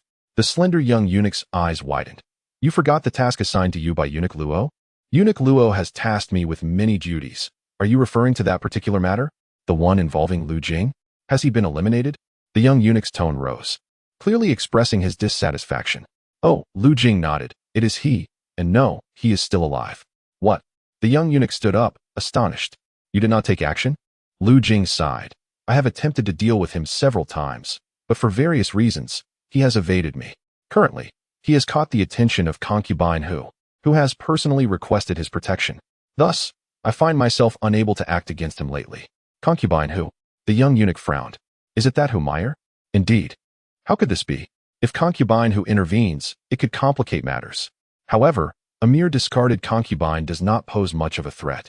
Only Wang Chuanfu might be wary of her, while Eunuch Luo would certainly not be intimidated. Lu Jing continued, I have offended concubine who, and she is aware of my discord with Lu Jing, personally instructing me not to harm him. If I wish to act against him, I must wait until concubine who loses interest in Lu Jing and grows weary of him. How long might that take? It is uncertain. The young eunuch frowned. I must return to report to Eunuch Luo. Without his directives, I cannot provide a response. Very well. The young eunuch did not linger for further pleasantries and promptly departed. Lu Jing observed his retreating figure, his gaze profound. Eunuch Wang. In the ensuing days, Lu Jing's life was uneventful. In the northwest quadrant of the cold palace, in an open area, a sudden flash of blade energy surged forth, slicing through the air and producing a thunderous sound akin to rolling thunder. Remarkable. Beside her, Lu Jing gazed in awe as Jiang Yadan performed her sword dance. She had already tempered her strength, otherwise a single strike could have obliterated the entire courtyard. The prowess of a congenital master was indeed formidable, far beyond his reach, not to mention that of a grandmaster. He silently resolved to exercise caution. He continued to admire Jiang Yadan's swordplay. Ignoring the formidable power she wielded, Jiang Yadan, with her short sword in hand, danced with an elegance that exuded both ferocity and poise. Watching her felt akin to witnessing a graceful dancer, and Lu Jing found himself entranced, his spirits lifted. After a considerable time, Jiang Yadan concluded her practice and approached Lu Jing, her face aglow with vitality. Let us eat, Lu Jing suggested. All right, she replied. The awkwardness that once marked their meals had dissipated. Jiang Yadan had grown accustomed to sitting down to dine with Lu Jing. As they ate, Jiang Yadan suddenly looked up and asked, By the way, I still don't know your name. Despite having spent nearly 10 days together, she had yet to learn Lu Jing's name. After initially addressing him as master, she felt too shy to repeat it. She had always conversed with him without titles. Lu Jing, he replied, you may call me young master from now on. There's no need to continue with master. Jiang Yadan pondered, if I call you young master, what does that make me? Your maid? Then I shall refer to you as Lu Gongzi, she decided, adding a surname that altered the implication. That works, Lu Jing agreed, not wishing to dwell on it. Speaking of which, has the assassination of Emperor Jing been overlooked? Lu Jing inquired. The palace had been unusually quiet for several days, leading him to wonder if the imperial guards had ceased their pursuit of Jiang Yadan. I'm not certain, she replied, shaking her head. However, I suspect it's not so simple. Given the precarious situation the emperor finds himself in, I doubt he will relinquish the matter easily. Lu Jing nodded thoughtfully. Then you should continue to restore your strength. Once you attain grandmaster capabilities, we shall see if you can break free from the palace. He still possessed a few Peiyuan pills. Perhaps offering one to Jiang Yadan could help her regain her former prowess. However, the price might be beyond her willingness to pay. Chapter 60. Entering the main palace after parting ways with Jiang Yadan, Lu Jing intended to return to his quarters. Yet as he walked, he found himself standing before a grand palace gate, the entrance to the main palace. Contemplating this passageway, he suddenly entertained different thoughts. Disguising himself as the eunuch Wang, he produced Wang's token and approached the gate. Greetings, eunuch. The guards at the entrance of the eastern depot bowed respectfully upon seeing Lu Jing. He acknowledged with a nod, stepping confidently through the palace gates. After walking for over 100 meters, he turned back, his heart brimming with joy. He had passed through so easily. The cold palace was a prison not only for typical eunuchs, but even for favored consorts like Humayr, who could be confined there for a lifetime without permission to leave. Yet now, Lu Jing had emerged. The identity of Eunuch Wang proved invaluable, allowing him to exit the cold palace without the need to display his token. Lu Jing took a deep breath as he walked along the palace corridors. The grand palace was vast, resembling a city in its own right, with an abundance of various buildings. As he strolled, Lu Jing explored for a while. The atmosphere in the main palace was considerably more vibrant than that of the cold palace. The spirits of the palace maids and eunuchs here were noticeably brighter, lacking the oppressive gloom that characterized the cold palace. Nevertheless, the overall ambience appeared far more solemn and dignified, contrasting with the cold palace where one could witness the eunuchs and maids engaging in playful banter. The guards stationed along the corridors were also significantly stronger. Lu Jing even sensed the presence of a martial artist nearing the 5th rank stationed at the palace gate. Such prowess would already qualify one as a leader in the Cold Palace. After wandering for quite some time, Lu Jing ultimately arrived near a cluster of palaces. To his dismay, he realized he was lost. Observing his unfamiliar surroundings, he felt a twinge of frustration. The main palace was so expansive, and being here for the first time, he could not find his way back. At that moment, a eunuch approached from ahead. This particular eunuch, Wang Chuanfu, was the chief eunuch of the Cold Palace, originally on an errand in the main palace but had inadvertently lost his way. Lu Jing seized the opportunity to stop the passing eunuch, inquiring about his location while discreetly offering a substantial piece of silver. Upon noticing Lu Jing's attire, akin to that of a high-ranking eunuch, and his polite demeanor, the eunuch's expression brightened instantly. Master Wang, this is Chunlan Palace, the residence of concubine Chen. Concubine Chen? Lu Jing pondered briefly. Eunuch Zhou had mentioned 9 concubines, one of whom bore the surname Chun, named Chenanin.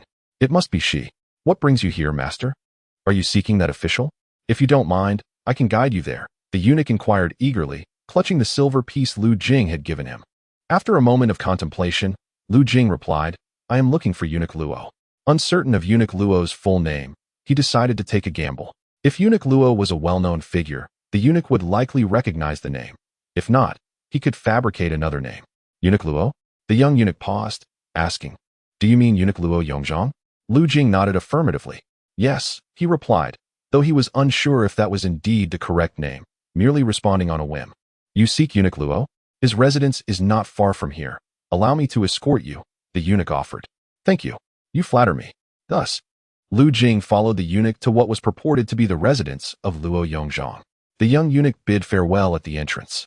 Watching him depart, Lu Jing glanced around, ensuring no one was watching, and quietly leapt onto the eaves. After taking a few steps, he overheard voices from within the house below. Humph. Wang Chuanfu is truly incompetent. I entrusted him with this task, and he seems so indifferent, leaving me to bear the brunt of concubine Chen's wrath. Perhaps he is reluctant to involve himself in such matters. Having accepted the payment, he claims he doesn't wish to meddle. What should we do? Let us hold off for a few days. If Humayr truly intends to protect that Lu Jing, it could indeed become troublesome. Wang Chuanfu has a point. The hushed conversation continued below. Lu Jing recognized one of the speakers as the individual who had visited him that day. Another individual is likely Luo Yongzhang. By chance, the person behind this indeed turns out to be Luo Yongzhang. However, how does Chun Guifei become involved? Lu Jing felt a surge of confusion. Noticing that Luo Yongzhang's final remarks were devoid of substance, Lu Jing decided to vacate the premises. Following the threads of his memory, he made his way to the entrance of Chun Guifei's palace. Guards were stationed at the main gate, so Lu Jing took a longer route to approach from the side, scaling the wall to enter. At this hour, dusk had settled, and the night was enveloped in silence. After a brief exploration within Chun Guifei's quarters, he arrived at the door of the reception hall. Peering through the rice paper window, he observed 2 women engaged in conversation over tea. Judging by their attire, one was a concubine, and the other was the Guifei. It was likely that the latter was indeed Chun Guifei. Lu Jing's gaze fell upon the woman adorned in pink brocade, and he mused silently. Chun Guifei was undeniably beautiful, radiating an exceptional grace. However, Lu Jing could not fathom why, despite having no grievances against her, she would go to such lengths to orchestrate his demise. Could it be an old vendetta from the Wu Wangfu? Furrowing his brow, Lu Jing scoured his memories but found no information regarding any enemies of the Wu Wangfu. In his recollections, the Wu Wangfu held a prestigious status yet refrained from engaging in court affairs, preferring instead to amass wealth as a leisurely noble, thus rendering the likelihood of enmity quite slim. It is often said that those who ascend to the rank of Guifei possess either unparalleled beauty or a family with formidable power. This woman was indeed captivating, yet perhaps not to such an extent, even less so than Qin Shiyun. This led him to conclude that her elevation to Guifei was primarily attributed to her family's influence. As he pondered the Chun family, a thought struck him. Perhaps the only prominent figure with the surname Chun was the minister Chun Yuanlong. However, Chun Yuanlong shared a close relationship with his father, and their families were long-standing friends. It was unlikely he would wish him harm. Lu Jing scratched his head, feeling perplexed. Aside from the minister Qin family, he truly could not think of any other esteemed Qin family residing in the imperial city. If Chun Guifei was indeed from the Qin clan, it would be quite strange for Chun Yuanlong to harbor intentions of his demise. unless Qin Guifei did not represent her family's interests. Suddenly, a revelation dawned upon Lu Jing regarding the Qin family. Qin Yuanlong's daughter seemed to be betrothed to him. He recalled that her name was Qin Shi, and he had encountered her a few times in his youth. The girl was enchanting, exuding an ethereal beauty and possessing a serene and composed demeanor, quite the antithesis to the mischievous and raucous Lu Jing. Their parents had arranged for a marriage since childhood, promising that they would wed upon reaching maturity at 18. He vaguely remembered his father mentioning that the proposal had been initiated by Qin Yuanlong. Yet, as the years passed, Lu Jing turned 20, and it was expected that he would marry and start a family, but there had been no developments, leaving him in the dark about the communication between their families. He recalled hearing vague whispers from his father that Qin Shi had not been residing in the imperial city, and even his father seemed unaware of her whereabouts. Could it be that the Qin family, upon witnessing the downfall of the Wu Wangfu, sought to sever ties by orchestrating his demise? But that did not make sense. He had already entered the palace as a eunuch. Why would they still care about this engagement? They could simply dismiss it as if it never existed. Lu Jing found himself lost in thought, unable to unravel the intricacies of the situation. Sigh, never mind, I shall unravel the intricacies at a later time. The esteemed position of concubine Qin renders Lu Jing hesitant to act against her for the present. Moreover, there are others involved, thus it is best to defer the matter. Lu Jing turned and departed from the location. Chapter 61. Strangulation. Returning to the cold palace the following day, Lu Jing was summoned early in the morning by a servant of Mayor to the Taihe Palace. Lu Jing, I have been called by Her Majesty. Upon their meeting, Mayor excitedly exclaimed to Lu Jing, her expression brimming with fervor, even bordering on fanaticism. Really? Lu Jing responded, astonished, realizing that it had indeed been successful. Congratulations, Your Highness. This is all thanks to you. Mayor expressed her heartfelt gratitude. Without Lu Jing's poetry, she would have never caught the attention of the Empress Dowager. Lu Jing had assisted her greatly, and she was at a loss as to how to repay him. Lu Jing merely smiled and nodded. Mayor seemed to recall something, her expression suddenly shifting to one of worry. The Empress Dowager has decreed that I shall enter the palace in 5 days to participate in this year's mid-autumn poetry gathering. How do you think I should prepare? I fear the Empress Dowager may pose challenging questions. If I perform poorly, alas. The mid-autumn poetry gathering? Lu Jing inquired. Indeed, it is an event spearheaded by the Empress Dowager, held annually in the Imperial Garden during the Mid-Autumn Festival. The participants include the principal consorts and certain members of the royal family. His Majesty may also be in attendance. Mayor's mood brightened once more. If I perform exceptionally well, the Empress Dowager may bestow upon me her own calligraphy as encouragement. Should I emerge victorious, I might draw closer to her. Lu Jing pondered for a moment. Your Highness, why not take me along? Take you along? Mayor's eyes sparkled with excitement. Yes, simply state that I am your personal eunuch. At that moment, I shall find opportunities to offer you hints or even compose on your behalf. Excellent, let it be so.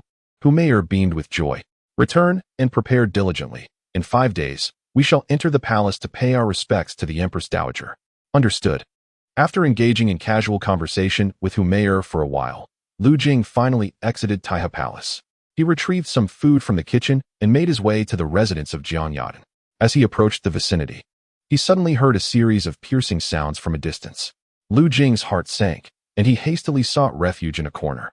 He witnessed several eunuchs clad in dragon robes swiftly passing by. Their movements were agile, their speed astonishing, creating a resounding whoosh through the air. Impressive, Lu Jing thought, feeling a weight in his chest. These eunuchs possessed at least second-rank strength. He sensed from their demeanor that he would be no match for them.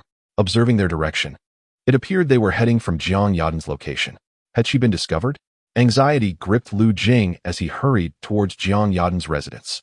Upon arrival, he found that the once-standing building had collapsed into ruins, along with many surrounding structures. It was evident that a violent conflict had transpired, showcasing immense destructive power. Lu Jing searched the area, but found no trace of Jiang Yadan. Had she escaped? Or had she been captured? Concern gnawed at Lu Jing. He had invested a 9-turn golden pill in Jiang Yadan, and if she had been apprehended, it would be a tremendous waste. After waiting for a while, yet still no sign of Jiang Yadan's return, Lu Jing turned to leave. Even if she had not been captured, it was likely that she had revealed her hiding place and would find it difficult to return. Not long after returning to his residence, Lu Jing heard the thunderous sound of footsteps. Peering through the crack of the door, he saw countless armored soldiers, armed with blades, standing at attention. These soldiers were evidently not ordinary. Their imposing physiques and the palpable aura of danger surrounding them suggested they were seasoned martial artists. Bad news. Jiang Yadan had been discovered, and she was likely to be surrounded and hunted down. Good news. She had not yet been captured, Lu Jing murmured to himself. Suddenly, there was a loud knocking at the door. Upon opening it, he found a dark-skinned, muscular man clad in armor standing before him. Upon seeing Lu Jing, the man asked loudly, "Are you the chief eunuch in charge of this cold palace?" "Indeed, I am the chief eunuch," Lu Jing replied. "Follow me," the officer commanded coldly, his gaze dismissive of Lu Jing's status. "May I inquire as to where we are headed?"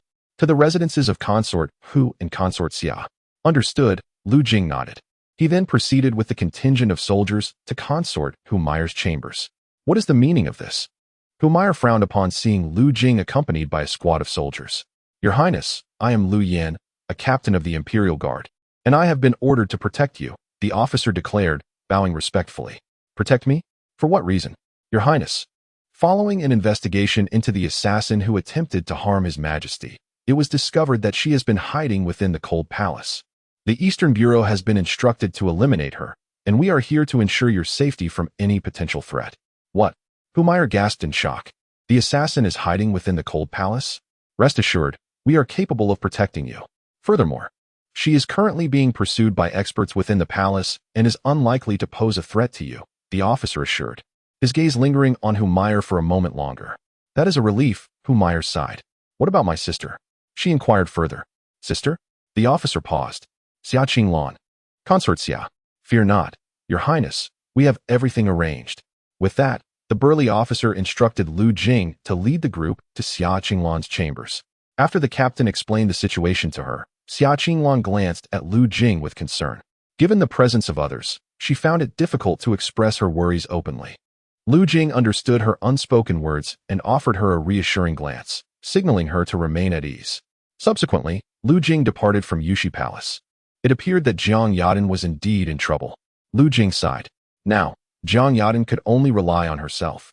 Days swiftly passed, and Lu Jing remained in his quarters. The Cold Palace was now teeming with armored soldiers, who frequently practiced and patrolled, creating quite a commotion.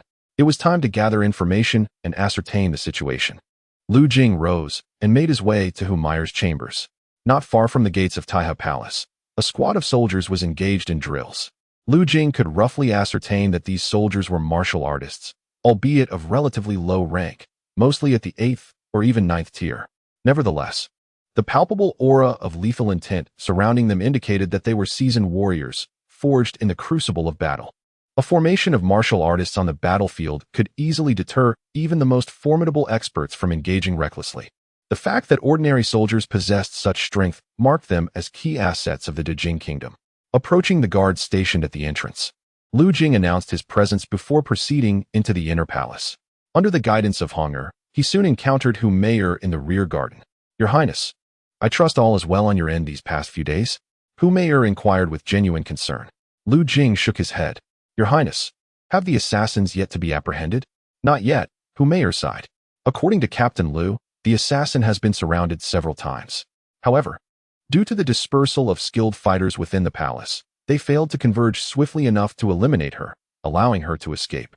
Lu Jing nodded, relieved that the assassin remained at large, but Hu Meier's next words sent a chill down his spine.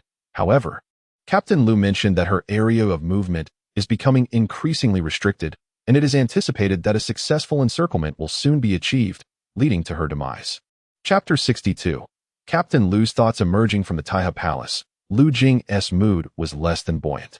Though Jiang Yadan exhibited a rather aloof demeanor, Lu Jing found her intriguing and enjoyable to be around, and he was naturally disinclined to witness her demise at the hands of pursuers. Moreover, he had invested a 9-turn golden pill in her. Should she perish, it would be a considerable loss. Of course, Lu Jing's interest in Jiang Yadan extended beyond mere utility or companionship. He was also enticed by her physical allure. If he could engage in dual cultivation with a congenital expert, his progress would undoubtedly accelerate. Had he known that she was at risk of being encircled, he would have directly bestowed the Peiyuan pill upon her, which might have enabled her to break through her current realm. If she could return to the Master Realm, there existed a possibility for her to escape the palace. If he could leverage this situation to forge an alliance with her, perhaps even to have her as his own, it would be an exquisite turn of events. Yet, he resigned himself to the whims of fate, shaking his head. With his current abilities, he felt powerless to assist Jiang Yaden. Upon returning to his residence, Lu Jing practiced his martial arts. The following morning, he made his way back to Mayor's quarters, eager to glean more information about Jiang Yaden. On his way, he observed soldiers clad in various colored armor patrolling the grounds. The guards stationed at the palace gates had also been replaced by soldiers rather than the eunuchs of the Eastern Depot. It was noteworthy that this was the Cold Palace, a residence for the emperor's discarded women. Despite their abandonment by the emperor, the presence of vigorous martial men lingering here for days underscored the depth of the emperor's obsession with capturing Jiang Yaden, unmindful of the potential dishonor it might bring to his own women. At that moment, in the rear garden of the Taiha Palace, the burly captain tasked with Mayor's protection was seated at a stone table, enjoying tea with her, while the maid Honger attended to their needs. Upon his arrival, Lu Jing was quite taken aback to discover the presence of the military officer, Lu, in the vicinity. Generally speaking, propriety dictates a clear separation between the genders, especially when it concerns the emperor's woman, particularly a favored concubine. The audacity of this officer to share tea with Mayer was indeed remarkable. Should word of this encounter reach the wrong ears, it could spell disaster for the young officer. Mayer, undoubtedly aware of the established norms, seemed inexplicably accommodating. "Greetings, Your Highness." Lu Jing offered a courteous bow to Mayer before turning to the robust figure of Lu. "Salutations, sir." In this cold palace, aside from the favored concubine, he seldom found the need to extend such formalities.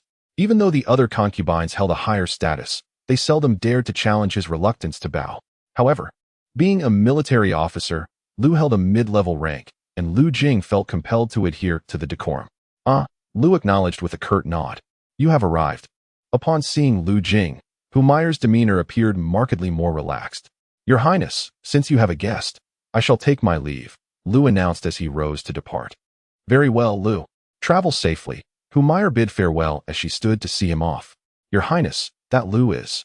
Lu Jing glanced towards the retreating figure of the burly man. Mayer understood Lu Jing's implication and clarified. Lu was merely fatigued from his patrol and sought a cup of tea. "Your Highness, do not take offense at my candor, but Lu is not a eunuch. He is a man of vigor and strength. It would be prudent to consider the implications of your association with him," Lu Jing cautioned, his voice trailing off. Mayer sighed.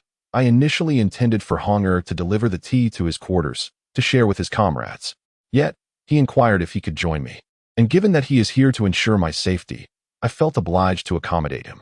Next time, it would be wise to exercise caution," Lu Jing reiterated. As a man, he grasped Lu's intentions. The last time he encountered Lu, the officer's demeanor towards Mayer had been particularly attentive. If Mayer were still a favored concubine, such behavior would be expected. However, now that she had fallen from grace, Lu's attentiveness became rather peculiar. Lu Jing speculated that Lu harbored some unrealistic notions regarding Mayer. After all, a robust man, confronted by a beautiful yet fallen concubine, might find himself stirred by desire. Of course, it was also possible that such thoughts remained unexpressed, restrained by decorum. Nevertheless, it was better to be cautious than to risk unforeseen consequences. "I understand." Mayer nodded, seemingly unperturbed by the matter, believing Lu Jing to be overly concerned. Lu Jing took a seat and engaged her in conversation for a while, eventually inquiring about the recent assassination attempts. He learned that Jiang Yaden had been ambushed by several skilled assailants the previous night, sustaining serious injuries, yet managed to escape. After leaving Taiha Palace, Lu Jing contemplated visiting the quarters where Jiang Yaden had previously resided to ascertain her whereabouts. However, reflecting on the presence of armored guards throughout the Cold Palace, he realized that appearing there might lead to complications he wished to avoid. Returning to his own quarters, another day passed, and Lu Jing found himself unable to resist the urge to visit Mayer's chambers once more. Arriving at the entrance, he coincidentally encountered Lu exiting from Taiha Palace. He appeared to be in high spirits, brimming with confidence. Lu Xiaowei, as Lu Jing greeted the approaching Lu Xiaowei once more, noticed the slight frown on Lu's face. "Why does this little eunuch come to visit the imperial concubine every day?" Lu Xiaowei huffed lightly and departed the palace. Lu Jing then entered the grand reception hall of Taiha Palace, where Mayer sat, her expression tinged with worry. "My lady, what troubles you?" Lu Jing inquired as he approached her. Humayr hesitated before responding that Lu Xiaowei visits me daily, and I find it rather inappropriate. I subtly hinted to him about the implications, yet he feigned ignorance. Initially, she dismissed it, but after Lu Xiaowei's 2 or 3 visits each day, she began to sense something amiss. Lu Xiaowei might be harboring thoughts that were unwarranted, although he would not dare to act disrespectfully towards her. The mere rumor could lead to significant trouble, potentially even danger. Lu Jing raised an eyebrow. Humayr had resolved to secure her own position and could not allow Lu Xiaowei to encroach upon it first. The audacity of Lu Xiaowei, a mere warrior, to take an interest in the imperial concubine was remarkable. My lady, the next time he arrives, simply deny him entry and claim you are unwell, Lu Jing advised.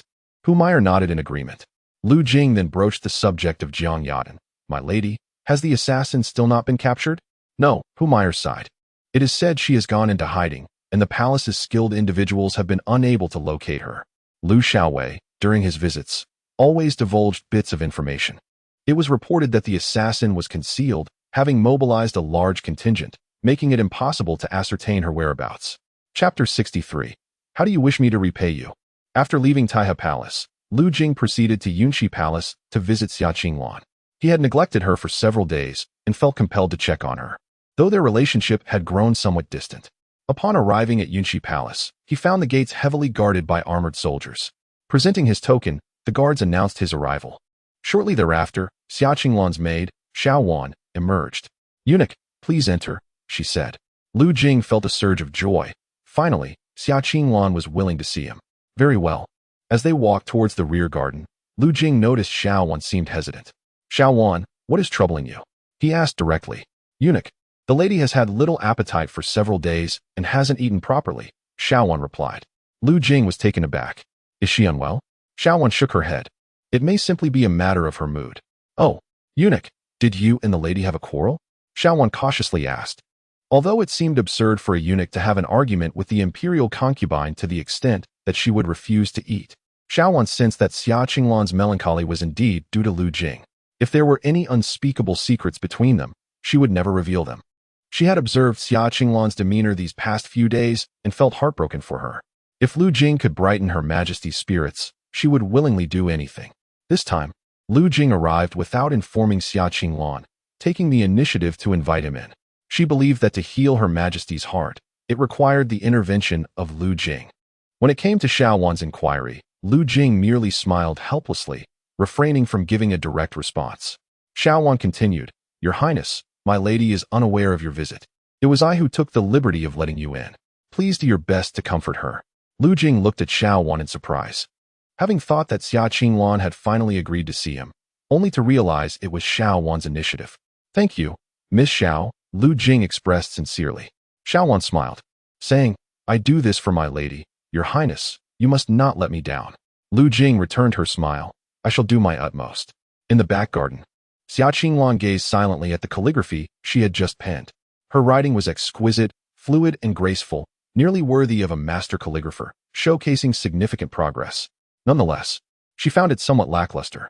In the past, crafting a beautiful piece of calligraphy would bring her immense joy, but now, her heart was tinged with bitterness.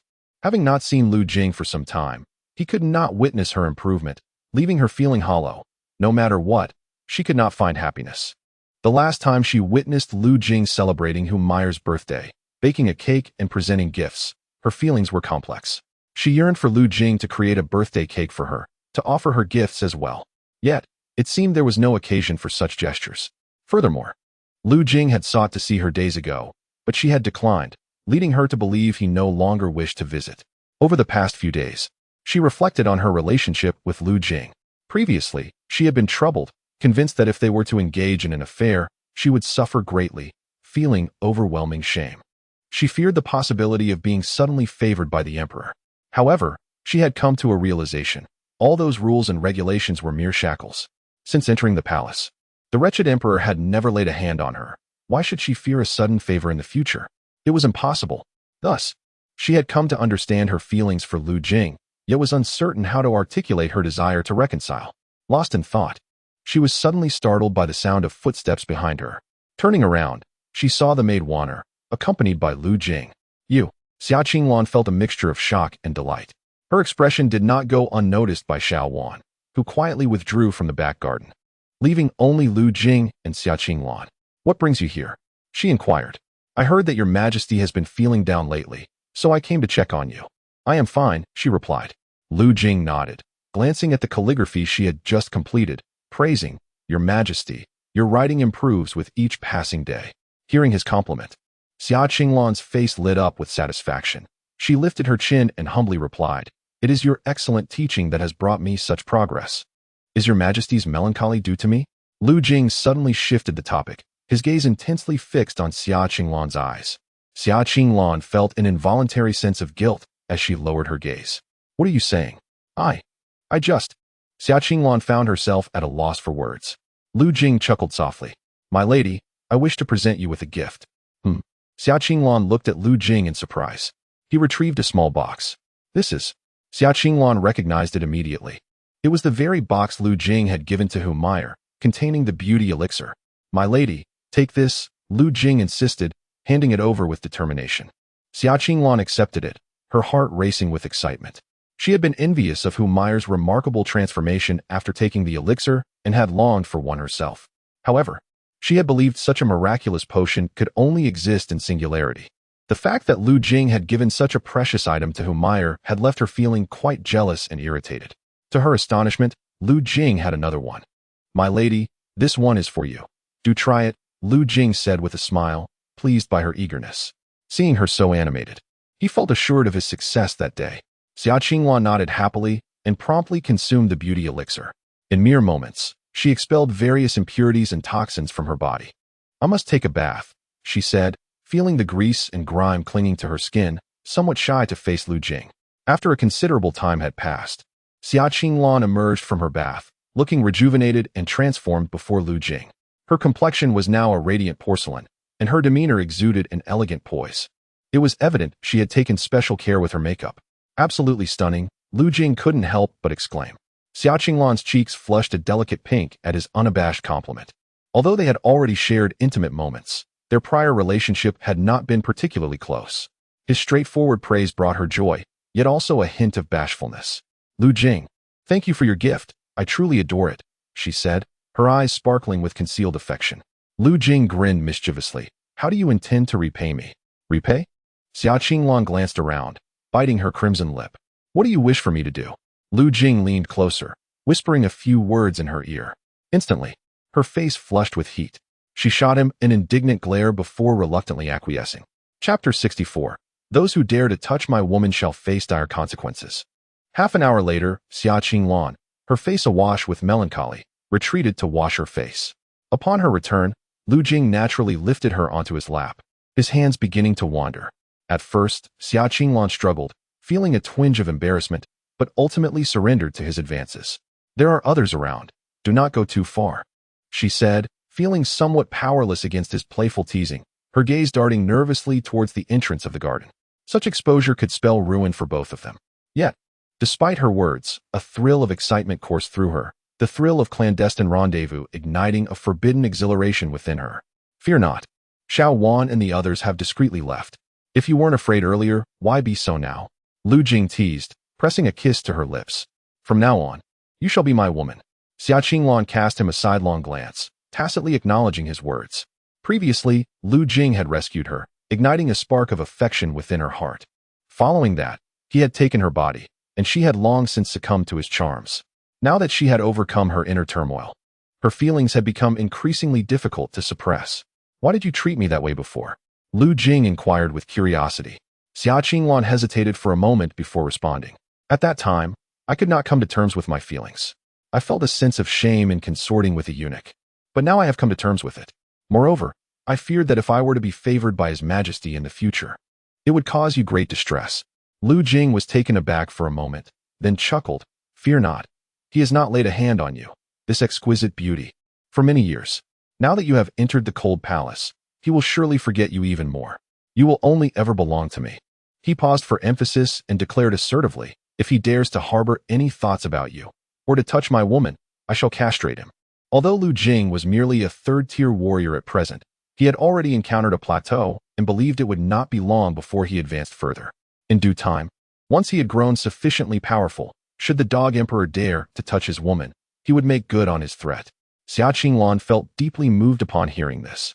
Although she suspected that Lu Jing's words were merely bravado, the idea of a eunuch threatening the emperor seemed utterly fanciful. Nonetheless, Lu Jing's willingness to speak so disrespectfully of the emperor in her defense touched her heart. So, what shall we be in the future? Lu Jing gazed at Xia Qinglan with fervent intensity. She took the initiative to entwine her arms around his neck, leaning closer, and said, I have come to understand. I shall be yours from now on. Then I shall come to find you tonight, Lu Jing said with a playful smile. During the day, he knew he could not be too excessive, as there were still guards stationed outside, and he must not expose the nature of his relationship with Xia Qinglan. So he decided to return under the cover of night. Tonight? Xia Qinglan hesitated. There are heavy guards at the entrance. Would it be appropriate for you to come then? Lu Jing gently caressed her smooth cheek and reassured her, do not worry. I am a warrior and can enter without going through the main gate. I shall scale the wall when they change shifts and are not patrolling. A warrior? Xia Qinglan gazed at Lu Jing in surprise. No wonder he had been so formidable that night. She had initially thought it was the effect of aphrodisiacs. But now it seemed clear that Lu Jing's physique was naturally robust. By the way, you mentioned being drugged before. What happened? Xia Qinglan had not had the chance to ask that morning and had not found an opportunity since. Lu Jing's expression turned serious as he replied. It pertains to my enemies.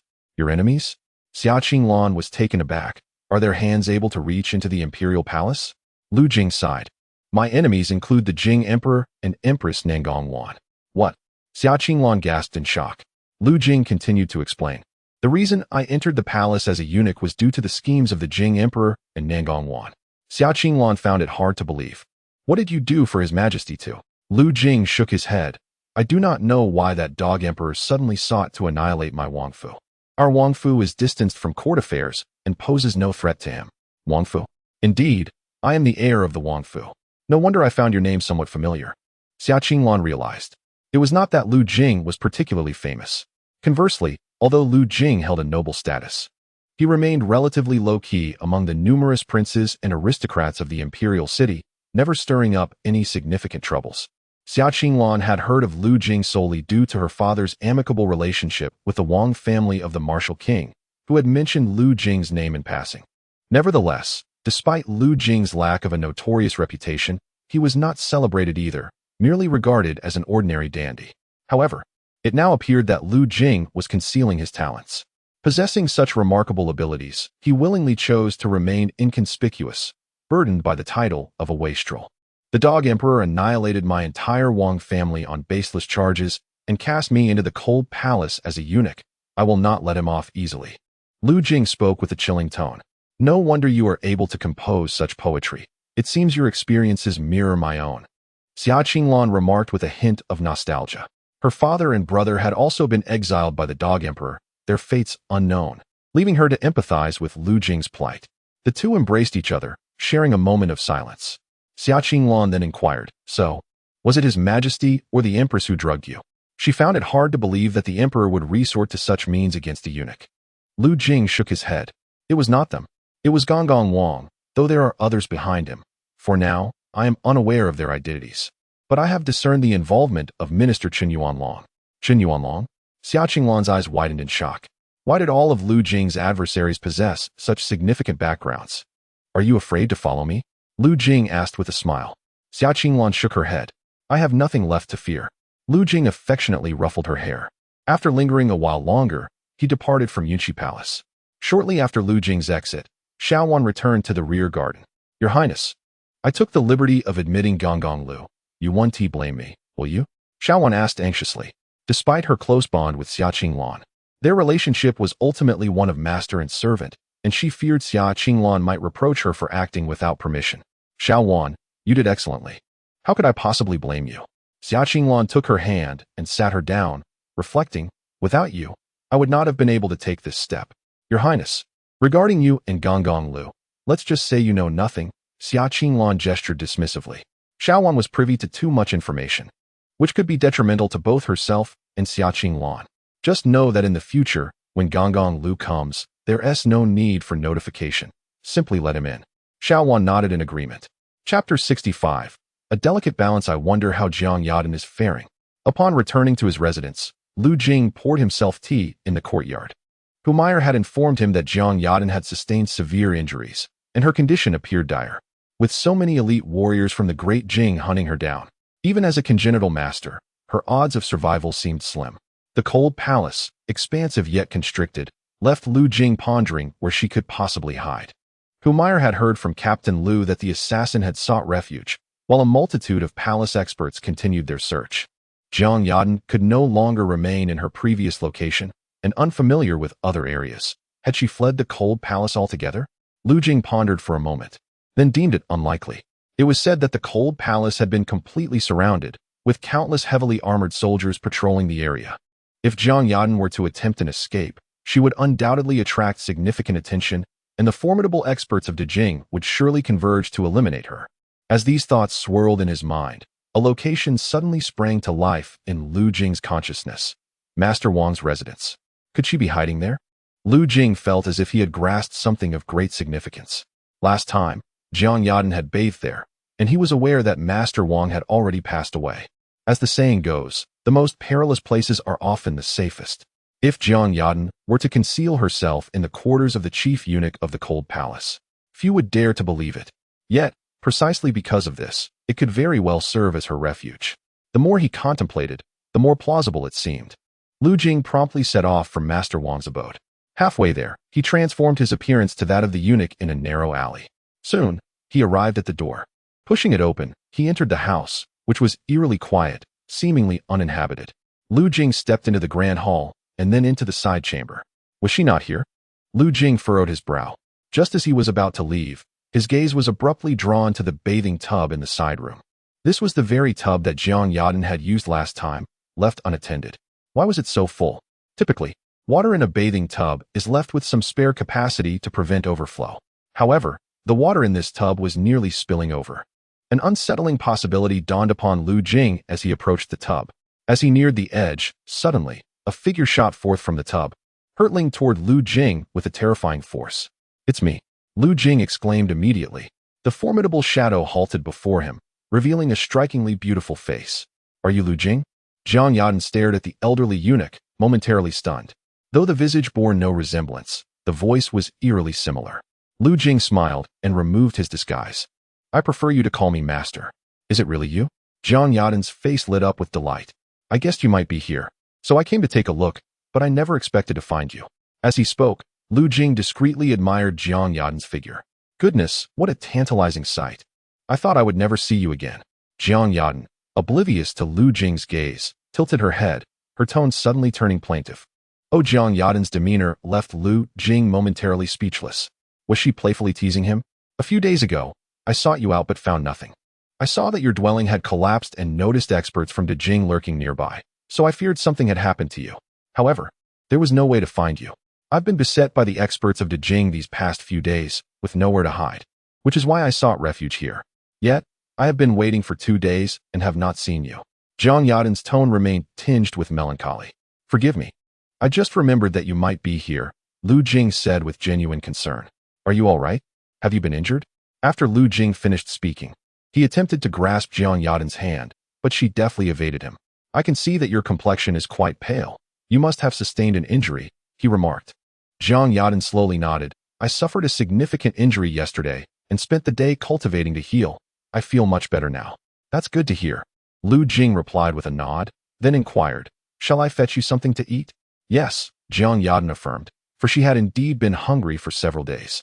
Lu Jing departed from the room and returned shortly with some food from the kitchen. By then, Jiang Yadan had changed into a clean set of new clothes. The garments belonging to Lady Su were stored in the wardrobe of Eunuch Wang's room, indicating that she still remembered them. "Why aren't there any intimate garments? Is there only one set?" she asked shyly before she could even eat. The absence of undergarments made her feel quite uncomfortable. Lu Jing glanced at her figure and replied, "I have hidden some. I will retrieve them for you now." With that, he entered Eunuch Wang's room and procured a black bikini from the system. "The black one is quite elegant," he remarked, handing it to Jiang Yadan, who immediately felt her cheeks flush. While the intimate attire was indeed beautiful, its style was rather audacious. She took the clothing and hurried into her room to change. After a while, she emerged, dressed in the sheer fabric of Lady Sue's attire, which allowed Lu Jing to catch a glimpse of the delicate black lace beneath. At that moment, Jiang Yadan's appearance exuded a subtle allure, evoking an irresistible temptation within him. "Let us eat," Lu Jing said, presenting her with the meal. Jiang Yadan accepted it with familiarity, quickly devouring her food. Lu Jing chuckled. "It seems you were truly famished." Her hunger was one aspect. The other was her newfound ease around Lu Jing, no longer hesitant to reveal her vulnerable side in front of him. "By the way, how have you survived these past few days?" Lu Jing finally asked, after she had eaten for a while. Jiang Yadan swallowed a mouthful of soup and recounted. 3 days ago, I was in the midst of my training when I suddenly heard several sets of footsteps around me. I immediately realized that others had arrived. I intended to hide until they left, but one person seemed to possess a peculiar martial skill, akin to a dog's sense of smell, and he tracked me down. I managed to kill several of their elite fighters, including the one with the keen nose, before escaping. However, a large number of Jing's experts soon arrived, but they were unable to locate me and had to split into many groups. I launched surprise attacks and eliminated over a dozen of them until I encountered a master-level expert. I exerted all my strength to escape from him, but I was gravely injured. Fortunately, it seems that the medicinal effect of the elixir you gave me remained in my system. After just one night, I recovered significantly. Jiang Yadan spoke lightly, but Lu Jing listened with growing alarm. The emperor had undoubtedly dispatched numerous skilled fighters to hunt Jiang Yadan, including innate and even master-level experts. Yet she had managed to elude them all. Chapter 66. The Transaction Impressive. Lu Jing raised his thumb in acknowledgement. "Thanks to the pill you provided. Otherwise I would still be gravely injured." Jiang Yadan's face displayed gratitude. The pill contained only residual medicinal power, yet it enabled her to recover from serious injuries overnight, illustrating the extraordinary and precious nature of that elixir. Lu Jing had selflessly bestowed such a remarkable item upon her. Although, nominally, she was to acknowledge him as her master, Lu Jing had never demanded anything from her. On the contrary, he had assisted her numerous times. Jiang Yadan was a person who understood the value of gratitude, and she felt deeply appreciative of Lu Jing's kindness. In response to Jiang Yadan's words, Lu Jing merely smiled and nodded, choosing not to elaborate further. "You have recovered now, but the soldiers of Dying are searching for you. It is unlikely that this place will remain safe for much longer," Lu Jing cautioned.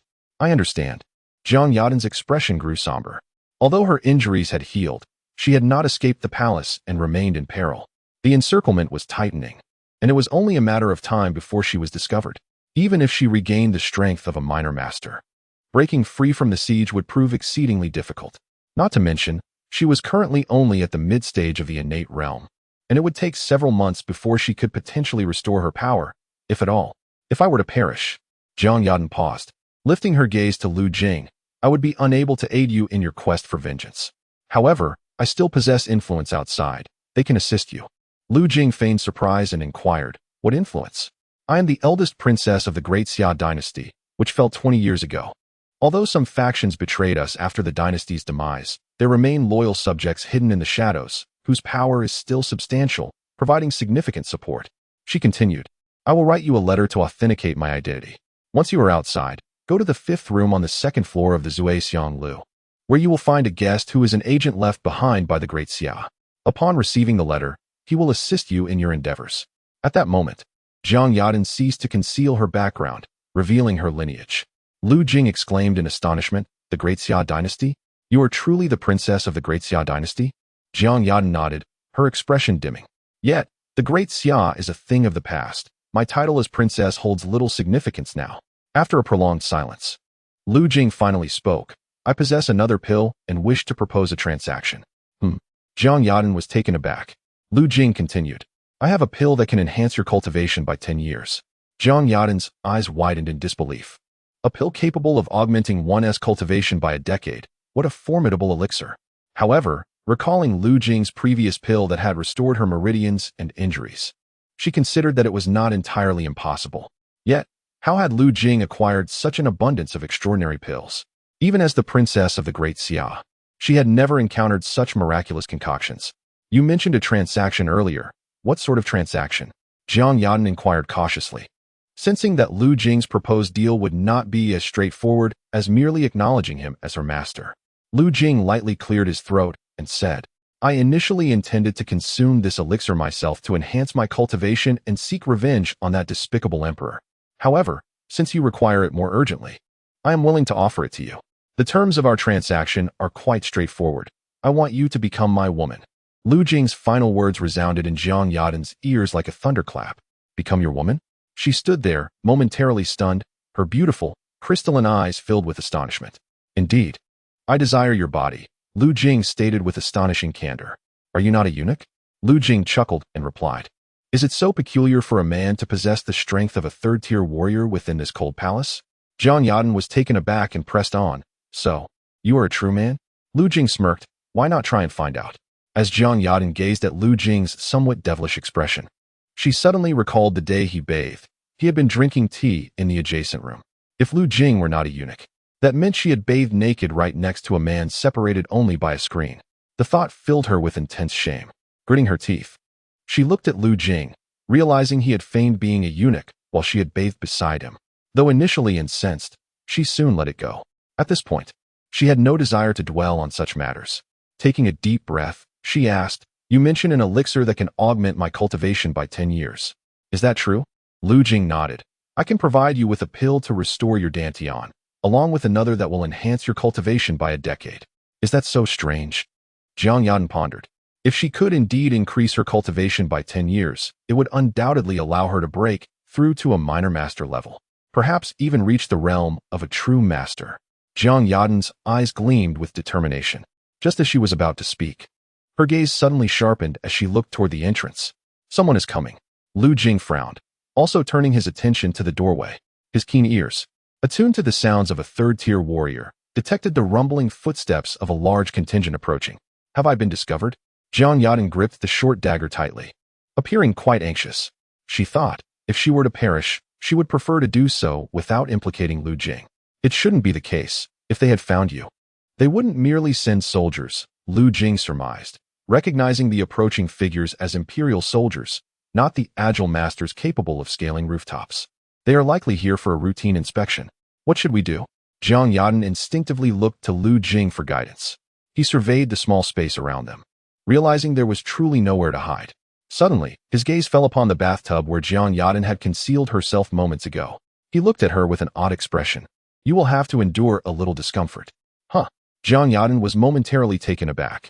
At the entrance, a loud bang echoed as the door was forcefully pushed open. A throng of heavily armored soldiers stormed into the residence of Wang Gonggong. Search. A dozen soldiers began to comb through the house. What are you doing? A sharp voice suddenly pierced the air.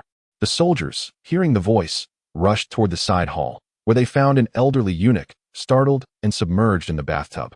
Staring wide-eyed at the intruders, the soldiers exchanged bewildered glances. Bathing in broad daylight. Who are you? In our household, we have the esteemed chief eunuch Wang Chuanfu.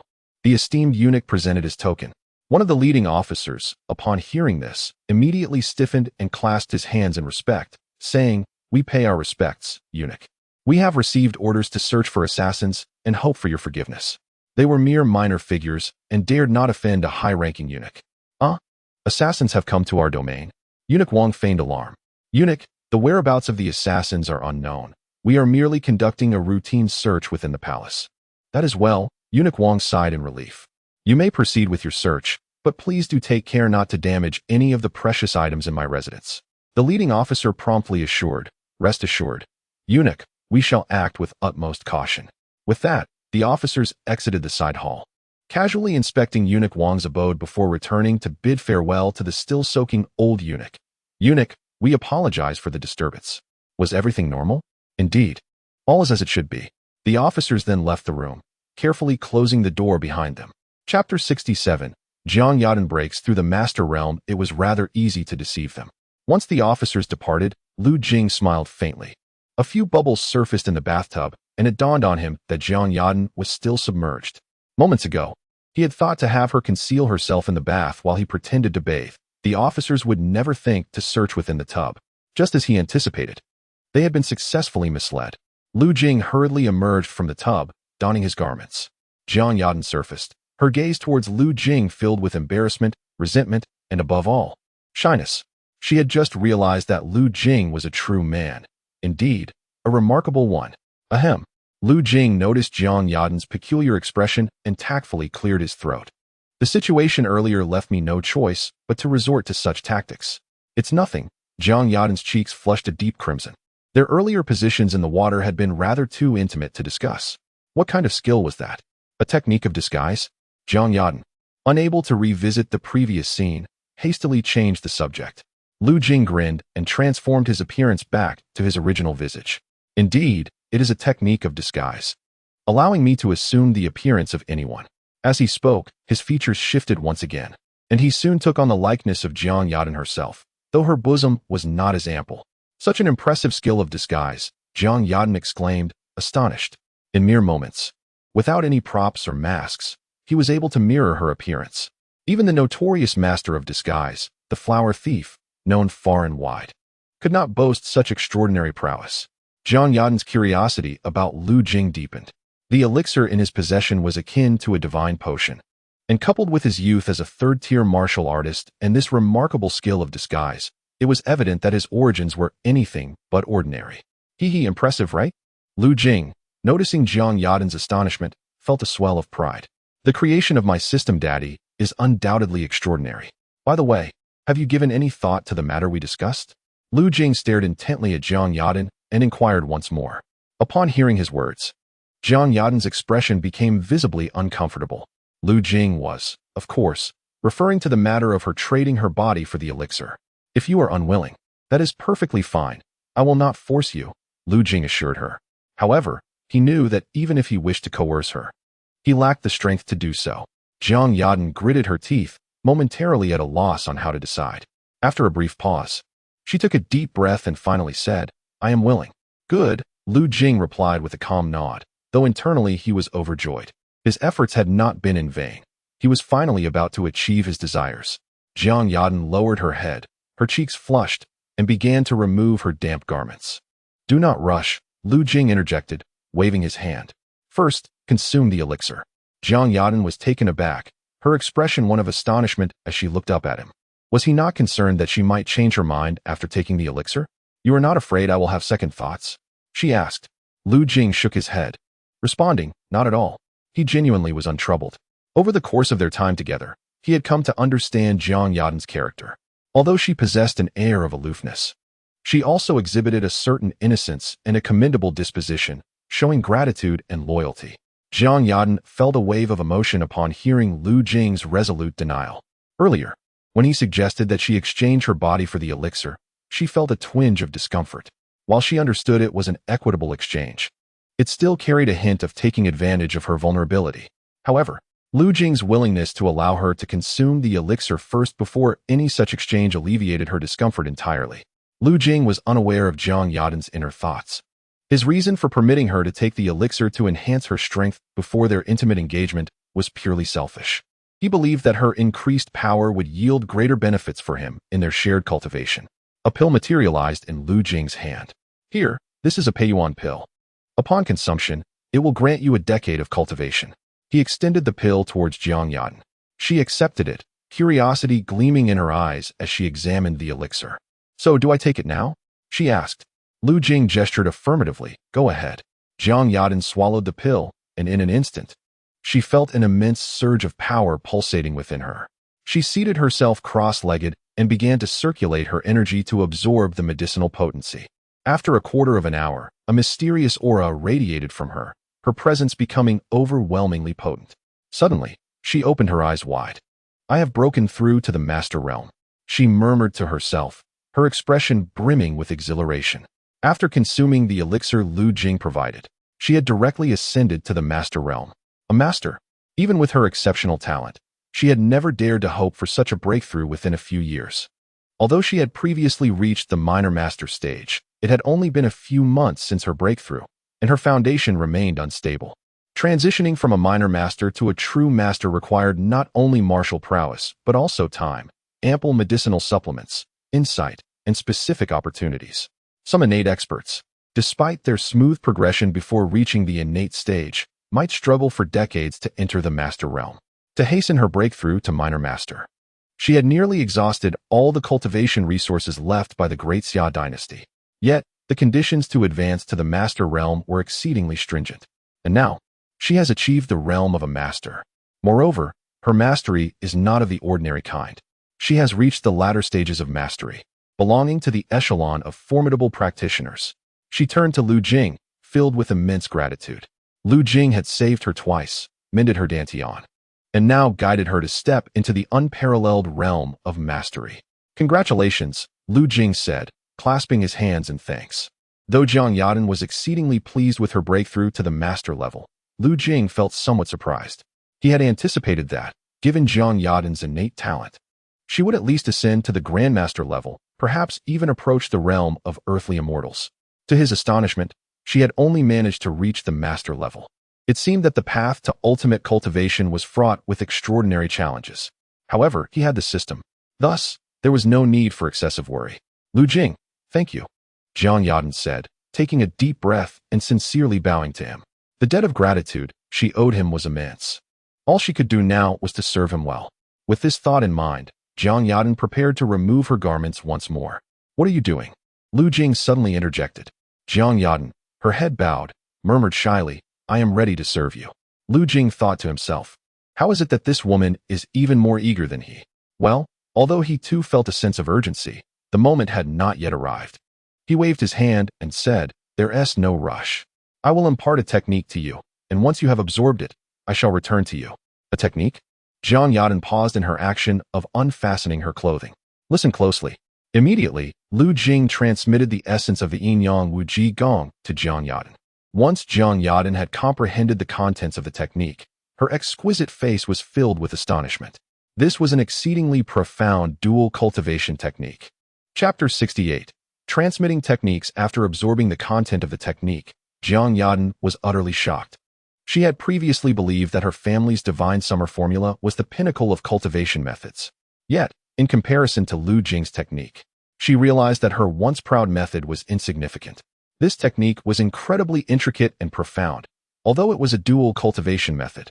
It subtly pointed towards the path of unity with nature.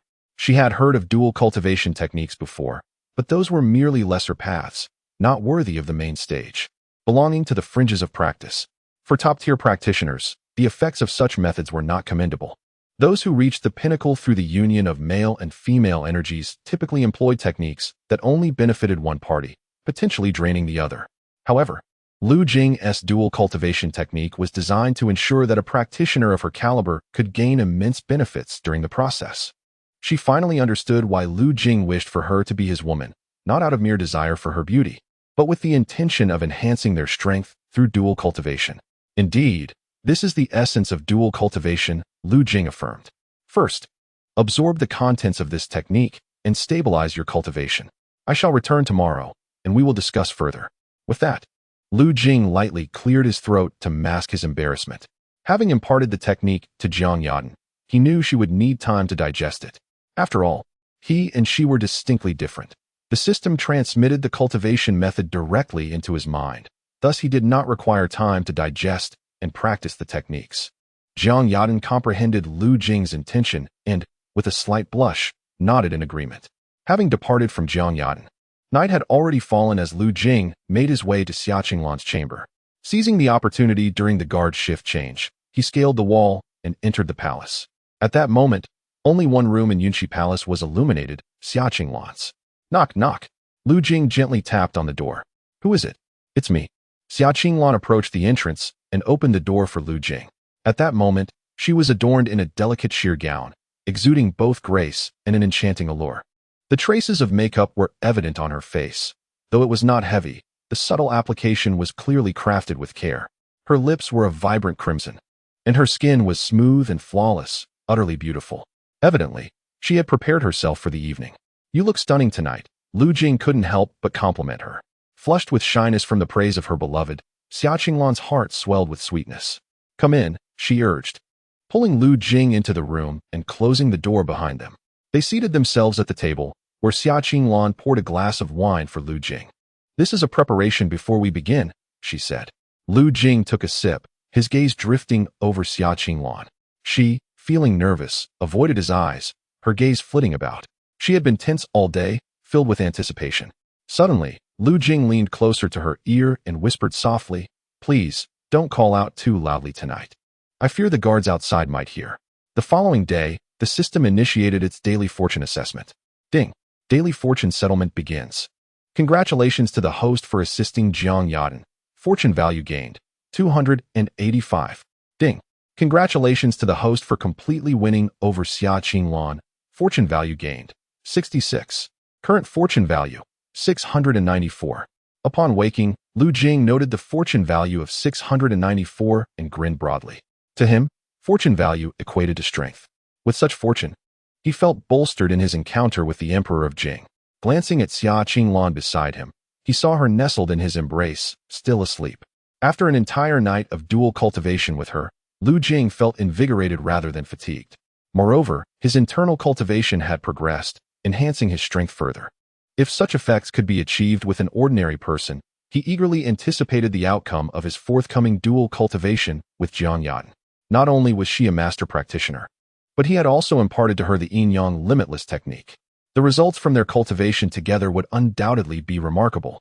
Oh, I could also teach Xia Qinglan the techniques. Lu Jing suddenly remembered this. This dual cultivation method required no innate talent or consideration of age.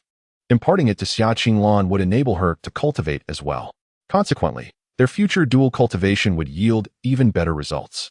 Contemplating this, Lu Jing embraced Xia Qinglan, prepared to impart the techniques to her upon her awakening. As noon approached, Xia Qinglan languidly awoke. Upon opening her eyes, she was met with the fervent gaze of Lu Jing, who was admiring her form. "You're awake?" he inquired. Xia Qinglan shyly nodded. Suddenly, she recalled something and said, "The assassin is still in the palace. Perhaps you should stay here with me. I'm concerned she might harm you." Lu Jing chuckled softly and patted her head, reassuring her. "It's fine. She is also under my protection." Xia Qinglan was taken aback. "What?" Lu Jing elaborated. "You need not worry about the specifics. Just know she won't pose a threat to me." "All right." Xia Qinglan nodded and fell silent. Lu Jing continued, "I will impart a technique to you. Pay attention." "Technique?" Xia Qinglan hesitated. "At my age, it's quite challenging to cultivate." Lu Jing smiled. "No worries, you won't have to suffer to achieve mastery." "No suffering?" Xia Qinglan's expression was one of disbelief. Is there truly a way to practice martial arts without hardship? Indeed, Lu Jing grinned mischievously and whispered in her ear, "No suffering. But there is a requirement for indulgence." Xia Qinglan's cheeks flushed at his words. After shooting him a playful glare, she asked, "Are you suggesting this is a dual cultivation technique?" "Precisely," Lu Jing replied, "and it is a profound method. Did you not notice that despite sleeping late last night, you feel rather refreshed today? This is merely a passive benefit. If you practice this technique, the effects will be even more pronounced." It did seem true. Xia Qinglan had only slept for a couple of hours after staying up late, yet she felt no fatigue upon waking. And this is without any technique. Imagine the results if you were to cultivate this dual cultivation method. Beauty enhancement is just the beginning. After each session, you will feel rejuvenated. Beauty enhancement? Youthfulness. Xia Qinglan's eyes sparkled at this revelation. "Very well, teach it to me." Lu Jing smiled, recognizing that women are indeed irresistibly drawn to beauty and youth. He proceeded to impart the contents of the yin-yang wuzhigong to Xia Qinglan. "Should you have any questions, feel free to ask," he instructed. "Understood," Xia Qinglan replied, reclining on the bed as she began to contemplate the teachings Lu Jing had shared. Seeing her engrossed, Lu Jing refrained from further disturbance, dressing and bidding her farewell before departing her chamber. Chapter 69. The forceful approach toward Humayr. Exiting the Yunshi Palace, Lu Jing intended to return to his own quarters. However, he suddenly remembered the need to gather intelligence from Humayr and redirected his path towards the Taihe Palace. Taihe Palace. At this moment, in the rear garden, Humayr stood by her desk practicing calligraphy, while Lu Xiaowei stood guard nearby.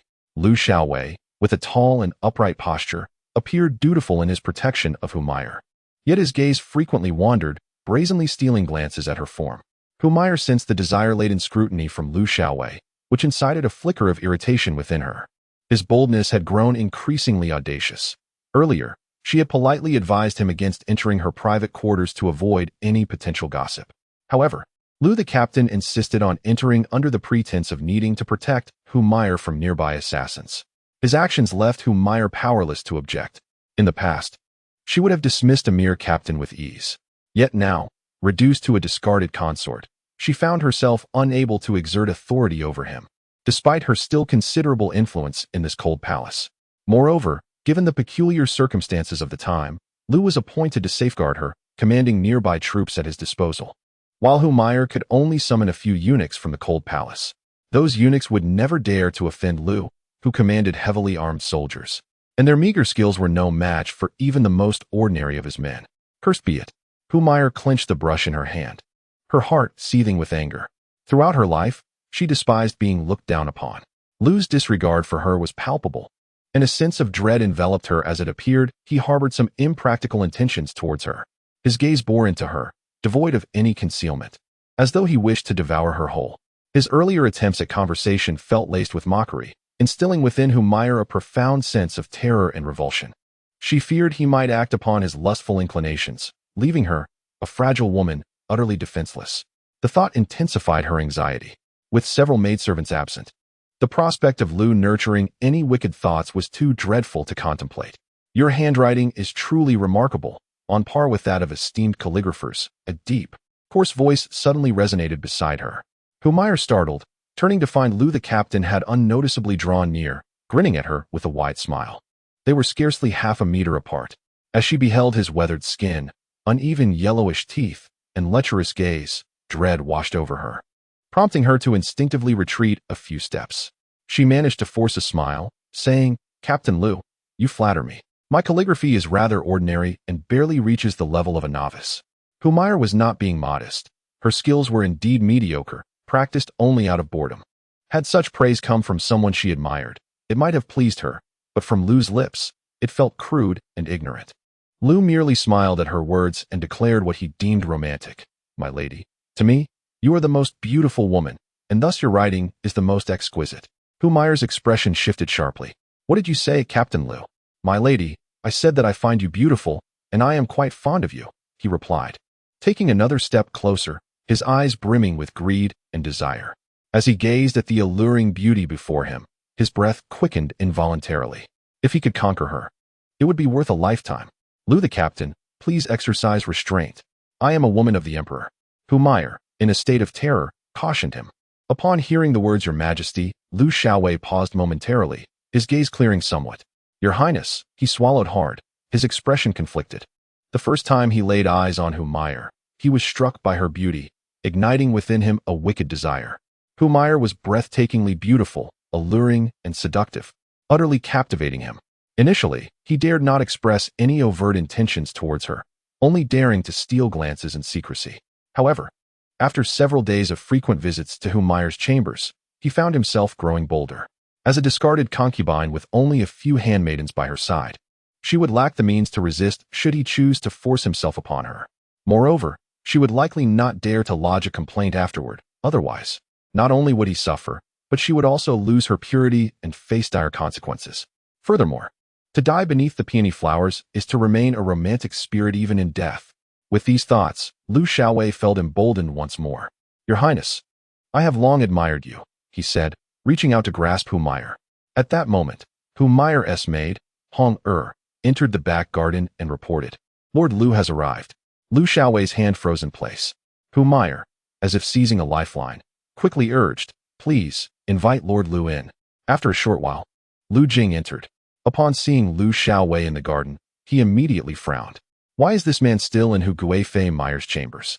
Lu Xiaowei, noticing Lu Jing's sudden appearance, felt equally displeased, even incensed. He had nearly crossed a line, only to have this eunuch ruin his plans. "Your Highness," Lu Jing greeted Humayr with a bow. Turning to Lu Xiaowei, he intended to exchange pleasantries, but was met with Lu Xiaowei's fiery glare. "What are you doing here, eunuch? You come to the princess's chambers every day. What is your purpose? If someone with ill intentions were to see you and report to the Ministry of Internal Affairs, wouldn't that tarnish the princess's reputation?" Lu Jing was taken aback. Had he offended him in any way? He dismissed the niceties, casting a sidelong glance at Lu Xiaowei. "Well, Lu Xiaowei, as the chief eunuch in charge of the Cold Palace, it is only natural for me to seek an audience with the esteemed concubine. What is there to avoid? As for you, a soldier in the prime of your youth, what brings you to the princess's quarters so often? Are you not concerned about tainting her reputation? Or the emperor asks. You, Lu Xiaowei was infuriated by Lu Jing's retort. He had reprimanded the eunuch, only to be chastised in return. Gritting his teeth, he declared, "There are assassins within the palace, and I am tasked with protecting the princess. Naturally, I must provide close protection." Humph, Lu Jing scoffed coldly. An assassin daring enough to strike at the emperor must be an unparalleled master. With your meager skills, I doubt you could withstand even a single blow. If you truly wish to protect the princess, why not bring other guards into the chambers to avoid suspicion? Or do you have ulterior motives? Lu Jing showed Lu Xiaowei no mercy. His previous courtesy was merely to avoid trouble, but since Lu Xiaowei had not taken the hint, there was no need for him to continue to endure. Chapter 70. Hu Meier's touching moment. You wretched servant. Captain Lu was seething with rage at Lu Jing's words, his aura suddenly erupting as he raised his hand, intending to strike Lu Jing. As a captain, he had the audacity to confront a favored consort. What need did he have to fear a mere eunuch from the cold palace? Captain Lu. A sharp reprimand echoed from behind. Lu's hand froze in midair as he turned to glance at Hu Meier. She stood there, her expression as frosty as the winter chill, glaring at him in indignation. Captain Lu, I have matters to discuss with Lord Lu. You may leave for now, she stated coldly. Grinding his teeth, Lu refrained from acting against Hu Meier directly. He shot a menacing glare at Lu Jing before storming off in frustration. Your Highness, why did you allow him to enter? Lu Jing inquired in a low voice once Lu had exited the garden. Had it not been for Hu Meier's sudden interjection, he would have struck the insolent man down. Judging by Lu's displayed aura, he was likely a third-tier martial artist, yet he was not a match for Lu Jing, who stood at the pinnacle of the third tier, on the verge of breaking into the second. In a surprise attack, Lu Jing would have a significant advantage, at least ensuring he would not be defeated. However, revealing his strength by confronting Lu now would pose complications. Hu Meier sighed. Alas, I did not wish for this either. But he insisted on entering, and it was difficult to refuse. She did not elaborate further. If the other party had no regard for her status as a discarded consort, she could hardly control him. Noticing the hesitation in Hu Meier's expression, Lu Jing raised an eyebrow. Your Highness, does this Captain Lu harbor any improper intentions towards you? If his thoughts are unclean, I can take care of him for you. Hu Meier was taken aback, then forced a smile and shook her head. It's nothing. You need not concern yourself with this matter. Captain Lu was a martial artist of considerable strength, while Lu Jing was merely a eunuch. Relying on his position as the head eunuch, engaging with Lu would be futile. As for Lu Jing's offer to handle Lu, she considered it nothing more than a flattering remark. Nonetheless, she felt a flicker of joy at his words. Seeing Hu Meier's reluctance to divulge more, Lu Jing had already begun to suspect the nature of her discomfort regarding Captain Lu's presence. It was imperative to deal with him swiftly, otherwise, complications could arise.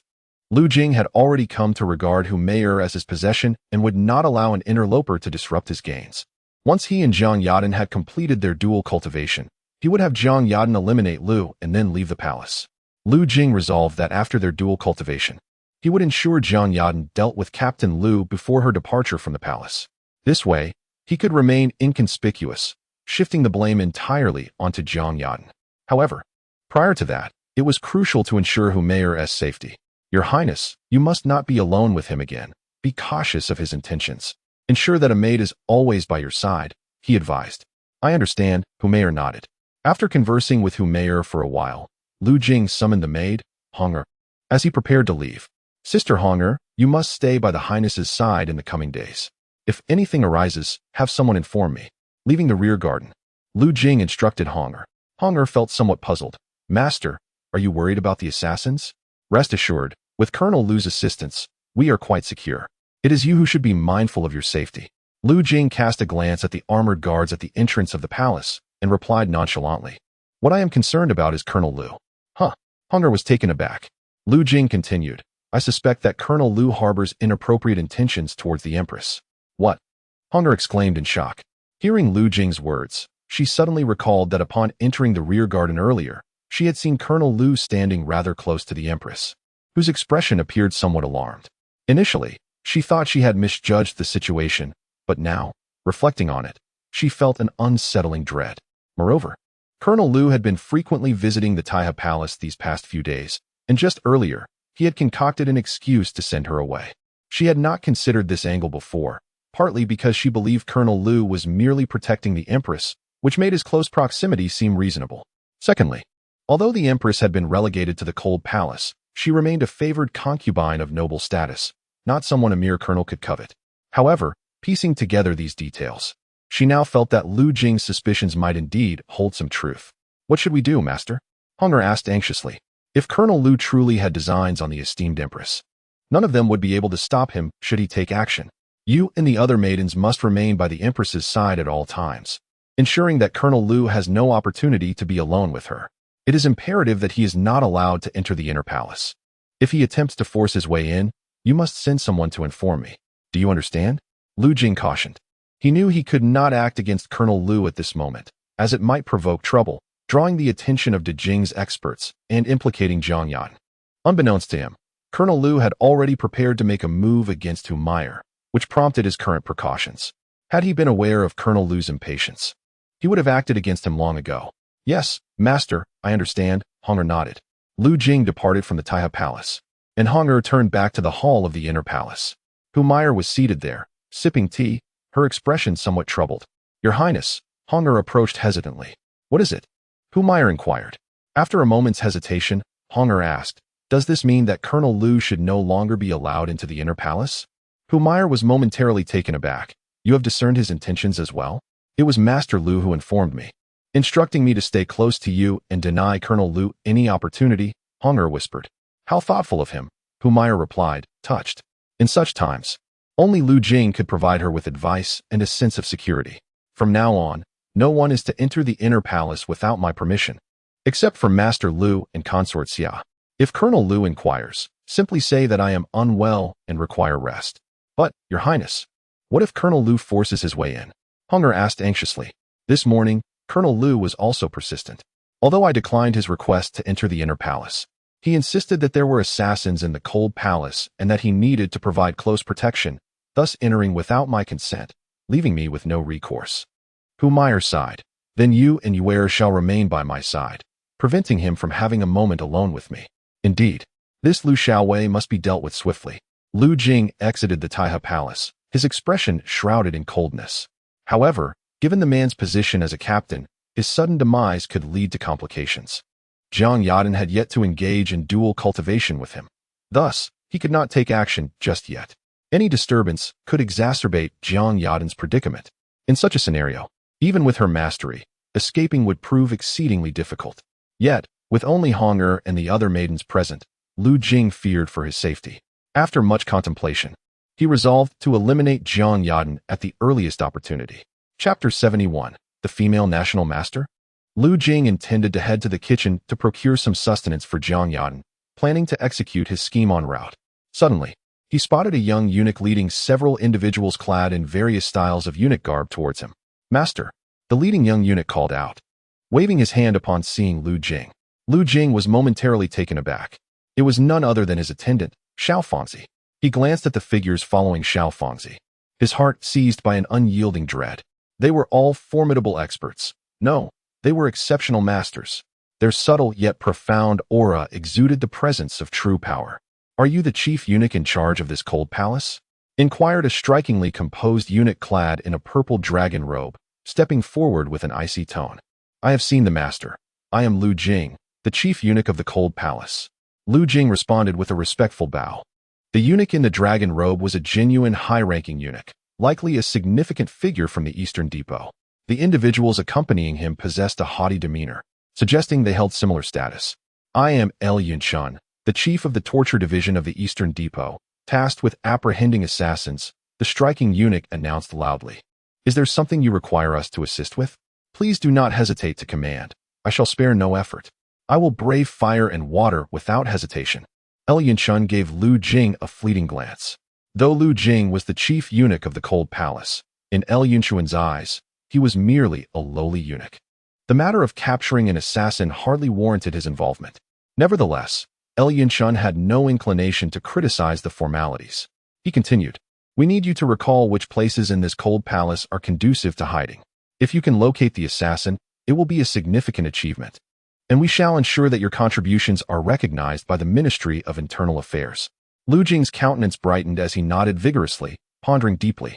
Esteemed eunuchs, If one were to consider places conducive to hiding within this cold palace, the northwestern corner, which is seldom occupied, might serve as a suitable location. Perhaps you could investigate there?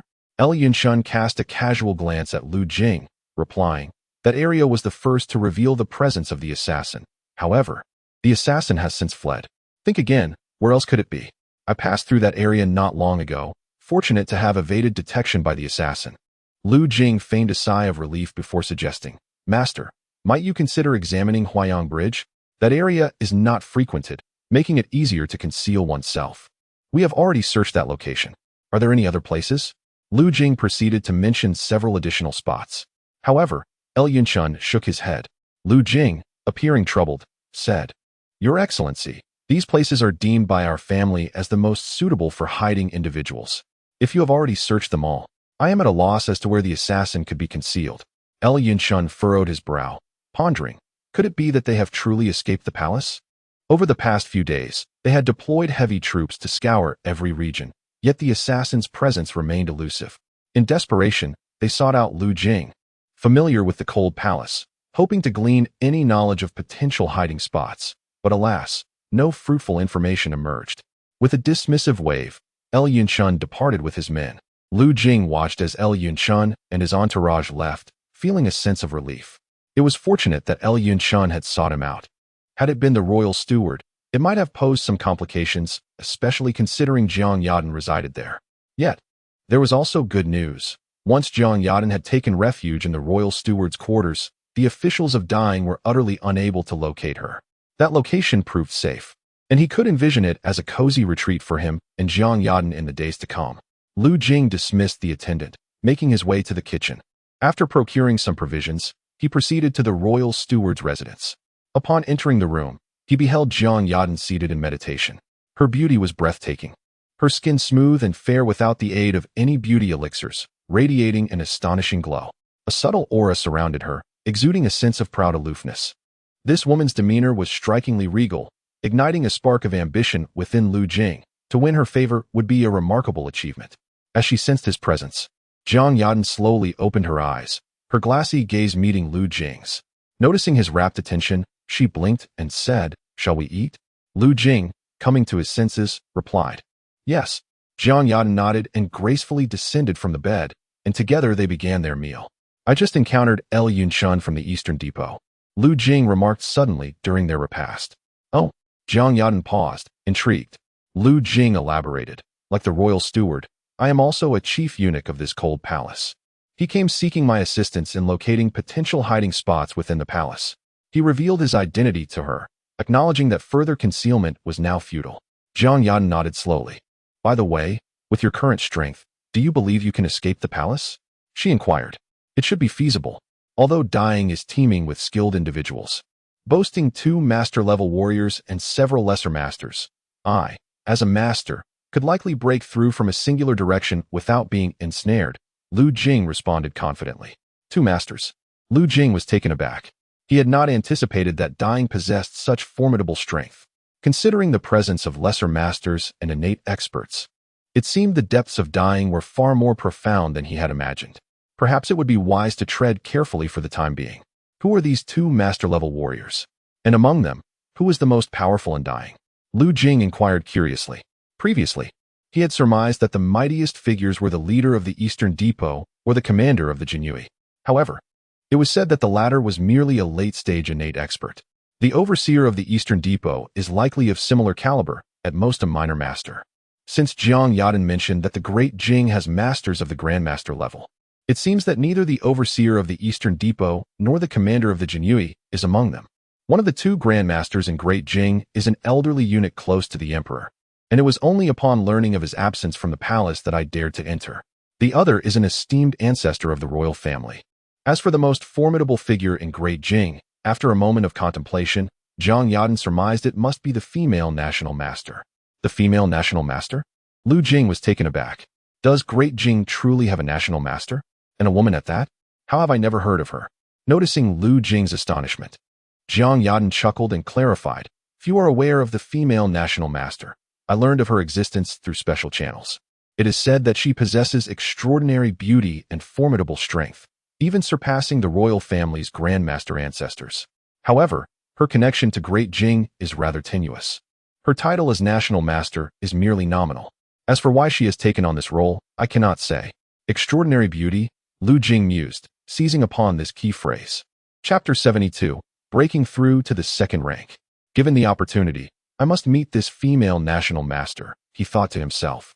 However, the opportunity he envisioned was contingent upon his own strength reaching a level of unrestrained confidence. By the way, what changes occur in strength after breaking through to the innate realm? Furthermore, what are the distinctions in power between minor masters, masters, and grandmasters? Lu Jing intended to seize the moment while Jiang Yadan was present to inquire further about cultivation. He could be said to possess no experience in the art of cultivation, relying almost entirely on medicine and his encounters with women. Now, with a master of such caliber before him, he felt compelled to ask more questions, not for guidance in his own practice, but to understand the transformations he would undergo upon becoming stronger and, more importantly, to gauge the strength of potential foes of innate or even master level. After pondering for a moment, Jiang Yadan replied, "When a martial artist breaks through to the innate realm, their internal energy and blood coalesce into innate true energy, resulting in significant enhancements in strength, physique, perception, reaction time, speed, hearing, and vision. The reason masters can traverse the world with impunity is that their true energy has become capable of leaving the body. This externalized true energy possesses extraordinary power, able to harm with mere petals or leaves." As she spoke, Jiang Yadan elegantly gestured toward a distant tree. Whoosh! A beam of light shot forth, piercing a gaping hole through the trunk. Gasp! Lu Jing inhaled sharply, his mind echoing a single thought. Impressive. Seeing Lu Jing's astonished expression, Jiang Yadan felt a sense of pride and continued.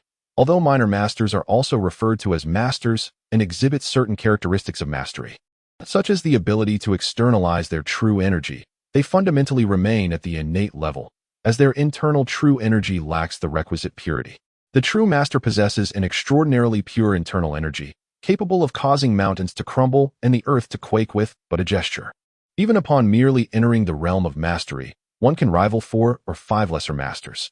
Take, for instance, that petty master who once shattered my dantian. Should I encounter him again, I need only exert 3 or 4 layers of my strength to vanquish him. As she concluded, Jiang Yadan spoke with a tone imbued with confidence, exuding the aura of a supreme expert. As for the Grandmaster, their internal energy condenses into an even purer state, flowing seamlessly throughout their body. At that level, a single breath can obliterate innate martial artists. And what of the earthly immortal? Lu Jing inquired with curiosity. The descriptions of earthly immortals I have only encountered in the ancient texts left by the Great Xia dynasty. It is said that upon reaching the status of earthly immortal, one's power becomes indistinguishable from that of the legendary deities. With a mere gesture, they can annihilate the heavens and the earth, and they possess the ability of a life-bound divine power. Jiang Yadan spoke with a tone of envy. Life-bound divine power. Lu Jing's eyes sparkled with intrigue. Indeed, Jiang Yadan nodded. It is a unique form of ability, distinct for each individual. Only by becoming an earthly immortal can one glimpse the wondrous nature of such a realm. Did your Great Xia dynasty ever produce an earthly immortal? Lu Jing further queried. The Great Xia was once the sovereign of the world, reigning with authority for over a millennium, making it the most likely force to have birthed an earthly immortal. Our founding ancestor was an earthly immortal, and at that time, we had more than one, Jiang Yadan declared proudly. Truly, Lu Jing mused, understanding the grandeur of the Great Xia in its prime. Even a former scion such as himself could still hear tales of their illustrious reputation 2 decades after the dynasty's fall, indeed a testament to its profound legacy. However, it was somewhat disheartening to realize that such a powerful force could also fall from grace. He posed additional inquiries, to which Jiang Yadan responded in kind. After a while, she finished her meal. Lu Jing gazed at Jiang Yadan, his eyes ablaze with intensity. Have you fully absorbed that dual cultivation technique? Jiang Yadan pressed her lips together, replying softly, yes. She comprehended Lu Jing's intent. Should she fully assimilate the dual cultivation technique, she would be compelled to offer herself to him. Since yesterday, she had been contemplating this matter. Although she knew she could flee and escape his pursuit, she found no desire to do so. In fact, she felt a faint anticipation for the events that were to unfold. In the days spent with Lu Jing, she had developed a favorable impression of him. For many years, she had borne deep-seated grievances, never experiencing a moment of peace. Yet now, hidden away in this perilous cold palace, she found an unexpected sense of happiness and tranquility. Lu Jing had aided her immensely, not only rescuing her, but also enabling her breakthrough to the pinnacle of mastery. Such a profound kindness made the prospect of offering herself to him seem less daunting. As these thoughts coursed through her mind, she felt no resistance, only a flutter of nervous anticipation. Initially, she had expected Lu Jing to wait until evening, yet he was rather eager, desiring such matters in the midday sun. Lu Jing appraised Jiang Yadan and suddenly produced a delicate white gauze gown from behind him. "Please, go change," he urged. This is the dress he acquired from the system. Although it is a traditional long gown, its style is quite audacious and refreshingly cool, with delicate areas that are sheer and others that are intricately hollowed out. Additionally, it comes with 2 matching linings. Lu Jing believes that when Jiang Yadan dons it, she will be utterly enchanting. Blushing, Jiang Yadan accepted the garment and turned to enter the adjacent side hall. After a short while, she emerged, transformed in her new attire, exuding an ethereal charm intertwined with a subtle allure. The otherworldly grace she possessed left Lu Jing utterly captivated. At that moment, Jiang Yadan was exceedingly bashful, unable to lift her gaze to meet Lu Jing's. She felt more nervous than on the day she infiltrated the palace to capture the emperor. Throughout her life, she had witnessed countless grand spectacles, evaded formidable masters, and encountered renowned experts who instilled awe across the realm. Yet none of those moments had made her feel this anxious. Now, she trembled uncontrollably, her heart racing as if it might leap from her chest. Lu Jing reached out, gently lifting Jiang Yadan's chin. "You are exquisite," he murmured softly. Jiang Yadan remained silent, nervously locking eyes with him. "Allow me to cherish you," Lu Jing whispered in her ear. 3 hours later, Lu Jing abruptly sat up in bed, crossing his legs to meditate and sense the changes within his body. At a certain moment, his eyes flew open. "I have reached the 2nd tier of martial arts," Lu Jing exclaimed in astonishment. After several hours of dual cultivation with Jiang Yadan, he had astonishingly broken through a significant realm, achieving the pinnacle of the 2nd tier. He was now but a step away from becoming a 1st-tier martial artist. The immense power within him surged, and he felt capable of defeating several versions of his former self. "I doubt 3 essence cultivation pills would grant me such strength," Lu Jing expressed, overwhelmed with excitement. It was truly terrifying. Merely a few hours of dual cultivation equated to decades of arduous training. Who would believe such a claim? Chapter 73. This is the Cold Palace. Not a brothel. Lu Jing glanced at Jiang Yadan by his side. She had already dressed, denying him the opportunity to indulge in intimacy with her. She had been suppressing her emotions just moments ago, a sight that intensified Lu Jing's desire for conquest. She too was seated in meditation, and upon sensing his gaze, she opened her eyes. "How are you?" Lu Jing inquired. Upon hearing his question, Jiang Yadan's complexion flushed a rosy hue. "I am fine. My constitution is robust, and I can withstand even the first time," she replied. Lu Jing burst into laughter. "I meant, how is your cultivation progressing? Have you made any advancements?" Jiang Yadan was momentarily taken aback, her embarrassment causing her to lower her head, her face reddening further. She had thought he was inquiring about her recent sensations, not the results of their dual cultivation. Casting him a reproachful glance, she finally said, "I have an influx of pure true energy within me. Although the quantity is not substantial, normally it would take a month of cultivation to reach this level." Jiang Yadan had not anticipated that the dual cultivation technique provided by Lu Jing would yield such remarkable effects. She had previously thought highly of the dual cultivation technique, but now it seemed she had underestimated it. As a master practitioner, her hours of dual cultivation with a 3rd-tier warrior equated to a month of arduous training, which was truly astonishing. If only Lu Jing's strength were greater, the effects would have been even more pronounced. "Is that so?" Lu Jing nodded, initially believing that the benefits of dual cultivation would significantly enhance Jiang Yadan's progress, only to discover it was merely akin to a month's worth of her own training. The disparity in their strengths was evidently too vast, and his contribution to Jiang Yadan's advancement wasn't as remarkable as he had hoped.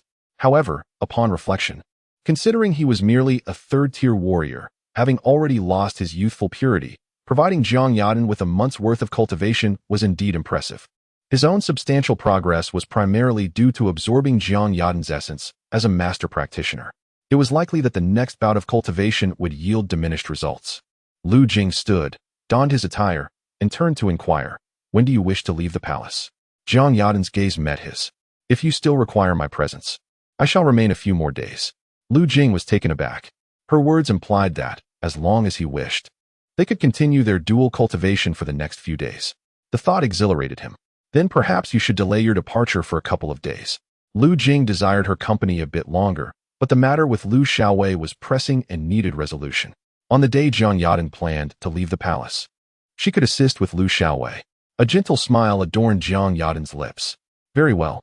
After a moment's contemplation, Lu Jing asked, "Are you able to protect someone for me at this time?" Jiang Yadan expressed her surprise. "Who do you need protecting?" "Huomaier, the consort in the cold palace." "All right." Jiang Yadan nodded without probing further. Lu Jing admired her straightforwardness, as she was decisive and unambiguous. He elaborated. "My position as the chief eunuch of the cold palace was granted through Huomaier's support. Now, due to your influence, a lieutenant assigned to guard the cold palace has set his sights on Huomaier. I would like your assistance in ensuring her safety for a couple of days. Her quarters are in the Taihe Palace. You can tidy up and proceed there." "Understood." Jiang Yadan maintained her calm demeanor. After bidding farewell to Jiang Yadan, Lu Jing departed. Once he had left, Jiang Yadan suddenly lifted her gaze towards the direction of his exit. In a residence not far from the Taihe Palace, Lu Xiaowei was raising a toast with a similarly robust man. "Lu Gu, haven't you captured that consort yet?"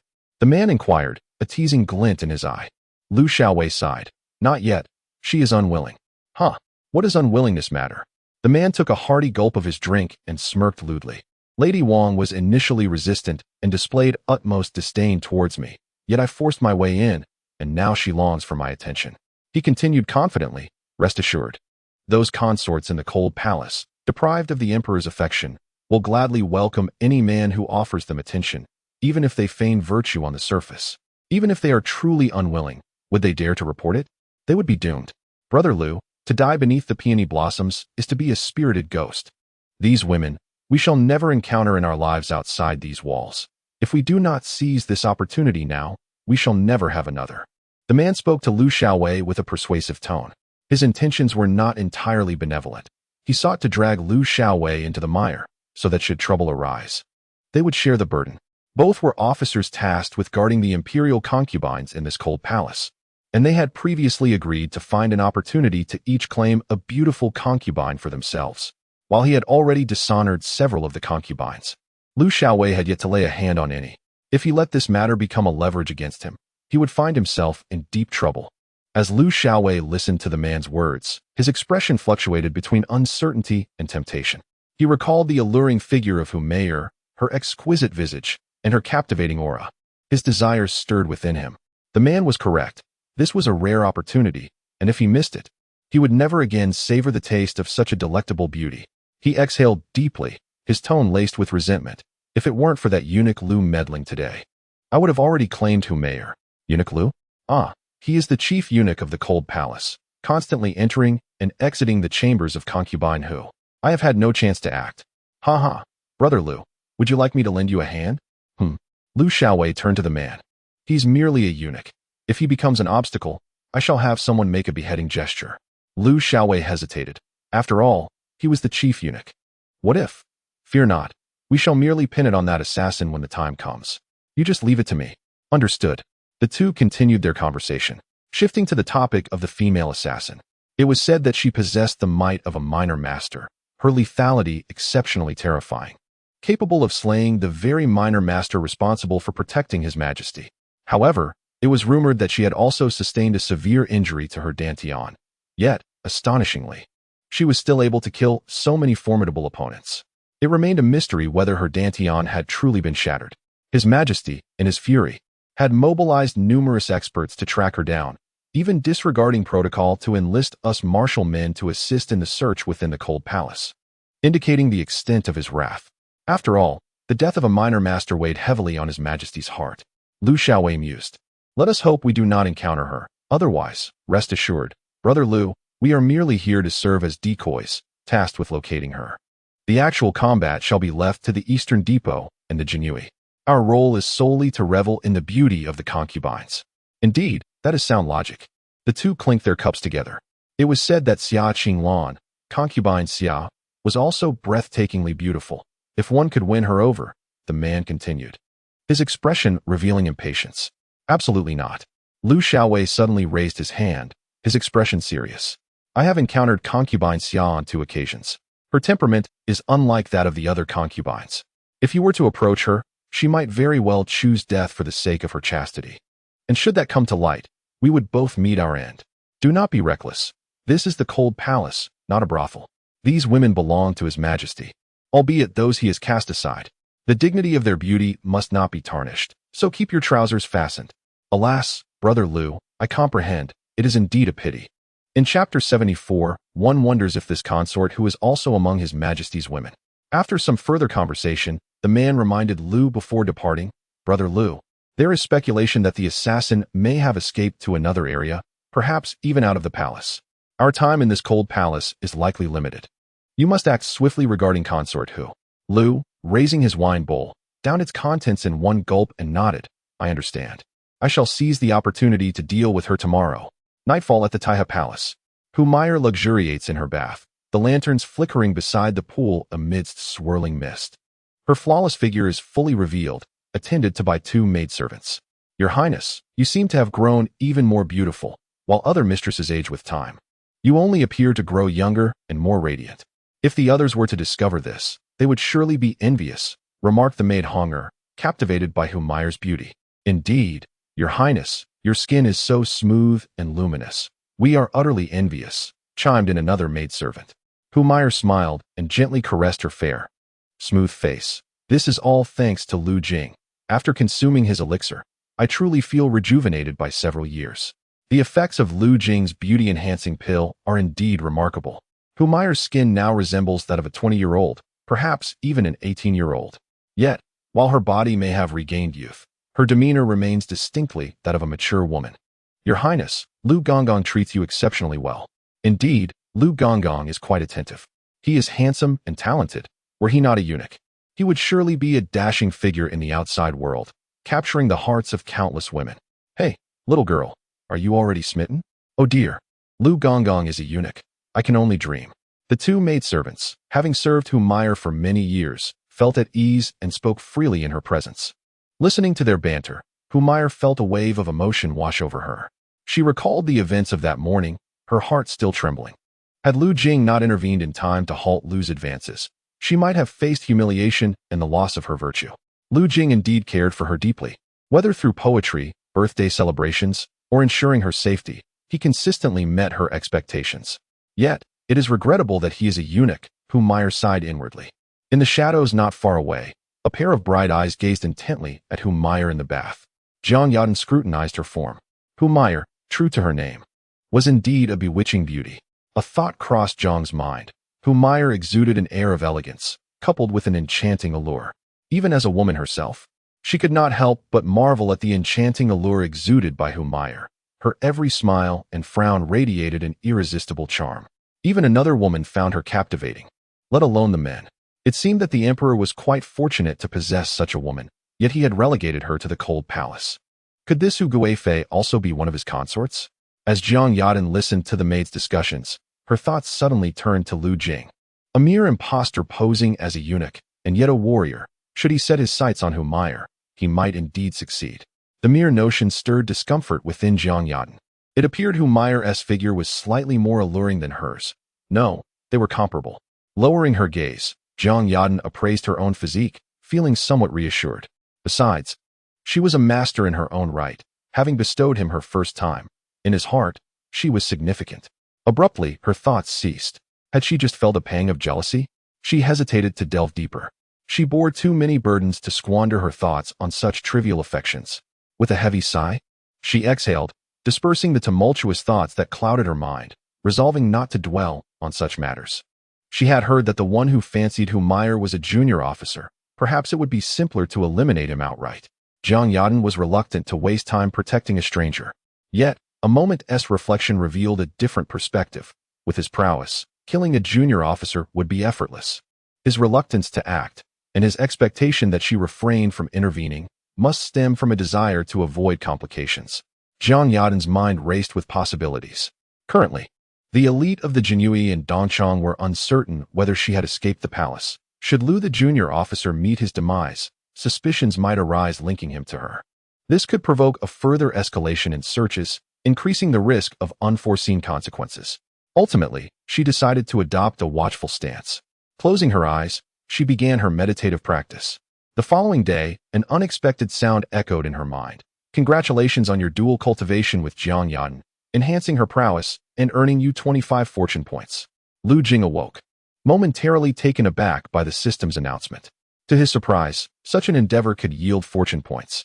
However, upon reflection, it made sense. Jiang Yaden was an adversary of the emperor, and aiding her in becoming stronger would undoubtedly create more trouble for him.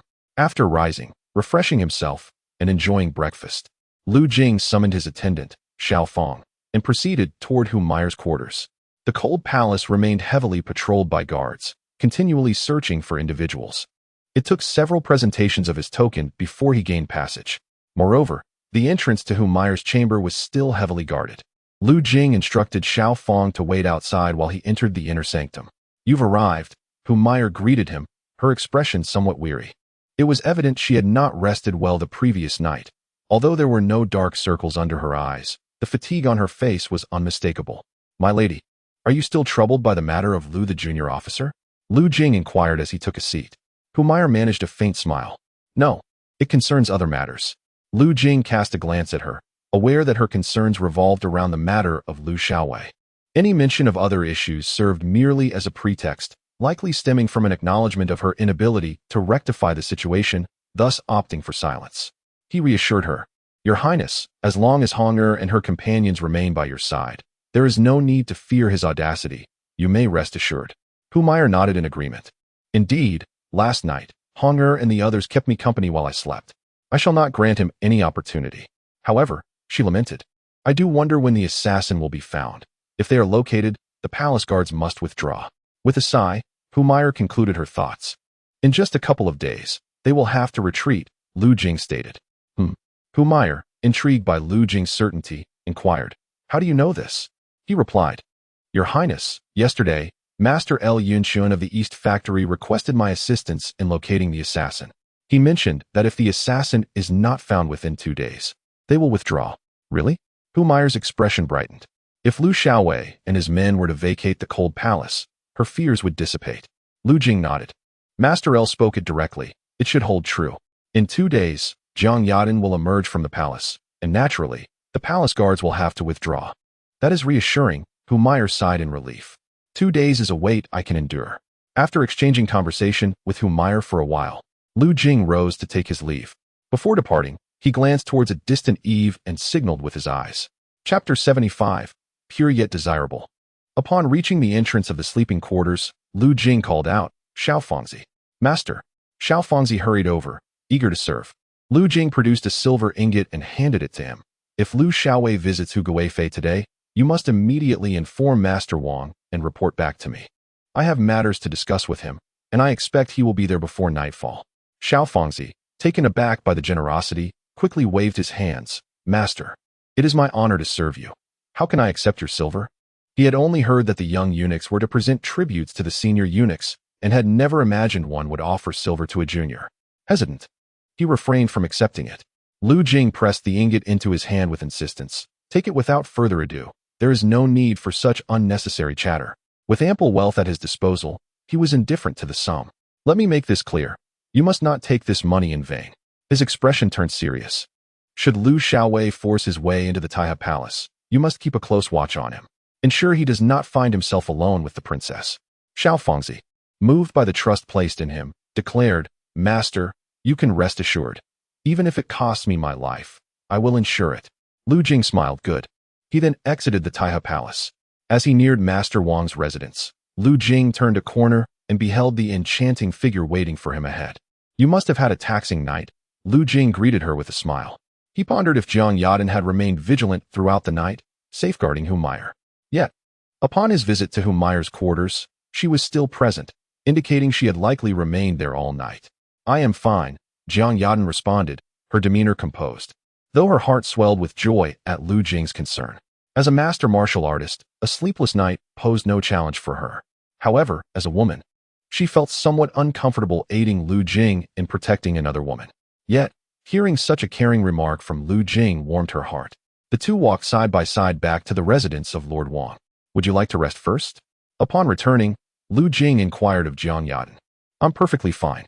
As a master cultivator, I can manage without sleep for several days.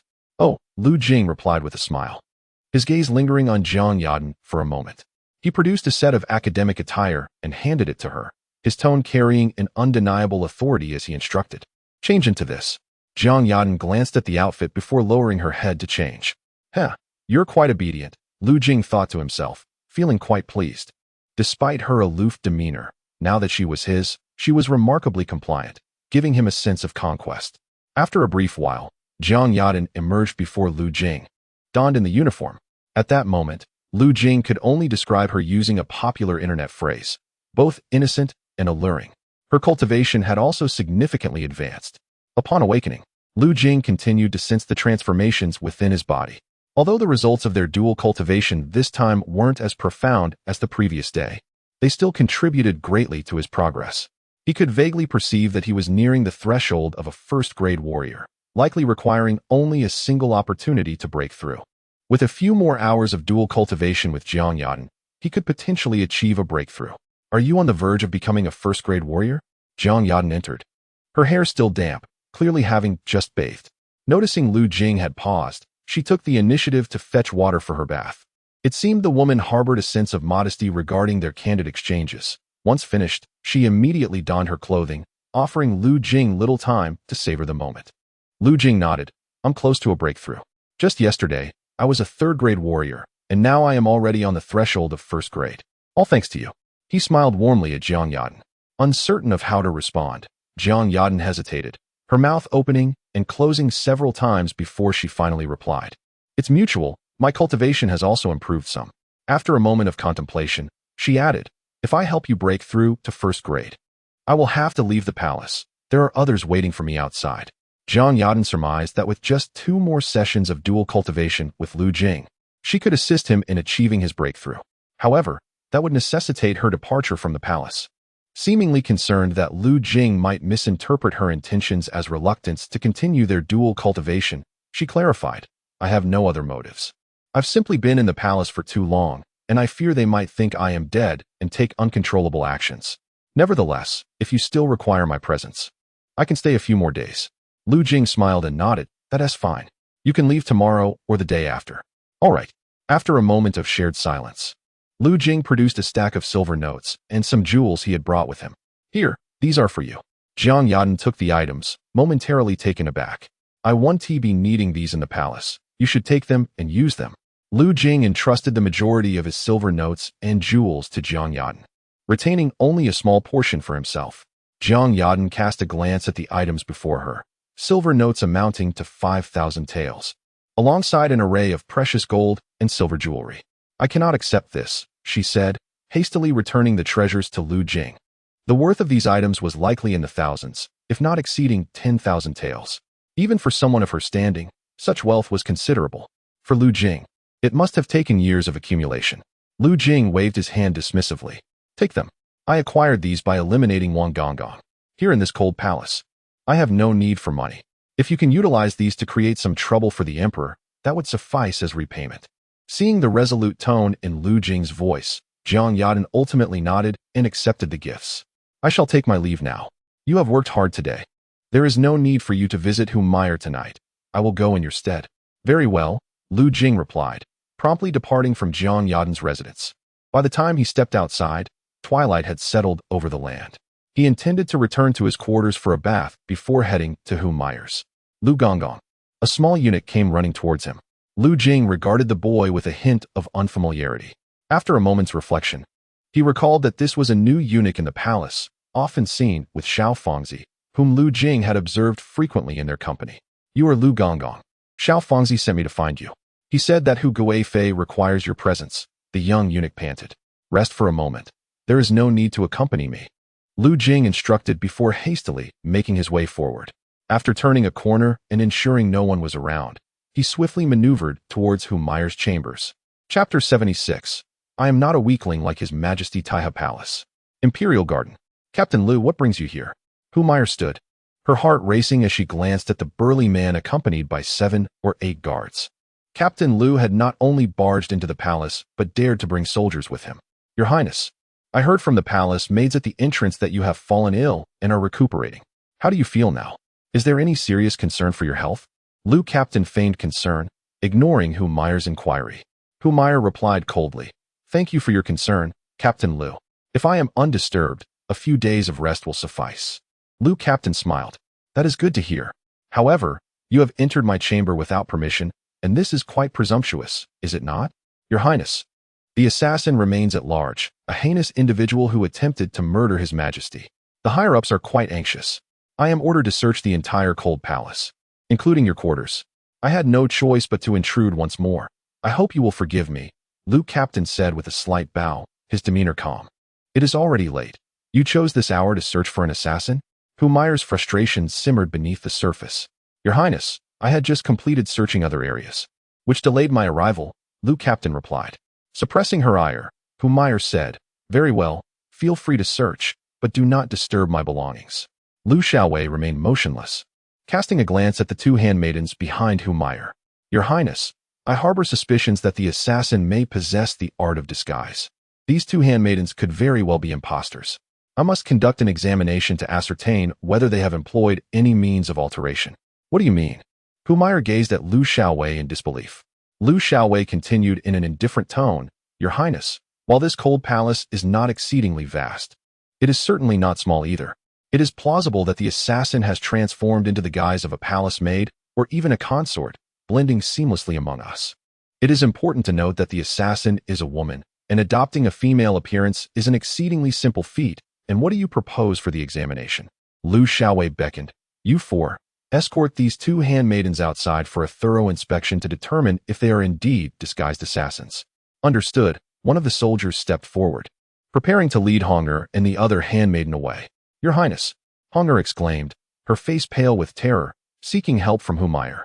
The thought of being taken outside to be examined by a group of armed men filled her with dread. Wait, Hu Meyer intercepted the soldiers, her expression as cold as ice as she surveyed the gathered crowd. Without my permission, I dare anyone to lay a hand on my people. The soldiers hesitated, glancing back at Lu Xiaowei. Your Highness, this is an order from above.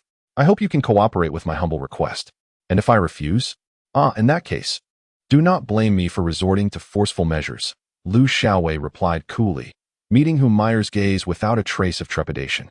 A discarded consort, regardless of her former status, was now merely an unwanted woman within this cold palace. He had no fear of her. What could she do to him? Hu Meyer trembled with indignation at Lu Xiaowei's words, yet felt utterly powerless.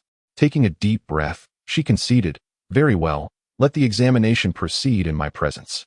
Lu Xiaowei waved his hand dismissively.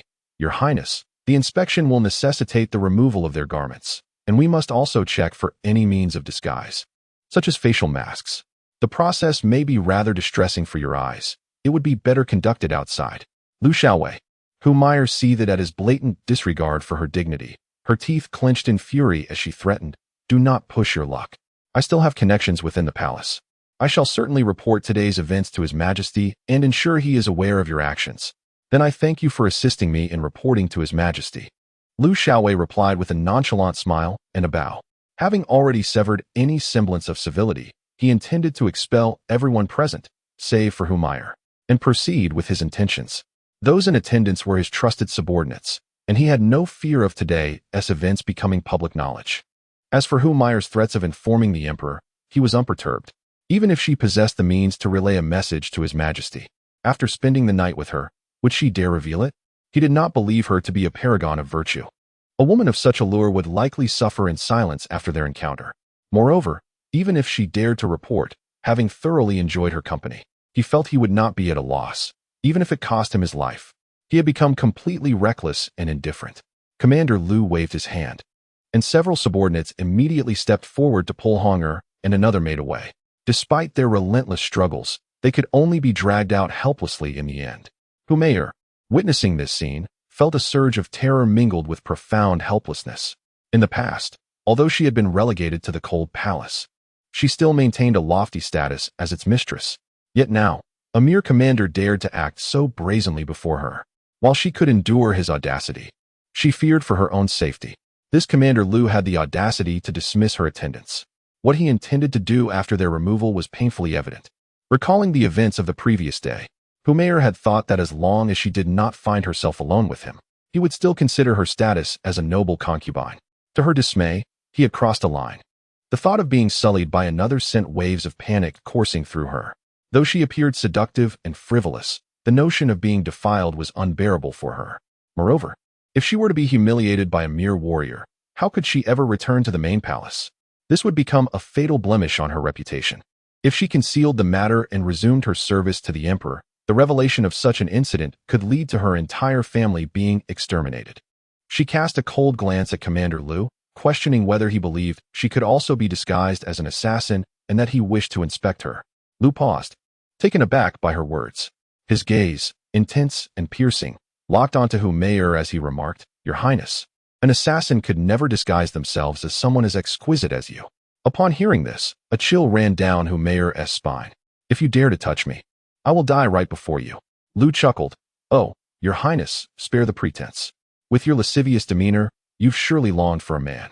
Lu shed all pretense, licking his lips as he approached Humayr. "From the very first day I laid eyes on you, I was captivated. Come with me, and I shall ensure your satisfaction. Rest assured, I am not like the Emperor. I can satisfy your desires." In his final words, Lu even had the audacity to belittle Emperor Jing, revealing that his lust had entirely eclipsed his reverence for the throne. Humayr suddenly smiled coyly, casting a flirtatious glance at Lu. "You've caught me. I indeed crave a man." Her tone was sultry, leaving Lu mesmerized. "Ah, Your Highness, I knew you were a fiery one." Lu, overwhelmed with excitement, lunged toward Humayr. Chapter 77. The demise of Commander Lu. Just as he prepared to seize Humayr, she swiftly produced a dagger from her sleeve and thrust it violently toward Lu's neck. With a sharp sound, Lu seized Humayr's wrist, halting the dagger in midair, mere inches from piercing his flesh. "Haha, Your Highness, as a third-tier martial artist, no matter how skillfully you strike, you cannot harm me," Lu said with a grin, his gaze fixated on her delicate hands. However, as pain shot through Humayr's arm, her expression transformed dramatically. Moments ago, upon hearing the maid's report that Captain Lu had arrived once more, she swiftly prepared a dagger, concealing it within her sleeve. She contemplated launching a surprise attack should Captain Lu attempt to overpower her. Initially, she intended to draw the dagger while disrobing on the bed, but upon gazing at Captain Lu's grotesque visage, she could no longer restrain herself and lunged at him with the blade. However, she grossly underestimated Captain Lu and the prowess of a third-tier martial artist. Despite being ensnared by her allure, he still possessed reflexes that far surpassed her expectations. As she recalled the scene of her potential defilement, despair enveloped her heart. She yearned to withdraw her arm and end her own life with the dagger, yet found herself unable to do so. Captain Lu's grip was far too strong. She could not extricate herself, no matter how many attempts she made. With each futile effort, pain coursed through her arm, yet she remained trapped. Your hands are so small, so fair, so fragrant," Captain Lu cooed, his expression rife with eagerness as he leaned in to kiss her delicate hand. Witnessing this, despair washed over her, and she closed her eyes in resignation. Suddenly, a figure soared over the palace wall and rushed towards them, swiftly delivering a kick that sent Captain Lu sprawling. Lu attempted to pivot and defend himself, but was caught off guard, flying backward and inadvertently dragging her down with him. Just as she braced for impact with the ground, the mysterious figure caught her in their embrace. "Ah," she gasped, momentarily dazed by the overwhelming masculinity that enveloped her, bringing an unexpected sense of safety. She lifted her gaze to behold the face of her savior. "What are you doing here?" she exclaimed, her face lighting up with surprise. Lu Jing, filled with concern, asked, "Your Highness, are you unharmed?" At the sound of his caring voice, she could no longer contain her emotions, collapsing into his arms and weeping. Just moments before, she had feared imminent violation, yet Lu Jing had arrived just in time to rescue her. Meanwhile, Captain Lu, having collided with the wall with a resounding crash, managed to regain his footing and glared at the one who had thwarted him. "It's you," he seethed, recognizing Lu Jing, with fury burning in his eyes. Lu Jing had repeatedly disrupted his plans, and today, he vowed to eliminate him. Wait. A sudden realization struck him. "You're a martial artist?" This man was not merely an eunuch from the Eastern Depot, but a formidable martial artist. Should this be reported to the Internal Affairs Court, it would spell doom for him. "Huh. It seems even if I were to kill you, the Internal Affairs Court could not hold me accountable," Lu chuckled, brushing dust from his clothes. He noted that while Lu Jing's kick was swift, it lacked power, indicating his strength was not formidable. Kill me? Lu Jing laughed. Had I not feared injuring Humayr, that kick would have dispatched you instantly. You must summon help. He is a powerful martial artist. You cannot defeat him. Humayr, who had just been weeping, suddenly lifted her head, alarmed and urging him. She had just resigned herself to closing her eyes, unaware of how Lu Jing had sent Lu Xiaowei flying. Previously, she had harbored a modicum of curiosity about Lu Jing, seeking information regarding him, and learned that he possessed considerable strength, though she assumed he was not a martial artist. She thought that the ability to kick Lu Xiaowei away must have resulted from a surprise attack combined with his inherent power. My lady, do not worry, Lu Jing reassured, gently patting Humayr's delicate hand. His words stirred a wave of inexplicable emotions within her. The sensation of being protected was truly delightful. Lu Jing's assurance imbued her with immense tranquility. She replied softly, her previously aloof demeanor now transformed into one of exceptional docility. My lady, I will handle this, Lu Jing declared as he set Humayr down and turned his gaze towards Lu Xiaowei. Enraged by the sight of the two displaying intimacy before him, Lu Xiaowei's anger intensified. You wretched woman, I knew you were too alluring to reject me. It seems you have instead given yourself to a eunuch. Tonight, I shall make you witness the stark difference between a true man and a eunuch. Lu Xiaowei shouted, drawing his blade in fury and charging at Lu Jing. His fierce strikes rained down upon Lu Jing, yet the blade's shadow flickered chaotically. Lu Jing deftly evaded each blow, employing the cloud-walking technique to maneuver gracefully beneath the arcs of Lu Xiaowei's attacks. He refrained from countering, merely darting around, almost as if teasing Lu Xiaowei. After a flurry of strikes, Lu Xiaowei realized he could not even graze the hem of Lu Jing's garment, leaving him both furious and fearful. He was incensed that Lu Jing would not engage him directly, and fearful because he sensed that he was no match for Lu Jing. The latter's evasive prowess was extraordinary. Despite Lu Xiaowei's utmost efforts, he could not land a hit. If this was the outcome without Lu Jing striking back, he feared that a confrontation would be disastrous. Gritting his teeth, he leveled his blade at Lu Jing, challenging him to a fair fight. Very well, Lu Jing replied, halting a short distance away, a smile gracing his lips. Encountering someone who could be deemed a true expert ignited a playful spirit within him, prompting him to test his lightness of foot. Indeed, it was remarkably effective, allowing him to outmaneuver a late-stage third-rank martial artist effortlessly. Yet, the time for play was over. Lu Jing's aura suddenly transformed, becoming formidable and imposing. Lu Xiaowei felt the weight of Lu Jing's presence, and his pupils narrowed in realization. Damn, a master! Before Lu Xiaowei could fully comprehend, Lu Jing was upon him. With a thunderous punch, Lu Jing struck. Lu Xiaowei attempted to block with his blade, but Lu Jing's overwhelming fist shattered the weapon, the force continuing to collide with Lu Xiaowei's body. Like a kite severed from its string, Lu Xiaowei was sent hurtling through the air. He collapsed to the ground, incredulously gazing at Lu Jing before lowering his gaze to his chest, where a gaping wound had appeared. As Lu Xiaowei fell, silence enveloped him. A third-rank martial artist. Is this all there is? Lu Jing remarked nonchalantly, brushing his hands together. Lu Xiaowei, a captain in the military, had likely encountered numerous battles, yet among third-rank warriors. He was merely a formidable presence. However, one is not one's own ultimate adversary. After all, I am far superior in realm, swift in movement, and a single strike from my Yinshan fist could easily vanquish him. Chapter 78. Why does Lu Jing's aura resemble that of His Majesty so closely? After resolving the matter with Captain Lu, Lu Jing approached Humayr, who stood to the side. Humayr gazed in disbelief at the lifeless, bloodied form of Captain Lu on the ground. Did you truly kill him? She asked, astonished by Lu Jing's formidable prowess, which she had not anticipated.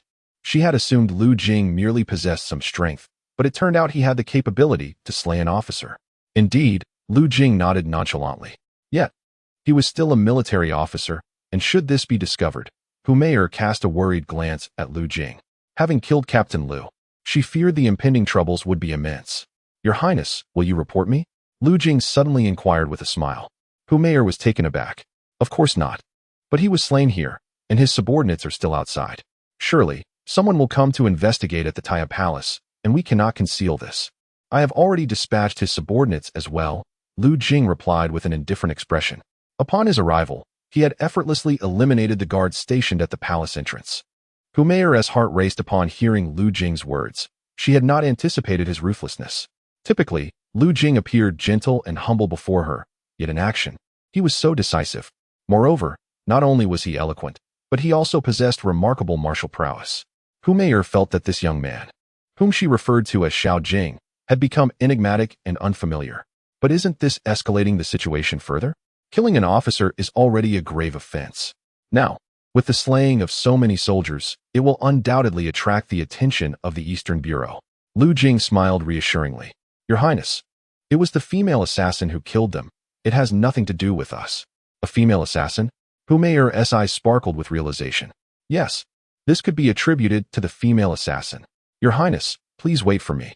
With a swift turn, Lu Jing vanished into the rear garden of the Taihe Palace. Soon, he returned with the unconscious Honger, another maid, and a small box in hand. He gently placed them down. What has happened to them? Humeire inquired anxiously, looking at the two maids lying on the ground. They are fine. I merely rendered them unconscious beforehand. I could not allow them to know I possess martial skills. Humeire glanced at her two maids, noting their disheveled clothing and tear-streaked faces. Fortunately, it seemed they had not suffered any serious harm. This is all my fault. They have endured this because of me, Humeire sighed. Today, she felt acutely her own vulnerability, realizing that a mere officer could drive her to a dead end. Despite holding the title of imperial concubine, she could only maintain a faade within this cold palace. The outside world offered her no respect, leaving her powerless. You are also a victim, Your Highness, Lu Jing consoled. Alas, Humeire sighed, her emotions complex. Let us move them into my chambers. Understood. Lu Jing nodded, lifting one hand under each of the two maidens and carrying them into the inner room. Humeire turned as well, just as she was about to step inside. Suddenly, she stumbled and nearly fell to the ground. Ouch, that hurts. Humeire glanced at her right ankle, only to realize in shock that she had twisted her foot when Lu Xiaowei had knocked her over. In her earlier state of anxiety, she had merely felt a dull ache and had not paid much attention. Now, as she lifted her foot, a sharp pain surged through her. Your Highness, are you all right? Upon hearing her voice, Lu Jing set the two maidens down and hurried back. I twisted my ankle. It hurts so much, Humeire replied, suppressing her pain as a hint of tears crept into her voice. Lu Jing examined Humeire's delicate right ankle, where the joint was a deep shade of red, clearly indicating a severe sprain. Your Highness, can you walk back? I can fetch some medicine for you, he inquired. Humeire attempted to rise, but the moment she lifted her foot, the pain almost caused her to fall again. I cannot. She shook her head. Then, Your Highness, perhaps I should carry you back. Lu Jing suggested gently, with utmost care. Carry me? Humeire glanced at Lu Jing, seeing his sincere expression, yet still hesitating within herself. Unlike the gentle-natured Xia Qinglan, Humeire was proud and headstrong. The thought of being carried by a eunuch was difficult for her to accept. After a moment's reflection, considering that they were alone and recalling how she had cried in Lu Jing's embrace earlier, she decided it was not such a grave matter. Finally, she nodded. Then I shall trouble you. Lu Jing smiled softly and lifted Humeire with utmost caution. After breaking through to the peak of the second rank, his vitality had surged to a new level. Those who drew near him could feel the warmth radiating from his body, akin to that of a furnace. As Humeire felt the masculine aura enveloping her, a wave of dizziness washed over her. She had not anticipated that the presence of a mere eunuch could unsettle her so profoundly. Savoring Lu Jing's warmth and the scent that clung to him, she found herself momentarily entranced. Wait. Humeire's eyes widened in astonishment. She looked up at Lu Jing, incredulity filling her gaze. How could the scent emanating from him be so reminiscent of his majesty? Noticing Humeire tremble slightly, Lu Jing lowered his gaze to the beauty in his arms. Your Highness, what is the matter? And nothing, Humeire stammered, having finally realized that Lu Jing was observing her. She shook her head. Perhaps she had merely misremembered, after all. The scent of men should be somewhat similar, she consoled herself. Seeing her response, Lu Jing chose not to dwell further on it. He gently placed Humeire onto the bed. Your Highness, I shall fetch the physician and bring back some medicine for your injury. There's no need. I have medicine for falls within the palace. It's in the drawer, Humeire indicated towards the nearby table. Lu Jing opened the drawer and retrieved a small vial. Your Highness, may I assist you with the application of the medicine? He inquired once more. Having already been in Lu Jing's embrace, applying the medicine seemed trivial. Humeire nodded in agreement. Lu Jing helped her remove her shoe, revealing her delicate, jade-like foot. with such legs and feet. If they were to be seen by certain groups with peculiar tastes, they would surely be regarded as a marvel. Lu Jing silently marveled within himself. Humayer's feet were extraordinarily beautiful, truly a work of art. However, he dismissed such thoughts. Indulgence would only lead to one's downfall. He uncorked a vial and poured out the medicinal liquid, applying it gently to Humayer's ankle. She winced in pain, turning her head away, unable to bear the sight. She could distinctly feel Lu Jing's hands carefully massaging her ankle. The wound felt cool, yet somewhat warm. After a while, Lu Jing inquired, "Your Highness, the medicine has been applied. Shall we summon the physician for further examination?" Humayer waved her hand dismissively. "No need. The physician would merely prescribe more ointment." Lu Jing nodded and said, "Then let us align our accounts." He proceeded to recount the narrative of attributing Lu Xiaowei's demise to the assassin. Once they had synchronized their testimonies, Lu Jing glanced at the sky and said, "Your Highness, please rest well. I shall attend to Lu Xiaowei's affairs." Humayer nodded in agreement. Subsequently, Lu Jing dealt with Lu Xiaowei and the bodies of the soldiers before carrying the still unconscious Xiao Fangzi away from the Taya Palace. Chapter 79. The departure of Jiang Yadan. After Lu Jing's departure, Humayer gazed at the spot where he had applied the ointment, momentarily lost in thought. She recalled the scent she had detected on Lu Jing. The potent masculinity mingled with a subtle fragrance unique to him, reminding her of the night when the Emperor had graced her with his presence, a night she vividly remembered, particularly the scent that lingered on him. That aroma was indistinguishable from Lu Jing's. The more she pondered, the more she felt the Emperor's figure, or rather the sensation he evoked, began to blur and overlap with Lu Jing's image. A sudden wave of terror washed over Humayer. What if it had not been the Emperor who had favored her that night, but Lu Jing instead? She dared not contemplate further. Impossible. Lu Jing is merely a eunuch. I clearly saw the Emperor that night. Taking a deep breath, she resolved to banish these nonsensical thoughts from her mind. "Your Highness." A sudden voice shattered her reverie.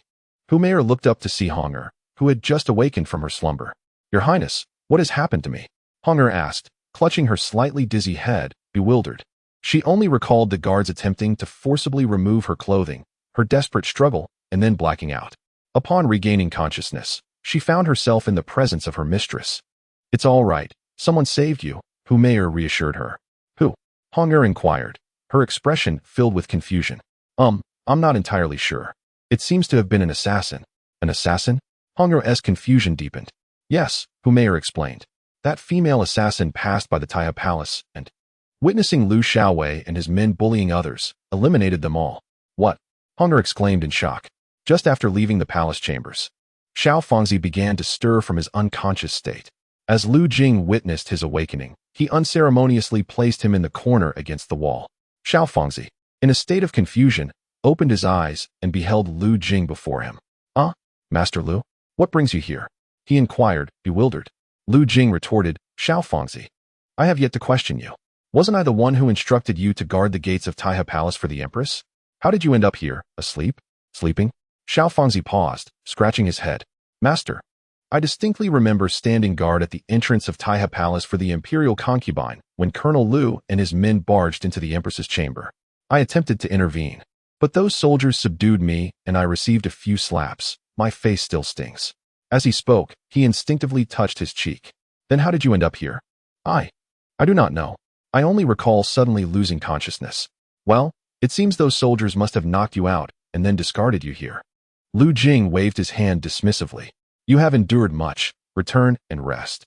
"Thank you, master," Xiao Fangzi exclaimed, feeling as though he had been granted a reprieve. Having sent Xiao Fangzi away, Lu Jing proceeded to the residence of Wang Gonggong. Upon entering the room, he discovered Jiang Yadan seated in meditation. "The plan has changed," Lu Jing announced. Jiang Yadan opened her eyes.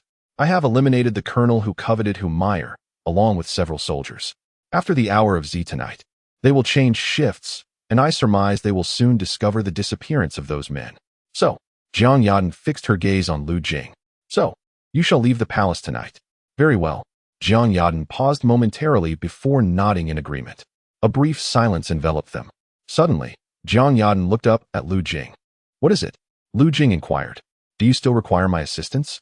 Lu Jing was momentarily taken aback, then smiled as he approached the bedside. "There remains a little less than half an hour until they change shifts." Dressed in his garments, he spoke to Jiang Yadan, who was also donning her clothes but facing away from him. Jiang Yadan nodded in acknowledgement. Once she was fully attired, she turned to him. I shall take my leave from the palace now. Indeed. After a moment of contemplation, Lu Jing produced a breath-concealing talisman. Take this. What is this? Jiang Yadan accepted the talisman, her delicate face displaying a look of confusion. It is called a breath-concealing talisman. The method of use is on the reverse side. Its purpose is to mask your presence for half an hour. During this duration, unless faced with a celestial being, no one will be able to detect you. Upon hearing this, Jiang Yadan felt a surge of astonishment. Once again, Lu Jing had presented her with an item of immense value, one she had never before encountered.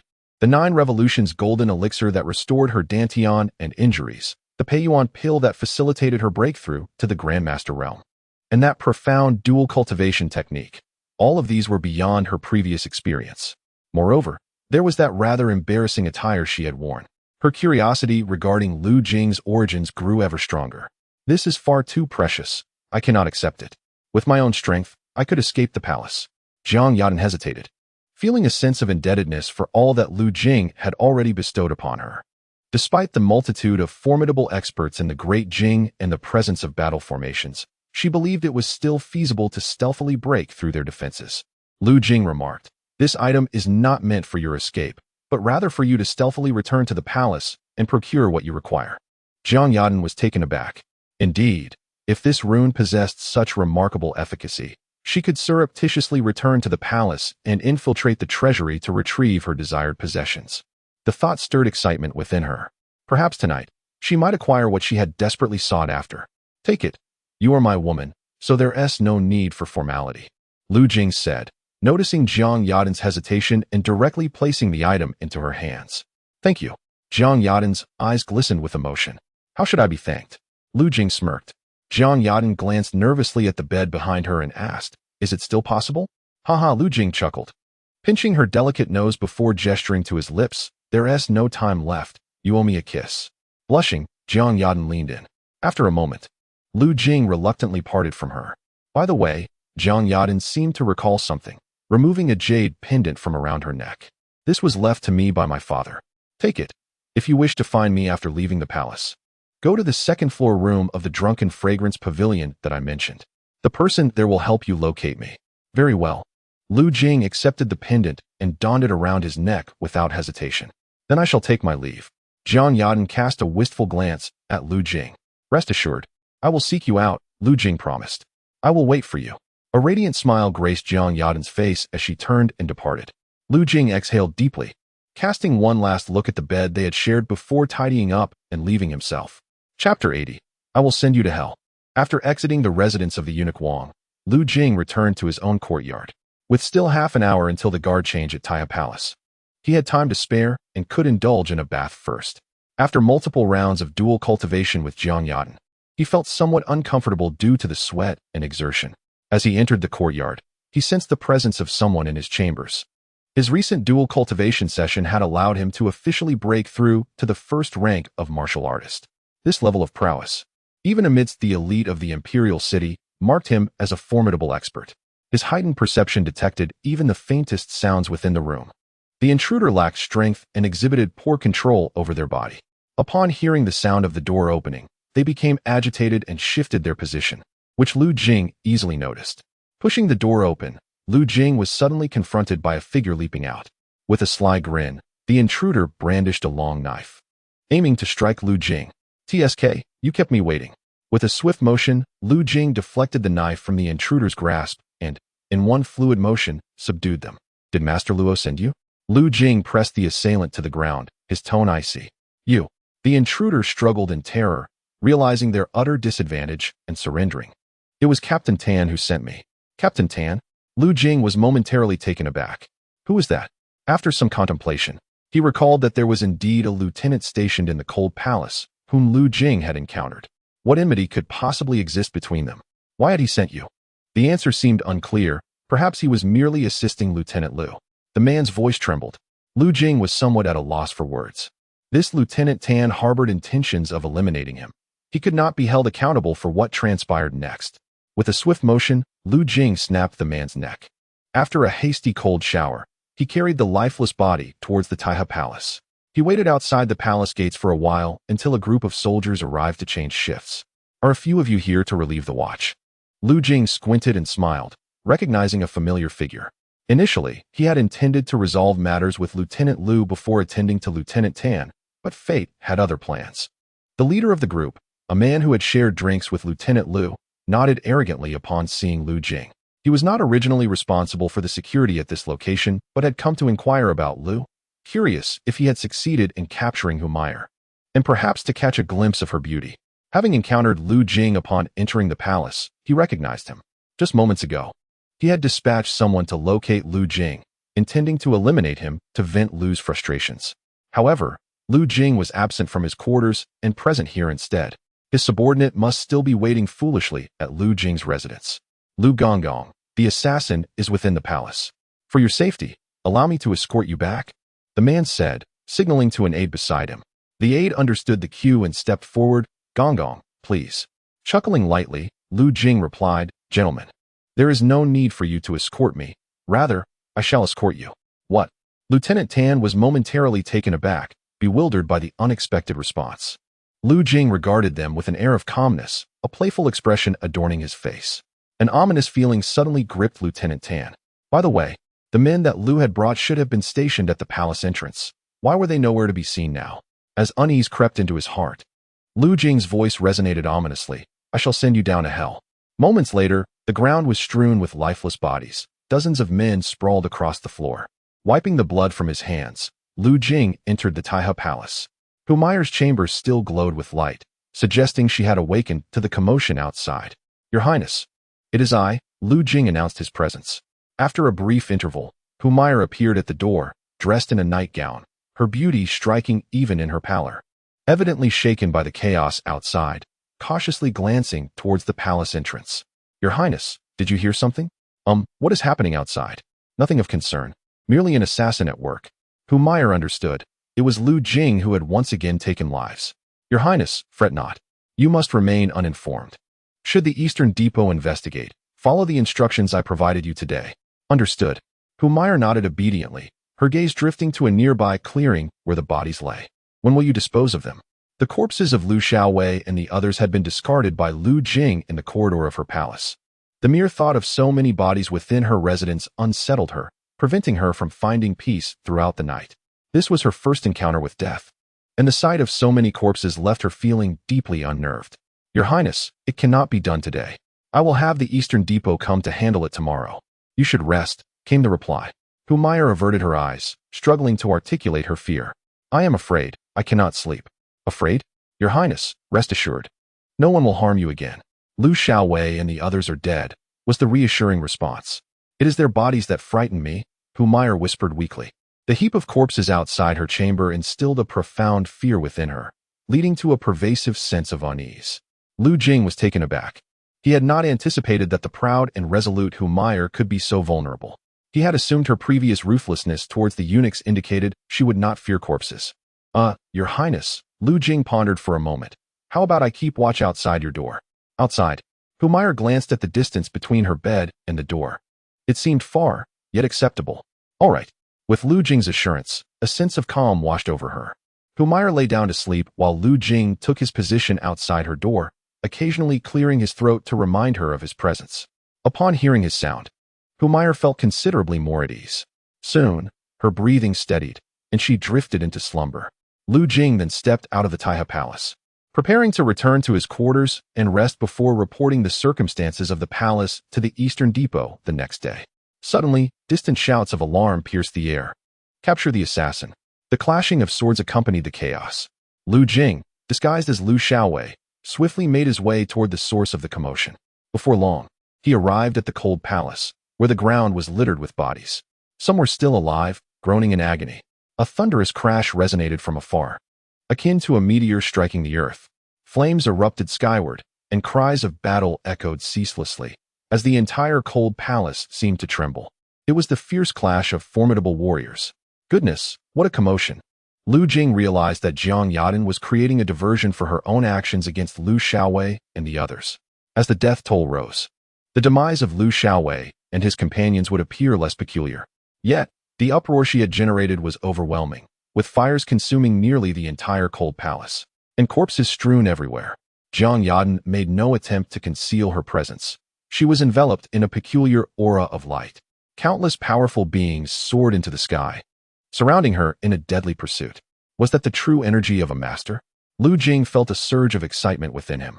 If he were to become a master, he too could wield such combat prowess. This woman certainly exhibited a fierce temperament. From a distance, he witnessed Jiang Yadan effortlessly dispatch several of her attackers. Lu Jing marveled at the sight, but soon turned his attention away from the battlefield and returned to his quarters. Such a high-level conflict was beyond his current capabilities. Having only recently broken through to the first tier, he knew he had no place in such a fray. Chapter 81. The Suppression Talisman. Ding. Congratulations on assisting Jiang Yadan in escaping the palace, allowing her to reclaim her possessions, successfully diminishing the Emperor Jing's fortune, and earning fortune points. 888. Congratulations on slaying Captain Lu, earning fortune points. 21. Congratulations on slaying Captain Tan, earning fortune points. 16. Current fortune points. 1644. The following day, Lu Jing awoke, greeted by the system's notification. What? Lu Jing was left utterly astonished. He had aided Jiang Yadan in her escape from the palace and received an astounding 888 fortune points? No, it must have been the talisman he provided her that allowed her to acquire what she sought, which resulted in such a significant fortune reward. As he pondered, a revelation struck him. It appeared that Jiang Yadan's so-called map was of considerable importance. Otherwise, he would not have accrued such a wealth of fortune points. After all, even in rescuing her, he had not garnered this much. The considerable fortune points he now possessed were clearly a result of assisting Jiang Yadan in obtaining what she needed. A total of 644 fortune points. Lu Jing felt a surge of excitement. He could finally embark on a high-level lottery. System, initiate a high-level lottery. Ding. High-level lottery commencing. Congratulations, you have obtained 3 suppression talismans. Suppression talisman, upon use. It can eliminate any enemy within a 10-meter radius whose strength does not exceed that of a terrestrial immortal. The system's voice resonated in his mind. Gasp. Lu Jing was momentarily bewildered, then inhaled sharply. The ability to eliminate foes of no greater strength than a terrestrial immortal within a 10-meter radius. And he possessed 3 of them. Incredible. From now on, anyone daring to flaunt their superiority before him would meet their end. Lu Jing was overwhelmed with exhilaration. According to the system's description, even a terrestrial immortal would perish if within his 10-meter range. With these 3 talismans, he felt considerably more secure, possessing a degree of self-preservation within the palace. However, given the 10-meter limitation, he reminded himself to exercise caution in their usage. Otherwise, a powerful adversary might drag him down alongside them. Having chastised himself, Lu Jing decided not to pursue further lotteries and instead resolved to address the matter concerning Captain Lu and his comrades. After freshening up, he made his way to the Taihe Palace. The morning was still young, with the dawn's light beginning to illuminate the landscape, and a slight chill lingered in the air. Within the cold palace, numerous soldiers were busily clearing away the remnants of the previous night's chaos, a testament to the bloodshed Jiang Yadan had wrought. Upon reaching the Taihe Palace, he found that within Humayar's chambers, others were also engaged in the grim task of disposing of Captain Lu's remains. Alas, poor Lu and his comrades. What was once a promising assignment had turned fatal. It was no surprise that many first-rank and innate experts had perished. It was hardly unexpected that a mere trio of third-rank officers met the same fate. In a nearby pavilion, 2 soldiers adorned with feathered crowns conferred quietly, directing their subordinates in the grim task. Lu Jing chose not to acknowledge them and proceeded directly to the grand hall of Humayar's chambers, where she was sipping tea. Lu Jing approached. Your Highness, you have arrived. Humayar set down her teacup. Your Highness, did you speak to them as I instructed? Yes, I conveyed everything as per your request. That is good. Lu Jing nodded, surprised by the swiftness of the actions above. They had come to collect the bodies early in the morning. However, their promptness suggested that Jiang Yadan had successfully escaped. Otherwise, they would still be in pursuit. The likelihood of Jiang Yadan being captured or killed seemed improbable to Lu Jing. Your Highness, we have taken care of the bodies in your chamber. We shall take our leave now, having disturbed you earlier. 2 officers who had been directing the collection of bodies entered the hall, cupping their hands in farewell to Humayar. Thank you for your hard work. After a courteous exchange, the 2 officers departed. Fortunately, they remained unsuspecting. As soon as the 2 left, Humayar sighed in relief. They had merely inquired about the situation of Liu Xiaowei and the others, without any suspicion. The multitude of deaths from the previous night rendered Liu Xiaowei's demise unremarkable. Your Highness, what is the status of the assassin? Is there any news? Lu Jing inquired again. Speaking of luck, we are indeed fortunate, Meyer smiled. I overheard the two soldiers mention that the assassin ceased hiding last night and killed many, including numerous skilled members of the Eastern Depot and the Jinyue. The deaths of Liu Xiaowei and his comrades are therefore not surprising, as they have been deemed victims of the assassin. That is good, Lu Jing nodded slightly, then asked, what about the assassin? Have they been captured? Meyer shook her head. I do not know, but all the palace guards are to withdraw today. I see, Lu Jing nodded. Given Jiang Yadan's capabilities, breaching a certain line of defense outside the palace would not be overly difficult, even if pursued by the palace's experts. With the use of the concealment talisman he provided, escape would be possible. Lu Jing was confident that Jiang Yadan had fled the palace. However, to ensure absolute certainty, he needed to find a way to gather more information. By the way, tomorrow is the Mid-Autumn Festival. You must prepare well, Meyer suddenly reminded him. Mid-Autumn? Lu Jing paused for a moment before recalling that he was to enter the palace to pay respects to the Empress Dowager the following day. He nodded, Your Highness, I will accompany you into the palace tomorrow. Meyer nodded in agreement. After the events of the past few days, her longing to return to the main palace was incredibly strong. It was not that she still harbored feelings for the emperor. On the contrary, she felt immense dissatisfaction due to the emperor's decision to transfer Liu Xiaowei and others to the cold palace, completely disregarding the feelings of discarded consorts like herself, which nearly led to her humiliation. Had it not been for Lu Jing, she would have already fallen victim to Liu Xiaowei. Reflecting on her years of solitude, Meyer gradually felt discontent, even resentment, towards Emperor Jing. She had devoted herself entirely to him, learning all to serve him.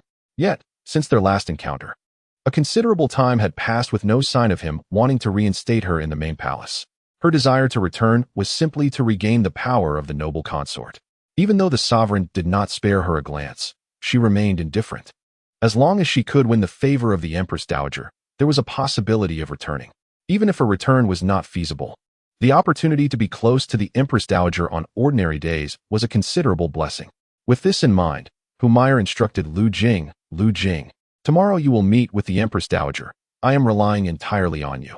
Lu Jing clasped his hands and smiled. Your Highness, I will certainly do my utmost. Good. The two exchanged a few casual remarks.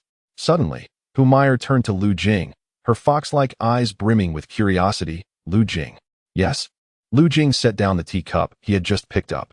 Why did you enter the palace? Meyer inquired, her curiosity piqued. It was truly astonishing that someone as talented and formidable as Lu Jing would become a eunuch. Surely, there must be some deeper scheme at play. Lu Jing fell silent for a moment. Your Highness, He hesitated, finding it difficult to articulate his thoughts. Never mind.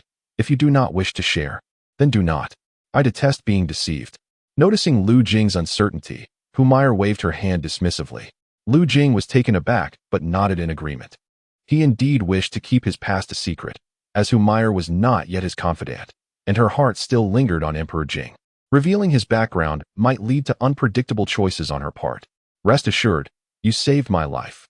Your martial prowess will remain confidential, Meyer added, reassuringly. She would not act ungratefully towards the one who had rescued her. Thank you, Your Highness. By the way, Your Highness, Wang Gonggong has also passed away, Lu Jing suddenly remarked. Meyer lifted her gaze to Lu Jing, her expression tinged with an inscrutable meaning. It was the assassin who killed him, Lu Jing clarified. Oh, Meyer nodded calmly. It's better this way. That old wretch should have died long ago. Now that he is gone, you will be the sole chief eunuch in the cold palace. In a few days, I will report your name to the Ministry of Internal Affairs for official recognition. Previously, Lu Jing's title as chief eunuch had not been registered, but with Wang Gonggong's demise, arrangements could now be made for Lu Jing. Thank you, Your Highness. Lu Jing bowed respectfully. With an official title in the Ministry of Internal Affairs, he would navigate the main palace with greater ease, and perhaps even venture outside to witness the world beyond.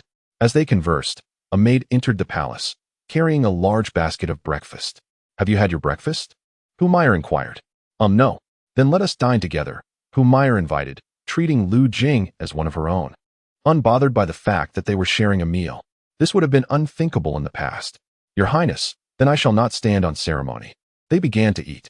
Humayr, troubled by the matter of the corpse, had little appetite. Conversely, Lu Jing, having recently broken through to the first rank, devoured the food voraciously. Once Lu Jing had nearly finished, he noticed Humayr's expression, which suggested she had something on her mind yet hesitated to speak. "Your Highness, what troubles you?" "Lu Jing, you." Humayr's lips parted, hesitating as she attempted to voice her thoughts, but ultimately refrained from asking the question that lingered in her mind. "Never mind, perhaps I was overthinking it." She waved her hand dismissively. Humayr wanted to inquire about the fragrance that resembled the Empress, which had lingered on Lu Jing, a question that had preoccupied her thoughts from last night into today. Yet, she ultimately concluded that it was merely her own anxiety. Setting aside the improbability of a eunuch experiencing the sensations of a man, the very notion of Lu Jing transforming into the Empress likeness to seek her out was utterly inconceivable. Lu Jing found the situation somewhat perplexing, but out of respect for Humayr's reticence, he refrained from probing further. After finishing breakfast with Humayr, Lu Jing proceeded to the palace of Xiaqinglan. There, he discovered her in the rear garden, gracefully playing the guzheng. The melody was enchanting and melodious, resonating with a captivating vibrancy that could almost render one spellbound. Upon noticing Lu Jing's approach, the maid Xiaowan discreetly vacated the garden. Lu Jing leaned against the eaves, choosing not to interrupt her but instead immersing himself in the elegance of Xiaqinglan's music. Sometimes, it is quite delightful to pause and appreciate refined artistry. He envisioned a day when he could win over Humayr, having Xiaqinglan serenade him while Humayr danced. Such a life would be splendid. Lu Jing's heart brimmed with anticipation for the day he would fully grasp control of the cold palace, enabling him to indulge in the luxurious existence reserved for a doting emperor. After a brief interlude, Xiaqinglan ceased her playing. Applause erupted from behind her, and she turned in surprise to see Lu Jing approaching. "You played beautifully," Lu Jing praised. Even as a man of ordinary background, he could discern the exceptional quality of her performance. Xiaqinglan excelled in the arts, music, chess, calligraphy, and painting, truly a paragon of talent in this world. In his own realm, coupled with her impeccable beauty, she would undoubtedly be regarded as a goddess. In comparison, any contemporary celebrity would pale in her presence. And now, she was his. Lu Jing felt immensely fortunate, his heart swelling with pride. "You've arrived," Xiaqinglan smiled, her heart fluttering at the compliment from her beloved. The two took a seat at a nearby stone table, where Xiaqinglan personally prepared and served tea for Lu Jing. With the palace guards having retreated, it seemed the assassins had also departed. After settling down, Lu Jing remarked, "That is reassuring." Xiaqinglan smiled sweetly in response. She harbored no strong emotions regarding the Emperor's assassination. If pressed, her sentiments leaned towards wishing for the Emperor's swift demise. After a casual exchange of pleasantries, Lu Jing suddenly turned his gaze towards Xiaqinglan and asked, "By the way, what is your impression of Minister Chen Yuanlong?" "Chen Yuanlong?" Xiaqinglan was taken aback by Lu Jing's mention of this individual. After a moment of contemplation, she replied, "I have met Minister Chen a few times. He appears to be a loyal and upright man, with a commendable reputation. However, my father has some reservations about him." "Oh, what did he say?" Lu Jing inquired, his eyes narrowing. "My father expressed that this man is two-faced, presenting a facade of virtue while concealing treachery beneath a veneer of politeness. He is not to be trusted deeply," Xiaqinglan revealed. Lu Jing's expression grew thoughtful. "What is the reason for the Prime Minister's assessment of him?" "I am uncertain about this matter. However, my father is unwilling to engage excessively with that individual. Nevertheless, their relationship is not as fraught as one might imagine. It is said that after my father's exile, Chen Xiangshu even accompanied him partway, perhaps merely a matter of differing political views." Xiaqinglan narrated the story with elegance. As she spoke, Lu Jing found his thoughts diverging. Although his recollections of Xiaqinglan's father, the chancellor, were somewhat hazy, he retained a favorable impression of the man, upright and principled. His own father, the martial king, had even praised him on several occasions. Yet, the disparaging remarks regarding Chen Yuanlong's character were quite surprising. It seemed that perhaps Chen Yuanlong's integrity was indeed lacking. Was it possible that the Chen family harbored intentions to eliminate me? Lu Jing pondered, lightly tapping his fingers on the table. He truly could not fathom why Chen Yuanlong would go to such lengths to orchestrate his demise. Without the system at his disposal, he would have languished in the cold palace for his entire life, unable to stir any significant turmoil. The engagement with his daughter, Chen Shi, bore no coercive strength. Even if he became a eunuch, it would not affect her in the slightest. What troubles you? Xia Qinglan inquired, noticing Lu Jing's deep contemplation. He did not shy away from his thoughts, replying, I suspect that the last time I was drugged, it was orchestrated by someone sent by Chen Yuanlong. Xia Qinglan frowned. Is there animosity between the Lu and Chen families?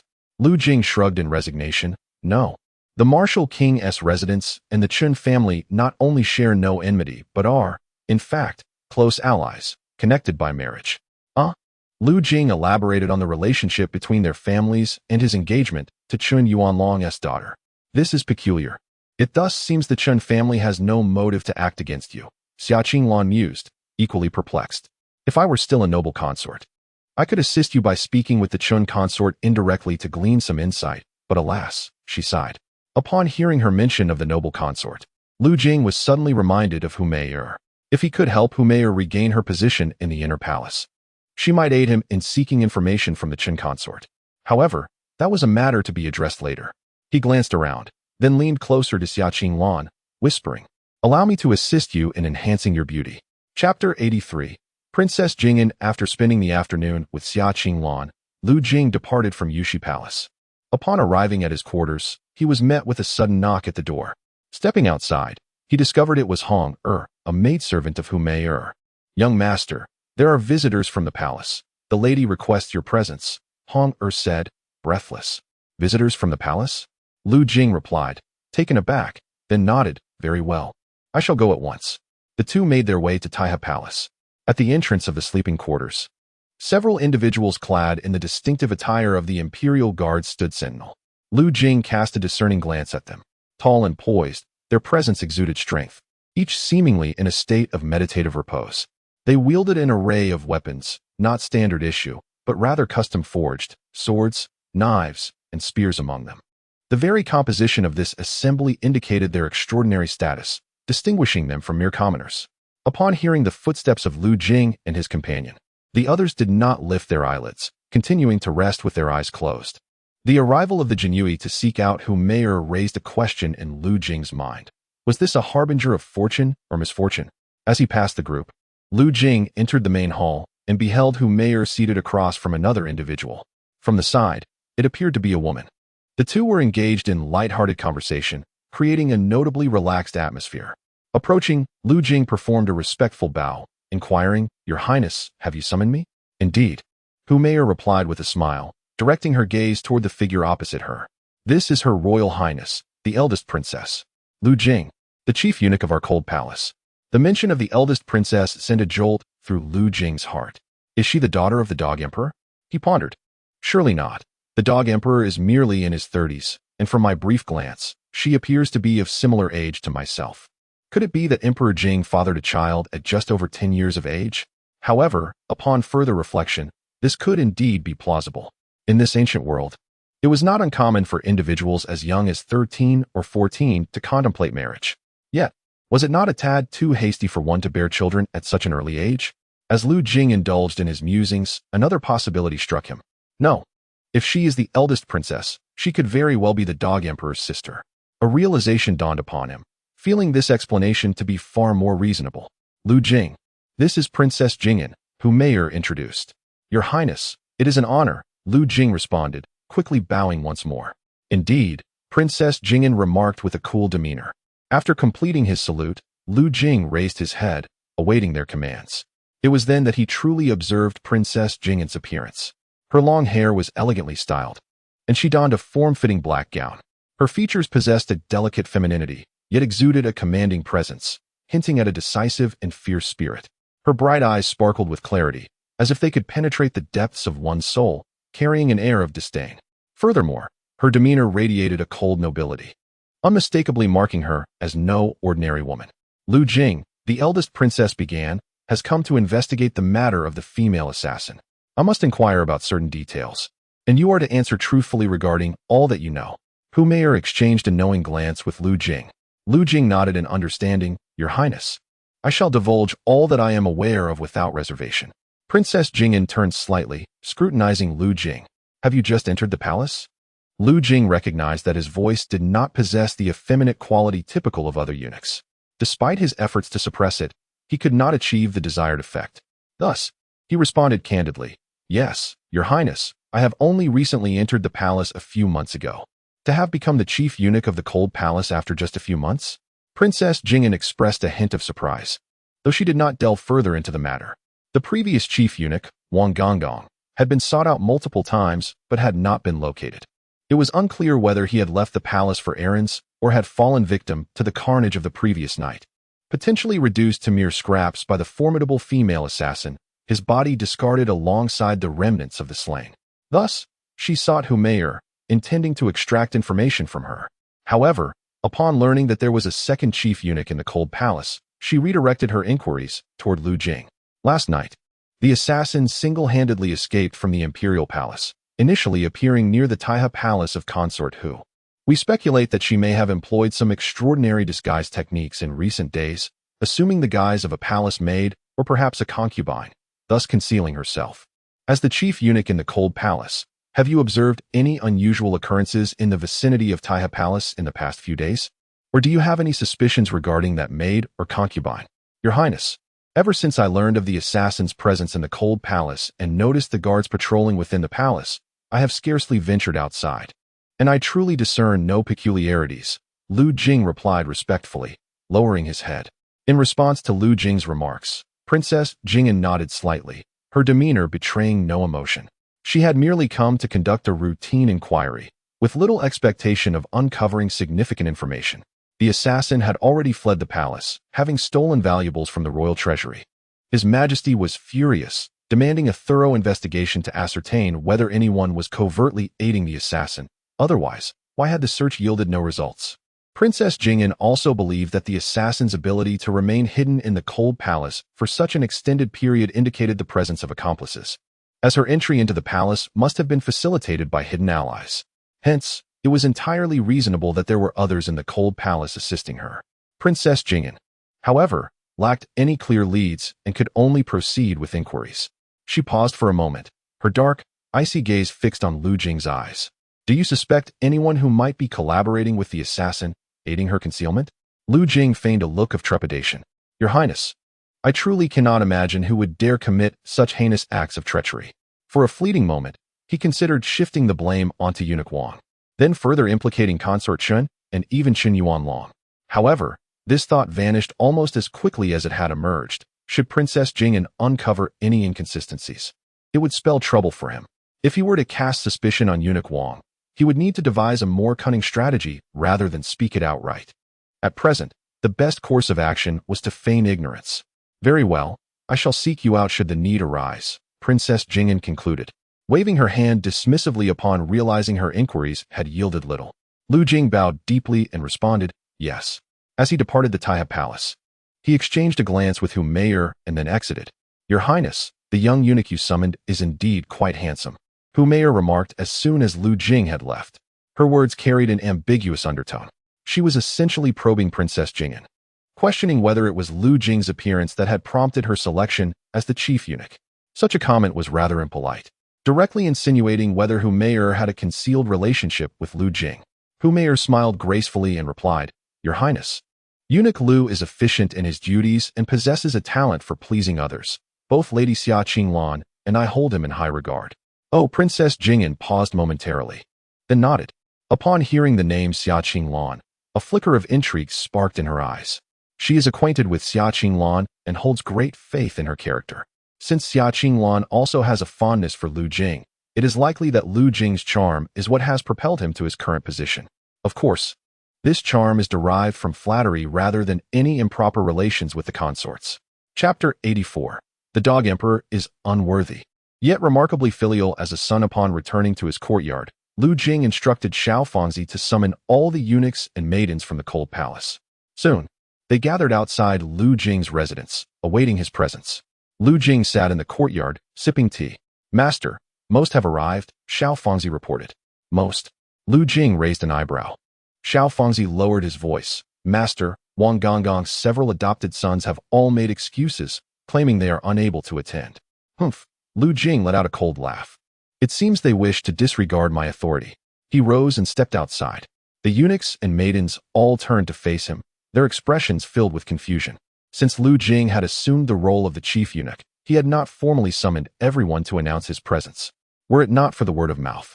Some might remain unaware of the emergence of another chief eunuch within the palace. At this moment, their minds were filled with questions regarding Lu Jing's sudden summons. "I am Lu Jing, the chief eunuch of the Cold Palace." His voice was firm and commanding as he scanned the crowd, instilling a sense of trepidation among them. Xiao Fangzi, upon hearing this, instinctively straightened his posture. Lu Jing deliberately infused his voice with inner strength, rendering it deep and oppressive. The ordinary individuals present could not help but feel a surge of fear within. "From this day forth, I shall be the sole chief eunuch of the Cold Palace. Anyone daring to act in defiance, do not blame me for my ruthlessness." His voice resounded like a great bell, leaving the gathered crowd in stunned silence. What does this mean? What of Wang Gonggong? Seeing the puzzled expressions on their faces, Lu Jing clarified.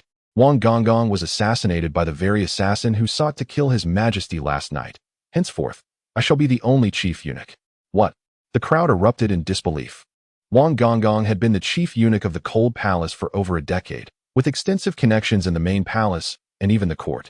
The notion that he had been slain by an assassin was unfathomable. Yet, upon further reflection, given the chaos of the previous night, many eunuchs and maidens who were merely resting in their quarters had fallen victim to the violence. It was not entirely implausible that Wang Gonggong had been caught in the crossfire. Cough, cough. Murmurs began to rise among the crowd, and Xiao Fangzi seized the moment to command silence. At his call, the crowd quieted once more, turning their attention back to Lu Jing, prepared to heed his instructions. Lu Jing cast a satisfied glance at Xiao Fangzi before fixing his gaze upon the assembly, his demeanor growing stern again. Today marks our first gathering, and yet some have the audacity to absent themselves. It appears they do not regard me with the respect I deserve. Xiao Fangzi, here, take some people and bring those who failed to attend before me.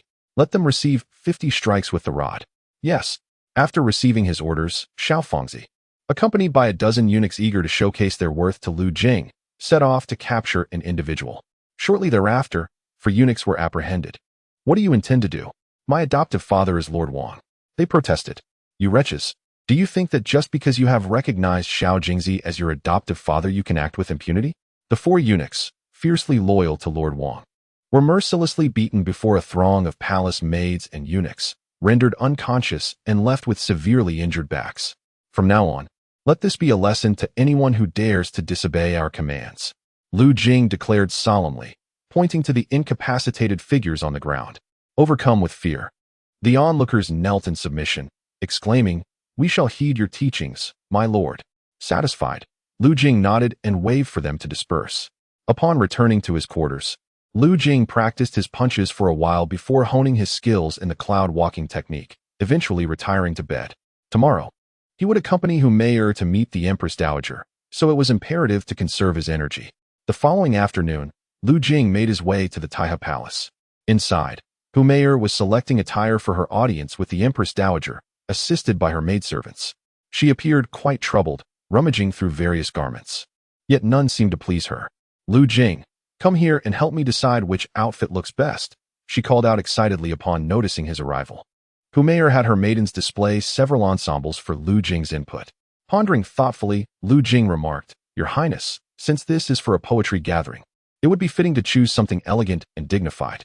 These lacy options are rather too revealing and not suitable."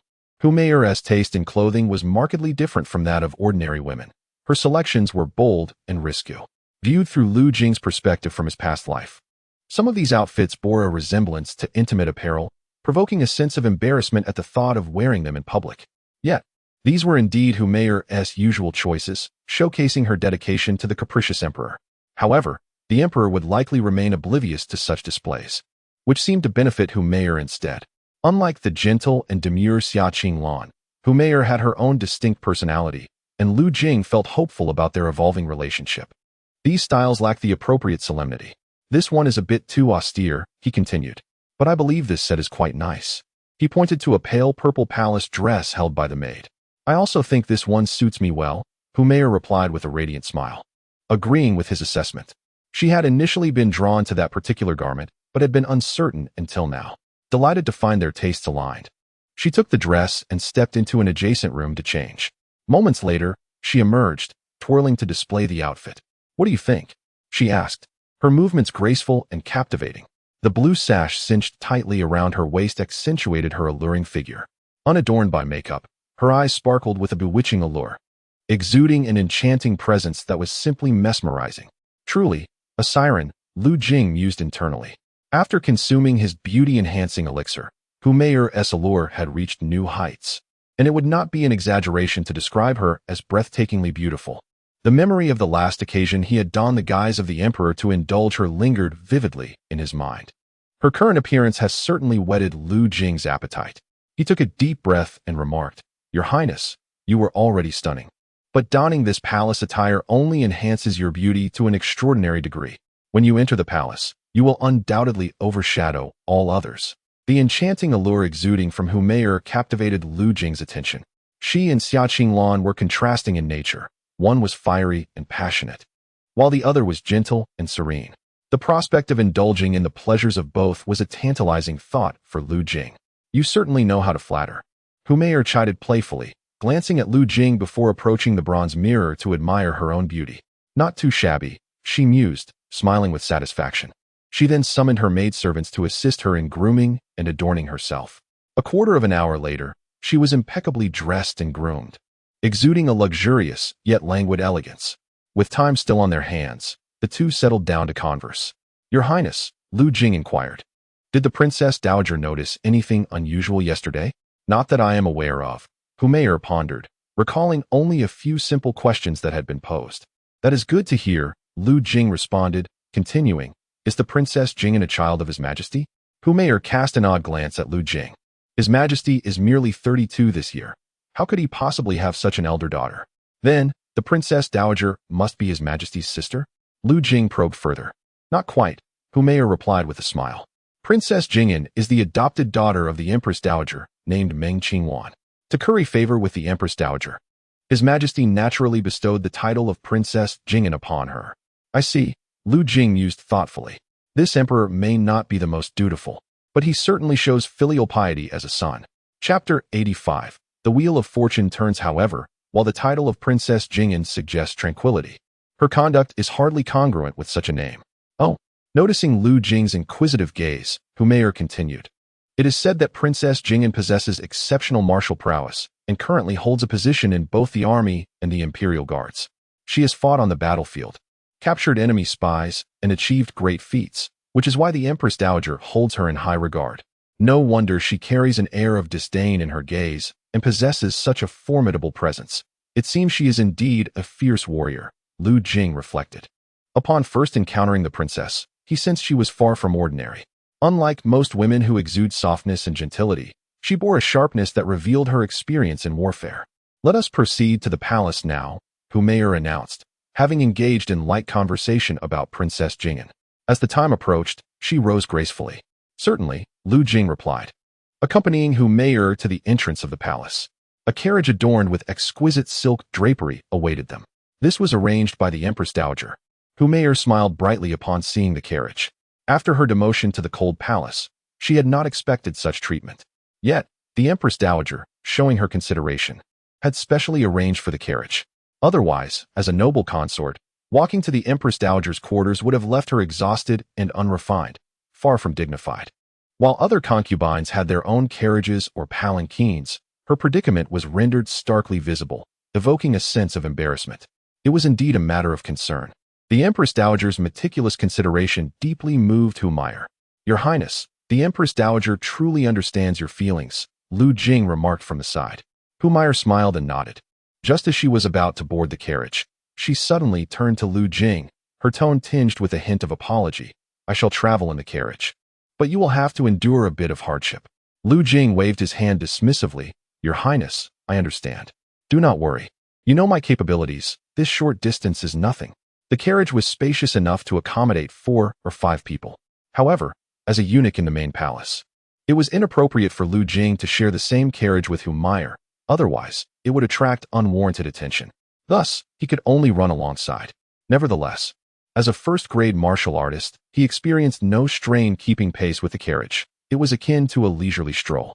Humayur nodded and entered the carriage, which the driver then steered towards the main palace, with Lu Jing casually trailing behind. At this moment, twilight had descended, and a full moon hung in the sky. It was the Mid-Autumn Festival. The main palace was adorned with vibrant lanterns, creating a festive atmosphere. In contrast, the cold palace lacked any semblance of celebration, appearing much like any ordinary day. After being scrutinized by a contingent of guards, the pair arrived at the imperial garden after a brief interval. At the entrance of the garden, the lights began to glow. A group of elegantly dressed women stood in line, waiting to enter.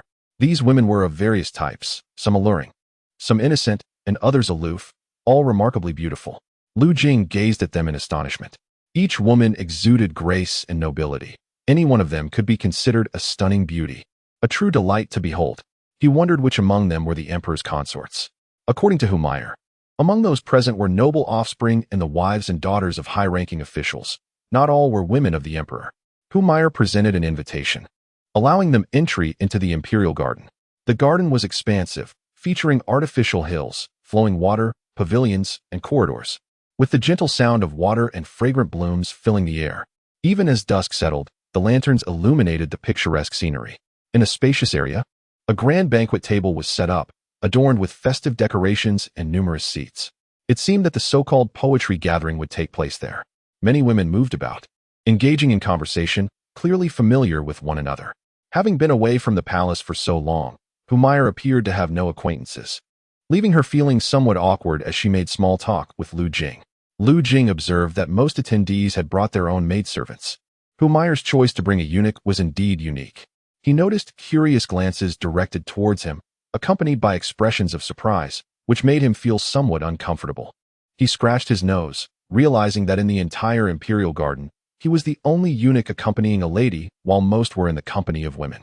Although the imperial garden housed eunuchs, they were occupied with menial tasks such as arranging tables and hanging lanterns. Nonetheless, the atmosphere was somewhat awkward. It was indeed a delightful sight to behold so many beautiful women. "Are you the consort who?"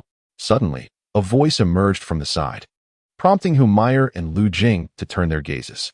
Approaching them was a woman of striking beauty, her figure somewhat exaggerated, accompanied by maids. "Who are you?" Meyer inquired, slightly furrowing her brows. She could not recall the person but felt a sense of familiarity. The woman, noticing Meyer's apparent forgetfulness, paused momentarily before responding with a hint of mockery. It seems the esteemed consort is quite forgetful. I am Su Qinghe, once a mere talent in the court. But now, you should refer to me as Madame Su. Su Qinghe?" Meyer's expression stiffened as memories resurfaced. Back when she held the title of consort, this woman had merely been a talent.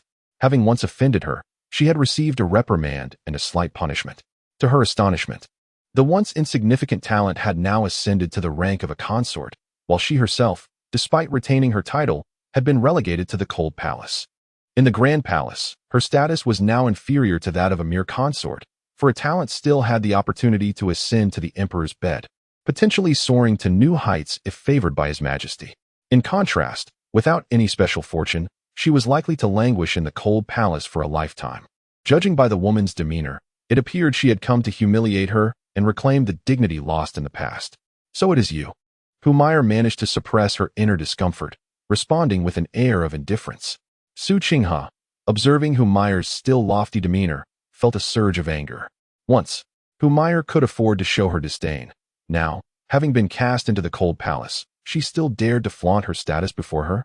With a scornful tone, she remarked, "I was just wondering who it could be, completely lacking in decorum, bringing a eunuch into the imperial garden for companionship. So it turns out to be you. Consort who?" This Mid-Autumn Poetry Conference is a refined event hosted by Her Majesty the Empress. What do you think you are doing bringing a eunuch here? What would the Empress Dowager think? Look around you. Who else has brought a eunuch? However, given your demotion to the cold palace, it's not surprising that you disregard the rules. Madame Su's words dripped with acid. Meyer clenched the hem of her sleeve, unable to contain her frustration. Although she had anticipated encountering familiar faces, such as Empress Nangong Wan, the reality of the situation was still disheartening. At least Empress Nangong held a prestigious position. Even if she faced derision, it would not be excessively humiliating. Yet now, a mere consort, and one whom she had once reprimanded, dared to chastise her. The tides of fortune had indeed turned.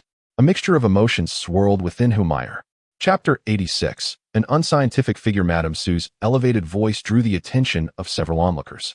"Consort who? Is she not the one who failed to seize the Phoenix throne from the Empress?" Was she not banished to the cold palace? What is she doing here? TSK, could it be that she has the audacity to show up uninvited? There are guards at the entrance, and without an invitation, it seems unlikely she can gain entry. After all, she was once a favored concubine, vying for the Empress's attention, and it is not surprising she managed to obtain an invitation through some connections. Numerous gazes turned toward Humayr, who felt an overwhelming sense of embarrassment, clenching her teeth in silence. Typically articulate and assertive, she was not one to endure humiliation lightly. Yet, in this moment, she found herself rendered speechless. Her current status was far too awkward. Once resplendent and esteemed, she was now merely a discarded concubine. Some of the other concubines, once inferior to her, still held their noble positions in the main palace, their status undiminished. The stark contrast left her feeling insecure and unable to hold her head high, leaving her momentarily at a loss for how to retaliate against Madame Su. Meanwhile, Lu Jing cast a fleeting glance at Madame Su. While her appearance was decent, it hardly reached the level of breathtaking beauty.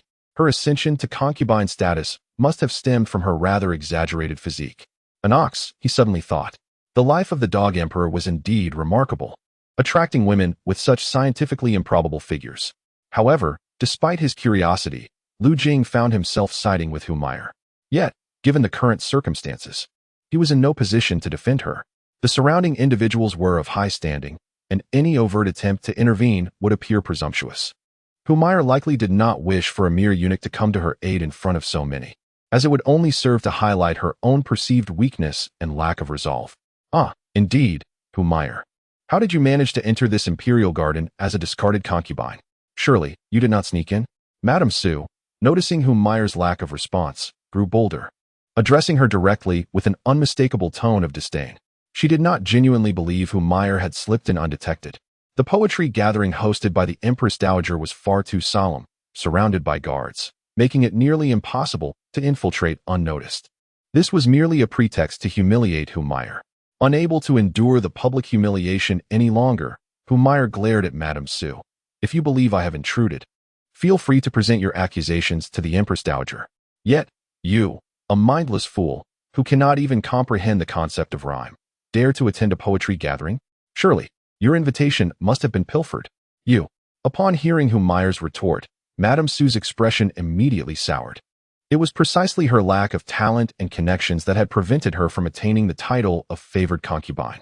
Her rise to concubine status had occurred over a year ago when the emperor, taken with her unusual physique, had whimsically favored her for a fortnight, leading to her eventual title. As for the title of favored concubine, she believed it would forever remain beyond her reach. Now, with her wounds laid bare by Humayr, she felt an intense mixture of humiliation and anger. The invitation she possessed had indeed not come by chance. She had spent a significant sum of silver to procure it from the official tasked with distributing the invitations. Now, exposed, her fury surged uncontrollably. You, a discarded consort, dare to humiliate me so? Today, I shall teach you a lesson and impart upon you the rules of decorum. With that, Madame Su raised her hand, intending to strike Humayr. However, Humayr cast a piercing glare in her direction, causing Madame Su to freeze in place, too intimidated to proceed. In her prime, Humayr was a force to be reckoned with. Aside from Nangong Wan, every consort had to address her as Sister or Your Highness, though diminished now. Her resurgence of strength still instilled trepidation within Madame Su. You. Madame Su's words caught in her throat, unable to escape. Heh! Humayr's cold laughter echoed. This is a poetry gathering initiated by Her Majesty the Empress Dowager. As a mere consort, do you dare to strike someone in public? How audacious of you to disregard the Empress Dowager. Madame Su's complexion shifted, stammering, I did not. It is best that way. Humayr dismissed Madame Su and turned to leave. With a resentful glance at Humayr's departing figure, Madame Su gritted her teeth and sought conversation with others. Meanwhile, Humayr found solace in a distant pavilion, sitting in silence, clearly vexed. Lu Jing found himself at a loss on how to respond. Should he offer her comfort? Humayr was not one to possess the gentle disposition of Xia Qinglan. His attempts to console her might only deepen her sense of being belittled, unless she chose to seek his assistance voluntarily. Just as Lu Jing was engulfed in indecision, Humayr suddenly called out his name in a somber tone. Lu Jing. Your Highness? He responded, taken aback. Did you witness everything that transpired? She asked, her eyes glistening with unshed tears. Lu Jing's heart ached at the sight of her reddened eyes. I am entirely reliant on you. You must not let me down later. At that moment, Humayer's once delicate face appeared puffed and utterly aggrieved, a stark contrast to her usual domineering demeanor. Lu Jing felt an overwhelming urge to protect her, wishing to envelop her in his embrace. He spoke, his throat dry, Your Highness, rest assured, I shall exert every effort. Good. The single word she uttered was tinged with a hint of sobbing. The grandeur she once enjoyed had now been eclipsed by public humiliation, filling her with a profound sense of disgrace and confinement. The only way to redeem herself from today's indignity was to shine brilliantly at the poetry gathering and earn the Empress Dowager's favor. This aspiration rested solely upon Lu Jing's shoulders. In the past, he had never disappointed her. Perhaps tonight would be no different. Your Highness, what kind of prompts does the Empress Dowager typically present? Lu Jing inquired suddenly. Since it is a poetry gathering, poetry and verses must be written. Historically, the Empress Dowager would offer the prompts for all to compose. If we could ascertain previous topics, we might discern tonight's theme and prepare accordingly. Humayer furrowed her brow. I haven't had the privilege to attend in recent years. Before my demotion to the Cold Palace, I held little interest in such matters. So I truly do not know what topics the Empress Dowager has previously provided.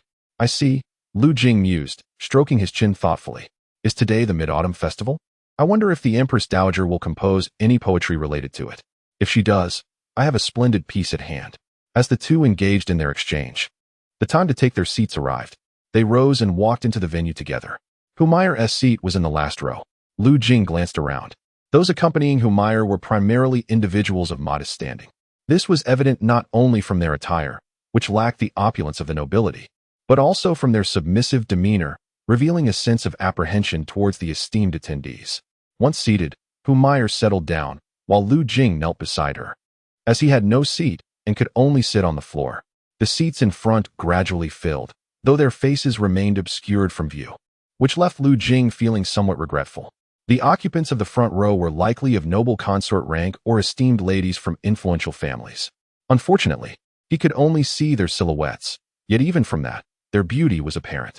As Lu Jing pondered, a commanding voice of a eunuch suddenly resonated.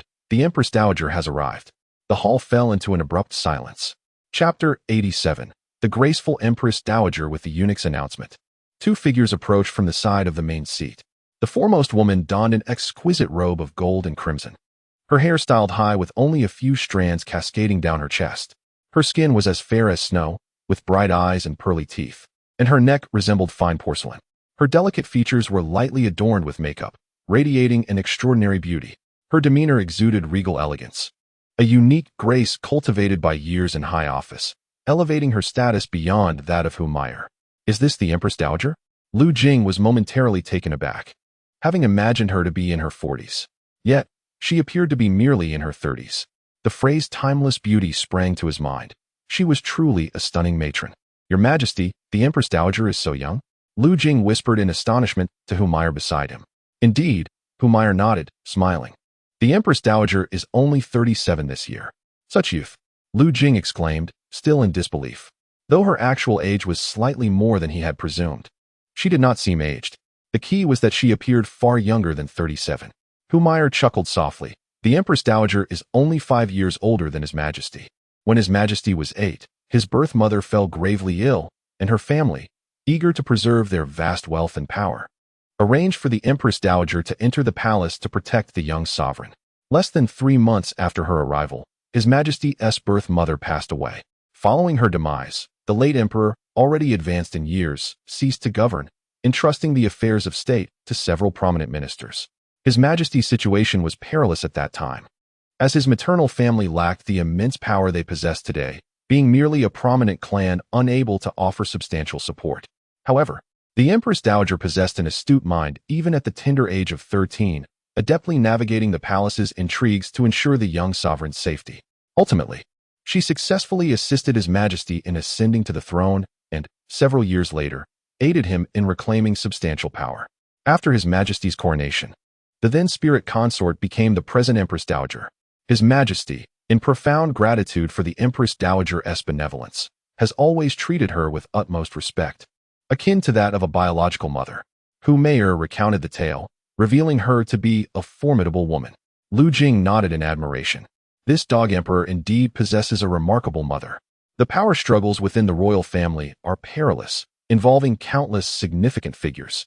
The Empress Dowager's ability to elevate the young emperor to the throne and consolidate his power reflects extraordinary prowess. Lu Jing's gaze shifted towards the enchanting woman upon the high platform, his eyes smoldering with intensity. The mere thought of subduing the dog emperor's most revered mother sent a thrill coursing through him. Yet, it remained a mere fantasy. His current status was far too low to even contemplate approaching the esteemed Empress Dowager. Even attempting to use a charm to draw near her would be futile. Not to mention, gaining access to her private chambers seemed improbable. Even if he could enter, what could he possibly achieve? He could not masquerade as her long-deceased husband, the late emperor, and express a desire to share her bed. The Empress Dowager was not foolish. She would undoubtedly summon guards at the mere sight of him. Suppressing his inner musings, Lu Jing continued to observe a familiar figure upon the high platform. It was Princess Jing, Meng Qingwan. At that moment, she stood beside the Empress Dowager, no longer clad in a black gown but adorned in a delicate blue dress. Her brows resembled a clear crescent moon, her lips the hue of cherry blossoms, exuding an elegant grace akin to orchids in a secluded valley. Her face remained free of any cosmetics, yet possessed a breathtaking allure. As Lu Jing admired Meng Qingwan's beauty, Humayr spoke again.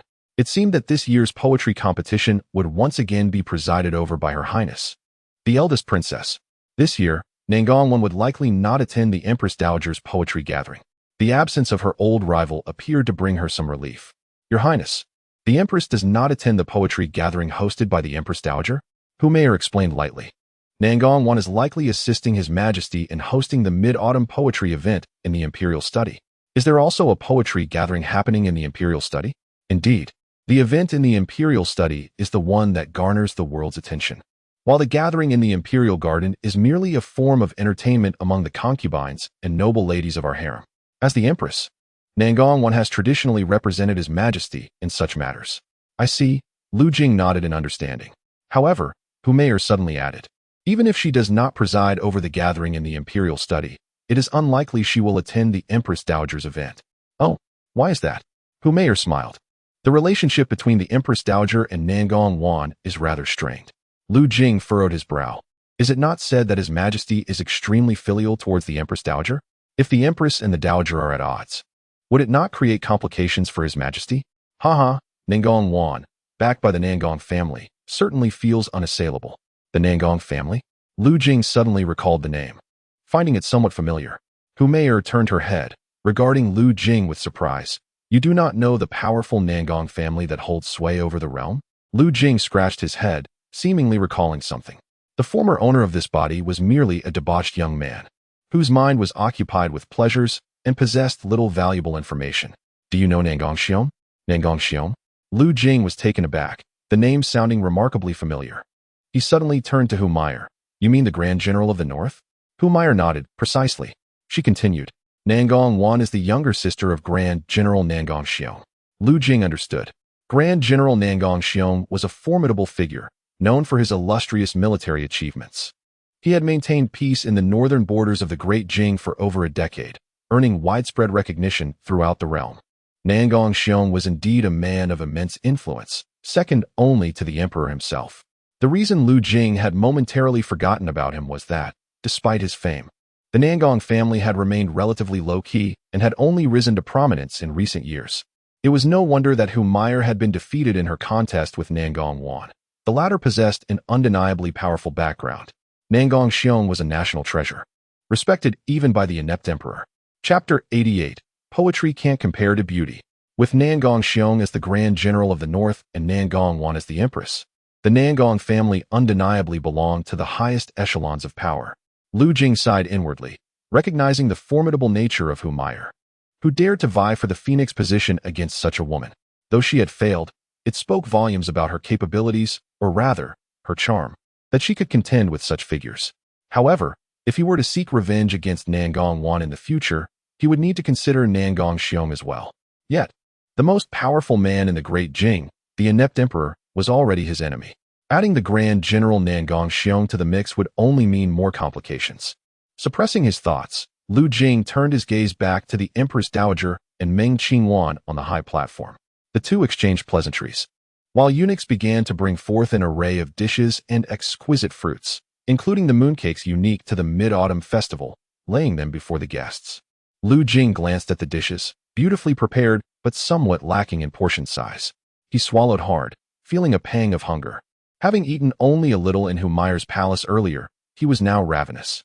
Especially after becoming a first-tier martial artist, his body's demand for energy had surged, causing his appetite to become absurdly large. He could easily consume the portions meant for 4 or 5 people. What he had eaten earlier had barely sufficed. However, he could not partake in any of the food before him, only able to watch.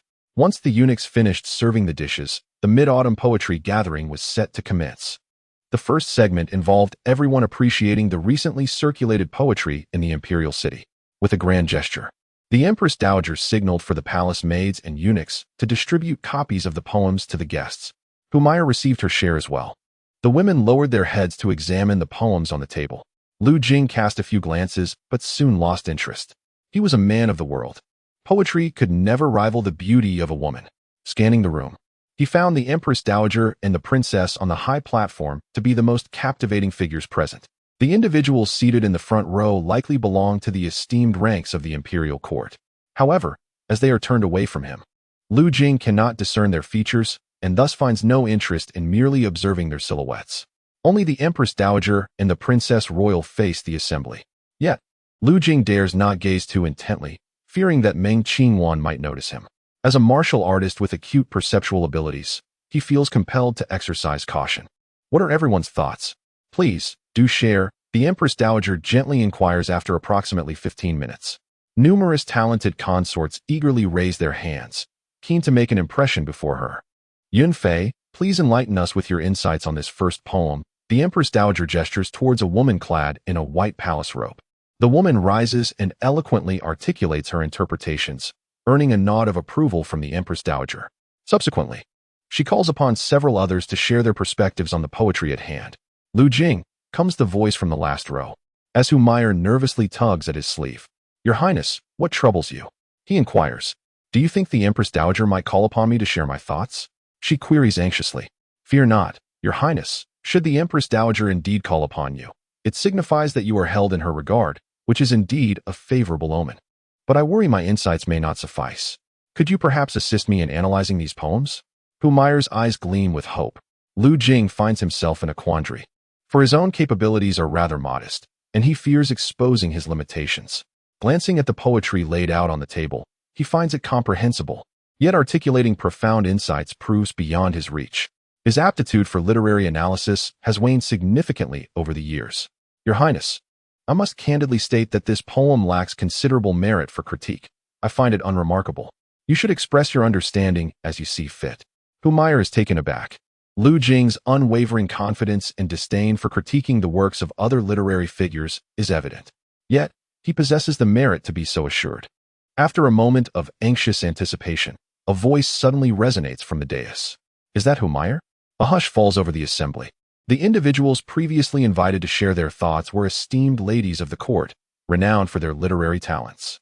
Many are unfamiliar with the name Humayar, as she had been relegated to the Cold Palace 3 years prior, and the roster of palace consorts has since changed. Consequently, several attendees are unaware of her identity. Humayar? Is she not the one who once vied for the emperor's favor against the empress? Whispers begin to circulate. Perplexed as to how she could participate in this evening's poetic gathering and gain the Empress Dowager's attention, being called upon to share her insights. Upon hearing her name, Humayar feels a mix of astonishment and elation. After a moment of surprise, she rises to her feet, having encountered the Empress Dowager before. Bowing respectfully, she exhibits a newfound composure, appearing both dignified and poised. The Empress Dowager smiled gently. Your poems and verses, I savor them multiple times each day. They are exceptionally well-crafted and can be deemed as timeless classics. Today, I finally have the pleasure of meeting you in person. Please, share your insights. Her voice resonated throughout the hall. Many turned in astonishment towards Humayar, surprised by the high praise from the Empress Dowager. Even Meng Qingwan, who stood beside her, regarded Humayar with a hint of surprise, recognizing her as the once-favored Hu Guifei from the Cold Palace. She was acutely aware of the Empress Dowager's profound knowledge of poetry and such commendation indicated that Hu Guifei's works were indeed remarkable. It was no wonder that a discarded consort could attend today's poetry gathering. Taking a deep breath, Hu Maier began to express her thoughts. Although her poetic skills were lacking, she managed to provide an adequate critique. Indeed, the Empress Dowager nodded, her smile unwavering. She gestured for Hu Maier to take her seat, and then called upon several noble children to offer their comments. The critique session concluded swiftly. Today is the Mid-Autumn Festival, so let us compose a poem themed around this occasion. There are no specific requirements. Feel free to unleash your creativity. You shall have half an hour to contemplate. The Empress Dowager announced softly. Everyone nodded in agreement. Below the stage, Lu Jing's eyes lit up at the Empress Dowager's words. It aligned perfectly with his intentions. Soon, the eunuchs distributed paper and brushes to the attendees. Lu Jing? Murmured Hu Maier, her voice barely above a whisper. Lu Jing turned to see her looking somewhat anxious. He offered her a reassuring glance and whispered, "Do not worry, my lady." "That is good," she sighed in relief. Lu Jing surveyed their surroundings. Sitting in the last row had its advantages. They were largely unnoticed by others.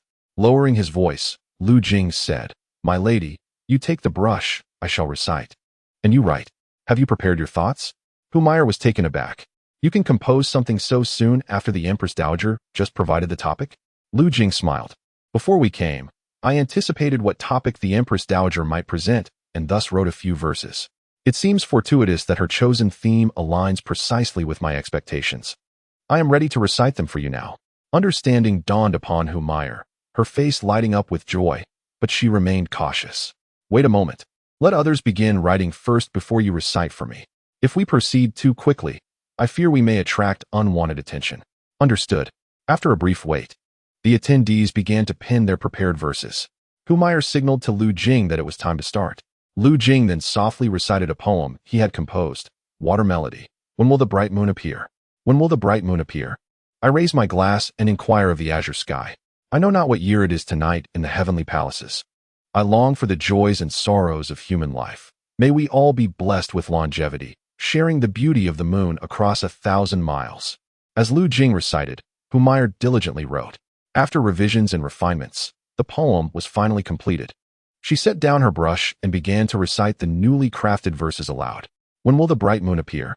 Hu Maier recited this line, savoring the exquisite beauty of the poem.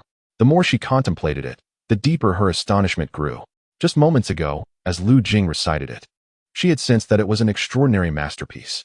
Now, upon further reflection, she realized how gravely mistaken she had been. This was not merely a rare gem. It could be deemed a timeless classic. If the Empress Dowager were to see this, instead of excitement, Hu Maier felt an overwhelming sense of trepidation. Was this poem truly so magnificent? It was far beyond anything she could ever hope to compose. Should it come to the Empress Dowager's attention, it would not be long before the entire literary world would be aware of it. Lu Jing, this poem. Hu Maier could not help but glance at Lu Jing, her words caught in her throat. "My lady, what troubles you? Is it not good enough?" Lu Jing was momentarily taken aback. Did Hu Maier hold such high expectations? No, she shook her head. "This piece is indeed splendid, but perhaps it is too splendid." "What do you mean?" "I fear the Empress Dowager may not believe that I composed it." Hu Maier's expression turned anxious.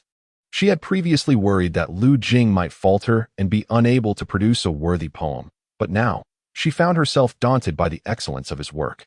She felt unworthy to present it to the Empress Dowager, for her own abilities could never match such brilliance. No one in the realm, save for Lu Jing, could craft verses of such caliber. Once this poem circulates tonight, it will overshadow all others. Even at the poetry gathering in the Imperial Study, no piece could rival this water melody, which would render all others mere stepping stones in its wake. At that point, the Empress Dowager may wish to inquire about the origins of this poem. If she discovers I have deceived her with the eunuch's verses, I fear I would face dire consequences. Lu Jing was taken aback by Hu Maier's words. Is it truly a problem to write so well? Hu Maier continued. What if the Empress Dowager requests me to elaborate on the poem's creation? Lu Jing pondered for a moment and suggested. You could say that during your years in the cold palace, you gained profound insights. Whenever inspiration struck, you expressed your thoughts through poetry. This piece was penned last Mid-Autumn Festival, and now you present it to the Empress Dowager for her appraisal. Will that suffice? Hu Maier felt a lingering unease. Lu Jing smiled reassuringly. Let us give it a try. Even if the Empress Dowager harbors doubts, as long as you assert it is your own work. She cannot definitively prove otherwise. After all, this poem originated from you, and no one has seen it. As long as you remain silent, no one will know it was not penned by Humayr. Very well, she nodded. There was no time to select another piece. She would have to muster her courage and submit this one. Before long, the time arrived, and eunuchs came down to collect the poems penned by the gathered participants. After a round, it was finally the turn of Humayr and the others at the back of the line. As their poems were gathered, the Empress Dowager and Meng Qingwan began to evaluate each piece in turn. It does not take long. The Empress Dowager merely cast a glance at the works of those previously unremarkable talents and set them aside. Her attention primarily rested on the verses penned by the more illustrious consorts or the noble daughters of lords and officials. Yunfei's poem, Longing for the Moon, was quite exquisite, both in its imagery and choice of words. The Empress Dowager selected a piece of rice paper and nodded in satisfaction. Yunfei rose from her seat. Offering a slight bow, "I humbly thank your majesty for your kind words." Subsequently, the Empress Dowager continued to praise several other poets, all of whom were notably talented consorts and noble women. "Yan, your poem, Nostalgia on a Moonlit Night, is also commendable. You've shown remarkable progress. It seems you have devoted yourself to your studies over the past year." The Empress Dowager's gaze shifted to a young girl seated not far below, her face radiating warmth. This girl, a member of the royal family, possessed both character and talent, endearing her to the Empress Dowager. The girl stood, bowing gracefully, her voice ringing with excitement. "Yan gratefully acknowledges your majesty's praise." As the Empress Dowager had nearly exhausted the remaining pieces, she initially intended to cease her review. However, a sudden thought of another individual crossed her mind. She flipped through the pages and came upon Humayr's poem, Water Melody. She mused, continuing to read. Moments later, her previously serene expression transformed into one of profound excitement, her face flushing as if she had encountered something exceedingly delightful. Meng Qingwan, observing the Empress Dowager's unusual reaction, had been assisting in sorting the selected poems, preparing to identify the top 3 for awards to encourage their efforts. The first prize even included the opportunity to dine with the Empress Dowager. As she was about to seek the Empress Dowager's approval on her rankings, she noticed the latter's animated visage. "Mother, what is the matter?" Meng Qingwan inquired, her lips parting gently. The Empress Dowager did not respond, her gaze unwavering on the rice paper, seemingly murmuring to herself. Meng Qingwan followed her gaze to the paper and, upon a cursory glance, found herself momentarily stunned. "This poem," she whispered, captivated by the exquisite quality of the work, its imagery and diction deemed nothing short of perfection. Could this truly be the creation of a consort or noblewoman present? She glanced at the authoress name, Humayr. Had she truly composed this? A moment of astonishment washed over her as she looked toward Humayr, seated in the last row. This woman possessed such remarkable talent. Chapter 90. Humayr claims victory. Qingwan, what do you think? The Empress Dowager's voice, still tinged with excitement, pulled Meng Qingwan from her reverie. "Mother, this poem is indeed exceptional," Meng Qingwan replied sincerely. In the past, the Empress Dowager had sought out commendable poetry, often from the so-called great talents outside the palace. While Meng Qingwan had found them agreeable, they had failed to stir much emotion within her. The present rendition of Shui Jiao Gutu has genuinely astonished her, leaving an indelible impression. This piece, with its lofty and expansive essence, truly deserves the title of a timeless classic. The Empress Dowager, captivated, kept her gaze fixed upon the paper, revealing the depth of her admiration for this poem. After a moment, she retrieved another volume from her side and handed it to Meng Qingwan. Confused, Meng Qingwan accepted the booklet and began to read. As time passed, her expression shifted to one of even greater astonishment. "Mother, did Humayr truly compose all of these?" Indeed, the Empress Dowager nodded, her eyes lifting to glance at Humayr below. She was taken aback by the poetic talent of the favored concubine, who had penned such exquisite verses. Should this rendition of Shui Jiao Gutu circulate, it would undoubtedly immortalize Humayr's name in discussions surrounding mid-autumn poetry. The Empress Dowager's tone brimmed with approval, her gaze towards Humayr radiating satisfaction. This concubine, once relegated to the cold palace, had previously made quite an impression, competing fiercely for the emperor's affection. The Empress Dowager recalled her past visit to the splendid palace, where Humayr had paid her respects. However, following Humayr's fall from grace, news of her had ceased, leaving the Empress Dowager with scant recollection. It was unexpected to discover Humayr's remarkable talent in poetry. Recently, A certain eunuch had presented her with a small booklet containing several poems, claiming they were commendable and worthy of her attention. After perusing them briefly, the Empress Dowager was astounded by their brilliance. Upon inquiry, she learned that these works were indeed the creations of the discarded concubine, Humayr. Initially, the Empress Dowager contemplated inviting Humayr to her chambers for a personal assessment of her abilities. However, with the mid-autumn poetry gathering approaching, she decided to observe her performance there instead. To her delight, Humayr delivered an astounding surprise. Hearing the Empress Dowager praise Humayr, Meng Qingwan nodded slightly. Given the Empress Dowager's fondness for poetry and the remarkable talent displayed by Humayr, it was certain that she would receive considerable favor in the future. Mother, who will take the lead tonight? Naturally, it shall be this rendition of Shui Diao Gu Tu. Meng Qingwan inscribed Humayr's name at the top of the ranking list. Daughter, please have this poem copied and delivered to the imperial study. Yes. The lady-in-waiting, having received the command, took the poem and departed. The Empress Dowager stood, addressing the assembly below. For tonight's poetry gathering, I have selected the 3 finest poems. Now, let the princess announce them. The Empress Dowager's resonant and authoritative voice echoed, igniting anticipation among the gathered ladies, especially those renowned for their literary talents, who eagerly craned their necks to listen. Within the palace, even if one fell out of favor with the emperor, one could not afford to displease the Empress Dowager. Failure to do so would extinguish any prospects for advancement. Conversely, earning the Empress Dowager's favor would ensure that, even if the emperor remained indifferent, one would not be scorned, leading to a cascade of subsequent blessings. Thus, all present, not only the empresses and the noble offspring of the royal family, but also the esteemed daughters of officials, aspired to win the favor of the Empress Dowager. Meng Qingwan rose to her feet. Ladies and gentlemen, the poems you have composed this evening have all captured the admiration of Her Majesty. As the saying goes, there is no first in literature. These few pieces resonate with both my and Her Majesty's tastes. Yet this does not imply that the works of others lack merit. The 3rd place goes to Yun Feizuan Yue Huayuan. The crowd erupted in applause. The 2nd place is awarded to Shigiran Shan Yueyin. The applause continued. And for the 1st place, Meng Qingwan paused, as the audience leaned in with bated breath. The 1st prize offered the unparalleled opportunity to share a luncheon with the Empress Dowager, a rare occasion indeed. The Empress Dowager seldom ventured from her secluded quarters and rarely interacted with the empresses. Even those of high rank seldom had the chance to meet her, only glimpsing her divine visage during significant events. Therefore, the prospect of dining with the Empress Dowager, to foster a closer connection, was a coveted opportunity for all. The 1st place goes to Humayr Shu Diao Gu Tu. As Meng Qingwan's voice resonated, a hush fell over the assembly. This outcome was indeed quite unexpected. In previous years, the honor was typically bestowed upon those of noble birth or those with formidable backgrounds. The Empress Dowager, utilizing the poetry gathering as a means to forge connections, considered not only talent but also the underlying political ramifications.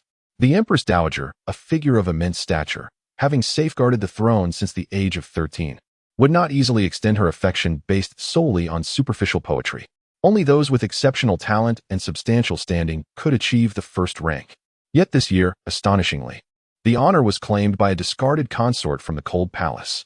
Although Humayr had once held the title of imperial concubine, that was 3 years past and now seemed inconsequential. Yet here she stood, having secured the 1st place. The attendees were rendered utterly astonished, particularly those who had just been praised by the Empress Dowager, who believed they had a chance to share a meal with her and draw closer. Little did they expect to be overshadowed by a discarded concubine. Upon hearing this news, Madame Su's countenance changed drastically, her heart filled with trepidation. Should Humayr win the Empress Dowager's favor and regain her status as imperial concubine, with her ability to rival the Empress, Madame Su's own position would become perilous. In the audience, Humayr, upon hearing her name announced by Meng Qingwan, was filled with delight, though she recognized the merit of Lu Jing Shui Diao Gu Tu. As a former imperial concubine, she understood that success in such gatherings relied not solely on literary prowess, but also on one's rank and status. While the Empress Dowager indeed cherished poetry, she also aimed to strengthen political ties with those of noble lineage through this event. Even if Humayr's poem was indeed exceptional and favored by the Empress Dowager, for reasons of political consideration, the Empress Dowager might still choose to elevate those from illustrious families. At most, she might seek to meet Humayr privately after the gathering. But now, it is she who has emerged victorious. This reveals the profound impact that the poem Shui Jiao Gatu has had on the Empress Dowager. Applause erupted, initiated by the Empress Dowager herself. Only then did the crowd react, hastily joining in to congratulate her. As Humayr listened to the surrounding applause, she felt a surge of pride, her posture straightening noticeably. Chapter 91. How about you give me a kiss? After announcing the winners of the poetry gathering, the Empress Dowager summoned Humayr and her companions to the elevated platform to personally bestow upon them her treasured calligraphy. Following this, she praised several concubines and noble women for their commendable poetry. Subsequently, she delivered a summary, marking the conclusion of the entire event. Afterward, the attendees dispersed. As Humayr was about to leave, the Empress Dowager suddenly called out to her. With surprise and delight, Humayr turned and bowed. Tomorrow, I shall host a banquet for you in the Jinsho Palace.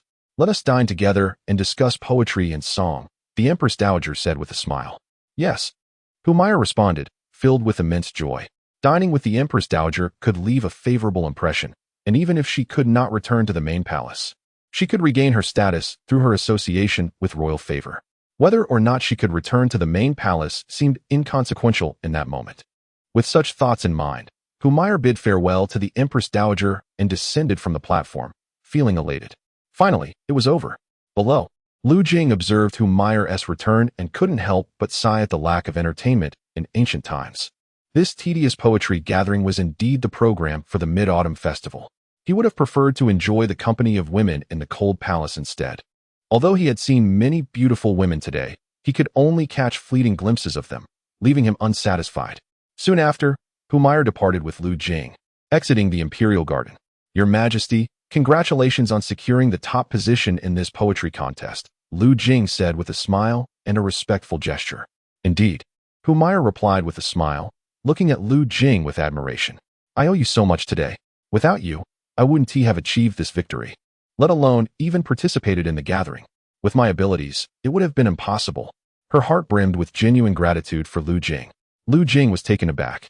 It was rare to see such admiration in Humayr's eyes. He chuckled, Your Majesty, you are my sovereign. It is my duty as your servant to alleviate your troubles. No, Humayr shook her head. You are not merely my servant. You are my friend, even my benefactor.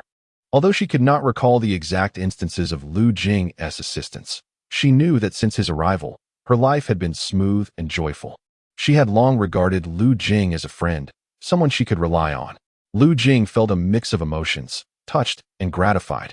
This proud woman, who once looked down upon eunuchs, had finally softened somewhat in his presence. However, he desired to be more than just a friend or benefactor to Humayr. He aspired to be her man. Your Majesty, your words are more than enough. Should you ever need my assistance in the future, I will spare no effort, he declared. Humayr nodded appreciatively. Yet she was troubled.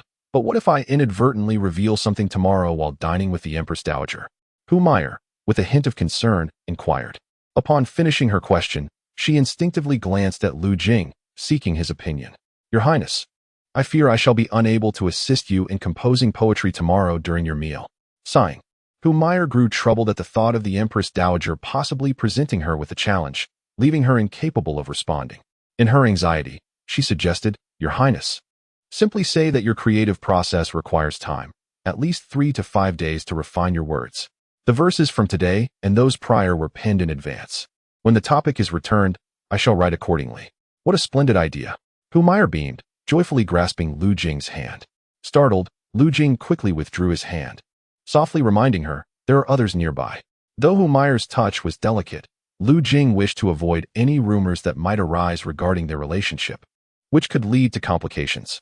Realizing their situation, Humayr looked around and breathed a sigh of relief upon noticing that no one was observing them.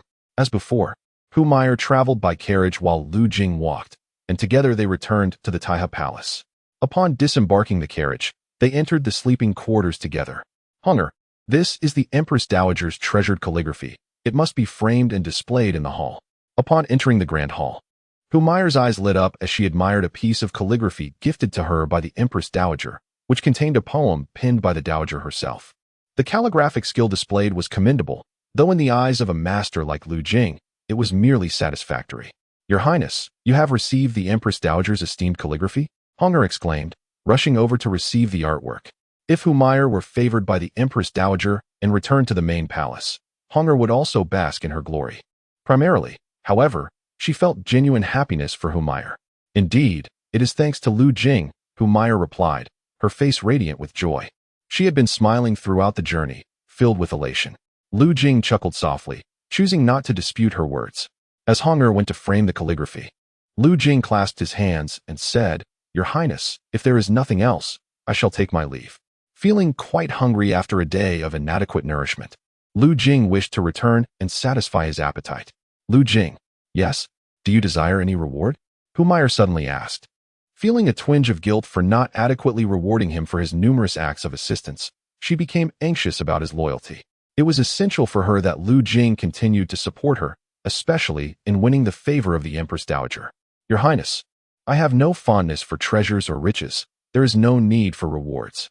Lu Jing dismissed the notion of small tokens, and as for grand gifts, Humayr had none to offer. He pondered what Humayr could possibly bestow upon him. What about martial arts manuals? I could procure a few for you. Your Highness, I have recently lacked the energy to study, so perhaps it is best to let it be. Lu Jing has not yet fully mastered those two martial arts, and I do not wish to pursue other skills at this moment. No, that will not do.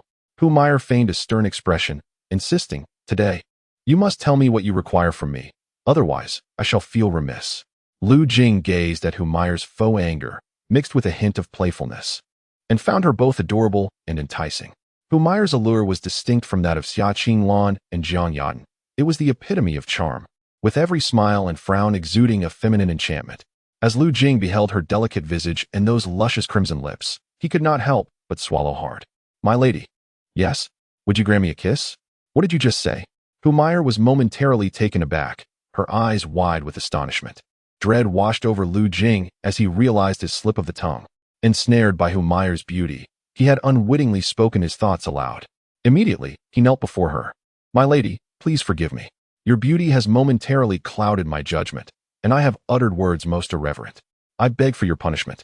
Lu Jing understood that Humayr was unlikely to penalize him. She would merely feel discomfort. Nonetheless, he felt it necessary to maintain appearances. Humayr regarded Lu Jing. Kneeling before her, her expression conflicted. It is all right, rise. Yes. Lu Jing exhaled in relief. As expected, she had chosen not to reprimand him. Had he dared to speak thus upon their first encounter, he would have faced dire consequences. This outcome was already quite favorable. My lady, I shall take my leave now, but before he could finish, a fragrant breeze enveloped him as Humayr's soft lips brushed gently against his cheek. Chapter 92. This is merely to repay his kindness. Lu Jing felt a delightful shiver coursing through him. Though he was not entirely naive, the sensation of Humayr's kiss left his heart fluttering. My lady. Lu Jing turned to Humayr, a surge of excitement within him. A woman as proud as she, now taking the initiative to kiss him, surely indicated that further boundaries could soon be crossed. Let us pretend this never happened. Humayr's cheeks flushed crimson, unable to meet his gaze. In a moment of impulsiveness, she had acquiesced to Lu Jing's audacious request, and now, reflecting upon it, she found herself utterly embarrassed. As a favored concubine, how could she have willingly kissed a eunuch? The thought of others knowing was too much for her to bear. Please return for now. Come find me tomorrow at noon. We shall attend the banquet together. You may wait outside the Empress Dowager's quarters. This will allow me to feel more at ease. With that, Humayr retreated into her chambers. Lu Jing left the Taiha Palace with a smile on his face. After he departed, Humayr emerged from her room and settled beside the tea table. She exhaled deeply, attempting to calm her racing heart. The pulse of excitement from earlier still lingered, and the memory of kissing Lu Jing felt surreal. How had she consented to such an unreasonable request? This is merely my way of repaying him for his assistance. Humayr admonished herself in her heart. At last, she has received some recompense. Lu Jing exited the Taiha Palace, his fingers brushing against the spot on his face that Humayr had just kissed, a smile gracing his lips. The once haughty Humayr had now taken the initiative to kiss him. This marked a significant breakthrough. The day when she would willingly shed her garments for him was drawing near. Feeling somewhat unsettled by Humayr's kiss, Lu Jing sought refuge in the quarters of Qin Shiyun. It had been a while since he had lavished her with attention, and he felt compelled to rekindle their affections. He nimbly scaled the wall into Qin Shiyun's chamber. It was quite late, yet he found her engrossed in a book in the side hall. Upon his entrance, Qin Shiyun looked up at the sound of footsteps, and her face lit up with surprise. What brings you here? Have you missed me? Lu Jing chuckled as he caressed her smooth cheek, enveloping her in his embrace. Indeed, I have missed you greatly. Qin Shiyun unabashedly confessed her feelings. It had been several days since Lu Jing last visited, and she had genuinely yearned for his presence. At times, she contemplated sending a maid to summon him, but ultimately refrained, understanding he must be preoccupied with his duties as the chief eunuch. To call him over would seem rather presumptuous. What have you missed about me? Lu Jing inquired playfully. Qin Shiyun hesitated, her words caught in her throat, unable to be uttered. Haha, Lu Jing laughed heartily, lifting her into his arms. Very well, let us not waste any more time. The following morning, Qin Shiyun remained in slumber. Lu Jing, feeling ravenous after nearly an entire day without sustenance, had intended to dine after leaving the Taihe Palace. However, fearing he would arrive too late and find her asleep, he opted to forego a meal and seek her out instead. Having exerted considerable energy the previous night, he now felt slightly lightheaded from hunger. He swiftly dressed and made his way to the kitchen, instructing the cooks to prepare a feast fit for 7 or 8 people.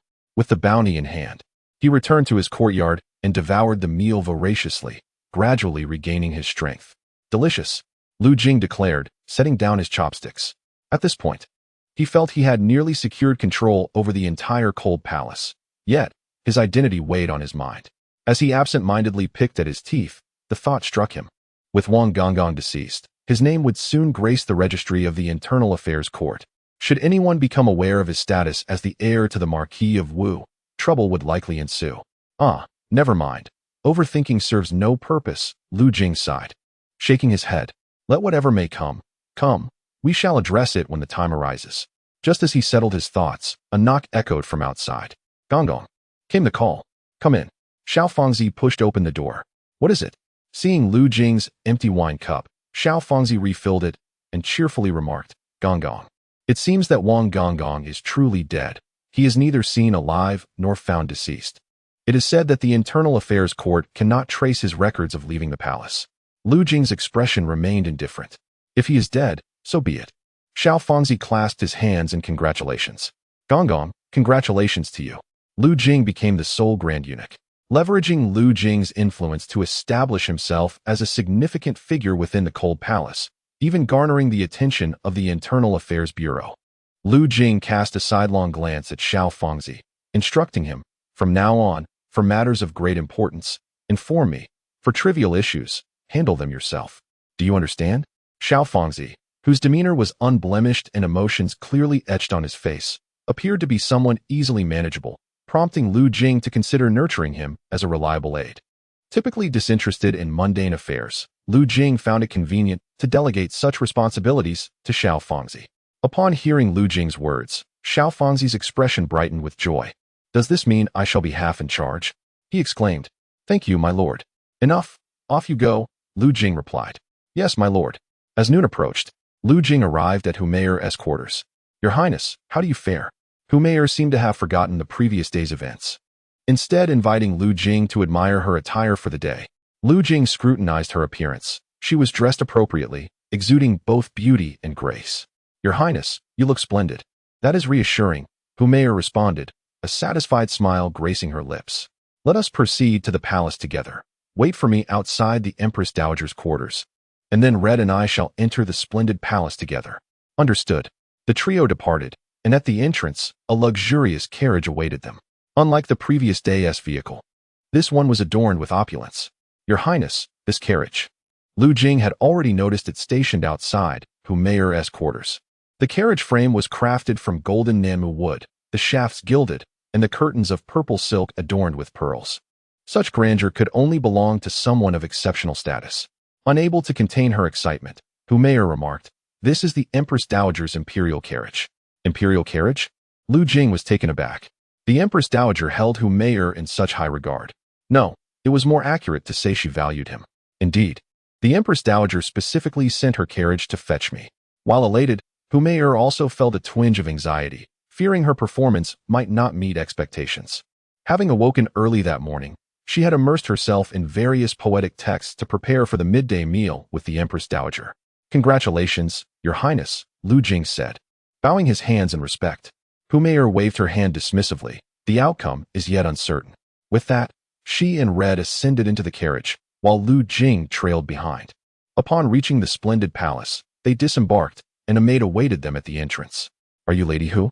"I am," Hu Mayer replied with a nod. The maid ushered Hu Mayer and Red inside, while Lu Jing remained outside, waiting.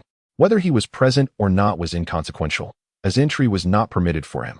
Nonetheless, Hu Mayer felt a sense of comfort knowing Lu Jing was waiting for her outside the quarters, prompting her to invite him along. As he waited, Lu Jing glanced at the two sword-wielding guards stationed at the entrance to the Empress Dowager's quarters. Their composed demeanor suggested a relaxed posture, yet their formidable presence was impossible to overlook. "Masters," Lu Jing silently mused. The Empress Dowager was the most revered figure by Emperor Jing, and those who protected her were undoubtedly formidable. Although these two individuals did not exhibit any overt aura, Lu Jing's intuition informed him that they were unlikely to be his inferiors. It seemed that true masters possessed an elusive quality, an ineffable demeanor that stemmed from profound cultivation coupled with a long-standing sense of confidence. Despite having attained the first rank, Lu Jing felt he lacked the refined aura cultivated over years of experience due to his rapid progression. Lu Jing was not particularly keen on drawing attention to himself. Lacking the demeanor of a master might render him less noticeable. As the afternoon wore on, Hu Mayer finally emerged from the Jinxiu Palace, her face adorned with a warm smile. "Your Highness, how did it go?" Lu Jing inquired eagerly. "It should have gone quite well. I discussed various insights on poetry with the Empress Dowager, and she appeared quite satisfied," Hu Mayer replied, evidently in high spirits. She pointed to the exquisite small box in Honger's hands, adding, "After lunch, the Empress Dowager even gifted me some delightful confections." "That is wonderful." Lu Jing sighed in relief. Hu Mayer's good performance might win the favor of the Empress Dowager, potentially benefiting him in the future. However, she continued, "The Empress Dowager has given me a task, to compose a poem for her to review upon my return." "What is the theme?" Lu Jing asked. The Empress Dowager requested a poem with a grand and heroic style, to be presented in 3 days. Lu Jing pondered this in his mind, quickly identifying a suitable direction, though he knew he could not produce it hastily. "How do you feel about it? Will you manage?" Hu Mayer asked, a hint of nervousness in her voice. Lu Jing smiled reassuringly. "Your Highness, a man must never declare himself incapable. Thus, I shall certainly succeed." Hu Mayer's spirits lifted at his words, though she playfully retorted, "You are not quite a man right now." She paused, then added, "Ah, I apologize, Lu Jing. I did not intend to mock you." She hurriedly expressed her regret, understanding that eunuchs often held this matter close to heart, even if they feigned indifference. Given Lu Jing's remarkable talent and striking appearance, she surmised that his pride must be considerable. It was evident he had entered the palace under duress, rather than of his own volition. Typically, Hu Mayer would not extend apologies to an ordinary eunuch, but her regard for Lu Jing was markedly different. "It is of no consequence, Your Highness." Lu Jing waved his hand dismissively. "Just grant me 2 days to contemplate, and I shall demonstrate my capabilities." He was not genuinely upset. The experience Hu Mayer had that night should have clarified his status. "Very well, let us return. I shall treat you to dinner tonight." "Thank you, Your Highness." In the Jinxiu Palace, the Empress Dowager and Meng Qingwan sat opposite each other. "Qingwan, what is your impression?" the Empress Dowager inquired. "This young lady speaks with poise, neither servile nor overbearing, exhibiting a certain grace akin to that of a favored concubine. Were it not for the Empress, I fear the Phoenix throne might indeed fall to her," Meng Qingwan opined, having been present during the Empress Dowager's banquet for Hu Mayer. The Empress Dowager chuckled. "I meant, what do you think of her insights regarding poetry? There is indeed some skill involved, but what do you mean? Those poems, I feel, were not penned by her." "Oh." The Empress appears somewhat astonished. "What leads you to such a conclusion?" "Mother, the poems you showed me each exhibit distinct styles. Some are delicate, while others are bold and unrestrained, and the variation is so vast that I cannot help but believe they could not have been crafted by a single hand." Meng Qingwan pondered for a moment. Furthermore, although that Hu Guifei spoke with apparent eloquence just now, it merely skimmed the surface. She has never demonstrated significant talent before, so how could she suddenly produce such poetry? Moreover, from what I observe of her character, she is rather proud, not petty, to be sure, but lacking in grandeur, which does not suggest she is capable of creating such magnificent and ambitious verses. This morning, when Meng Qingwan and the Empress admired Hu Mayer's poems together, she felt an overwhelming disparity in their styles. While it is not to say that a poet of the delicate school cannot write bold and grand poetry, the creation of such exquisite works seems somewhat implausible. However, she refrained from voicing her suspicions, for there was no evidence to support them. Now that the Empress has inquired, she decided to express her thoughts. The Empress listened quietly to Meng Qingwan's analysis, merely nodding in acknowledgement. So, do you believe someone penned these poems on her behalf? Meng Qingwan shook her head. The Empress appeared somewhat taken aback. Then what are your thoughts? Mother, I am uncertain, Meng Qingwan replied candidly. Each of those poems is worthy of eternal admiration. If they truly emerged from a single author, what kind of individual would consent to ghostwriting? I fear that even the most celebrated literary talents of today could not compose any one of them. As for the notion of multiple authors contributing, that seems even more improbable. Even you could not find so many exceptionally gifted individuals, let alone her, a discarded consort. The Empress took a sip of tea.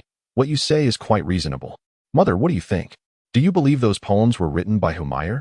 The Empress's exquisitely beautiful face remained calm as she smiled. I cannot say for certain. She paused, adding that whether or not she wrote them is inconsequential. As long as the quality of the poetry is commendable, I am indifferent, as I simply wish to appreciate it. Yet, why would you have Hu Guifei write such grand and bold poetry? Meng Qingwan's expression grew peculiar. She sensed that the Empress was testing Humayr by requesting this particular style. They had largely discerned Humayr's disposition today. Should she manage to craft such expansive and bold poetry, it might imply the involvement of a ghostwriter. Of course, this remains purely speculative. If, by chance, Humayr possesses extraordinary talent in poetry, capable of mastering any style, that could also be a possibility. The Empress smiled mysteriously. I have recently developed a fondness for this style of poetry. Meng Qingwan replied, very well. Did you not mention wanting to visit the cold palace to see that Xia Qinglan, the noble consort? Attend to your matters. The Empress picked up a nearby poem, preparing to appreciate it further. I shall take my leave, Meng Qingwan said, rising to bow to the Empress. Qingwan, the Empress suddenly called out to her. Mother? There is no possibility between you two, the Empress spoke with a hint of gravity. Meng Qingwan was momentarily taken aback. Then she nodded silently. I understand, my son. As she spoke, she turned and left. The Empress Dowager gazed after Meng Qingwan's departing figure, letting out a sigh. It was truly perplexing that such a beautiful maiden preferred women, especially one who was the Emperor's consort. Alas, it was quite a headache. Chapter 94. Xia Qinglan aids Lu Jing in pursuing Humayr. Lu Jing accompanied Humayr back to her chamber. Humayr contemplated inviting Lu Jing to dinner that evening as a gesture of gratitude.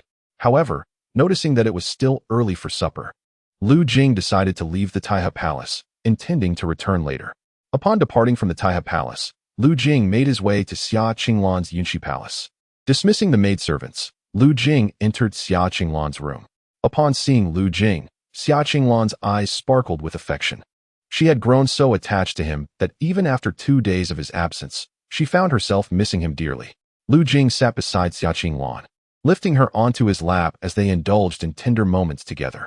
By the way, how is your sister faring? Xia Qinglan, feeling flushed from Lu Jing's affections, hurriedly sought to shift the topic. Yesterday, I attended the Empress Dowager's poetry gathering with her. Our verses were praised as timeless masterpieces by the Empress Dowager, she stated. Beaming with pride, Lu Jing felt a swell of pride. You are truly remarkable. Xia Qinglan aptly complimented her man, genuinely impressed not only by his literary and artistic prowess, but also by his masculine qualities. Of course, how could I win you over otherwise? Lu Jing chuckled. Xia Qinglan playfully rolled her eyes at him before cheerily asking, so, do you wish to win over my sister as well? Lu Jing was caught off guard by Xia Qinglan's sudden inquiry and awkwardly rubbed his nose, unsure of how to respond. He certainly harbored desires for Humayr. It was inconceivable to forsake all the beauties of the harem for Xia Qinglan alone. Leaning against his chest, Xia Qinglan softly reassured him, do not worry. Pursue whatever you desire. I will not demand that you have only me. You won't feel jealous? What good would jealousy do? You are exceptional. There will be no shortage of women in your future. I am not your formerly wedded wife, so I have no standing to restrain you. Xia Qinglan replied with a melancholic tone. She had long accepted this reality since entering the palace.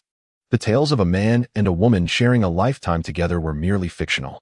Moreover, she was, after all, the Emperor's consort. With so many women around, she felt no grievance. Being unable to be Lu Jing's wife, she truly had no grounds to interfere with his choices. A man as distinguished as Lu Jing in a palace filled with lonely consorts was a recipe for chaos.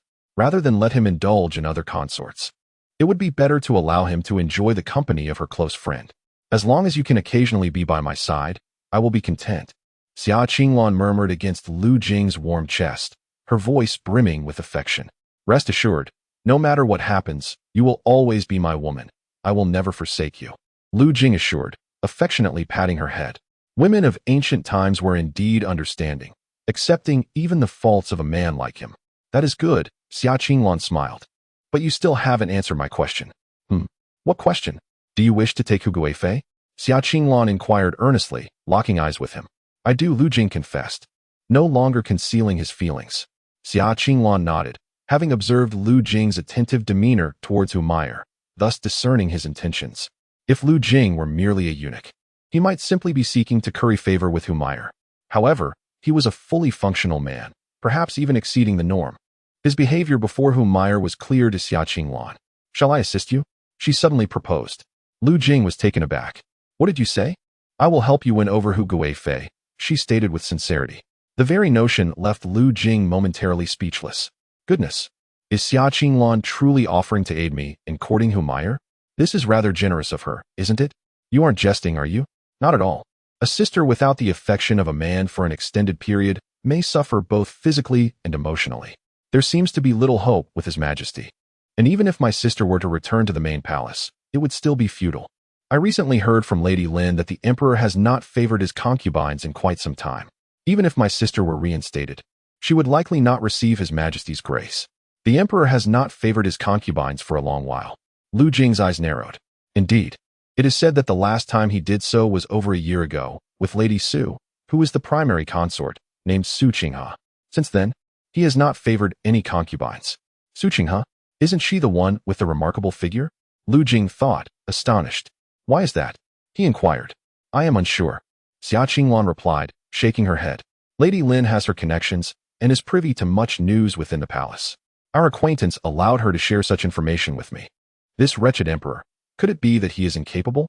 Lu Jing pondered, feeling a surge of relief. He had previously harbored concerns that if Humayr were favored by the Empress Dowager and returned to the main palace, the emperor might become infatuated. However, given that he had not favored any concubines for over a year, there must be some underlying issue. This realization eased Lu Jing's worries about Humayr being at risk. Cough, cough. Lu Jing cleared his throat and turned his gaze to Xia Qinglan. You mentioned helping me win over Huguei Fei. Xia Qinglan smirked teasingly. What, are you eager? And no, I'm merely curious about how you intend to assist me. Lu Jing stammered, scratching his head in embarrassment. He was indeed somewhat impatient. The allure of Humayr was such that each day she remained unattainable felt like an incessant itch he could not scratch. It primarily depends on you. I can merely help influence her thoughts. If you need me to cooperate with any specific plans, feel free to let me know, Xia Qinglan advised. Lu Jing nodded in agreement. Indeed, he recognized that such matters ultimately relied on his own efforts. However, if Xia Qinglan could genuinely assist him in swaying Humayr, that would suffice. You are so understanding. I adore you, Lu Jing exclaimed, lifting Xia Qinglan as he intended to approach the bed. Suddenly, a series of knocks echoed from the door. Lu Jing frowned. Why are Xiao Wan and the others so oblivious? Can't they discern what I intend to do by closing the door? Lu Jing was about to reprimand the maid at the door when Xiao Wan spoke up. Your Highness, the Princess Royal requests an audience. The mention of the Princess Royal momentarily stunned Xia Qinglan, prompting her to hastily ask Lu Jing to set her down. The arrival of the Princess Royal was indeed timely. Lu Jing shook his head in resignation, just as he had found himself engaged. Meng Qingwan had come to disrupt his moment. However, what could her purpose be? Curiosity piqued within him.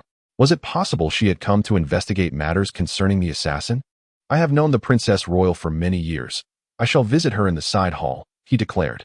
Upon hearing the name of the princess, Xia Qinglan's expression grew slightly uneasy. Oh, you are acquainted with Princess Jing'an? Lu Jing inquired, somewhat surprised. Yes, we have known each other since childhood. We were, well, good friends. How intriguing. I did not realize you had such connections. You could seek her as a pillar of support, Lu Jing teased with a smile. There were misunderstandings between us. After I entered the palace, I never saw her again. I have heard she later led troops in battle and achieved great merit. I am genuinely happy for her, Xia Qinglan replied slowly, nostalgia evident in her tone. Misunderstandings? Lu Jing cast a probing glance. I will explain later. For now, I must meet her. Xia Qinglan preferred not to delve deeper into the matter. Very well, you both can reminisce. I shall wait for you in your chamber. All right. Chapter 95. Your Highness, it is time to find a man to share your life with. In the grand hall of Yunxi Palace, Meng Qingwan sat at the tea table, her gaze fixed upon the outdoors, clothed in a flowing black gown. The sound of footsteps approached, and a woman of gentle and dignified demeanor entered the room. Upon seeing the visitor's face, Meng Qingwan momentarily froze. After years apart, the youthful aura of Xia Qinglan had faded, replaced by a more voluptuous form. Her grace now more refined, and her beauty enhanced. No longer the visage of a girl, she had blossomed into a mature woman. Despite the passage of time, her beauty remained intact, even more captivating due to her evolving charm.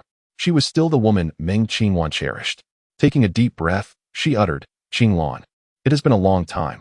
Your Highness, it has indeed been a while, Xia Qinglan replied with a smile as she took a seat opposite Meng Qingwan. Were you feeling unwell earlier? Why were you resting in your chamber? Meng Qingwan inquired first, recalling that the maid had mentioned Xia Qinglan was resting upon her arrival. Oh, it's nothing. I simply did not sleep well last night and needed to lie down, Xia Qinglan responded, her gaze dropping shyly. It was then that she noticed the buttons on her chest had been undone by Lu Jing, and she hurriedly fastened them. I see, Meng Qingwan nodded. A brief silence enveloped them. How have you been lately? Meng Qingwan's intense gaze fell upon Xia Qinglan. Quite well. In this cold palace. No one dares to bully you, right? Meng Qingwan had heard that in this cold palace, the hierarchy was not as rigid, and those of once lofty status could be bullied by those of lesser rank if they lacked external support.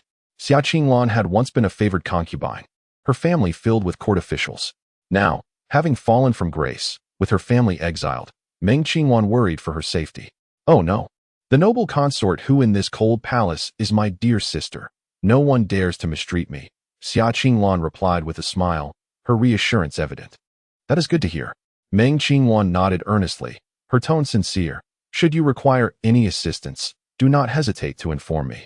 I will surely help you, even to the extent of reinstating you to the main palace. No, thank you. I find this cold palace quite agreeable. I am content and happy here. Xia Qinglan gently declined. A flicker of anguish crossed Meng Qingwan's eyes. You need not feign strength. I shall not trouble you further. I merely wish to assist. She believed that Xia Qinglan's assertion of happiness was a mere fade. How could one be joyful when relegated to a cold palace? Meng Qingwan suspected that Xia Qinglan's words stemmed from a desire to sever their ties. Truly, I am quite happy now. Aside from my concerns for my father and brother. All is well, Xia Qinglan reassured her.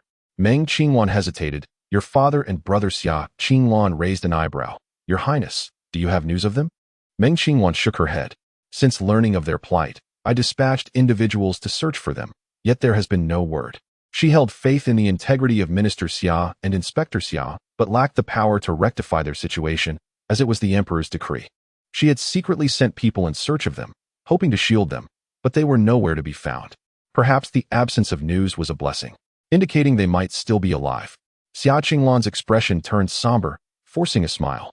I shall speak to His Majesty about my father and brother during the next court session. Rest assured, Meng Qingwan promised. However, the Emperor had been absent from court recently, and Meng Qingwan found herself powerless to advocate for them. Nowadays, aside from the Empress Dowager, few could approach the Emperor without invitation. Yet the Empress Dowager was indifferent to state affairs, and thus would not concern herself with such matters. Thank you, Your Highness, Xia Qinglan replied, though her hopes were dim. Even if justice were served, her father and brother could not return. An air of silence enveloped them once more. Meng Qingwan bit her lip, hesitating. Is there something between us, Your Highness? Suddenly, Xia Qinglan spoke with utmost seriousness. I have a man I love. Meng Qingwan was taken aback, her heart sinking. But the Emperor has banished you to this cold palace and exiled your family, and yet you still love him? Meng Qingwan felt her words were audacious, yet they escaped her lips nonetheless. Xia Qinglan's demeanor remained composed. I still love my man. Her affection lay with Lu Jing, not with the Emperor who had caused her family's downfall. Meng Qingwan's face contorted in pain, and after a moment's pause, she exhaled deeply, I respect your feelings. Having grown up alongside Xia Qinglan, Meng Qingwan admired her gentle and humble nature, her mastery of poetry and song captivating her deeply. Meng Qingwan's assertive character, combined with her status as the Empress Dowager's goddaughter and a noble princess, left her with few peers willing to befriend her. It was Xia Qinglan who had reached out first, granting her the companionship she cherished. Their friendship blossomed into a treasured bond. Yet Meng Qingwan's feelings evolved into something more profound when she learned of Xia Qinglan's intention to enter the palace as a consort. It was then that she realized her true affection for Xia Qinglan, her love for a woman. She confided her heart's desire to Xia Qinglan, yearning for an escape together. However, Xia Qinglan declined, stating that she only regarded her as a good friend. Ultimately, Xia Qinglan entered the palace as a consort. Meng Qingwan respected her choice. For as a designated princess, if she attempted to escape, the entire Xia family would bear the emperor's wrath. Yet, she could not accept that the woman she adored had become an object of desire for another man. Consequently, she took the initiative to join the army to numb her feelings. After several years in military service, her emotions for Xia Qinglan had indeed dulled considerably. Nevertheless, upon seeing her once more, those feelings surged back to life. Xia Qinglan noticed the disappointment in Meng Qingwan's eyes and felt quite helpless. She was aware of Meng Qingwan's affection for her, yet she only considered her a childhood friend. As for other affections, such as love, there was truly none. She never anticipated that Meng Qingwan had not moved on after all these years. Your Highness, you ought to find a man who can match your strength to live with. That way, you will not indulge in such fanciful thoughts, Xia Qinglan mused, believing that Meng Qingwan was merely too strong-willed and had yet to find a man she liked. Much like herself, though she once yearned for love, she never dared to hope for it. Now, having encountered Lu Jing, her heart had finally found peace. If Meng Qingwan could find a man superior to her, perhaps she would cease her affections and be willing to settle down with a man. Find a man? Meng Qingwan waved her hand dismissively, her face contorted in disgust. What good are those filthy men? Not to mention, among my peers. There isn't even one who surpasses me. Well, that is a valid point, Xia Qinglan conceded with a hint of exasperation. In the years prior to her entering the palace, Meng Qingwan was reputed to be a formidable second-grade peak warrior. Now, her strength had likely increased significantly. Finding a man stronger than her among her contemporaries was indeed a daunting task. In the adjacent room, Lu Jing listened to their conversation, his expression one of bemusement. Why did their dialogue sound so peculiar? Could it be that Meng Qingwan harbored feelings for Xia Qinglan? The thought of the two women together sent a thrill through him. Chapter 96. Meng Qingwan suddenly turned back, almost exposing their relationship. Princess Jing'an is a lily? Lu Jing's eyes sparkled with intrigue. This is quite interesting. Yet, she dares to covet my woman. Contemplating this, Lu Jing found himself somewhat speechless. Xia Qinglan was overlooked by the emperor, yet sought after by another woman. Nonetheless, Xia Qinglan was already his, and he had no concerns about Meng Qingwan stealing her away. He continued to eavesdrop on their conversation. If you do not seek out what you desire, the emperor will eventually arrange a marriage for you, Xia Qinglan kindly reminded her in the hall. Meng Qingwan sighed. Let us not discuss it. This year, she had already turned 24, an age long past for discussing marriage. Had she not enlisted in the military back then, she might have already been wed to the offspring of some noble or entered into an alliance with another dynasty. Now that she had returned from military service, it would not be long before the emperor would mention marriage, and the Empress Dowager was also eager for her to marry soon. She had been troubled by this matter recently. The mere thought of sharing a bed with a man sent shivers down her spine. After engaging in light conversation for a while, Meng Qingwan reluctantly bid farewell to Xia Qinglan, who accompanied her to the entrance of the palace. Moments later, Xia Qinglan returned to her chamber. There, she found Lu Jing seated by the bed, regarding her with a teasing expression. What's the matter? Do you not wish to explain something to me? Lu Jing inquired, pulling Xia Qinglan into his embrace with a smile. Are you referring to the matter concerning the eldest princess? Indeed. She has harbored feelings for me for many years. So, she is fond of women? Yes, Xia Qinglan replied, her voice barely above a whisper, feeling a bit embarrassed. Haha, Lu Jing chuckled, unable to contain his amusement. I never imagined that the proud and formidable eldest princess would have an affection for women. It is somewhat unexpected, yet strangely fitting. Seeing Lu Jing so amused, Xia Qinglan pouted and asked, what are you laughing at? I find it amusing that the eldest princess loves you yet cannot have you. While you are the woman, I can indulge freely. Lu Jing planted a fervent kiss on Xiaqing Lan, his face beaming with pride. As the daughter of a noble lineage and the adopted daughter of the Empress, Meng Qingwan's status was exceedingly prestigious. The woman who eluded her grasp now submitted entirely to him, filling his heart with a sense of pride and joy. Xiaqing Lan playfully glared at Lu Jing, shyly reclining in his embrace. We were interrupted earlier. Let us continue. Lu Jing grinned, lifting Xiaqing Lan as he prepared to proceed. Qing Lan. Suddenly, a crisp voice echoed from outside the door. Both of them felt their blood run cold. It was Meng Qingwan's voice. Before Lu Jing could set Xiaqing Lan down, Meng Qingwan had already entered the room. Meng Qingwan halted as she beheld Lu Jing holding Xiaqing Lan. You wretched beast, what are you doing? Seeing the scene before her, Meng Qingwan felt a surge of anger and roared furiously. She strode forward, forcefully pushing Lu Jing aside and enveloping Xiaqing Lan in her arms. Lu Jing fell to the ground, colliding with the table. Stop! Xiaqing Lan exclaimed, her expression shifting with concern. You, false servant, what are you trying to do?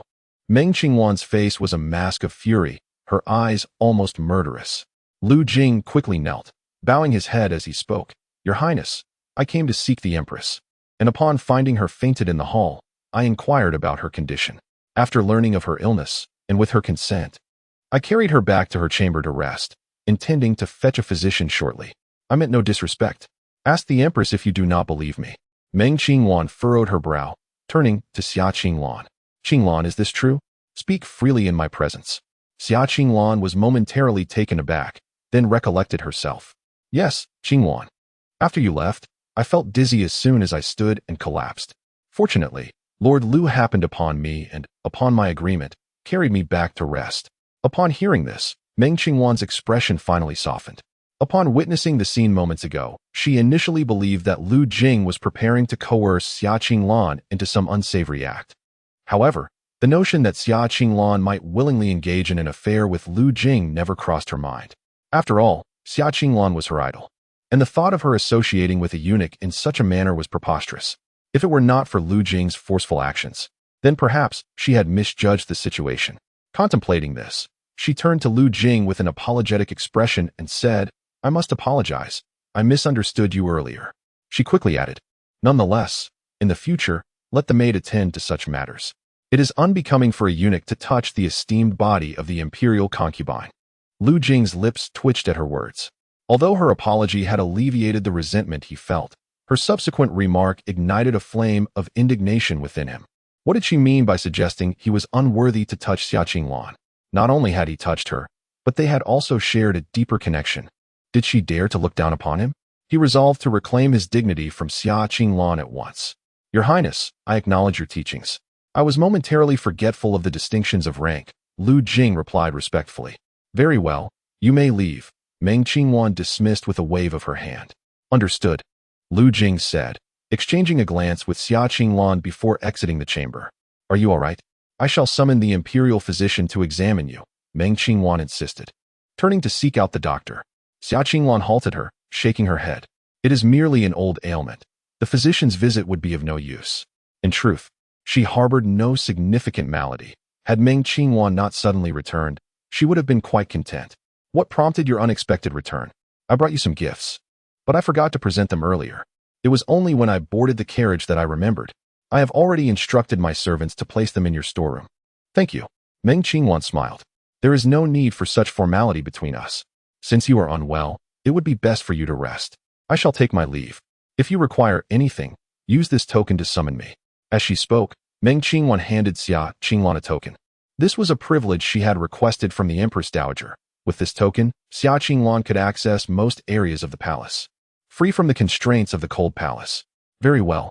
Once Meng Qingwan departed, after a brief interlude, Lu Jing stealthily returned to Xiaqing Lan's chamber from the secluded garden. He pondered anxiously. She wouldn't come back again, would she? I would have no excuse left. He kept a watchful eye on the door, fearing that Meng Qingwan might spring a surprise return, catching him in Xiaqing Lan's quarters. It seemed unlikely, yet Xiaqing Lan shared her apprehension. If Meng Qingwan discovered her clandestine liaison with the eunuch, the mere thought sent shivers down her spine. The two waited in silence. And when no sign of Meng Qingwan's return emerged, Lu Jing transformed into a ravenous wolf. Chapter 97. A new batch of imperial concubines. After relishing his time with Xia Qinglan, Lu Jing ventured to Humayer's palace to partake in a meal. During their dining, Humayer displayed remarkable attentiveness towards Lu Jing, urging him to compose poetry diligently. Observing the once haughty Humayer now so eager to please him, Lu Jing found the situation rather amusing. He readily acquiesced to her requests. After finishing his meal at Humayer's place, Lu Jing departed in the evening. As he passed by the residence of Wang Gonggong, he spotted a familiar silhouette. It was the tall, slender eunuch under the command of Nua Gonggong. He was emerging from Wang Gonggong's quarters, accompanied by a young eunuch responsible for attending to Wang Gonggong. How could he have died at such a critical moment? The tall eunuch stepped out of the courtyard, his brow furrowed. Wang Gonggong had been assassinated, leaving them without a grasp of the situation in this cold palace. Uncertain of how to deal with Lu Jing, upon seeing Lu Jing, the young eunuch quickly bowed in respect. Fortunately, he had attended the assembly of all eunuchs and maidens in the cold palace summoned by Lu Jing. Otherwise, like the sons of Wang Gonggong, he would have faced a severe beating, likely losing half his life. Lu Gonggong? The tall eunuch raised an eyebrow, regarding Lu Jing with an air of arrogance. You are that Lu Jing? With a swift motion, Lu Jing struck him, sending the tall eunuch crashing to the ground. What insolent servant dares to address me so directly? Lacking any sense of decorum? Have you lost your senses? The tall eunuch fell, his face swelling grotesquely. He glared up at Lu Jing. I am the servant of Consort Chun. Curse you.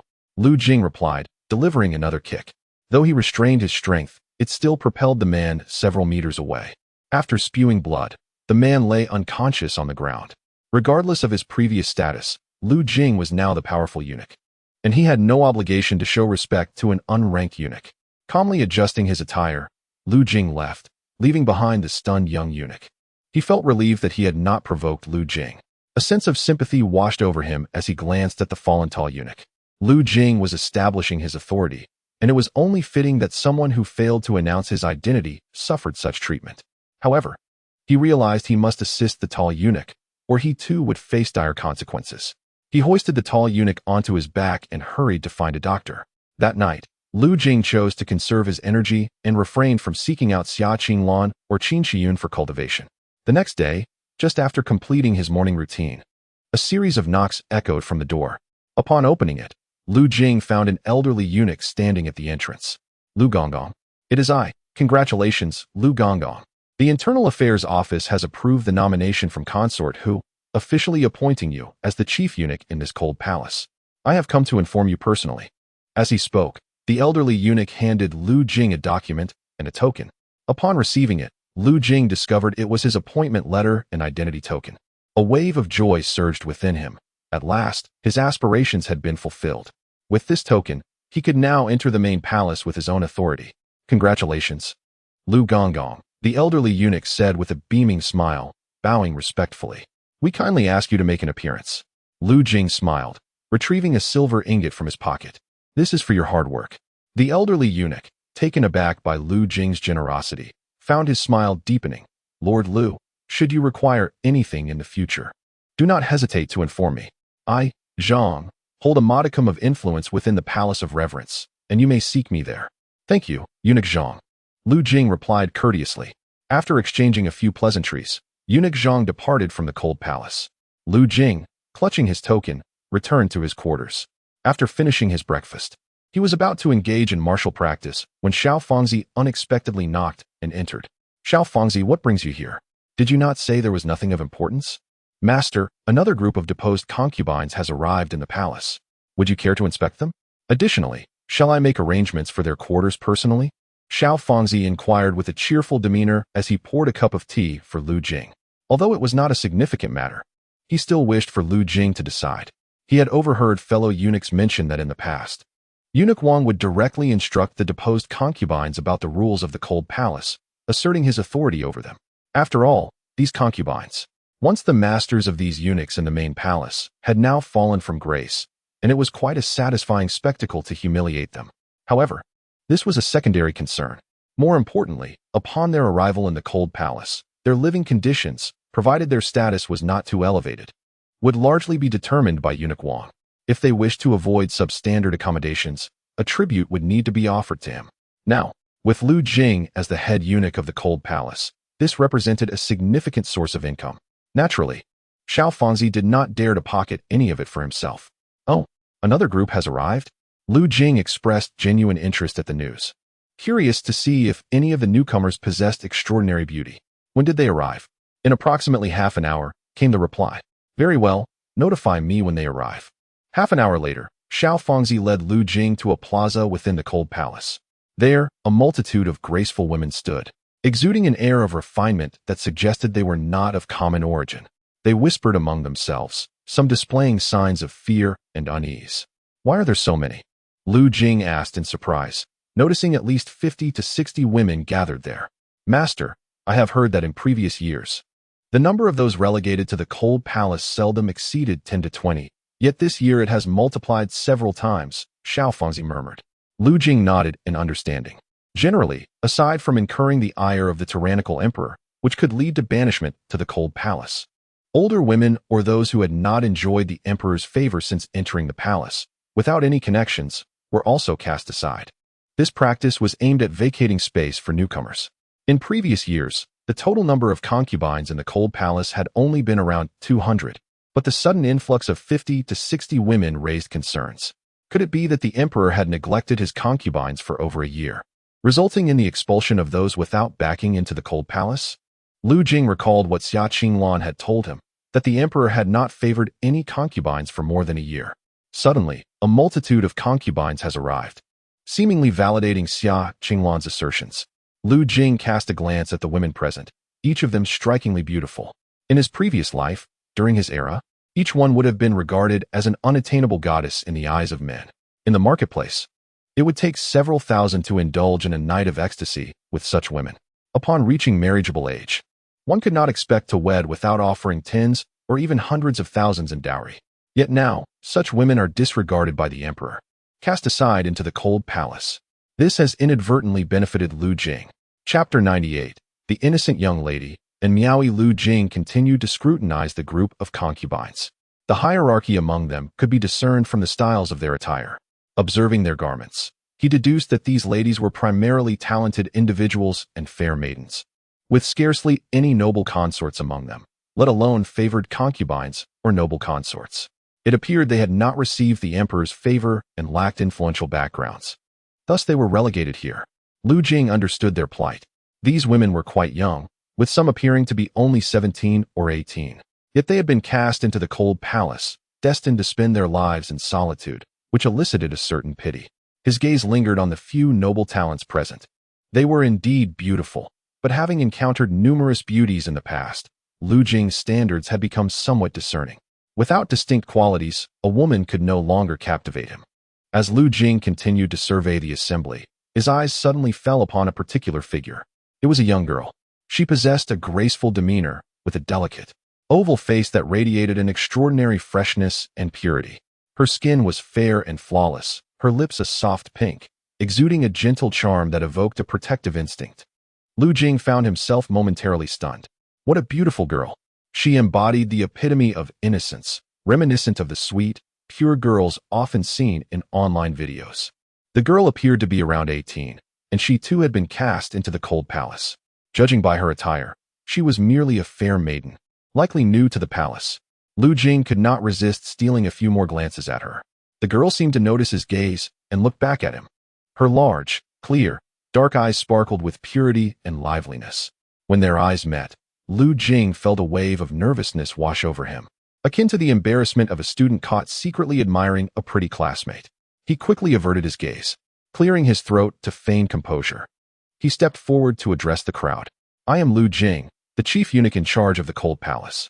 His voice resonated powerfully, silencing the bustling square as all eyes turned toward him. You are the chief eunuch here? I am noble consort Wei. Quickly arrange for my accommodations and meals.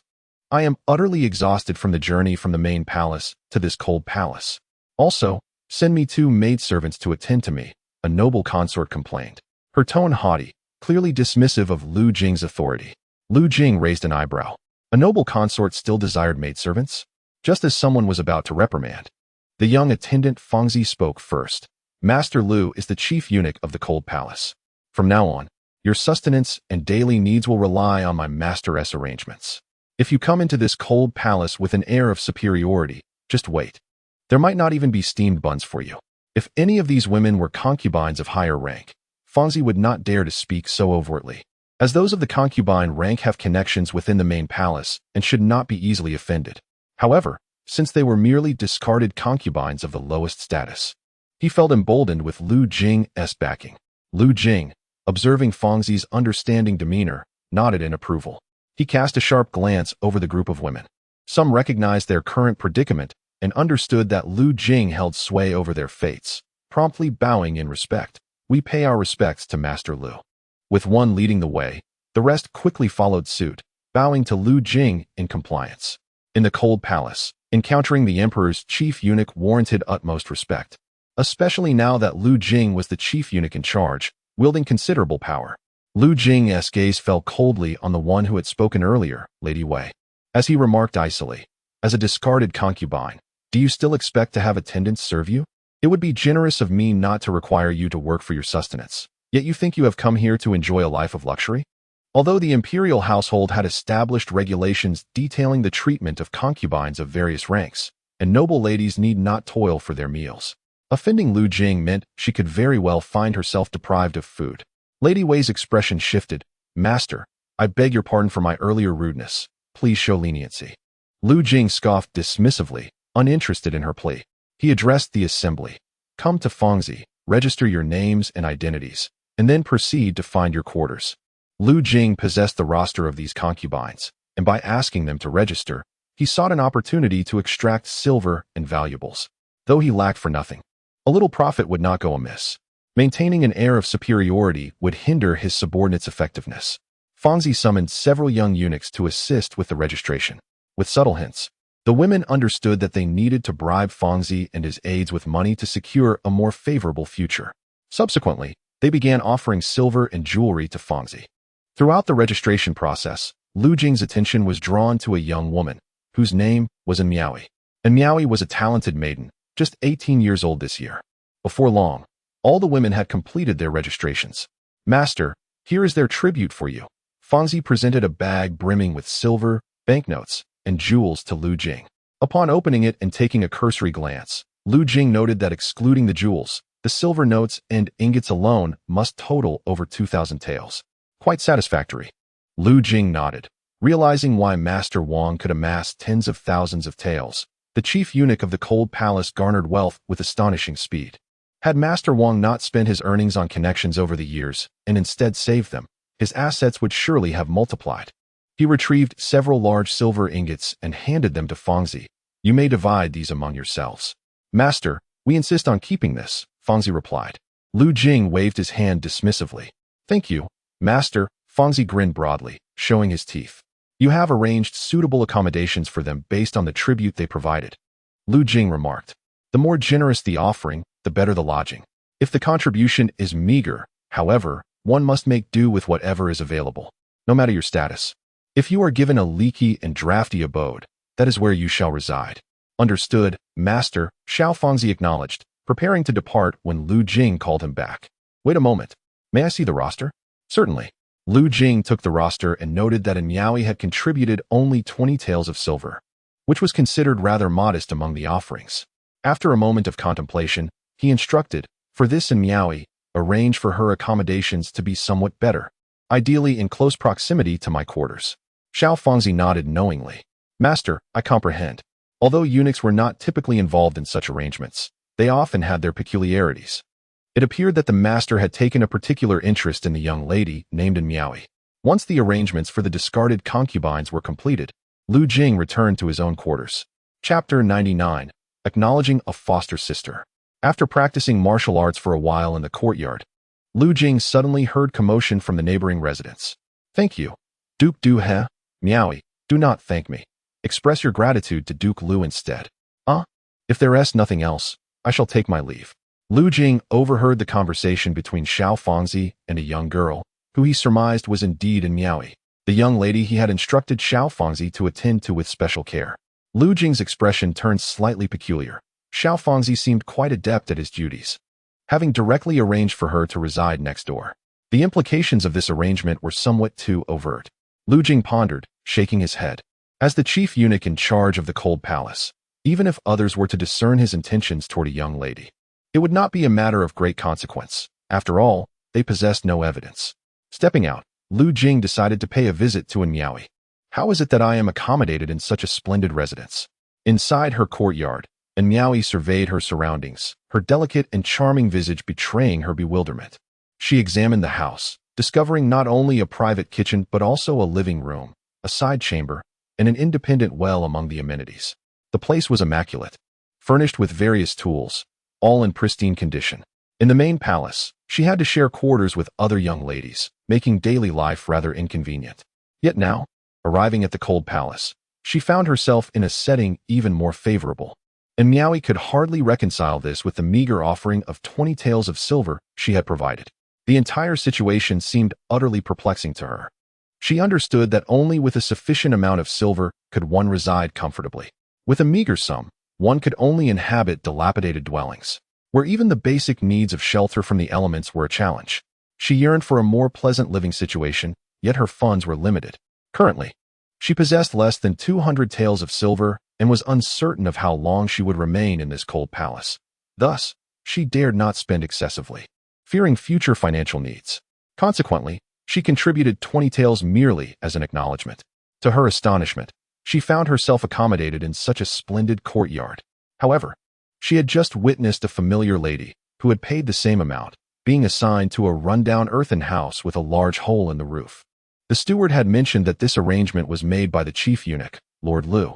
What could Lord Lu's intentions be? Why was he so benevolent towards her? And Miaoi furrowed her brow. Could it be that Lord Lu harbored ulterior motives towards her? The thought sent a shiver down her spine. Before entering the cold palace, she had heard from some sisters about certain perverse eunuchs who, taking advantage of the internal affairs department's neglect of the cold palace, would bring low-ranking concubines into their chambers, subjecting them to humiliation for their amusement. However, Lord Lu was quite handsome. Surely, he could not be one of those peculiar eunuchs with deviant inclinations? And Miaoi recalled Lord Lu's visage and suddenly felt less fearful. He was so striking, his appearance somewhat reassuring, leading her to believe he was not that sort of person. Taking a deep breath, and Miaoi decided it was futile to overthink matters. After all, she possessed martial skills and was not afraid of any indecent thoughts he might entertain. If he dared to entertain any shameless ideas, she would make him regret it. With that, she raised her delicate little fist and waved it, as if to bolster her own resolve.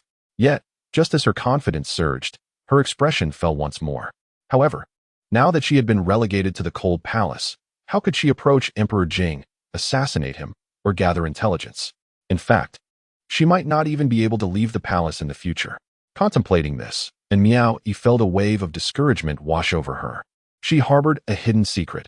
She was a spy sent by the rival kingdom of Deqian to infiltrate the court of Jing. Disguised as a lady-in-waiting, she had been sent into the palace by Deqian's intelligence agency. Alongside her, 2 other spies had also been dispatched to Emperor Jing's harem. Originally, she was the most likely candidate to capture Emperor Jing's attention, to then carry out an assassination or gather intelligence. After all, her beauty was striking, and her appearance was innocent and charming, making it easy for others to let down their guard.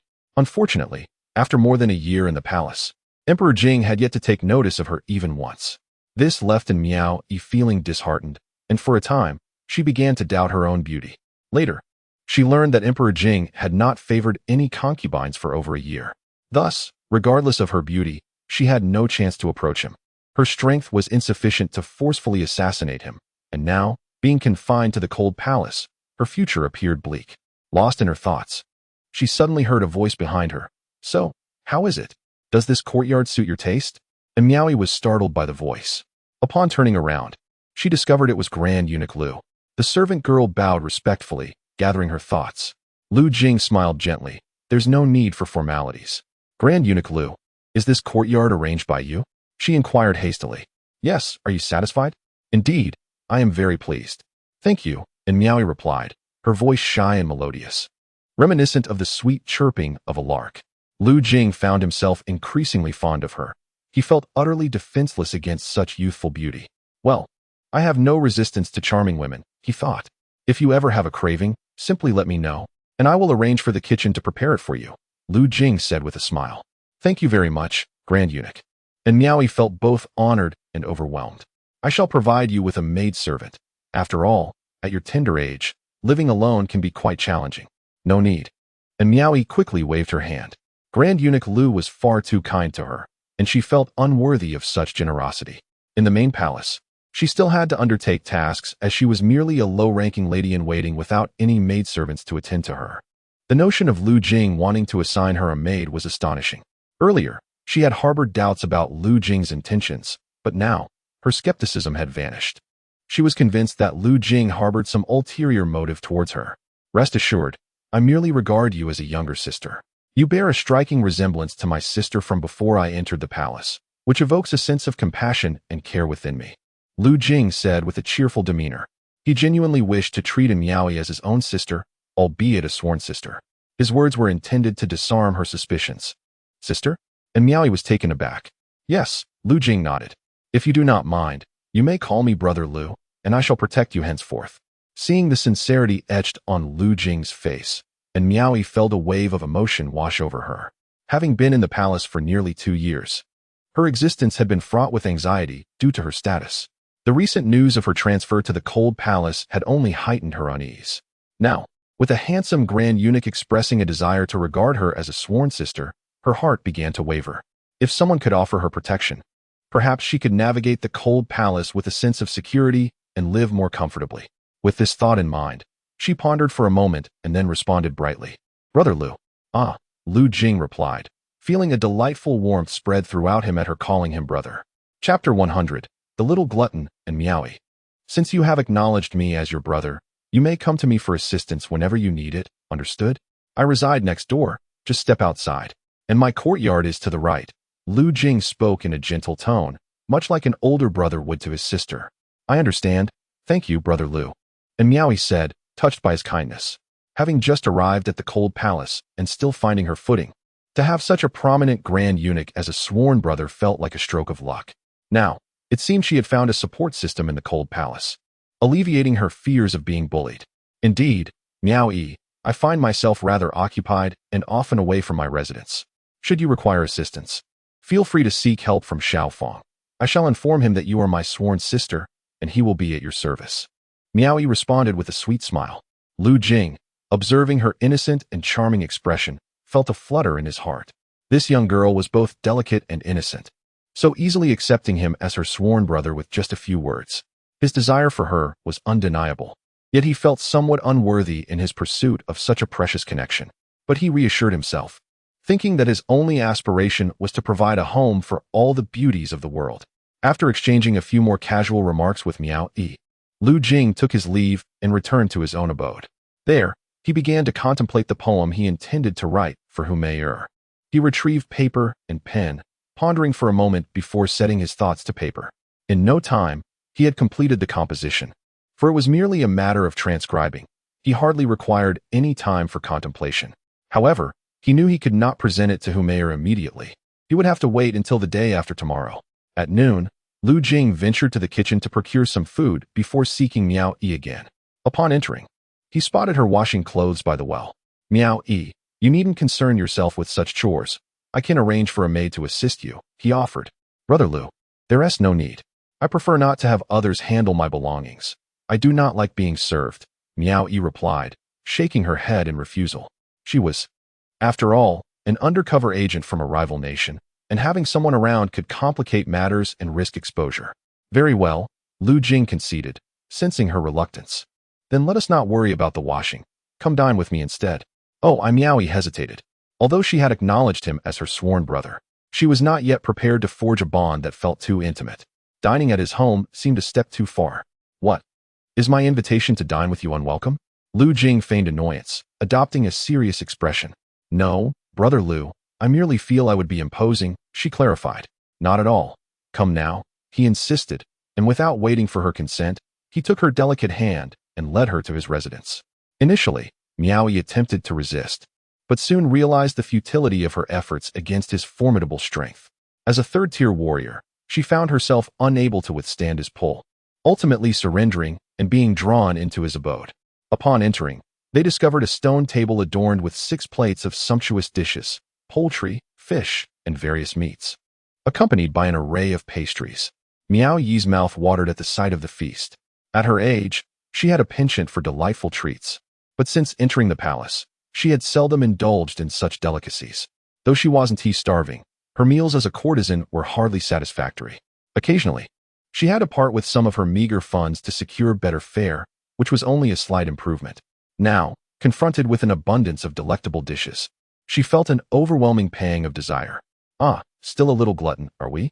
Lu Jing observed, noticing her throat involuntarily move, clearly eager to partake in the meal. He smiled at her evident hunger. Initially reluctant to come, she now found herself unable to leave. "Let us sit down and eat," Lu Jing suggested, bringing her a bowl and chopsticks. "Brother Lu, truly, it's unnecessary," and Miao Yi attempted to decline, but Lu Jing had already placed the utensils firmly in her hands. "If you do not eat, it would mean you are disregarding my feelings, as if you do not wish to acknowledge me as your brother. Alas, sincerity cannot be exchanged for sincerity. It is truly disheartening," Lu Jing sighed. No, Brother Lu, I like you very much. I am just afraid of troubling you too much," and Miao Yi quickly replied. "It's no trouble at all. Your company while I eat will brighten my spirits," he assured her. "Then I shall not be polite." And Miao Yi hesitated, her eyes hopeful. "Please eat. Everything is prepared for you." Lu Jing smiled and nodded. And Miao Yi obediently agreed, saying, "Thank you, Brother Lu. I am already your brother. Why so formal?" Lu Jing waved his hand, deeply moved, and Miao Yi began to eat. "How does it taste?" After a while, Lu Jing asked with a smile, his eyes narrowed with delight. He had requested that the dishes be prepared personally by the chef Zhou, ensuring they were far superior to the usual fare provided by the palace cooks. After tasting a few bites, and Miao Yi's eyes widened in surprise. "Brother Lu, this is delicious." Previously, she had been accustomed to the meager meals of a palace maid, which were similar to those of the other ladies-in-waiting, occasionally featuring meat, yet often too salty or greasy, and sometimes even spoiled. In contrast, these dishes were a feast for the senses, rivaling the meals she had enjoyed at taverns before her entry into the palace. "Enjoy it. If it's good, eat more," Lu Jing encouraged. "All right," and Miao Yi replied, overwhelmed with gratitude. Having not tasted anything delightful for over a year, the abundance of exquisite food brought tears to her eyes. As she squinted while savoring her meal, she radiated pure happiness, a sight that amused Lu Jing.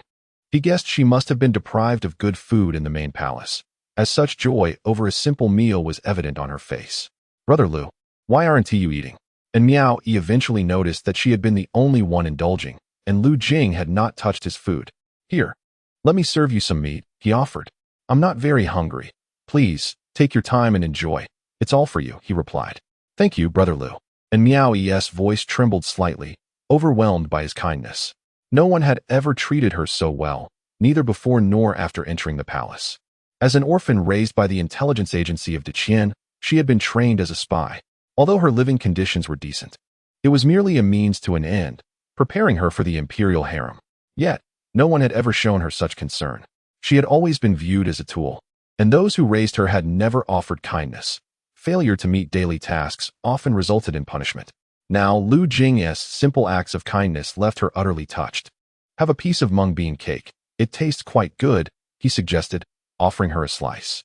And Miao Yi's eyes widened in delight. "Wow, this is so sweet and delicious," she exclaimed, struggling to recall the last time she had savored something sweet. Was it nearly 2 years ago? "Isn't it delightful? Next time, I'll make you a cake. It's even more delicious, and even Imperial Concubine Hu and Imperial Concubine Xiao adore it." "A cake? Brother Lu, what is that?" "It is a type of dessert, one that I alone can prepare. In a few days, I shall make it for you." "All right."